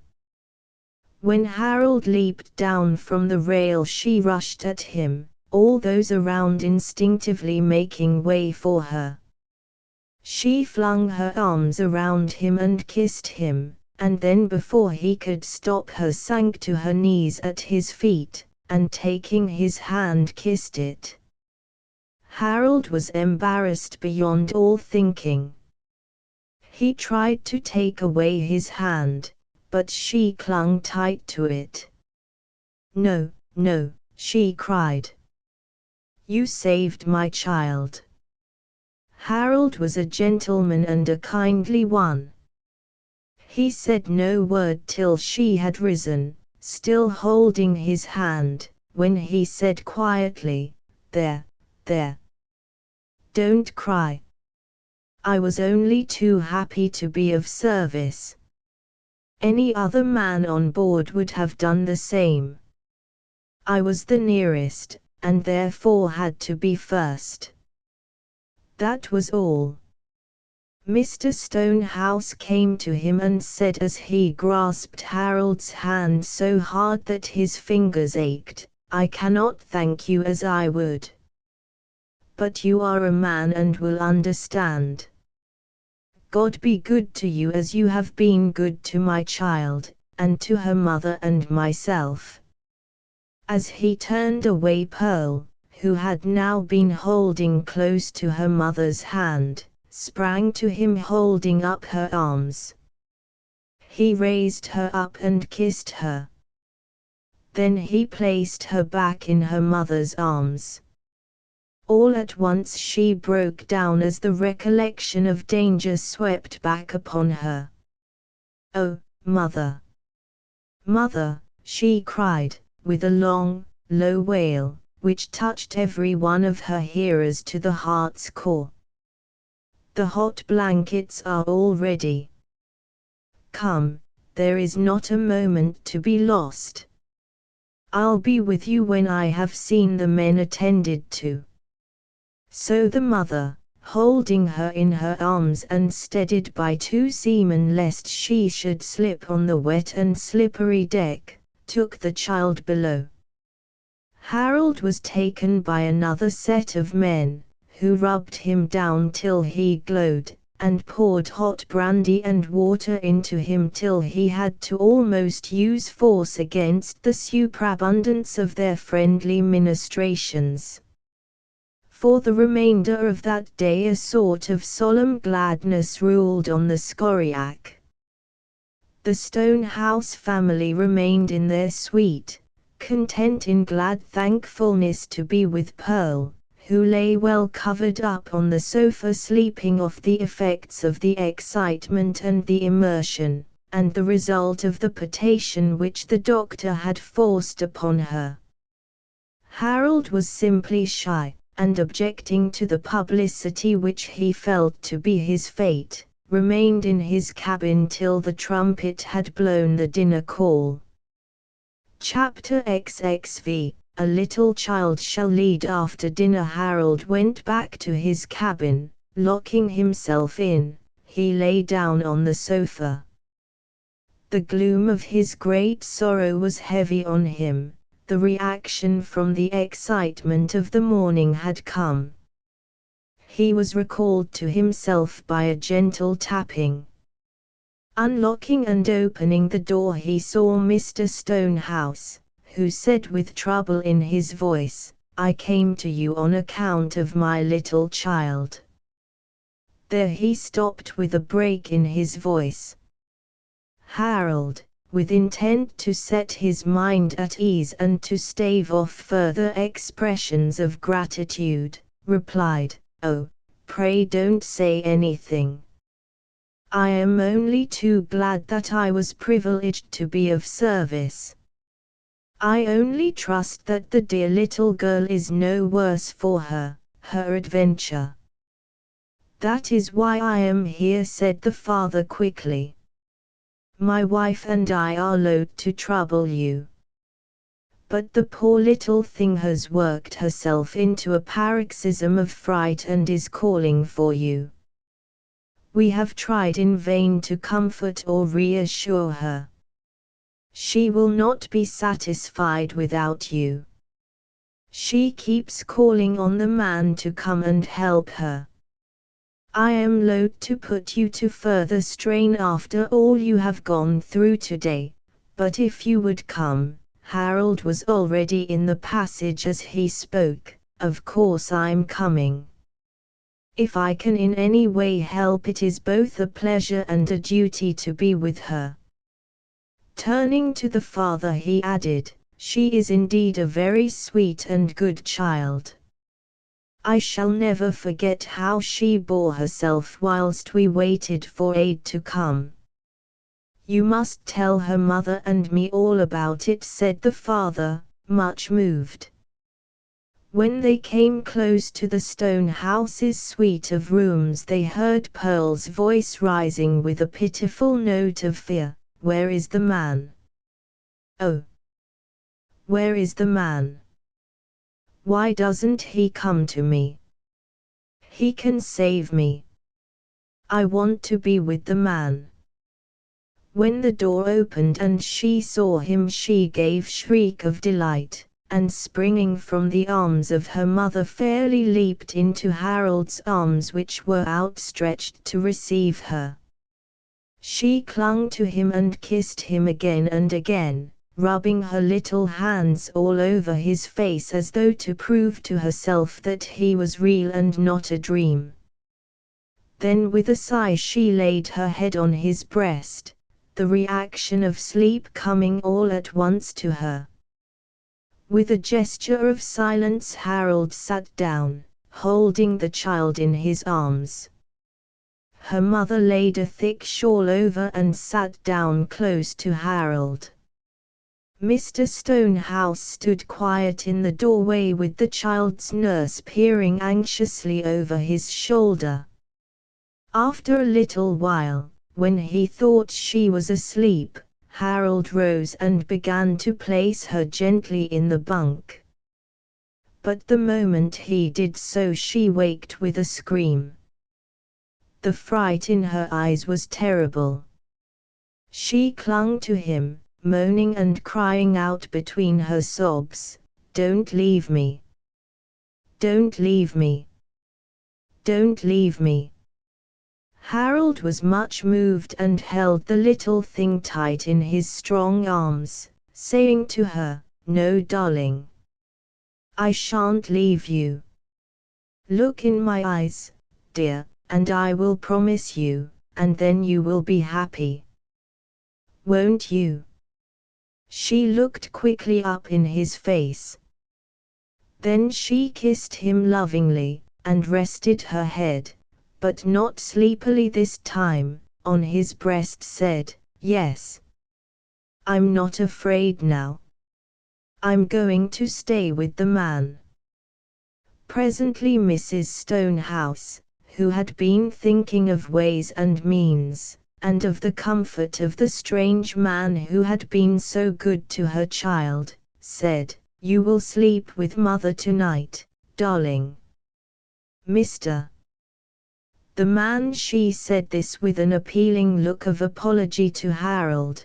The man will stay by you till you are asleep. But she interrupted, not fretfully or argumentatively, but with a settled air of content. No. I'm going to sleep with the man.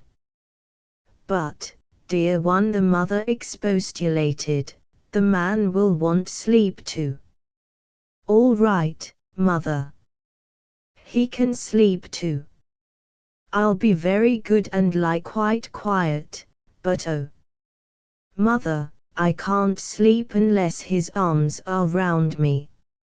I'm afraid if they are not, the sea will get me. And she clung closer to Harold, tightening her arms round his neck. You will not mind? Asked Mrs. Stonehouse timidly to Harold, and, seeing acquiescence in his face, added in a burst of tearful gratitude, oh, you are good to her, to us all. Hush! Harold said quietly. Then he said to Pearl, in a cheerful matter-of-fact way which carried conviction to the child's mind, now, darling, it is time for all good little girls to be asleep, especially when they have had an interesting day. You wait here till I put my pajamas on, and then I'll come back for you. And mother and father shall come and see you nicely tucked in. Don't be long, the child anxiously called after him as he hurried away.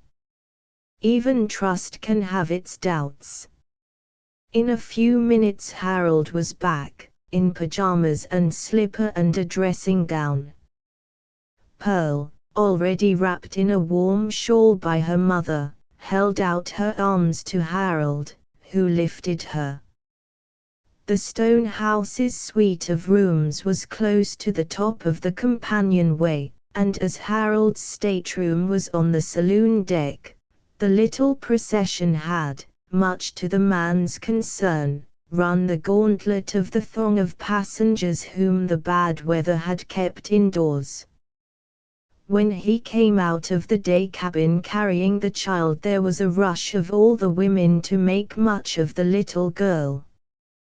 They were all very kind and no troublesome, their interest was natural enough, and Harold stopped whilst they petted the little thing.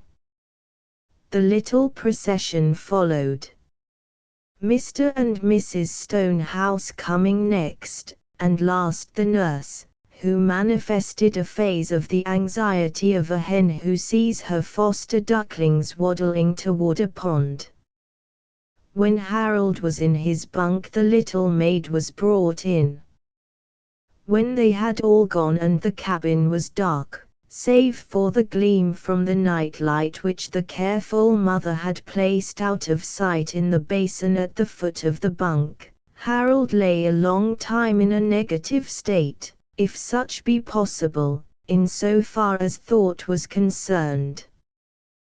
Presently he became conscious of a movement of the child, his arms, a shuddering movement, and a sort of smothered groan. The little thing was living over again in sleep the perils and fears of the day. Instinctively she put up her hands and felt the air around her. Then with a sigh clasped her arms round his neck, and with a peaceful look laid her head upon his breast.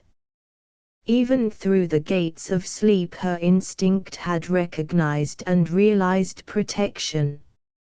And then this trust of a little child brought back the man to his nobler self.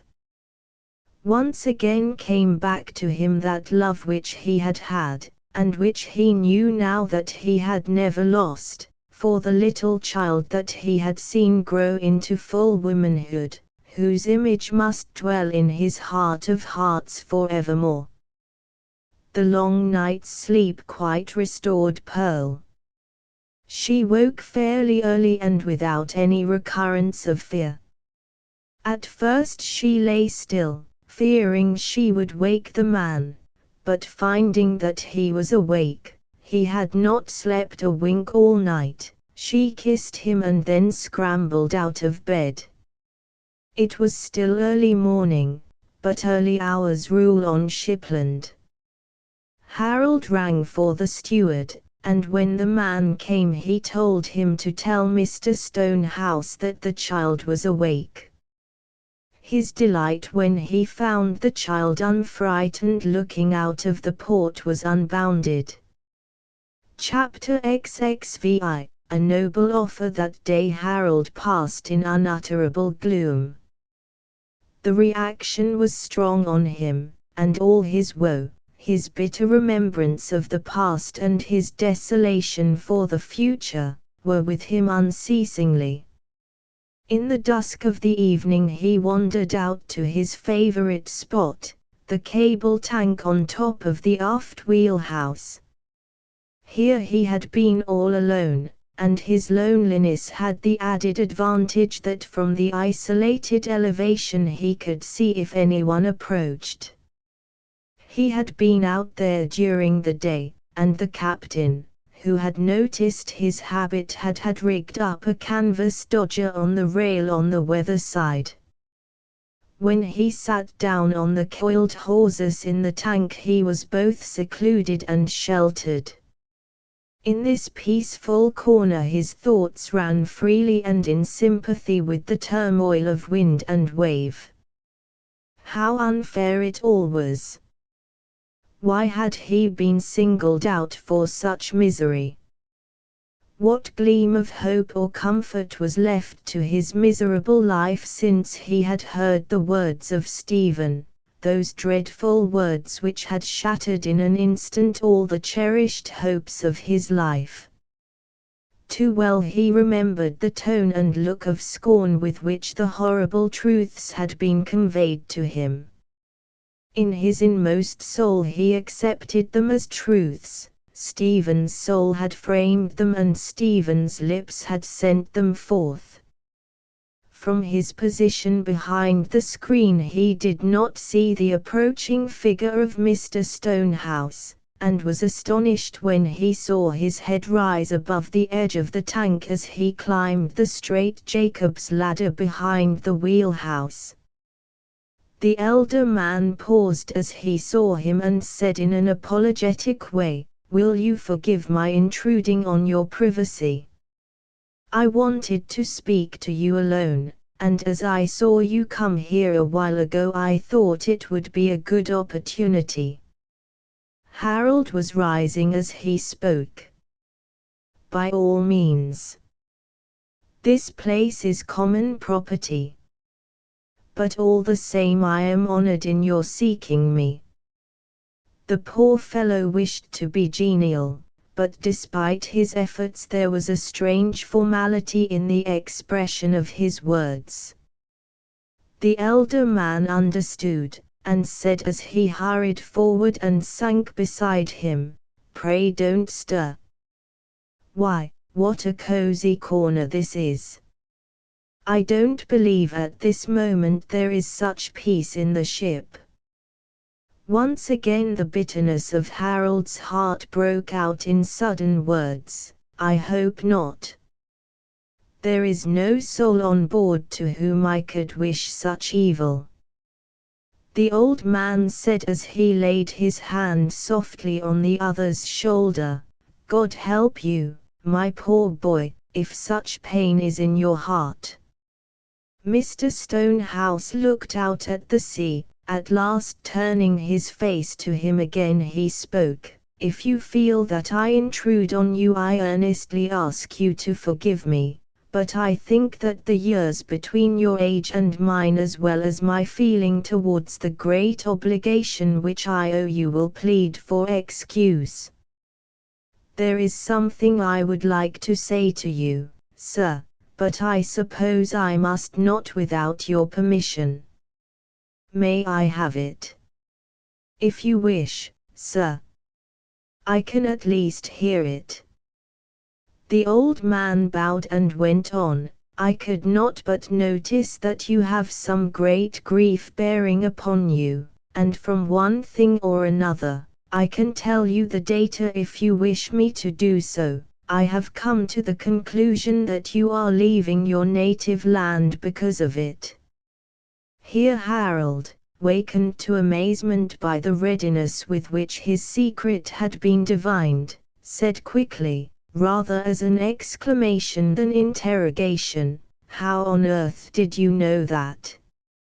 His companion, taking it as a query, answered, "Sir, at your age and with your strength life should be a joy, and yet you are sad.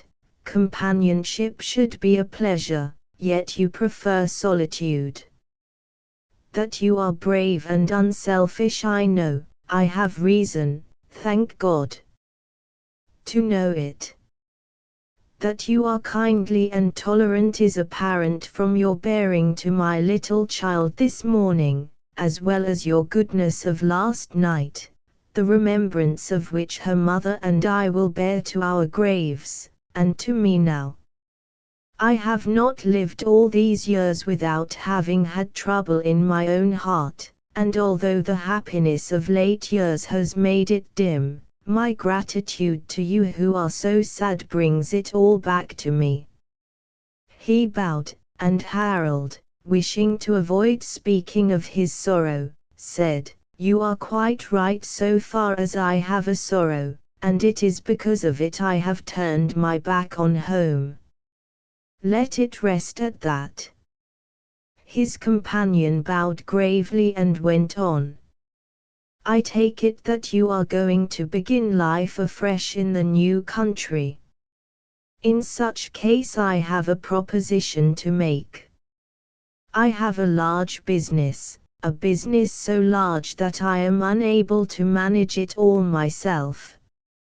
I was intending that when I arrived at home I would set about finding a partner. The man I want is not an ordinary man. He must have brains and strength and daring." He paused. Harold felt what was coming, but realized, as he jumped at the conclusion, that it would not do for him to take for granted that he was the man sought. He waited. Mr. Stonehouse went on, "As to brains, I am prepared to take the existence of such on my own judgment. I have been reading men, and in this aspect specially, all my life. The man I have thought of has brains. I am satisfied of that, without proof. I have proof of the other qualities." He paused again. As Harold said nothing he continued in a manner ill at ease, "My difficulty is to make the proposal to the man I want. It is so difficult to talk business to a man to whom you are under great obligation, to whom you owe everything. He might take a friendly overture ill."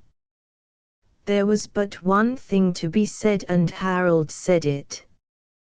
His heart warmed to the kindly old man and he wished to spare him pain, even if he could not accept him proposition, he couldn't take it ill, unless he was an awful bounder.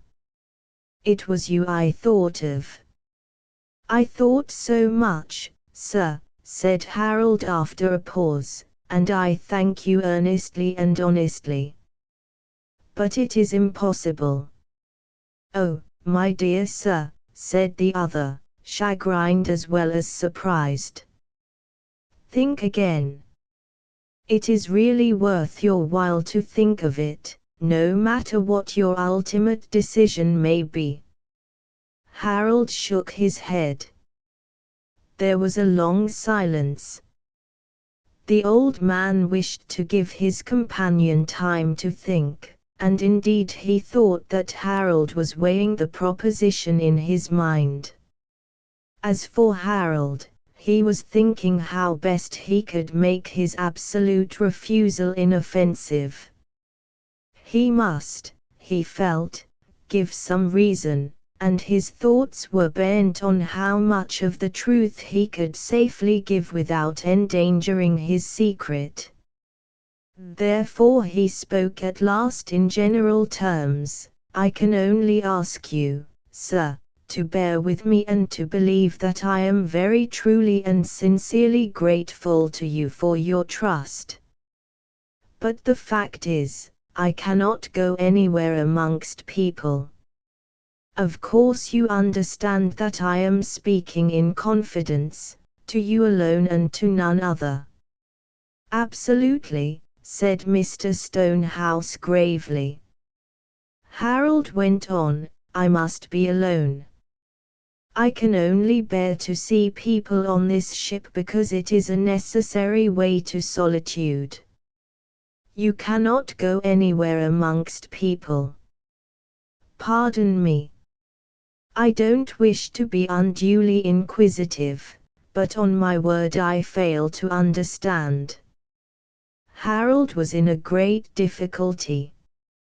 Common courtesy alone forbade that he should leave the matter where it was, and in addition both the magnificently generous offer which had been made to him, and the way in which accident had thrown him to such close intimacy with Pearl's family, required that he should be at least fairly frank.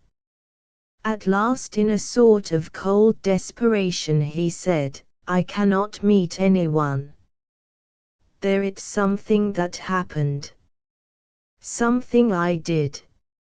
Nothing can make it right. All I can do is to lose myself in the wildest, grimmest wilderness in the world, and fight my pain, my shame. A long silence. Then the old man's voice came clear and sweet, something like music, in the shelter from the storm, but perhaps time may mend things. God is very good. Harold answered out of the bitterness of his heart. He felt that his words were laden with an anger which he did not feel, but he did not see his way to alter them. Nothing can mend this thing. It is at the farthest point of evil, and there is no going on or coming back. Nothing can wipe out what is done, what is past. Again silence, and again the strong, gentle voice, God can do much. Oh my dear young friend, you who have been such a friend to me and mine, think of this. God himself can do nothing here. It is done. And that is the end. He turned his head, it was all he could do to keep from groaning. The old man's voice vibrated with earnest conviction as he spoke, you are young and strong and brave. Your heart is noble. You can think quickly in moments of peril, therefore your brain is sound and alert. Now, may I ask you a favor? It is not much. Only that you will listen, without interruption, to what, if I have your permission, I am going to say. Do not ask me anything, do not deny, do not interrupt. Only listen. May I ask this? By all means. It is not much, he almost felt like smiling as he spoke. Mr. Stonehouse, after a short pause, as if arranging his thoughts, spoke, let me tell you what I am. I began life with nothing but a fair education such as all our American boys get. But from a good mother I got an idea that to be honest was the best of all things, from a strenuous father, who, however, could not do well for himself. I learned application to work and how best to use and exercise such powers as were in me. From the start things prospered with me. Men who knew me trusted me, some came with offers to share in my enterprise. Thus I had command of what capital I could use. I was able to undertake great works and to carry them through.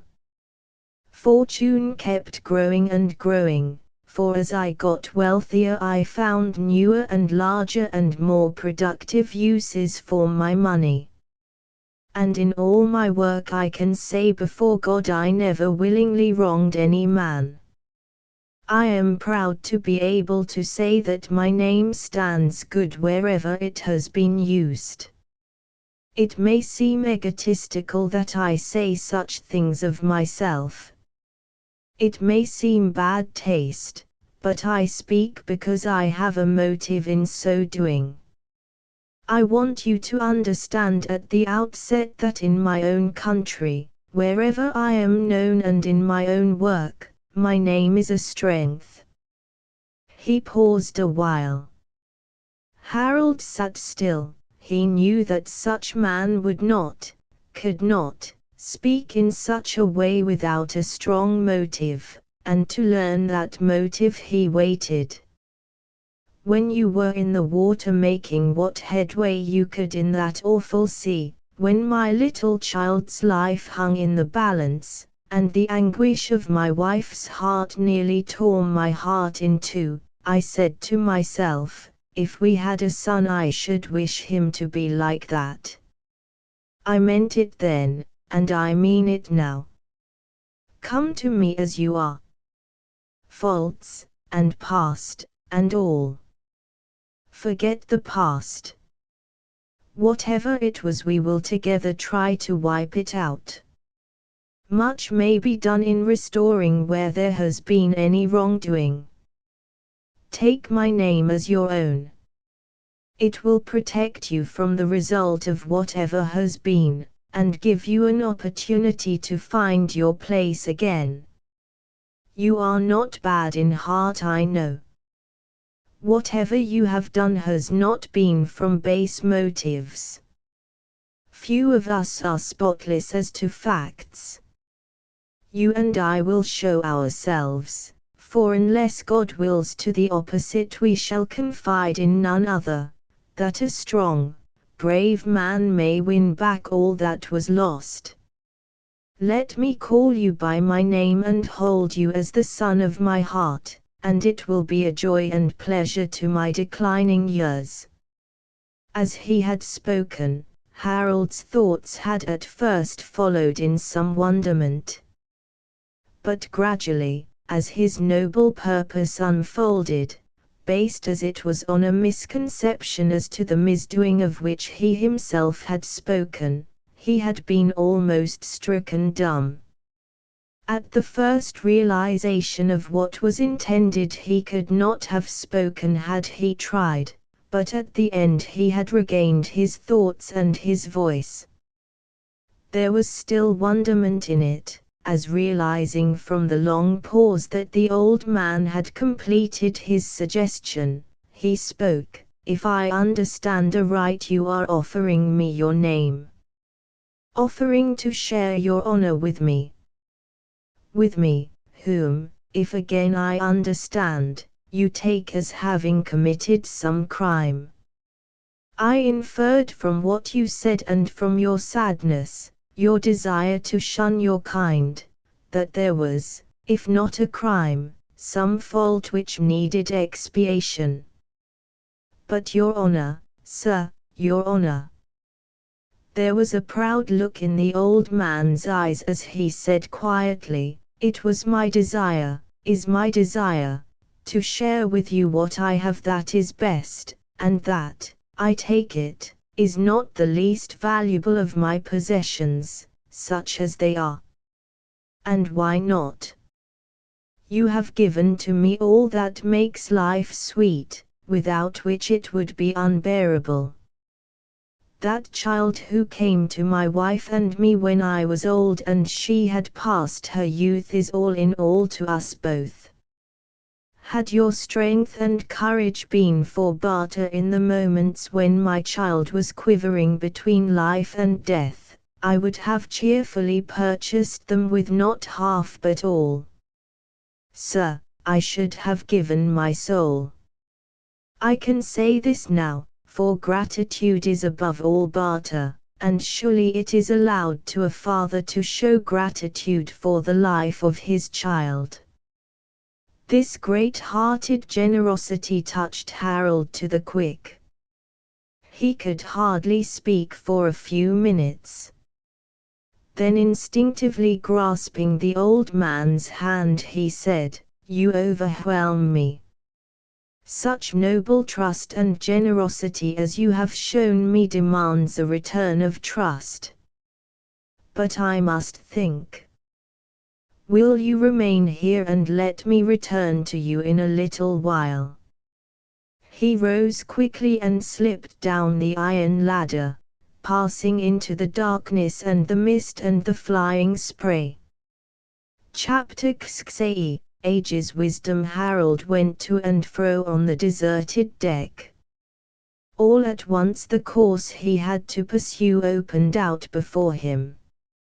He was aware that what the noble-minded old man offered him was fortune, great fortune in any part of the world.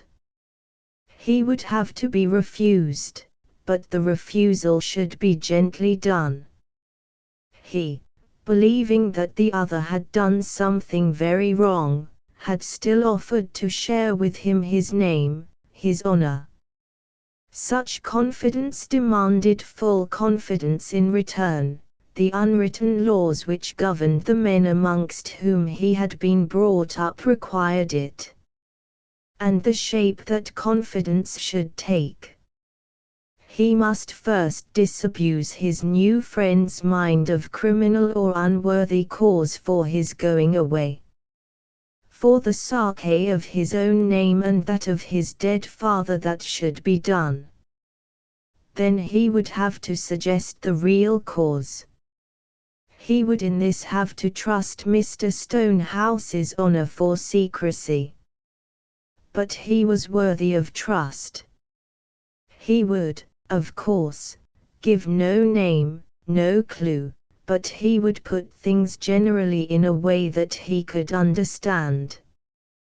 When his mind was so far made up he wanted to finish the matter, so he turned to the wheelhouse and climbed the ladder again.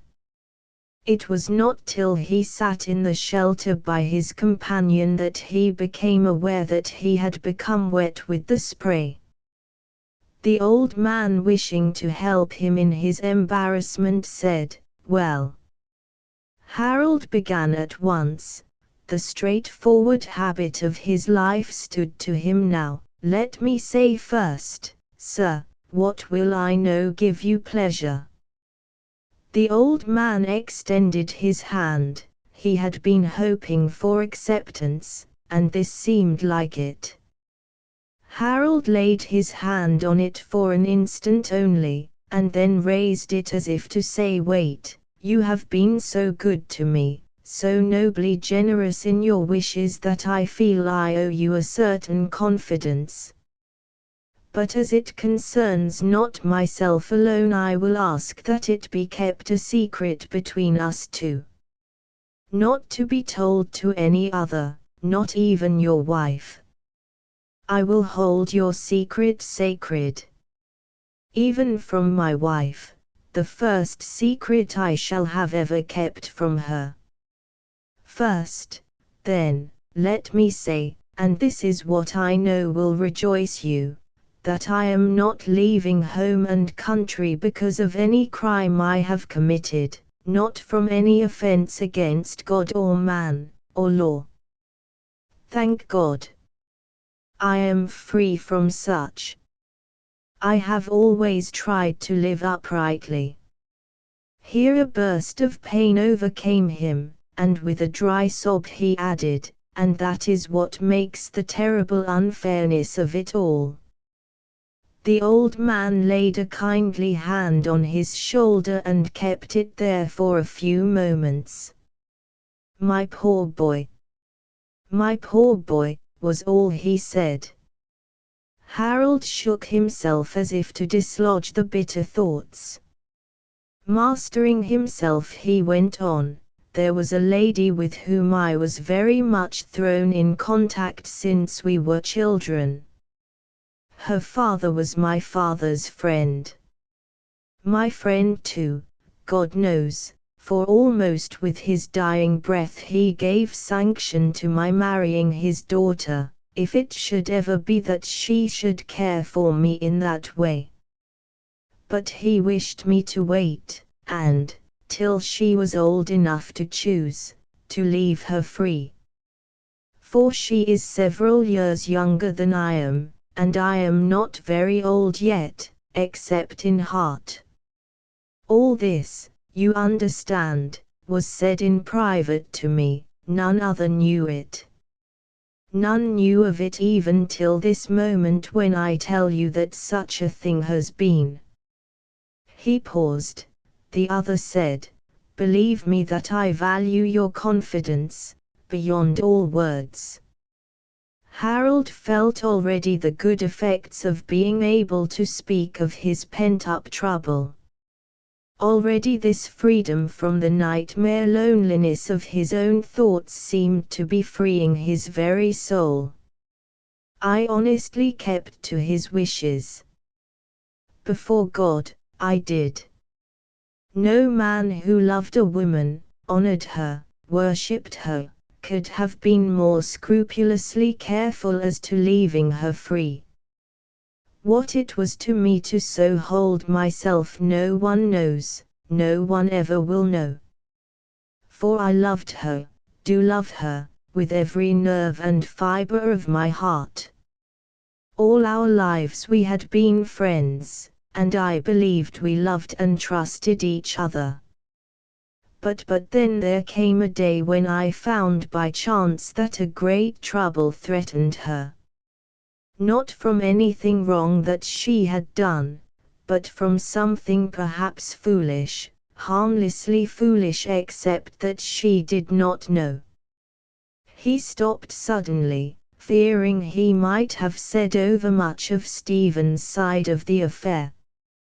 When I came to her aid, however, meaning the best, and as single-minded as a man can be, she misunderstood my words, my meaning, my very coming, and she said things which cannot be unsaid. Matters were so fixed that I could not explain, and I had to listen. She said things that I did not believe she could have said to me, to anyone. Things that I did not think she could have thought. I dare say she was right in some ways. I suppose I bungled in my desire to be unselfish. What she said came to me in new lights upon what I had done. But anyhow her statements were such that I felt I could not, should not, remain. My very presence must have been a trouble to her hereafter. There was nothing for it but to come away. There was no place for me. No hope for me. There is none on this side of the grave. For I love her still, more than ever. I honor and worship her still, and ever will, and ever must. I am content to forego my own happiness, but I feel there is a danger to her from what has been. That there is and must be to her unhappiness even from the fact that it was I who was the object of her wrath, and this adds to my woe. Worst of all is the thought and the memory that she should have done so, she. He turned away overcome and hid his face in his hands. The old man sat still. He knew that at such a moment silence is the best form of sympathy. But his heart glowed. The wisdom of his years told him that he had heard as yet of no absolute bar to his friend's ultimate happiness. I am rejoiced, my dear boy, at what you tell me of your own conduct.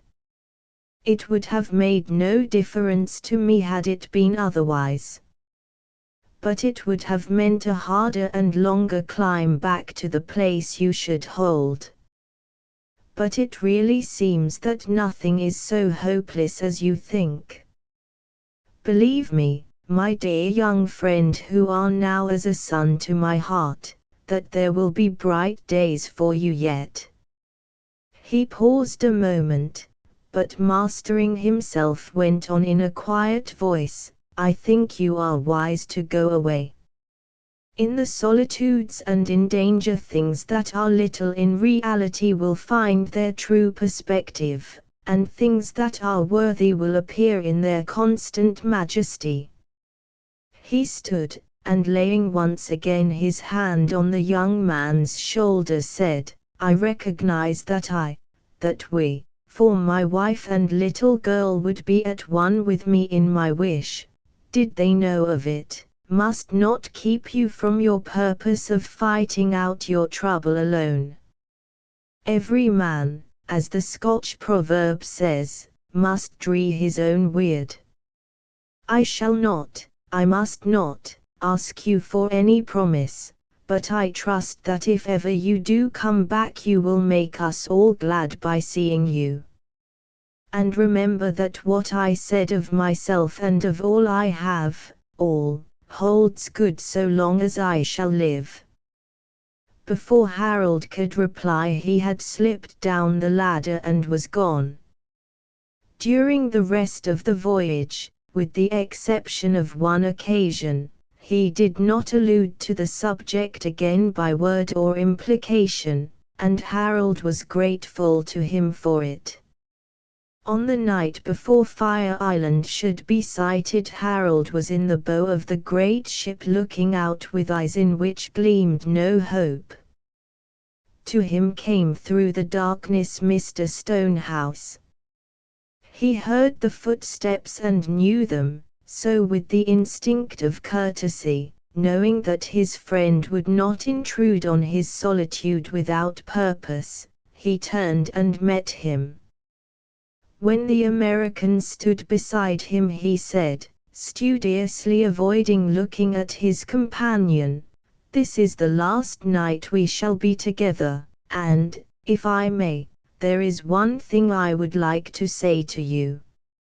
Say all you like, sir, said Harold as heartily as he could. I am sure it is well meant, and for that at any rate I shall be grateful to you. You will yet be grateful, I think, he answered gravely. When it comes back to you in loneliness and solitude you will, I believe, think it worth being grateful for. I don't mean that you will be grateful to me, but for the thing itself. I speak out of the wisdom of many years. At your time of life the knowledge cannot come from observation. It may, my poor boy, come through pain, and if what I think is correct you will even in due time be grateful to the pain which left such golden residuum.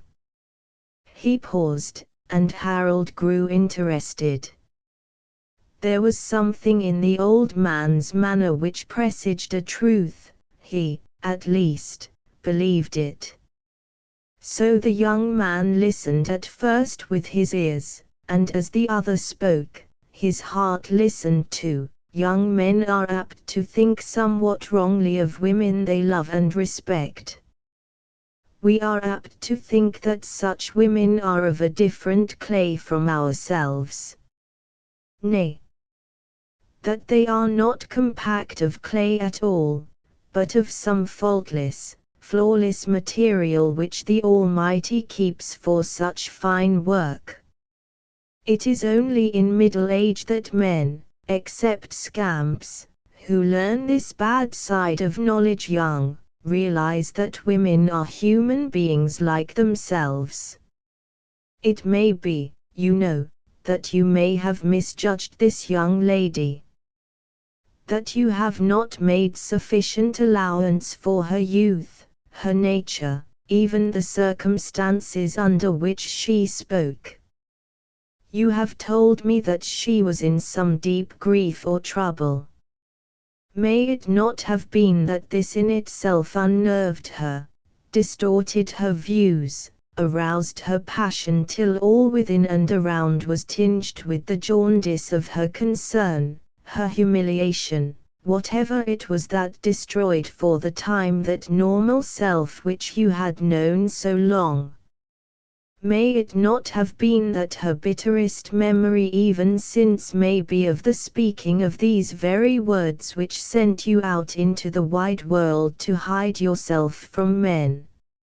I have thought, waking and sleeping, of your position ever since you honored me with your confidence, and with every hour the conviction has strengthened in me that there is a way out of this situation which sends a man like you into solitude with a heart hopeless and full of pain, and which leaves her perhaps in greater pain, for she has not like you the complete sense of innocence. But at present there is no way out but through time and thought. Whatever may be her ideas or wishes, she is powerless. She does not know your thoughts, no matter how she may guess at them. She does not know where you are or how to reach you, no matter how complete her penitence may be. And oh, my dear young friend, remember that you are a strong man, and she is a woman. Only a woman in her passion and her weakness after all. Think this all over, my poor boy. You will have time and opportunity where you are going. God help you to judge wisely. After a pause of a few seconds he said abruptly, "Good night," and moved quickly away. Asterisk asterisk asterisk asterisk asterisk. When the time for parting came, Pearl was inconsolable. Not knowing any reason why the man should not do as she wished, she was persistent in her petitions to Harold that he should come with her, and to her father and mother that they should induce him to do so. Mrs. Stonehouse would have wished him to join them if only for a time. Her husband, unable to give any hint without betraying confidence, had to content himself with trying to appease his little daughter by vague hopes rather than promises that her friend would join them at some other time.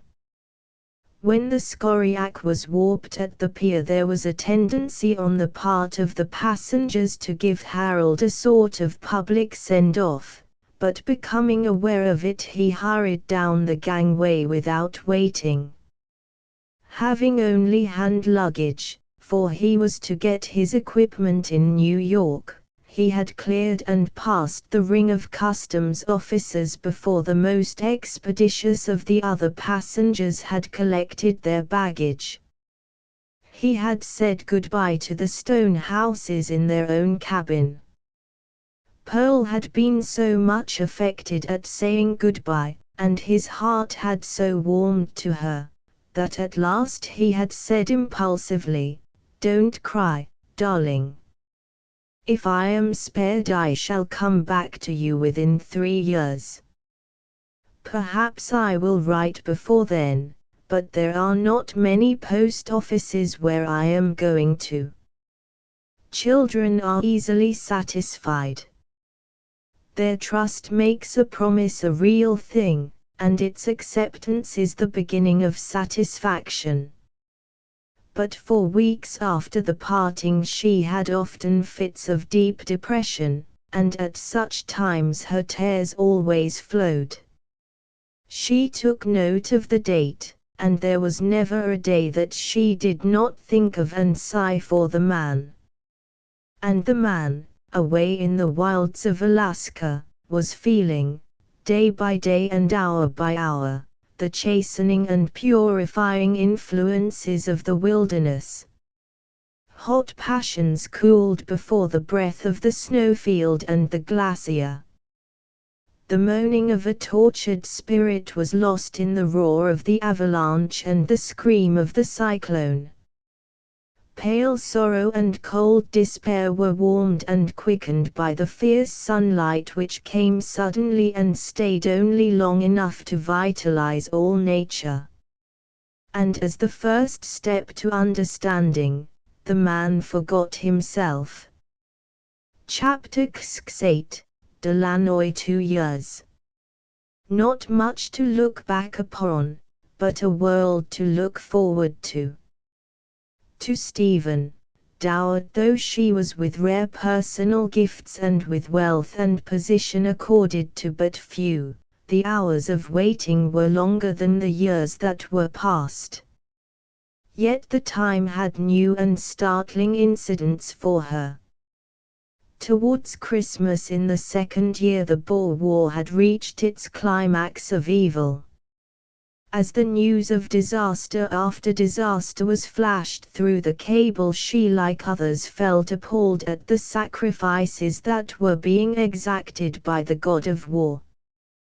One day she casually read in the Times that the Earl Delanoy had died in his London mansion, and further learned that he had never recovered from the shock of hearing that his 2 sons and his nephew had been killed. The paragraph concluded, "By his death the title passes to a distant relative." The new Lord Delanoy is at present in India with his regiment, the 35th or Grey Hussars, of which he is colonel. She gave the matter a more than passing thought, for it was sad to find a whole family thus wiped out at a blow. Early in February she received a telegram from her London solicitor saying that he wished to see her on an important matter. Her answer was, "Come at once," and at tea time Mr. Copliston arrived. He was an old friend and she greeted him warmly. She was a little chilled when he answered with what seemed unusual deference, "I thank your ladyship for your kindness." She raised her eyebrows but made no comment. She was learning to be silent under surprise. When she had handed the old gentleman his tea she said, "My aunt has chosen to remain away, thinking that you might wish to see me privately. But I take it that there is nothing which she may not share. I have no secrets from her." He rubbed his hands genially as he replied, "Not at all, not at all. I should like her to be present. It will, I am sure, be a delight to us all." Again raised eyebrows, again silence on the subject. When a servant answered her bell she told him to ask Miss Rowley if she would kindly join them. Aunt Letitia and the solicitor were old cronies, and their greeting was most friendly. When the old gentlewoman had seated herself and taken her cup of tea, Mr. Copliston said to Stephen, with a sort of pomposity, "I have to announce your succession to the Earldom Delanoy." Stephen sat quite still. She knew the news was true. Mr. Copliston was not one who would jest on a business subject, and too accurate a lawyer to make an error in a matter of fact. But the fact did not seem to touch her. It was not that she was indifferent to it. Few women could hear such news without a thrill. Mr. Copliston seemed at a loss. Miss Rowley rose and quietly kissed her, and saying simply, "God bless you, my dear," went back to her seat. Realizing that Mr. Copliston expected some acknowledgement, Stephen held out her hand to him and said quietly, "Thank you." After a long pause she added quietly, "Now, won't you tell us about it? I am in absolute ignorance, and don't understand. I had better not burden you, at first, with too many details, which can come later, but give you a rough survey of the situation. Your title of Countess de Lannoy comes to you through your ancestor Isabel, third and youngest daughter of the 6th Earl, Messrs. Colline Bray and Jackson, knowing that my firm acted for your family, communicated with us. Lest there should be any error, we followed most carefully every descendant and every branch of the family, for we thought it best not to communicate with you till your right of inheritance was beyond dispute. We arrived independently at the same result as Messrs. Colline Bray and Jackson. There is absolutely no doubt whatever of your claim. You will petition the Crown, and on reference to the House of Lords the Committee for Privileges will admit your right. May I offer my congratulations, Lady de Lannoy, on your acquisition. By the way, I may say that all the estates of the earldom, which have been from the first kept in strict entail, go with the title de Lannoy. During the recital Stephen was conscious of a sort of bitter comment on the tendencies of good fortune. Too late, something seemed to whisper, what delight it would have been had father inherited. If Harold had not gone. All the natural joy seemed to vanish, as bubbles break into empty air. To Aunt Letitia the new title was a source of pride and joy, far greater than would have been the case had it come to herself. She had for so many years longed for new honors for Stephen that she had almost come to regard them as a right whose coming should not be too long delayed. Miss Rowley had never been to Lannoy, and, indeed, she knew personally nothing of the county Angleshire in which it was situated. She was naturally anxious to see the new domain, but kept her feeling concealed during the months that elapsed until Stephen's right had been conceded by the Committee for Privileges. But after that her impatience became manifest to Stephen, who said one day in a teasing, caressing way, as was sometimes her wont, "Why, Auntie, what a hurry you are in! Lannoy will keep, won't it?" "Oh, my dear," she replied, shaking her head, "I can understand your own reticence, for you don't want to seem greedy and in a hurry about your new possessions. But when people come to my age there's no time to waste. I feel I would not have complete material for happiness in the world to come, if there were not a remembrance of my darling in her new home."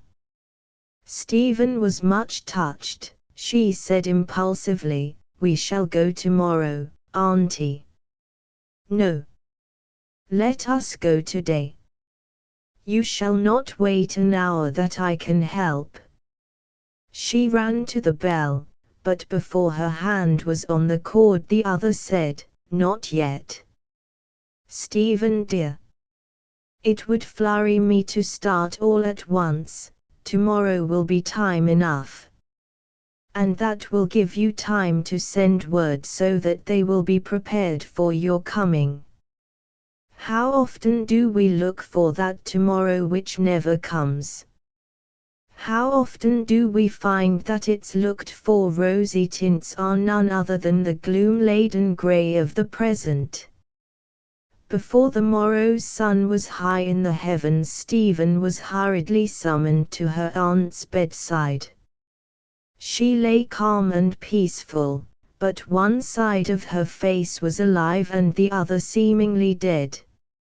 In the night a paralytic stroke had seized her. The doctors said she might in time recover a little, but she would never be her old active self again. She herself, with much painful effort, managed to convey to Stephen that she knew the end was near. Stephen, knowing the wish of her heart and thinking that it might do her good to gratify her wish, asked if she should arrange that she be brought to Lannoy. Feebly and slowly, word by word, she managed to convey her idea. "Not now, dear one. I shall see it all in time, soon. And I shall understand and rejoice." For a long time she lay still, holding with her right hand, which was not paralyzed, the other's hand. Then she murmured, "You will find happiness there." She said no more, but seemed to sleep. From that sleep she never woke, but faded slowly, softly away. Stephen was broken-hearted.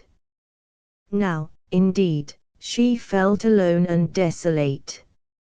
All were gone. Father, uncle, aunt, and Harold. The kingdoms of the earth which lay at her feet were of no account. 1 hour of the dead or departed, any of them, back again were worth them all. Normanstand was now too utterly lonely to be endurable, so Stephen determined to go, for a time at any rate, to Lannoy. She was becoming accustomed to be called my lady and your ladyship, and the new loneness made her feel better prepared to take her place amongst new surroundings. In addition, there was another spur to her going. Leonard Everard, knowing of her absolute loneliness, and feeling that in it was a possibility of renewing his old status, was beginning to make himself apparent. He had learned by experience a certain wisdom, and did not put himself forward obtrusively. But whenever they met he looked at her so meekly and so lovingly that it brought remembrances which came with blushes. So, all at once, without giving time for the news to permeate through the neighborhood, she took her way to Lannoy with a few servants. Stephen's life had hitherto been spent inland. She had of course now and again been for short periods to various places, but the wonder of the sea as a constant companion had been practically unknown to her. Now at her new home its full splendor burst upon her, and so impressed itself upon her that new life seemed to open. Lannoy was on the northeastern coast, the castle standing at the base of a wide promontory stretching far into the North Sea. From the coast the land sloped upward to a great rolling ridge. The outlook seaward was over a mighty expanse of green sward, dotted here and there with woods and isolated clumps of trees which grew fewer and smaller as the rigor of the northern sea was borne upon them by the easterly gales. The coast was a wild and lonely one. No habitation other than an isolated fisher's cottage was to be seen between the little fishing port at the northern curve away to the south, where beyond a waste of sand hills and strand another tiny fishing village nestled under a high cliff, sheltering it from northerly wind. For centuries the lords of Lannoy had kept their magnificent prospect to themselves, and though they had treated their farmers and cottagers well, none had ever been allowed to settle in the great park to seaward of the castle. From the terrace of the castle only then one building, other than the cottage on the headland, could be seen. Far off on the very crest of the ridge was the tower of an old windmill. Chapter 6. The Silver Lady. When it was known that Lady de Lannoy had come to Lannoy, there was a prompt rush of such callers as the county afforded. Stephen, however, did not wish to see anyone just at present. Partly to avoid the chance meeting with strangers, and partly because she enjoyed and benefited by the exercise, she was much away from home every day. Sometimes, attended only by a groom, she rode long distances north or south along the coast, or up over the ridge behind the castle and far inland along the shaded roads through the woods, or over bleak wind-swept stretches of moorland. Sometimes she would walk, all alone, far down to the sea road, and would sit for hours on the shore or high up on some little rocky headland where she could enjoy the luxury of solitude. Now and again in her journeyings she made friends, most of them humble ones. She was so great a lady in her station that she could be familiar without seeming to condescend. The fishermen of the little ports to north and south came to know her, and to look gladly for her coming. Their good wives had for her always a willing courtesy and a ready smile. As for the children, they looked on her with admiration and love, tempered with awe. She was so gentle with them, so ready to share their pleasures and interests, that after a while they came to regard her as some strange embodiment of fairydom and dreamland. Many a little heart was made glad by the arrival of some item of delight from the castle, and the hearts of the sick seemed never to hope, or their eyes to look, in vain. One friend she made who became very dear and of great import. Often she had looked up at the old windmill on the crest of the ridge and wondered who inhabited it, for that someone lived in it, or close by, was shown at times by the drifting smoke. One day she made up her mind to go and see for herself.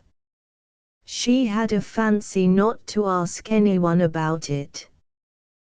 The place was a little item of mystery, and as such to be treasured and exploited, and in due course explored. The mill itself was picturesque, and the detail at closer acquaintance sustained the far-off impression. The roadway forked on the near side of the mill, reuniting again the further side, so that the place made a sort of island, mill, out offices and garden. As the mill was on the very top of the ridge, the garden which lay seawards was sheltered by the building from the west, and from the east by a thick hedge of thorn and privet, which quite hid it from the roadway. Stephen took the lower road. Finding no entrance save a locked wooden door, she followed round to the western side, where the business side of the mill had been. It was all still now and silent, and that it had long fallen into disuse was shown by the grey faded look of everything. Grass, green and luxuriant, grew untrodden between the cobblestones with which the yard was paved. There was a sort of old-world quietude about everything which greatly appealed to Stephen. Stephen dismounted and walked round the yard admiring everything. She did not feel as if intruding, for the gateway was wide open. A low door in the base of the mill tower opened, and a maid appeared, a demure pretty little thing of 16 or 17 years, dressed in a prim straight dress and an old-fashioned Puritan cap. Seeing a stranger, she made an ejaculation and drew back hastily. Stephen called out to her, "Don't be afraid, little girl. Will you kindly tell me who lives here?" The answer came with some hesitation, "Sister Ruth." "And who is Sister Ruth?" The question came instinctively and without premeditation. The maid, embarrassed, held hard to the half-open door and shifted from foot to foot uneasily. "I don't know," she said at last. "Only Sister Ruth, I suppose." It was manifest that the matter had never afforded her anything in the nature of a problem. There was an embarrassing silence. Stephen did not wish to seem, or even to be, prying, but her curiosity was aroused. What manner of woman was this who lived so manifestly alone, and who had but a Christian name? Stephen, however, had all her life been accustomed to dominance, and at Normanstown and Norwood had made many acquaintances amongst her poorer neighbours. She was just about to ask if she might see Sister Ruth, when behind the maid in the dark of the low passageway appeared the tall, slim figure of a silver woman. Truly a silver woman. The first flash of Stephen's thought was correct. White-haired, white-faced, white-capped, white-kerchiefed, in a plain-cut dress of light grey silk, without adornment of any kind. The whole ensemble was as a piece of old silver. The lines of her face were very dignified, very sweet, very beautiful. Stephen felt at once that she was in the presence of no common woman. She looked an admiration which all her Quaker garments could not forbid the other to feel. She was not the first to speak. In such a noble presence the dignity of Stephen's youth imperatively demanded silence, if not humility. So she waited. The Silver Lady, for so Stephen ever after held her in her mind, said quietly, but with manifest welcome, "Didst thou wish to see me? Wilt thou come in?"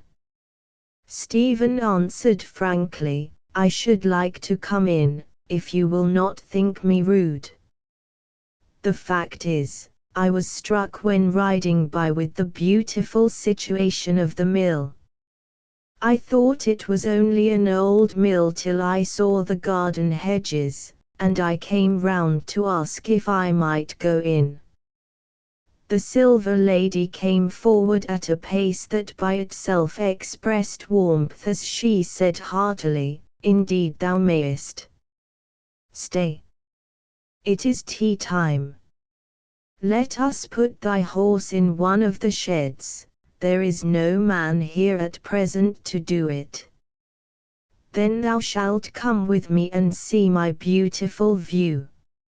She was about to take the horse herself, but Stephen forestalled her with a quick, "No, no, pray let me.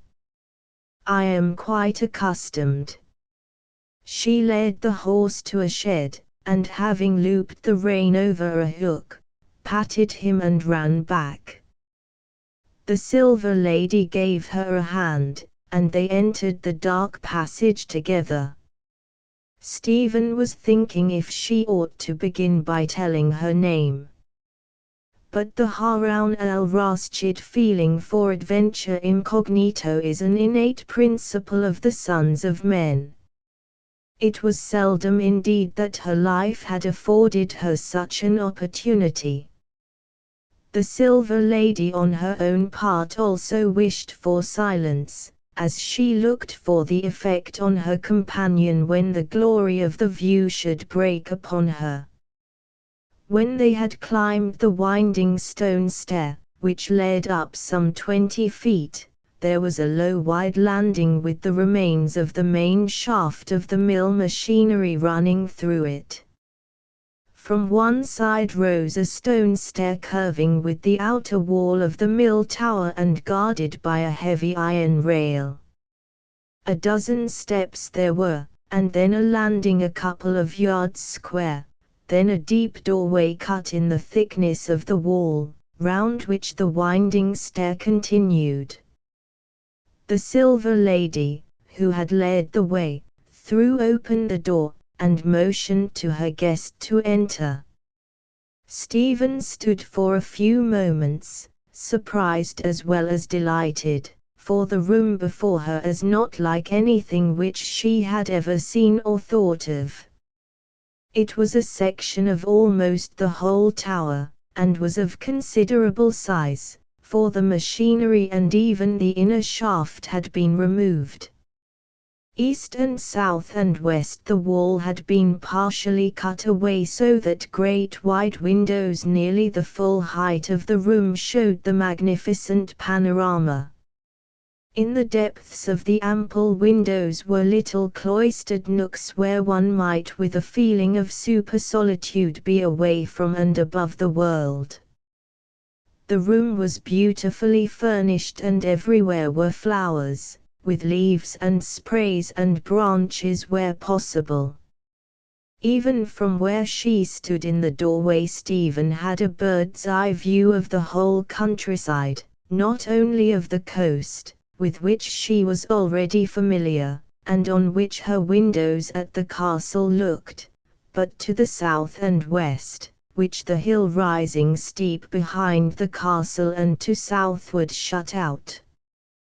The Silver Lady could not but notice her guest's genuine admiration. "Thou likest my room and my view. There is no use asking thee, I see thou dost," Stephen answered with a little gasp. "I think it is the quaintest and most beautiful place I have ever seen. I am so glad thou likest it. I have lived here for nearly 40 years, and they have been years of unutterable peace and earthly happiness. And now, thou wilt have some tea." Stephen left the mill that afternoon with a warmth of heart that she had been a stranger to for many a day. The two women had accepted each other simply. "I am called Ruth," said the Silver Lady. "And I am Stephen," said the Countess de Lannoy in reply. And that was all. Neither had any clue to the other's identity. Stephen felt that some story lay behind that calm, sweet personality. Much sorrow goes to the making of fearless quietude. The Quaker lady moved so little out of her own environment that she did not even suspect the identity of her visitor. All that she knew of change was a notice from the solicitor to the estate that, as the headship had lapsed into another branch of the possessing family, she must be prepared, if necessary, to vacate her tenancy, which was one at will. It was not long before Stephen availed herself of the permission to come again. This time she made up her mind to tell who she was, lest the concealment of her identity might lead to awkwardness. At that meeting friendship became union. The natures of the two women expanded to each other, and after a very few meetings there was established between them a rare confidence. Even the personal austerity of Quakerdom, or the state and estate of the peeress, could not come between. Their friendship seemed to be for the life of one. To the other it would be a memory. The Silver Lady never left the chosen routine of her own life. Whatever was the reason of her giving up the world, she kept it to herself, and Stephen respected her reticence as much as she did her confidence. It had become a habit, early in their friendship, for Stephen to ride or walk over to the windmill in the dusk of the evening when she felt especially lonely. On one such occasion she pushed open the outer door, which was never shut, and took her way up the stone stair.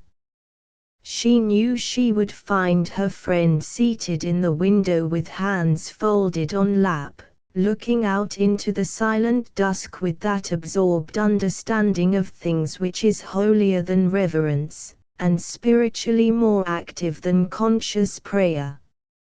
She tapped the door lightly, and stepped into the room. With a glad exclamation, which coming through her habitual sedateness showed how much she loved the young girl, Sister Ruth started to her feet. There was something of such truth in the notes she had sounded, that the lonely girl's heart went out to her in abandoned fullness. She held out her arms, and, as she came close to the other, fell rather than sank at her feet.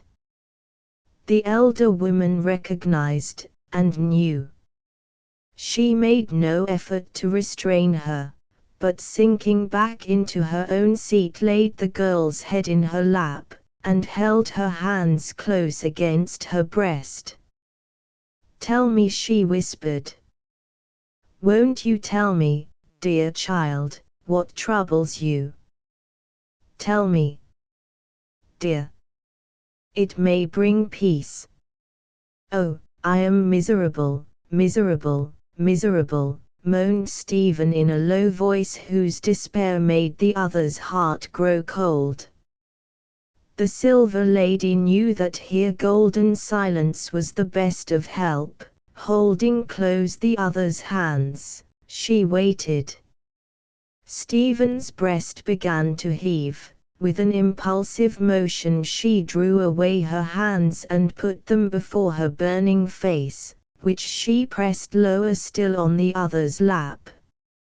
Sister Ruth knew that the trouble, whatever it was about to find a voice. And then came in a low shuddering whisper, a voice muffled in the folds of the dress, "I killed a man." In all her life the Silver Lady had never been so startled or so shocked. She had grown so to love the bright, brilliant young girl that the whispered confession cut through the silence of the dusk as a shriek of murder goes through the silent gloom of night. Her hands flew wide from her breast, and the convulsive shudder which shook her all in an instant woke Stephen through all her own deep emotion to the instinct of protection of the other. The girl looked up, shaking her head, and said with a sadness which stilled all the other's fear, "Ah, don't be frightened. It is not murder that I tell you of. Perhaps if it were, the thought would be easier to bear. He would have been hurt less if it had been only his body that I slew. Well, I know now that his life would have been freely given if I wished it, if it had been for my good. But it was the best of him that I killed, his soul. His noble, loving, trusting, unselfish soul. The bravest and truest soul that ever had place in a man's breast." Her speaking ended with a sob, her body sank lower. Sister Ruth's heart began to beat more freely. She understood now, and all the womanhood, all the wifehood, motherhood suppressed for a lifetime, awoke to the woman's need. Gently she stroked the beautiful head that lay so meekly on her lap, and as the girl sobbed with but little appearance of abatement, she said to her softly, "Tell me, dear child. Tell me all about it. See, we are alone together. Thou and I, and God. In God's dusk, with only the silent land and sea before us. Won't thou trust me, dear one, and speak?" And then, as the shadows fell, and far-off lights at sea began to twinkle over the waste of waters, Stephen found voice and told without reserve the secret of her shame and her remorse. At last, when her broken voice had trailed away into gentle catchings of the breath, the older woman, knowing that the time come for comfort, took her in her strong arms, holding her face wet against her own, their tears mingling. "Cry on, dear heart," she said as she kissed her. "Cry on. It will do thee good."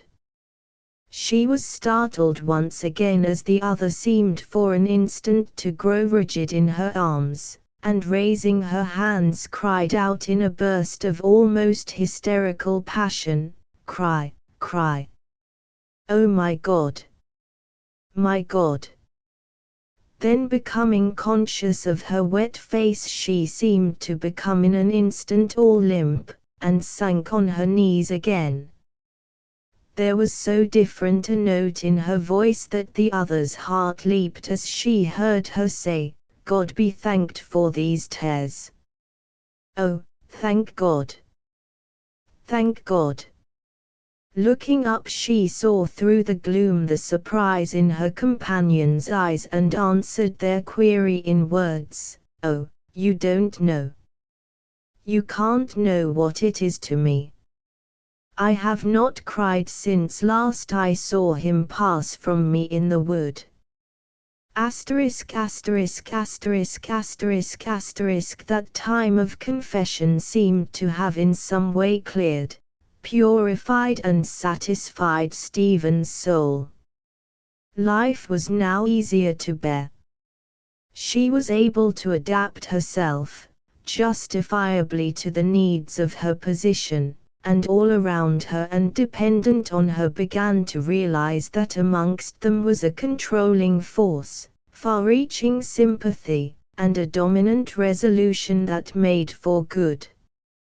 She began to shake off the gloom of her sorrows and to take her place in her new high station. Friends there were in many, and quondam lovers by the score. Lovers of all sorts. Fortune hunters there were, be sure, not a few.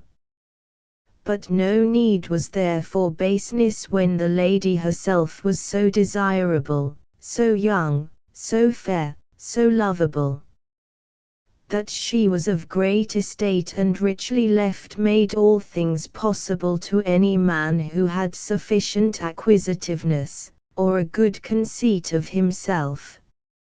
In a wide circle of country were many true lovers who would have done aught to win her praise. And so in the East the passing of the 2 years of silence and gloom seemed to be the winning of something brighter to follow. Chapter XXX, The Lesson of the Wilderness. In the West the 2 years flew. Time seemed to go faster there, because life was more strenuous. Harold, being mainly alone, found endless work always before him. From daylight to dark labor never ceased, and for his own part he never wished that it should. In the wilderness, and especially under such conditions as held in northern Alaska, labor is not merely mechanical. Every hour of the day is fraught with danger in some new form, and the head has to play its part in the strife against nature. In such a life there is not much time for thinking or brooding. At first, when the work and his surroundings were strange to him, Harold did many useless things and ran many unnecessary risks. But his knowledge grew with experience. Privations he had in plenty, and all the fiber of his body and the strength of his resolution and endurance were now and again taxed to their utmost.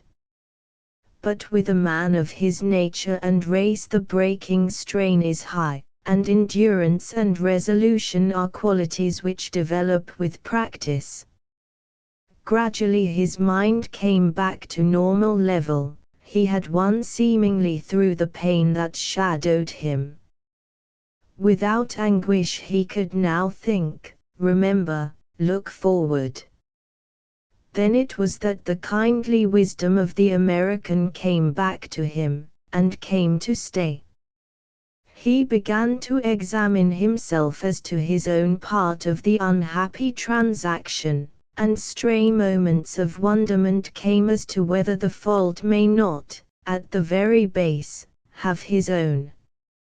He began to realize that it is insufficient in this strenuous world to watch and wait, to suppress one's self, to put aside, in the wish to benefit others, all the hopes, ambitions, cravings which make for personal gain.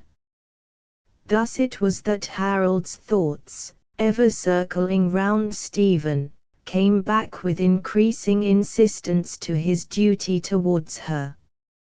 He often thought, and with a bitter feeling against himself that it came too late, of the dying trust of her father: guard her and cherish her, as if you were indeed my son and she your sister. If it should be that you and Stephen should find that there is another affection between you, remember I sanction it. But give her time. I trust that to you. She is young, and the world is all before her. Let her choose.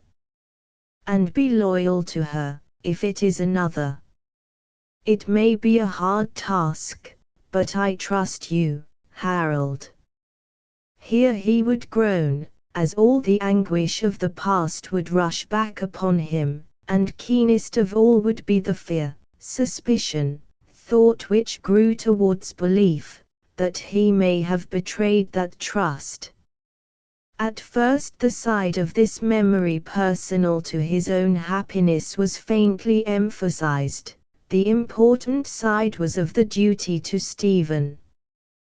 But as time went on, the other thought became a sort of corollary, a timid, halting, blushing thought which followed sheepishly, borne down by trembling hope.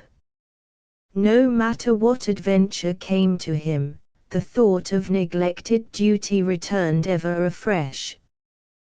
Once, when he lay sick for weeks in an Indian wigwam, the idea so grew with each day of the monotony, that when he was able to crawl out by himself into the sunshine he had almost made up his mind to start back for home. Luck is a strange thing. It seems in some mysterious way to be the divine machinery for adjusting averages. Whatever may be the measure of happiness or unhappiness, good or evil, allotted to anyone, luck is the cause or means of counterbalancing so that the main result reaches the standard set. From the time of Harold's illness Dame Fortune seemed to change her attitude to him. The fierce frown, nay, the malignant scowl, to which he had become accustomed, changed to a smile. Hitherto everything seemed to have gone wrong with him, but now all at once all seemed to go right. He grew strong and hardy again. Indeed, he seemed by contrast to his late helplessness to be so strong and hard that it looked as if that very illness had done him good instead of harm. Game was plentiful, and he never seemed to want. Everywhere he went there were traces of gold, as though by some instinct he was tracking it to its home.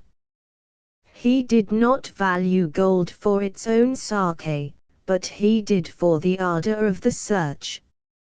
Harold was essentially a man, and as a man an adventurer. To such a man of such a race adventure is the very salt of existence. The adventurer's instinct took with it the adventurer's judgment. Harold was not content with small results. Amidst the vast primeval forces there were, he felt, vast results of their prehistoric working, and he determined to find some of them. In such a quest, purpose is much. It was hardly any wonder, then, that in time Harold found himself alone in the midst of one of the great treasure places of the world. Only labor was needed to take from the earth riches beyond the dreams of avarice. But that labor was no easy problem. Great and difficult distance had to be overcome, secrecy must be observed, for even a whisper of the existence of such a place would bring a horde of desperadoes. But all these difficulties were at least sources of interest, if not in themselves pleasures. The new Harold, seemingly freshly created by a year of danger and strenuous toil, of self-examining and humiliation, of the realization of duty, and, though he knew it not as yet, of the dawning of hope, found delight in the thought of dangers and difficulties to be overcome. Having taken his bearings exactly so as to be safe in finding the place again, he took his specimens with him and set out to find the shortest and best route to the nearest port. At length he came to the port and set quietly about finding men. This he did very carefully and very systematically. Finally, with the full complement, and with ample supply of stores, he started on his expedition to the new gold fields. It is not purposed to set out here the extraordinary growth of Robinson City, for thus the mining camp soon became. Its history has long ago been told for all the world. In the early days, when everything had to be organized and protected, Harold worked like a giant, and with a system and energy which from the first established him as a master.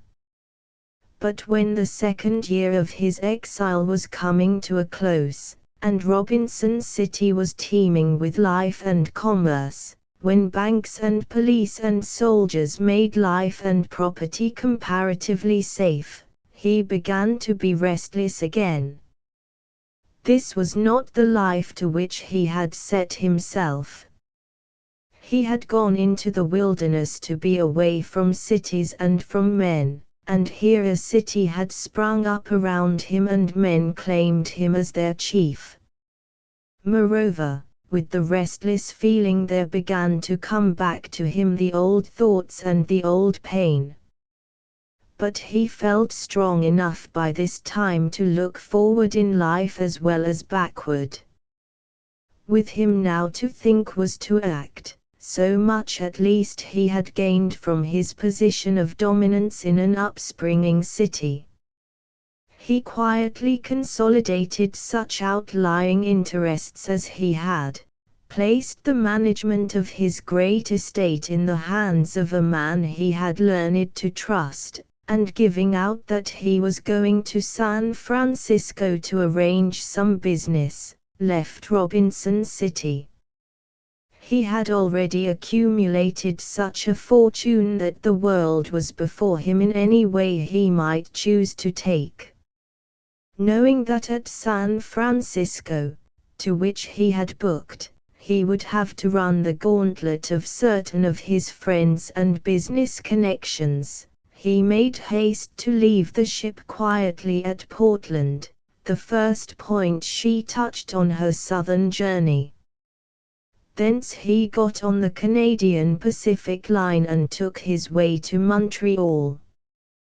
What most arrested his attention, and in a very disconcerting way, were the glimpses of English life one sees reproduced so faithfully here and there in Canada. The whole of the past rushed back on him so overpoweringly that he was for the moment unnerved. The acute feeling of course soon became mitigated, but it was the beginning of a re-realization of what had been, and which grew stronger with each mile as the train swept back eastward. At first he tried to fight it, tried with all the resources of his strong nature. His mind was made up, he assured himself over and over again. The past was past, and what had been was no more to him than to any of the other passengers of the train.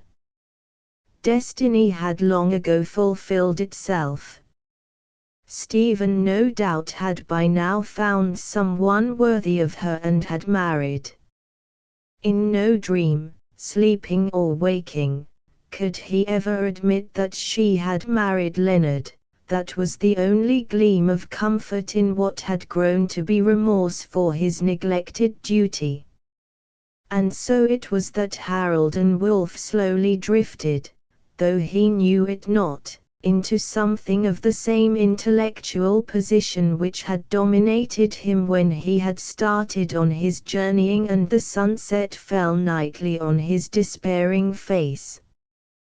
The life in the wilderness, and then in the dominance and masterdom of enterprise, had hardened and strengthened him into more self-reliant manhood, giving him greater forbearance and a more practical view of things. When he took ship in the Dominion, a large cargo boat with some passengers running to London, he had a vague purpose of visiting in secret Norcester, whence he could manage to find out how matters were at Normanstand. He would then, he felt, be in a better position to regulate his further movements. He knew that he had already a sufficient disguise in his great beard. He had nothing to fear from the tracing of him on his journey from Alaska or the interest of his fellow passengers. He had all along been so fortunate as to be able to keep his identity concealed. The name John Robinson told nothing in itself, and the width of a whole great continent lay between him and the place of his fame. He was able to take his part freely amongst both the passengers and the officers. Even amongst the crew he soon came to be known. The men liked his geniality, and instinctively respected his enormous strength and his manifest force of character. Men who work and who know danger soon learn to recognize the forces which overcome both. And as sufficient time had not elapsed to impair his hardihood or lower his vast strength, he was facile princeps. And so the crew acknowledged him. To them he was a born captain whom to obey would be a natural duty. After some days the weather changed. The great ship, which usually rested even-keeled on two waves, and whose bilge keels under normal conditions rendered rolling impossible, began to pitch and roll like a leviathan at play. The decks, swept by gigantic seas, were injured wherever was anything to injure. Bulwarks were torn away as though they had been compact of paper. More than once the double doors at the head of the companion stairs had been driven in. The bull's-eye glasses of some of the ports were beaten from their brazen sockets. Nearly all the boats had been wrecked, broken or torn from their cranes as the great ship rolled heavily in the trough, or giant waves had struck her till she quivered like a frightened horse. At that season she sailed on the far northern course. Driven still farther north by the gales, she came within a short way of south of Greenland. Then avoiding Moville, which should have been her place of call, she ran down the east of Britain, the wild weather still prevailing. Chapter XXXI, The Lifeline on the coast of Angleshire. The weather in the early days of September had been stormy. With the southwest wind had come deluges of rain, not a common thing for the time of year on the east coast. Stephen, whose spirits always rose with high wind, was in a condition of prolonged excitement. She could not keep still. Every day she rode long distances, and found a wonderful satisfaction in facing the strong winds. Like a true horsewoman, she did not mind the wet, and had glorious gallops over the grassy ridge and down the slopes on the farther side, out on the open road or through the endless grass rides amid the pine woods. On the Tuesday morning the storm was in full sweep, and Stephen was in wild spirits. Nothing would do her but to go out on the tower of the castle where she could walk about, and leaning on the crenellated parapet look over all the coast stretching far in front and sweeping away to the left and right. The prospect so enchanted her, and the fierce sweep of the wind so suited her exalted mood, that she remained there all the morning. The whole coast was a mass of leaping foam and flying spray, and far away to the horizon white-topped waves rolled endlessly. That day she did not even ride out, but contented herself with watching the sea and the storm from the tower. After lunch she went to her tower again, and again after tea. The storm was now furious. She made up her mind that after dinner she would ride down and see its happenings close at hand. When she had finished dinner she went to her room to dress for her ride. The rush and roar of the storm were in her ears, and she was in wild tumultuous spirits. All her youth seemed to sweep back on her. Or perhaps it was that the sickness of the last 2 years was swept away. Somewhere deep down in Stephen's heart, below her intention or even her consciousness, was a desire to be her old self if only for an hour. And to this end externals were of help. Without weighing the matter in her mind, and acting entirely on impulse, she told her maid to get the red habit she had not worn for years. When she was dressed she sent round to have out her white Arab. While it was getting ready she went once more to the tower to see the storm effect in the darkening twilight. As she looked, her heart for an instant stood still. Halfway to the horizon a great ship, ablaze in the bows, was driving through the waves with all her speed. She was heading towards the little port, beyond which the shallows sent up a moving wall of white spray. Stephen tore down the turret stair, and gave hurried directions to have beds prepared in a number of rooms, fires everywhere, and plenty of provisions. She also ordered that carriages should be sent at once to the fishing port with clothing and restoratives. There would, she felt, be need for such help before a time to be measured by minutes should have passed, and as some of her servants were as yet strange to her ways she did not leave anything to chance. One carriage was to go for the doctor who lived at Lannoy, the village over the hill, whence nothing could be seen of what was happening. She knew that others within sight or hailing would be already on their way. Work was afoot, and had she time, or thought of it, she would have chosen a more sedate garb. But in the excitement no thought of herself came to her. In a few seconds she was in the saddle, tearing at full speed down the road that led to the port. The wind was blowing so strongly in her face that only in the lulls could she hear the hoof-strokes of the groom's horse galloping behind her. At first the height of the road allowed her to see the ship and the port towards which she was making. But presently the road dipped, and the curving of the hill shut both from her sight. It was only when she came close that she could see either again. Now the great ship was close at hand. The flames had gained terribly, and it was a race for life or death. There was no time to do more than run her aground if life was to be saved at all. The captain, who in the gaps of the smoke could be seen upon the bridge, knew his work well. As he came near the shoal he ran a little north, and then turned sharply so as to throw the boat's head to the south of the shoal. Thus the wind would drive fire and smoke forward and leave the after part of the vessel free for a time.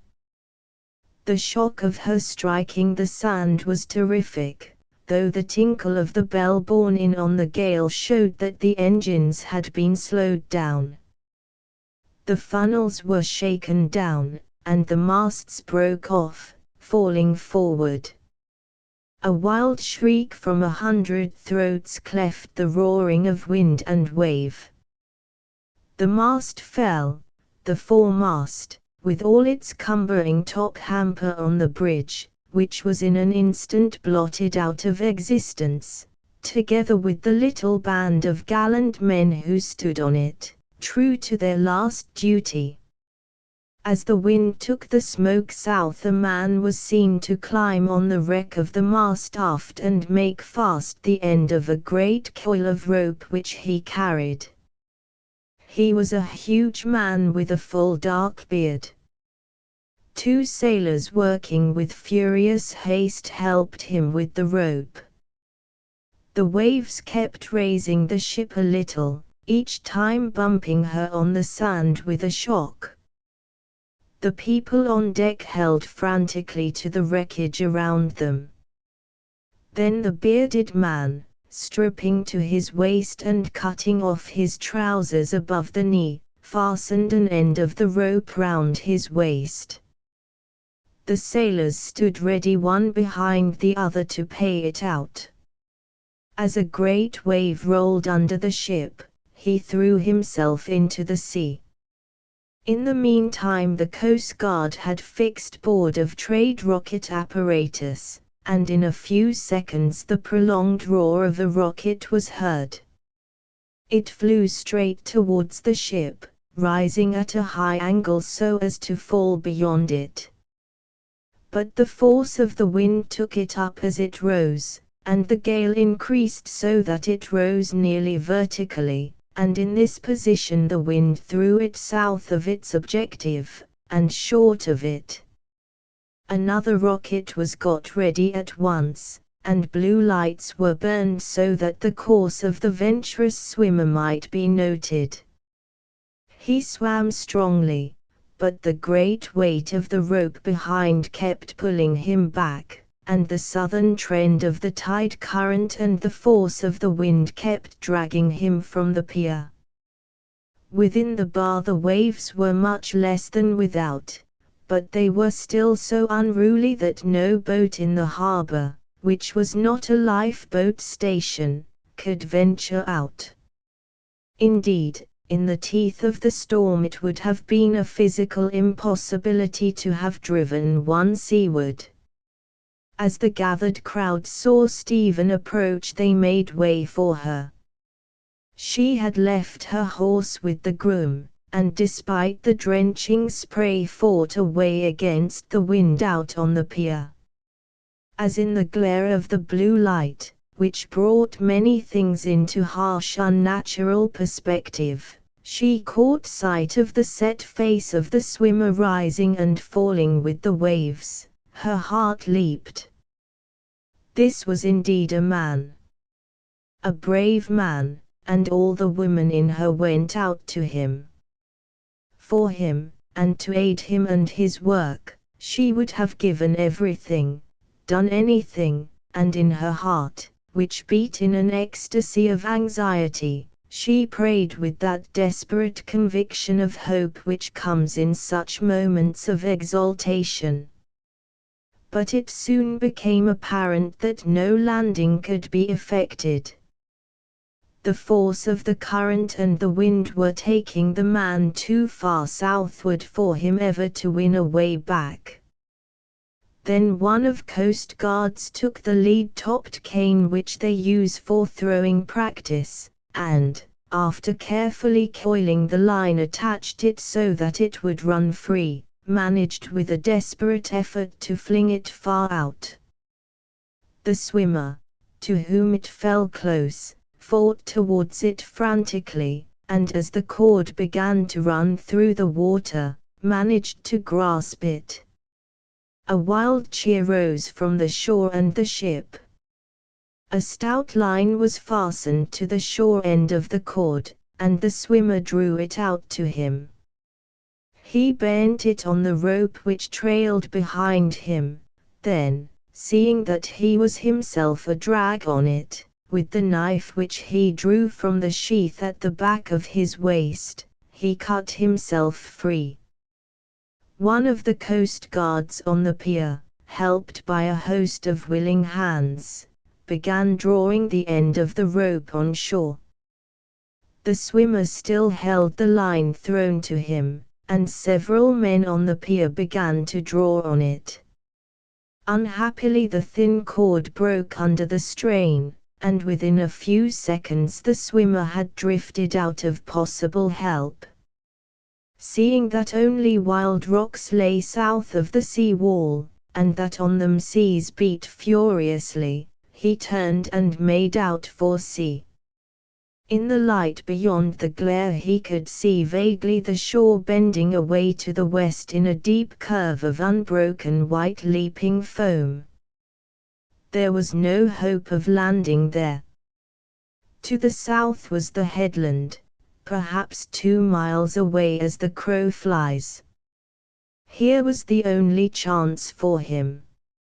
If he could round the headland, he might find shelter beyond, or somewhere along the farther shore some opening might present itself.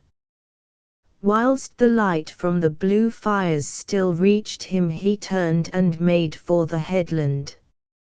In the meantime on ship and on shore men worked desperately. Before long the end of the hawser was carried round on the high cliff, and pulled as taut as the force at hand could manage, and made fast. Soon endless ropes were bringing in passengers and crew as fast as place could be found for them. It became simply a race for time. If the fire, working against the wind, did not reach the hawser, and if the ship lasted the furious bumping on the sandbank, which threatened to shake her to pieces each moment, all on board might yet be saved. Stephen's concern was now for the swimmer alone. Such a gallant soul should not perish without help, if help could be on this side of heaven. She asked the harbour master, an old fisherman who knew every inch of the coast for miles, if anything could be done. He shook his head sadly as he answered, "I fear no, my lady. The lifeboat from Granport is up north, no boat from here could get outside the harbour. There's never a spot in the bay where he could land, even in a less troubled sea than this. With the wind ashore, there's no hope for ship or man here that cannot round the point. And a stranger is no like to do that." "Why not?" she asked breathlessly. "Because, my lady, there's a wee sunken rocks beyond the head. No one that didn't know would ever think to keep out beyond them, for the cliff itself goes down sheer. He's a gallant soul yon, and it's a sore pity he's going to his death. But it must be. God can save him if he wishes, but I fear none other. Even as he spoke rose to Stephen's mind a memory of an old churchyard with great trees and the scent of many flowers, and a child's voice that sounded harsh through the monotonous hum of bees. To be God, and able to do things. Oh, to be God, if but an hour, and able to do things. To do anything to help a brave man. A wild prayer surged up in the girl's heart. Oh, God, give me this man's life. Give it to me to atone for the other I destroyed. Let me but help him, and do with me as thou wilt. The passion of her prayer seemed to help her, and her brain cleared. Surely something could be done. She would do what she could, but first she must understand the situation. She turned again to the old harbour master. How long would it take him to reach the headland, if he can swim so far? The answer came with a settled conviction bearing hope with it. The wind and tide are with him, and he's a strong swimmer. Perhaps half an hour will take him there. He's all right in himself. He can swim it, sure. But alack! It's when he gets there his trouble will be, when none can warn him. Look how the waves are lashing the cliff, and mark the white water beyond. What voice can sound to him out in those deeps? How could he see if even one were there to warn? Here was a hope at any rate. Light and sound were the factors of safety. Some good might be effected if she could get a trumpet, and there were trumpets in the rocket cart. Light could be had, must be had if all the fences round the headland had to be gathered for a bonfire. There was not a moment to be lost. She ran to the rocket cart, and got a trumpet from the man in charge. Then she ran to where she had left her horse. She had plenty of escort, for by this time many gentlemen had arrived on horseback from outlying distances, and all offered their services. She thanked them and said, "You may be useful here. When all these are ashore, send on the rocket cart, and come yourselves to the headland as quick as you can. Tell the coast guards that all those saved are to be taken to the castle. In the rocket cart bring pitch and tar and oil, and anything that will flame." "Stay," she cried to the chief boatman. "Give me some blue lights." His answer chilled her. "I'm sorry, my lady, but they are all used. There are the last of them burning now. We have burned them ever since that man began to swim ashore."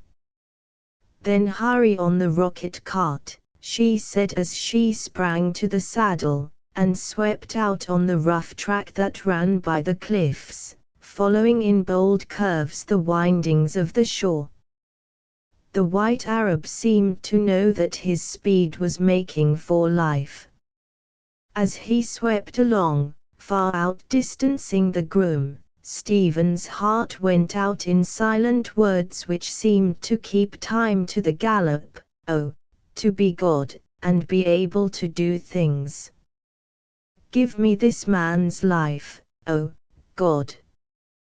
Give me this man's life, to atone for that noble one which I destroyed.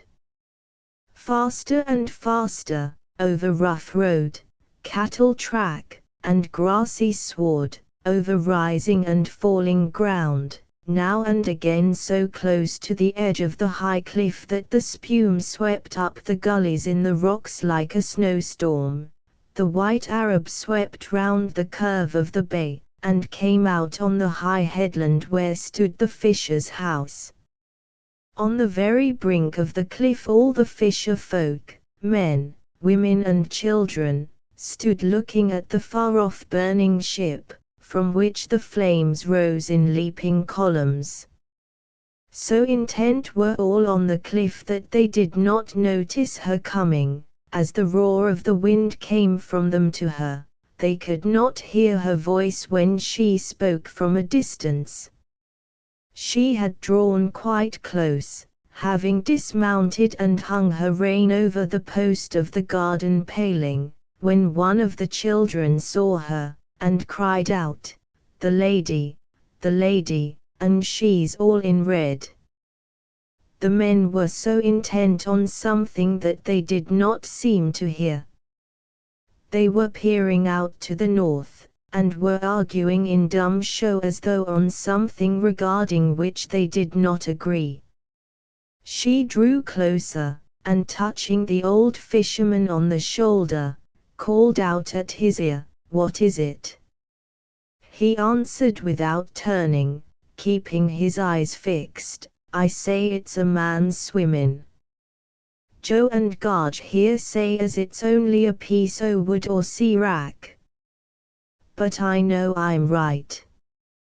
That's a man swimmin', or my old eyes have lost their power." His words carried conviction. The seed of hope in her beating heart grew on the instant into certainty. "It is a man. I saw him swim off towards here when he had taken the rope on shore. Do not turn round. Keep your eyes on him so that you may not lose sight of him in the darkness." The old man chuckled. "This darkness. He. There be no differ to me between light and dark. But I'll watch him. It's you, my lady. I shan't turn round to do my reverence as you tell me to watch. But, poor soul, it'll not be for long to watch. The squirress will have him, sure enow. We can warn him," she said, "when he comes close enough. I have a trumpet here." He shook his head sorrowfully. "Ah, my lady, what trumpet could sound against that storm and from this height?" Stephen's heart sank. But there was still hope. If the swimmer's ears could not be reached, his eyes might. Eagerly she looked back for the coming of the rocket cart. Far off across the deep bay she could see its lamp sway as it passed over the rough ground, but alas! It would never arrive in time. With a note of despair in her voice she asked, "How long before he reaches the rocks?" Still without turning the old man answered, "At the rate he's going he will be in the sweep of the current through the rocks within 3 minutes. If he's to be saved he must turn seaward ere the stream grips him." Would there be time to build a bonfire? No, my lady. The wood couldn't catch in the time. For an instant a black film of despair seemed to fall on her. The surging of the blood in her head made her dizzy, and once again the prayer of the old memory rang in her brain, "Oh, to be God, and able to do things." On the instant an inspiration flashed through her. She, too, could do things in a humble way. She could do something at any rate. If there was no time to build a fire, there was a fire already built. The house would burn. The 2 feet deep of old thatch held down with nets and battened with wreck timber would flare like a beacon. Forthwith she spoke, "Good people, this noble man who has saved a whole shipload of others must not die without an effort. There must be light so that he can see our warning to pass beyond the rocks. The only light can be from the house. I buy it of you. It is mine, but I shall pay you for it and build you such another as you never thought of. But it must be fired at once. You have 1 minute to clear out all you want. In, quick, and take all can. Quick. Quick. For God's sake. It is for a brave man's life. The men and women without a word rushed into the house.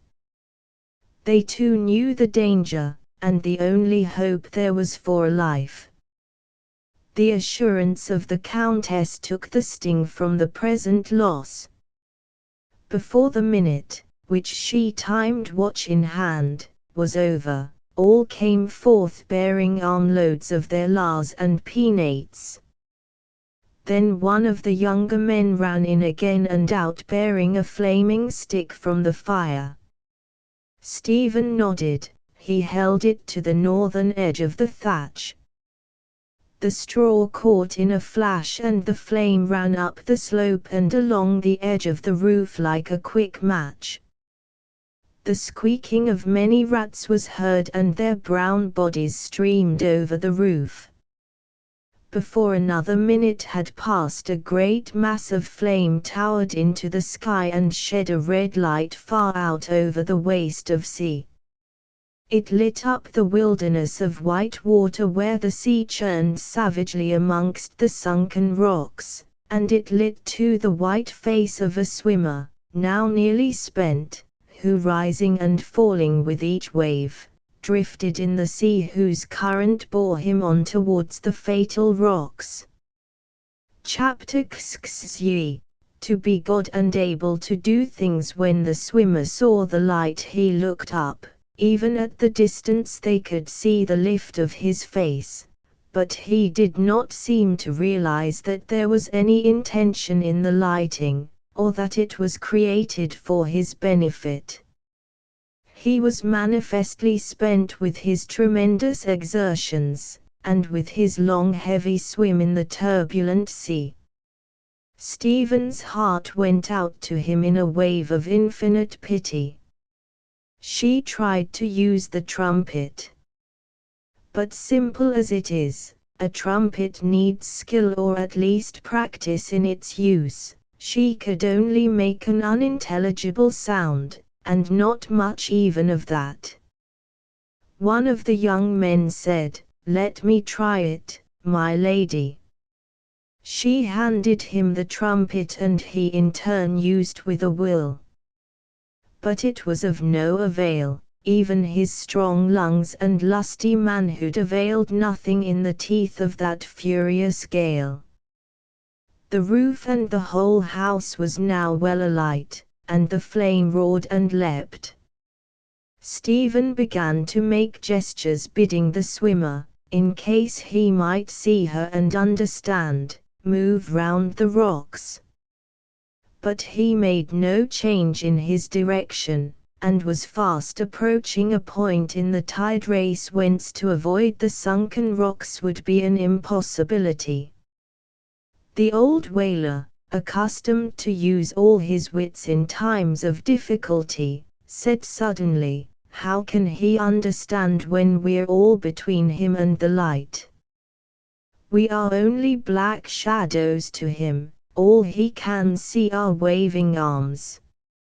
His sons caught his meaning and were already dashing towards the burning house.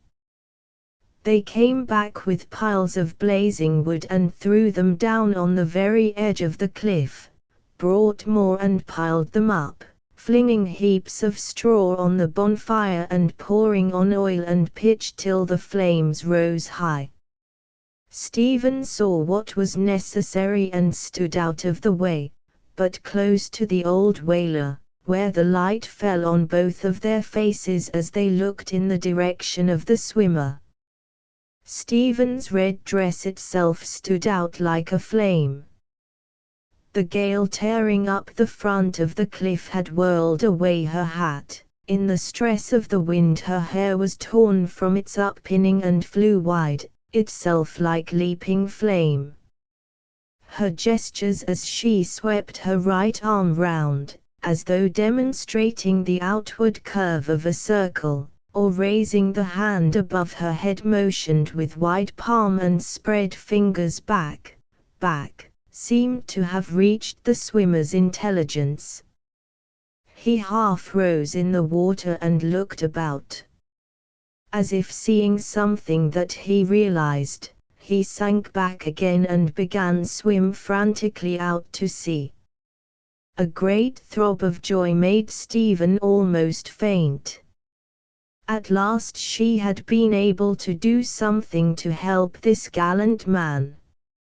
In half a minute his efforts seemed to tell in his race for life. He drew sufficiently far from dangerous current for there to be a hope that he might be saved if he could last out the stress to come.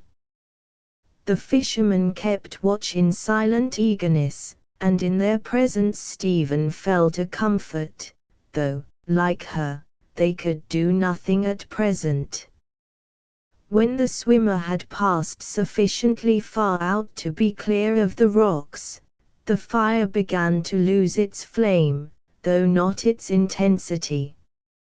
It would be fiery still for hours to come, and of great heat, but the flame ceased to leap, and in the moderated light Stephen only saw the white face for one more instant ere it faded out of her ken, when, turning, the man looked towards the light and made a gesture which she did not understand, for he put for an instant both hands before his face.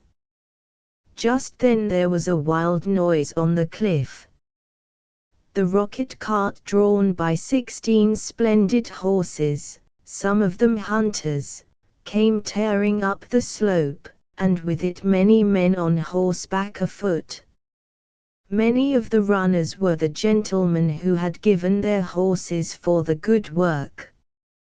As the coast guards jumped from the cart, and began to get out the rocket stand, the old whaler pointed out the direction where the swimmer's head could still be seen. Some of the sailors could see it too, though to Stephen and the layman it was invisible. The chief boatman shook his head. No use throwing a line there. Even if he got it we could never drag him alive through these rocks. He would be pounded to death before 20 fathom. Stephen's heart grew cold as she listened. Was this the end? Then with a bitter cry she wailed, "Oh, can nothing be done? Can nothing be done? Can no boat come from the other side of the point? Must such a brave man be lost?" And her tears began to flow. One of the young men who had just arrived, a neighboring squire, a proved wastrel but a fine horseman, who had already regarded Stephen at the few occasions of their meeting with eyes of manifest admiration, spoke up, "Don't cry, Lady Delanoy. There's a chance for him yet. I'll see what I can do." "Bless you, oh, bless you," she cried impulsively as she caught his hand. Then came the chill of doubt. "But what can you do?" she added despairingly. "Hector and I may be able to do something together." Turning to one of the fishermen he asked, "Is there any way down to the water in the shelter of the point?" Sir," came the ready answer. "There's the path as we get down by to our boats." "Come on, then," he said. "Some of you chaps show us a light on the way down. If Hector can manage the scramble there's a chance. You see," he said, turning again to Stephen, "Hector can swim like a fish. When he was a racer I trained him in the sea so that none of the touts could spy out his form. Many's the swim we've had together, and in rough water too, though in none so wild as this. But it is a desperate chance for you, said Stephen, woman-like drawing somewhat back from a danger she had herself evoked. The young man laughed lightly. What of that? I may do one good thing before I die. That fine fellow's life is worth 100 of my wasted one. Here. Some of you fellows help me with Hector. We must take him from the cart and get a girth on him instead of the saddle. We shall want something to hold on to without pulling his head down by using the bridle. He, followed by some others, ran to the rocket cart where the horses stood panting, their steam rising in a white cloud in the glow of the burning house. In an incredibly short time the horse was ready with only the girth. The young squire took him by the mane and he followed eagerly. He had memories of his own. As they passed close to Stephen the squire said to one of his friends, "Hold him a minute, Jack." He ran over to Stephen and looked at her hard. "Goodbye. Wish me luck, and give us light."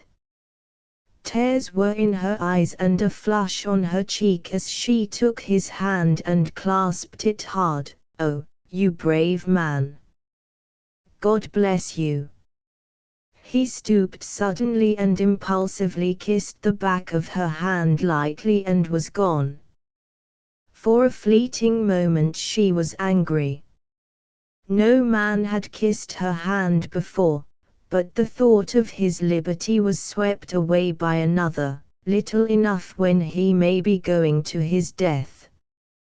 It was a sight to see that man and horse, surrounded by an eager crowd of helpers, scrambling down the rough zigzag, cut and worn in the very face of the cliff. They stumbled, and slipped, pebbles and broken rock fell away under their feet. Alone close to the bonfire stood Stephen, following every movement with racing blood and beating heart. The bonfire was glowing, a constant stream of men and women were dragging and hauling all sorts of material for its increase. The head of the swimmer could be seen, rising and falling amid the waves beyond the skiress. When about 20 feet from the water level the path jutted out to one side left of the little beach whereon the sea now broke fiercely. This was a place where men watched, and whence at times they fished with rods. The broad rock overhung the water. The fire above, though it threw shadows, made light enough for everything. The squire held up his hand. "Stop. We can take off this rock, if the water is deep enough." "How much is it?" 10 fathoms sheer." "Good." He motioned to them all to keep back. Then threw off all his clothes except shirt and trousers. For an instant he patted Hector and then sprang upon his back. Holding him by the mane he urged him forward with a cry. The noble animal did not hesitate an instant. He knew that grasp of the mane, that cry, that dig of the spurless heels. He sprang forward with wide dilated nostrils, and from the edge of the jutting rock jumped far out into the sea. Man and horse disappeared for a few seconds, but rose safely. The man slid from the horse's back, and, holding by the girth with one hand, swam beside him out to sea in the direction the swimmer must come on rounding the sunken rocks. A wild cheer broke from all on the cliff above and those already scrambling back up the zigzag. Stephen kept encouraging the men to bring fuel to the bonfire. Bring everything you can find, the carts, the palings, the roofs, the corn, the dried fish, anything and everything that will burn. We must have light, plenty of light. 2 brave men's lives are at stake now. The whole place was a scene of activity. Stephen stood on the edge of the cliff with the old whaler and the chief boatman and some of the women. The rest of the coast guards were by orders of their chief rigging up a whip which they thought might be necessary to hoist the men up from the water, if they could ever get close enough. One of the young men who had ridden with the rocket cart kept tight hold of Hector's bridle. He knew it would be wanted if the horse ever had a chance of landing. Asterisk asterisk asterisk asterisk asterisk when Harold turned away from the dazzling blue lights on the pier, and saw the far white line of the cliffs beyond the bay, his heart sank within him. Even his great strength and hardihood, won by work and privation in the far northwest, had been already taxed in the many days of the battling with the gale when all on board who could lend a hand were taken into service. Again by the frantic struggle of the last hour or two, when the ship ran shoreward at the utmost of her speed in the last hope of beaching in time to save life. Finally in that grim struggle to draw the lifeline shoreward. The cold and then the great heat, and on top of it the chill of the long swim, seemed to have struck at him. Alone on the dark sea, for soon the current and his own exertions were taking him away from the rocks, the light of the burning ship was ceasing to be effective. It was just enough to hinder his vision. Looking from the patch of light which bathed the light and him he could just see far off the white water which marked the cliff fronts, and on the edge of his horizon the grim moving white wall where the waves broke on the headland. On and on he toiled. His limbs were becoming more cramped with the cold and the terrible strain of swimming in such waves. But still the brave heart bore him up, and resolutely, sternly he forced himself afresh to the effort before him. He reasoned that where there was such a headland standing out so stark into the sea there ought to be some shelter in its lee. If he could pass it he might find calmer water and even a landing place beyond. Here at least was hope. He would try to round the point at any rate. Now he drew so close that the great rocks seemed to tower vast above him. He was not yet close enough to feel as though lapped in their shadow, but even the overcast sky seemed full of light above the line of the cliff. There was a strange roaring, rushing sound around him. He thought that it was not merely the waves dashing on the rocks, but that partly it came from his own ears, that his ebbing strength was feeling the frantic struggle which he was making. The end was coming, he thought, but still he kept valiantly on, set and silent, as is the way with brave men. Suddenly from the top of the cliff a bright light flashed. He looked at it sideways as he fought his way on, and saw the light rise and fall and flicker as the flames leaped. High over him he saw fantastic figures which seemed to dance on the edge of the high cliff. They had evidently noticed him, and were making signals of some sort, but what the motions were he could not see or understand, for they were but dark silhouettes, edged with light, against the background of fire. The only thing he could think was that they meant to encourage him, and so he urged himself to further effort. It might be that help was at hand. Several times as he turned his head sideways he saw the figures and the light, but not so clearly. It was as though the light was lessening in power.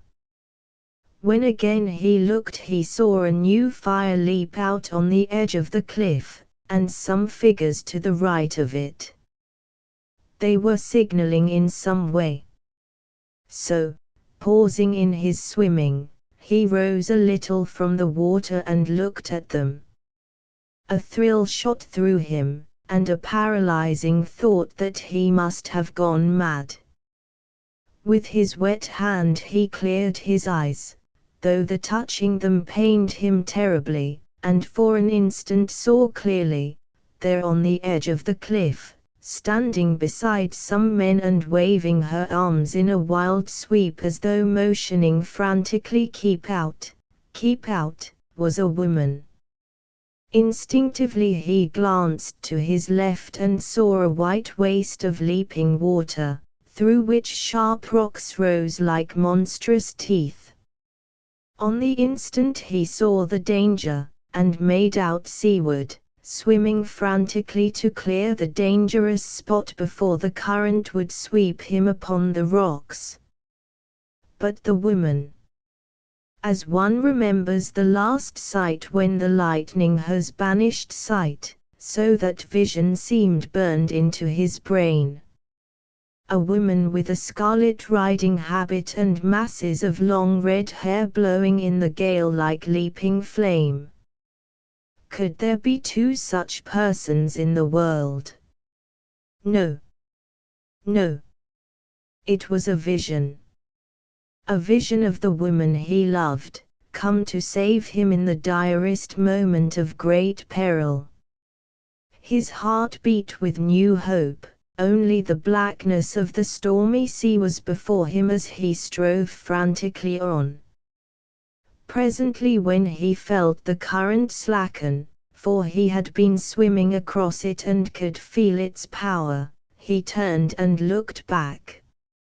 As he did so he murmured aloud, "A dream. A vision. She came to warn me." For as he looked all had disappeared. Cliff and coastline, dark rocks and leaping seas, blazing fire, and the warning vision of the woman he loved. Again he looked where the waste of sea churning amongst the sunken rocks had been. He could hear the roaring of waters, the thunder of great waves beating on the iron-bound coast, but nothing could he see. He was alone on the wild sea, in the dark. Then truly the swift shadow of despair fell upon him. "Blind, blind," he moaned, and for the moment, stricken with despair, sank into the trough of the waves. But the instinctive desire for life recalled him. Once more he fought his way up to the surface, and swam blindly, desperately on. Seeing nothing, he did not know which way he was going. He might have heard better had his eyes been able to help his ears, but in the sudden strange darkness all the senses were astray. In the agony of his mind he could not even feel the pain of his burnt face, the torture of his eyes had passed. But with the instinct of a strong man he kept on swimming blindly, desperately. It seemed as if ages of untold agony had gone by, when he heard a voice seemingly beside him, "Lay hold here. Catch the girth." The voice came muffled by wind and wave. His strength was now nearly at its last. The shock of his blindness and the agony of the moments that had passed had finished his exhaustion. But a little longer and he must have sunk into his rest. But the voice and the help it promised rallied him for a moment. He had hardly strength to speak, but he managed to gasp out, Where? Help me. I am blind." A hand took his and guided it to a tightened girth. Instinctively his fingers closed round it, and he hung on grimly. His senses were going fast. He felt as if it was all a strange dream. A voice here in the sea. A girth. A horse, he could hear its hard breathing. The voice came again. "Steady. Hold on. My God. He's fainted. I must tie him on." He heard a tearing sound, and something was wound round his wrists. Then his nerveless fingers relaxed their hold, and all passed into oblivion. Chapter XXXIII. The Queen's room. To Stephen all that now happened seemed like a dream. She saw Hector and his gallant young master forge across the smoother water of the current whose boisterous stream had been somewhat stilled in the churning amongst the rocks, and then go north in the direction of the swimmer who, strange to say, was drifting in again towards the sunken rocks. Then she saw the swimmer's head sink under the water, and her heart grew cold. Was this to be the end? Was such a brave man to be lost after such gallant effort as he had made, and just at the moment when help was at hand? The few seconds seemed ages. Instinctively she shut her eyes and prayed again. "Oh, God, give me this man's life that I may atone." God seemed to have heard her prayer. Nay, more. He had mercifully allowed her to be the means of averting great danger. She would never, could never, forget the look on the man's face when he saw, by the flame that she had kindled, ahead of him the danger from the sunken rocks.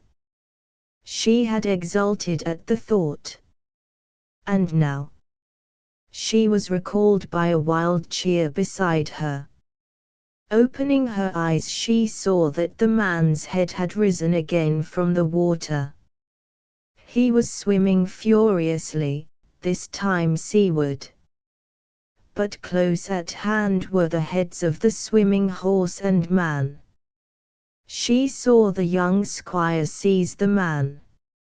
And then the rush of her tears blinded her. When she could see again, the horse had turned and was making back again to the shelter of the point. The squire had his arm stretched across the horse's back. He was holding up the sailor's head, which seemed to roll helplessly with every motion of the cumbering sea. For a little she thought he was dead, but the voice of the old whaler reassured her, he was just in time. The poor chap was done. And so with beating heart and eyes that did not flinch now she watched the slow progress to the shelter of the point. The coast guards and fishermen had made up their minds where the landing could be made, and were ready, on the rocky shelf, whence Hector had jumped, they stood by with lines. When the squire had steered and encouraged the horse, whose snorting could be heard from the sheltered water, till he was just below the rocks, they lowered a noosed rope. This he fastened round the senseless man below his shoulders. One strong, careful pull, and he was safe on land, and soon was being borne up the steep zigzag on the shoulders of the willing crowd. In the meantime other ropes were passed down to the squire. One he placed round his own waist, 2 others he fastened one on each side of the horse's girth. Then his friend lowered the bridle, and he managed to put it on the horse and attached a rope to it. The fishermen took the lines, and, paying out as they went so as to leave plenty of slack line, got on the rocks just above the little beach whereon, sheltered though it was, the seas broke heavily. There they waited, ready to pull the horse through the surf when he should have come close enough. Stephen did not see the rescue of the horse, for just then a tall grave man spoke to her. "Pardon me, Lady Delanoy, but is the man to be brought up to the castle? I am told you have given orders that all the rescued shall be taken there." She answered unhesitatingly, "Certainly. I gave orders before coming out that preparation was to be made for them. I am Mr. Hilton. I have just come down to do locum tenens for Dr. Winter at Lanark Port. I rode over on hearing there was a wreck, and came here with the rocket cart. I shall take charge of the man and bring him up. He will doubtless want some special care." "If you will be so good," she answered, feeling a diffidence which was new to her. At that moment the crowd carrying the senseless man began to appear over the cliff, coming up the zigzag. The doctor hurried towards him, she followed at a little distance, fearing lest she should hamper him. Under his orders they laid the patient on the weather side of the bonfire so that the smoke would not reach him. The doctor knelt by his side. An instant after he looked up and said, "He is alive, his heart is beating, though faintly. He had better be taken away at once. There is no means here of shelter. Bring him in the rocket cart, it is the only conveyance here," cried Stephen. "And bring Mr. Hepburn too. He also will need some care after his gallant service. I shall ride on and advise my household of your coming. And you good people come all to the castle. You are to be my guests if you will so honor me." "No. No. Really I should prefer to ride alone." She said this impulsively, seeing that several of the gentlemen were running for their horses to accompany her. "I shall not wait to thank that valiant young gentleman. I shall see him at Lannoy." As she was speaking she had taken the bridle of her horse. One of the young men stooped and held his hand, she bowed, put her foot in it and sprang to the saddle. In an instant she was flying across country at full speed, in the dark. A wild mood was on her, reaction from the prolonged agony of apprehension. There was little which she would not have done just then. The gale whistled round her and now and again she shouted with pure joy. It seemed as if God Himself had answered her prayer and given her the returning life. By the time she had reached the castle the wild ride had done its soothing work. She was calm again, comparatively, her wits and feelings were her own. There was plenty to keep her occupied, mind and body. The train of persons saved from the wreck were arriving in all sorts of vehicles, and as clothes had to be found for them as well as food and shelter there was no end to the exertions necessary. She felt as though the world were not wide enough for the welcome she wished to extend. Its exercise was a sort of reward of her exertions, a thank-offering for the response to her prayer.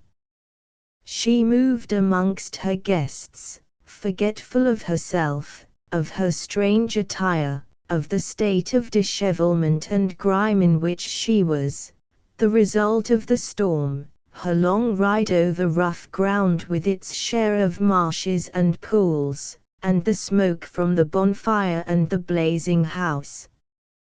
The strangers wondered at first, till they came to understand that she was the Lady Bountiful who had stretched her helpful hands to them.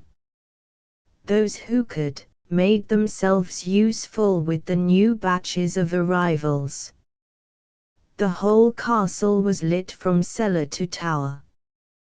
The kitchens were making lordly provision, the servants were carrying piles of clothes of all sorts, and helping to fit those who came still wet from their passage through or over the heavy sea.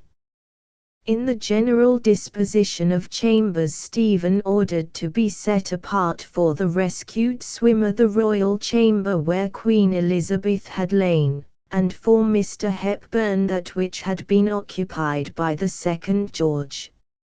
She had a sort of idea that the stranger was God's guest who was coming to her house, and that nothing could be too good for him. As she waited for his coming, even though she swept to and fro in her ministrations to others, she felt as though she trod on air. Some great weight seemed to have been removed from her. Her soul was free again.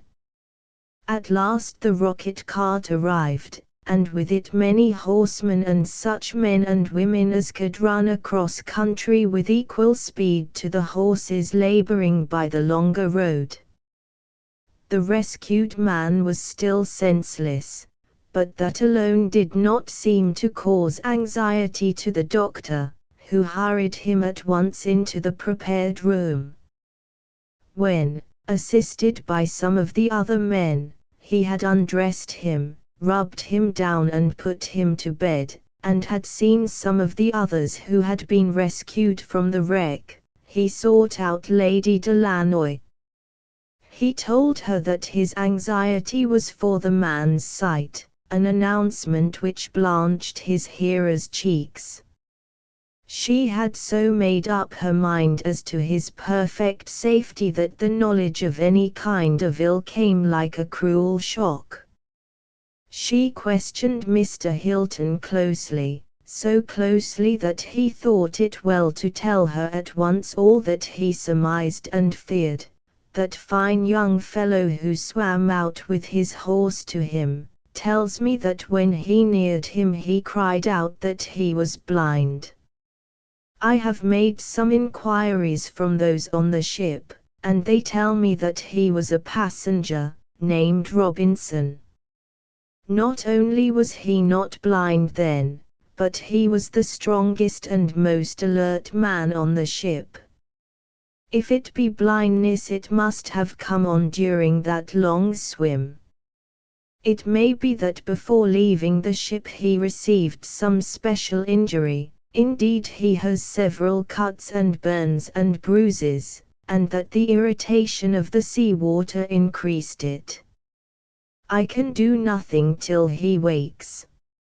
At present he is in such a state that nothing can be done for him.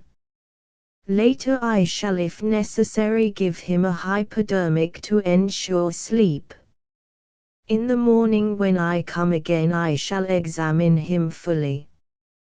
But you are not going away tonight, said Stephen in dismay. Can't you manage to stay here? Indeed you must. Look at all these people, some of whom may need special attention or perhaps treatment. We do not know yet if any may be injured. He answered at once, of course I shall stay if you wish it. But there are 2 other doctors here already. I must go over to my own place to get some necessary instruments for the examination of this special patient. But that I can do in the early morning. Can I not send for what you want? The whole household are at your service. All that can be done for that gallant man must be done. You can send to London for special help if you wish. If that man is blind, or in danger of blindness, we must have the best oculist in the world for him. All shall be done that is possible, said he earnestly. But till I examine him in the morning we can do nothing. I am myself an oculist, that is my department in St. Stephen's Hospital. I have an idea of what is wrong, but I cannot diagnose exactly until I can use the ophthalmoscope. His words gave Stephen confidence. Laying her hand on his arm unconsciously in the extremity of pity, she said earnestly, "Oh, do what you can for him. He must be a noble creature, and all that is possible must be done. I shall never rest happily if through any failing on my part he suffers as you fear." "I shall do all I can," he said with equal earnestness, touched with her eager pity. "And I shall not trust myself alone, if any other can be of service. Depend upon it, Lady Delanoy, all shall be as you wish." There was little sleep in the castle that night till late. Mr. Hilton slept on a sofa in the Queen's room after he had administered a narcotic to his patient. As soon as the eastern sky began to quicken, he rode, as he had arranged during the evening, to Dr. Winter's house at Lanark Port where he was staying. After selecting such instruments and drugs as he required, he came back in the dogcart. It was still early morning when he regained the castle. He found Lady Delanoy up and looking anxiously for him. Her concern was somewhat abated when he was able to tell her that his patient still slept. It was a painful scene for Mr. Hilton when his patient woke. Fortunately, some of the after effects of the narcotic remained, for his despair at realizing that he was blind was terrible. It was not that he was violent; to be so under his present circumstances would have been foreign to Harold's nature. But there was a despair which was infinitely more sad to witness than passion. He simply moaned to himself, "Blind! Blind!" and again in every phase of horrified amazement, as though he could not realize the truth, "Blind! Blind!" The doctor laid his hand on his breast and said very gently, "My poor fellow, it is a dreadful thing to face, to think of. But as yet I have not been able to come to any conclusion, unable even to examine you.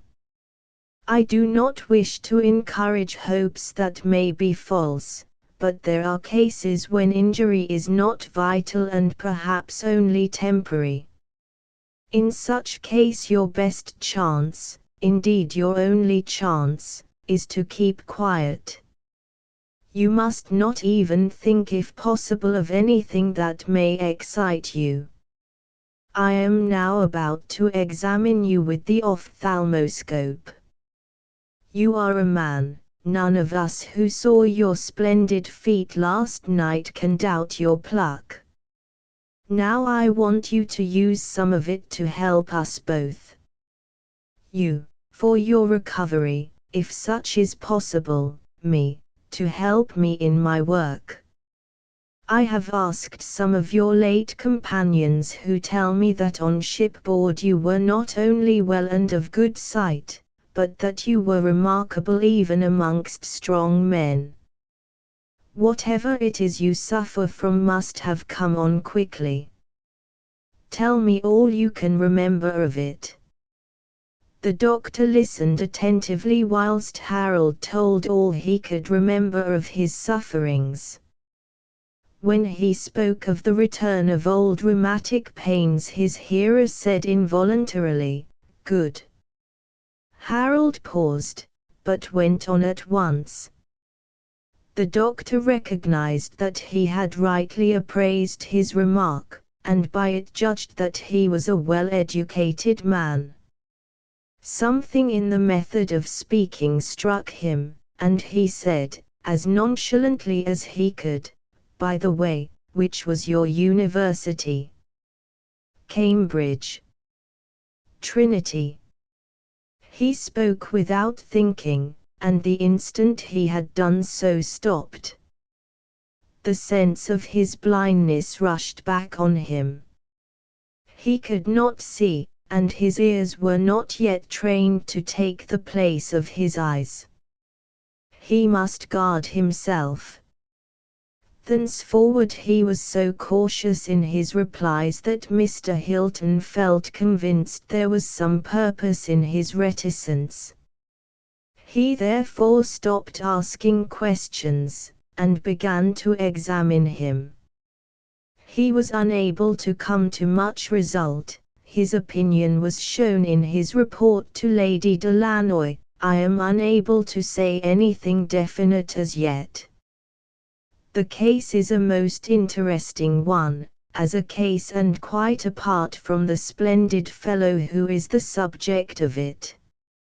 I have hopes that within a few days I may be able to know more. I need not trouble you with surgical terms, but later on, if the diagnosis supports the supposition at present in my mind, I shall be able to speak more fully.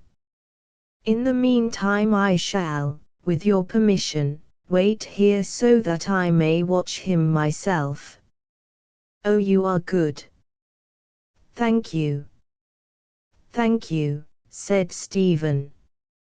She had so taken the man under her own care that she was grateful for any kindness shown to him.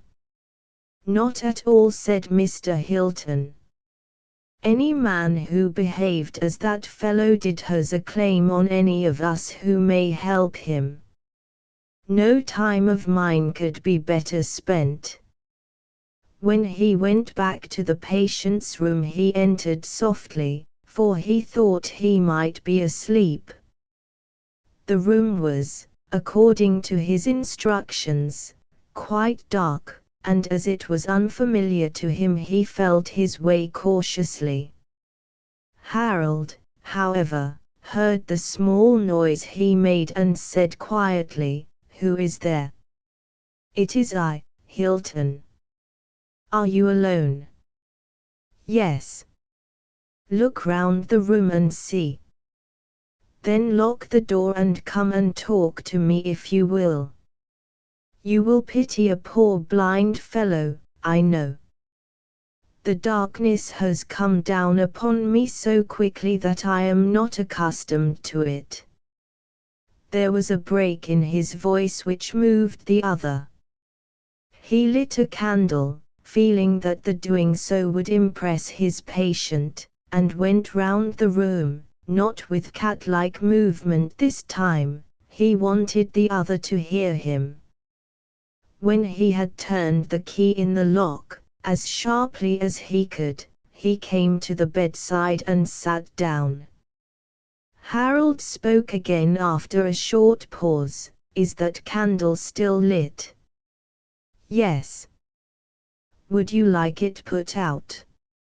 "If you don't mind." "Again I say pity me and pardon me. But I want to ask you something privately, between our two selves, and I will feel more of equality than if you were looking at me, whilst I cannot see you." Mr. Hilton blew out the candle. "There. We are equal now. Thank you. A long pause, then he went on, when a man becomes suddenly blind, is there usually, or even occasionally, any sort of odd sight? Does he see anything like a dream, a vision? Not that I know of. I have never heard of such a case. As a rule, people struck blind by lightning, which is the most common cause, sometimes remember with extraordinary accuracy the last thing they have seen, just as though it were photographed on the retina. Thank you. Is such usually the recurrence of any old dream or anything they have much thought of? Not that I know of. It would be unusual. Harold waited a long time before he spoke again. When he did so, it was in a different voice, a constrained voice. The doctor, accustomed to take enlightenment from trivial details, noted it. Now tell me, Mr. Hilton, something about what has happened. Where am I? In Lannoy Castle. Where is it? In Angleshire. Who does it belong to? Lady de Lannoy. The Countess de Lannoy. They tell me she is a countess in her own right. It is very good of her to have me here. Is she an old lady? No. A young one. Young and very beautiful. After a pause before his query, what's she like? Describe her to me. She is young, a little over 20. Tall and of a very fine figure. She has eyes like black diamonds, and hair like a flame. For a long time Harold remained still. Then he said, "Tell me all you know or have learned of this whole affair. How was I rescued, and by whom?" So the doctor proceeded to give him every detail he knew of.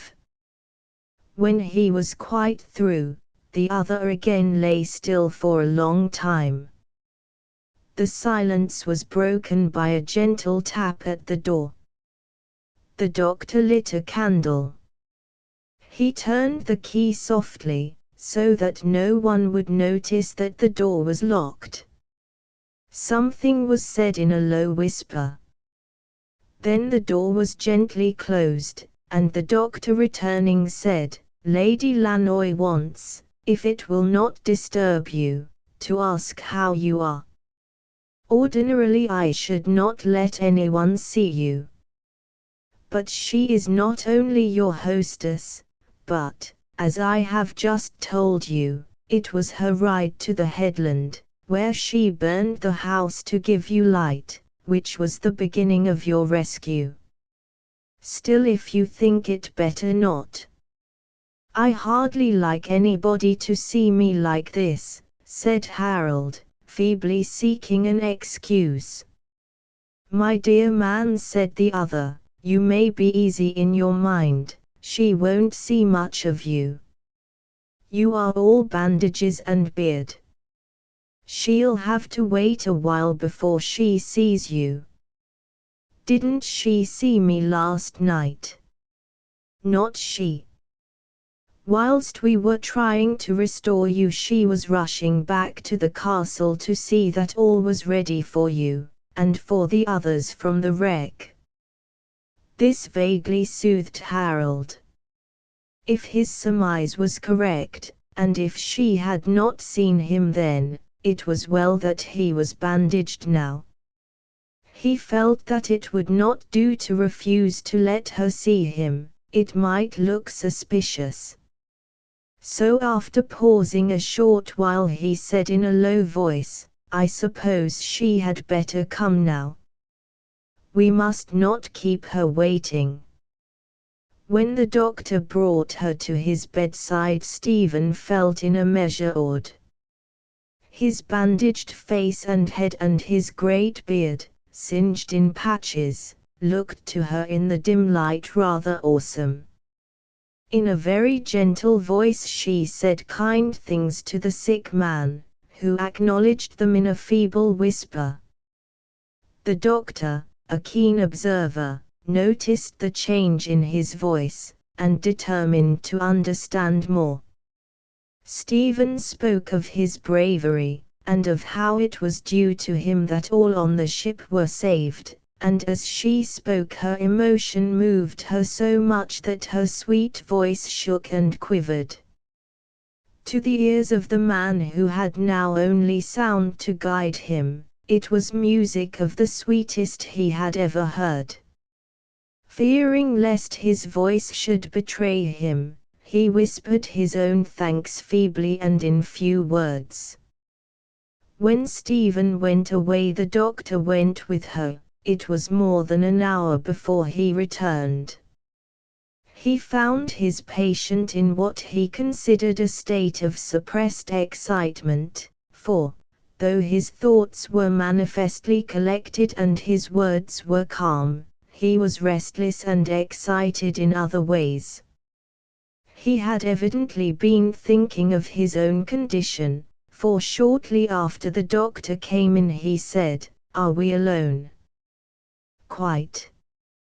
I want you to arrange that there shall not be any nurse with me. My dear sir.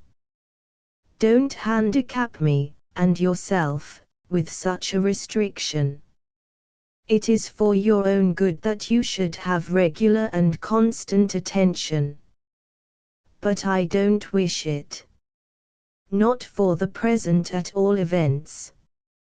I am not accustomed to a nurse, and shall not feel comfortable.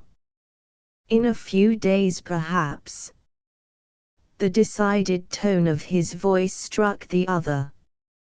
Keeping his own thoughts and intentions in abeyance, even to himself, he answered heartily, "All right. I shall not have any nurse, at present. Thanks." There was relief in the tone which seemed undue, and Mr. Hilton again took mental note. Presently he asked a question, but in such a tone that the doctor pricked up his ears. There was a premeditated self-suppression, a gravity of restraint, which implied some falsity, some intention other than the words conveyed,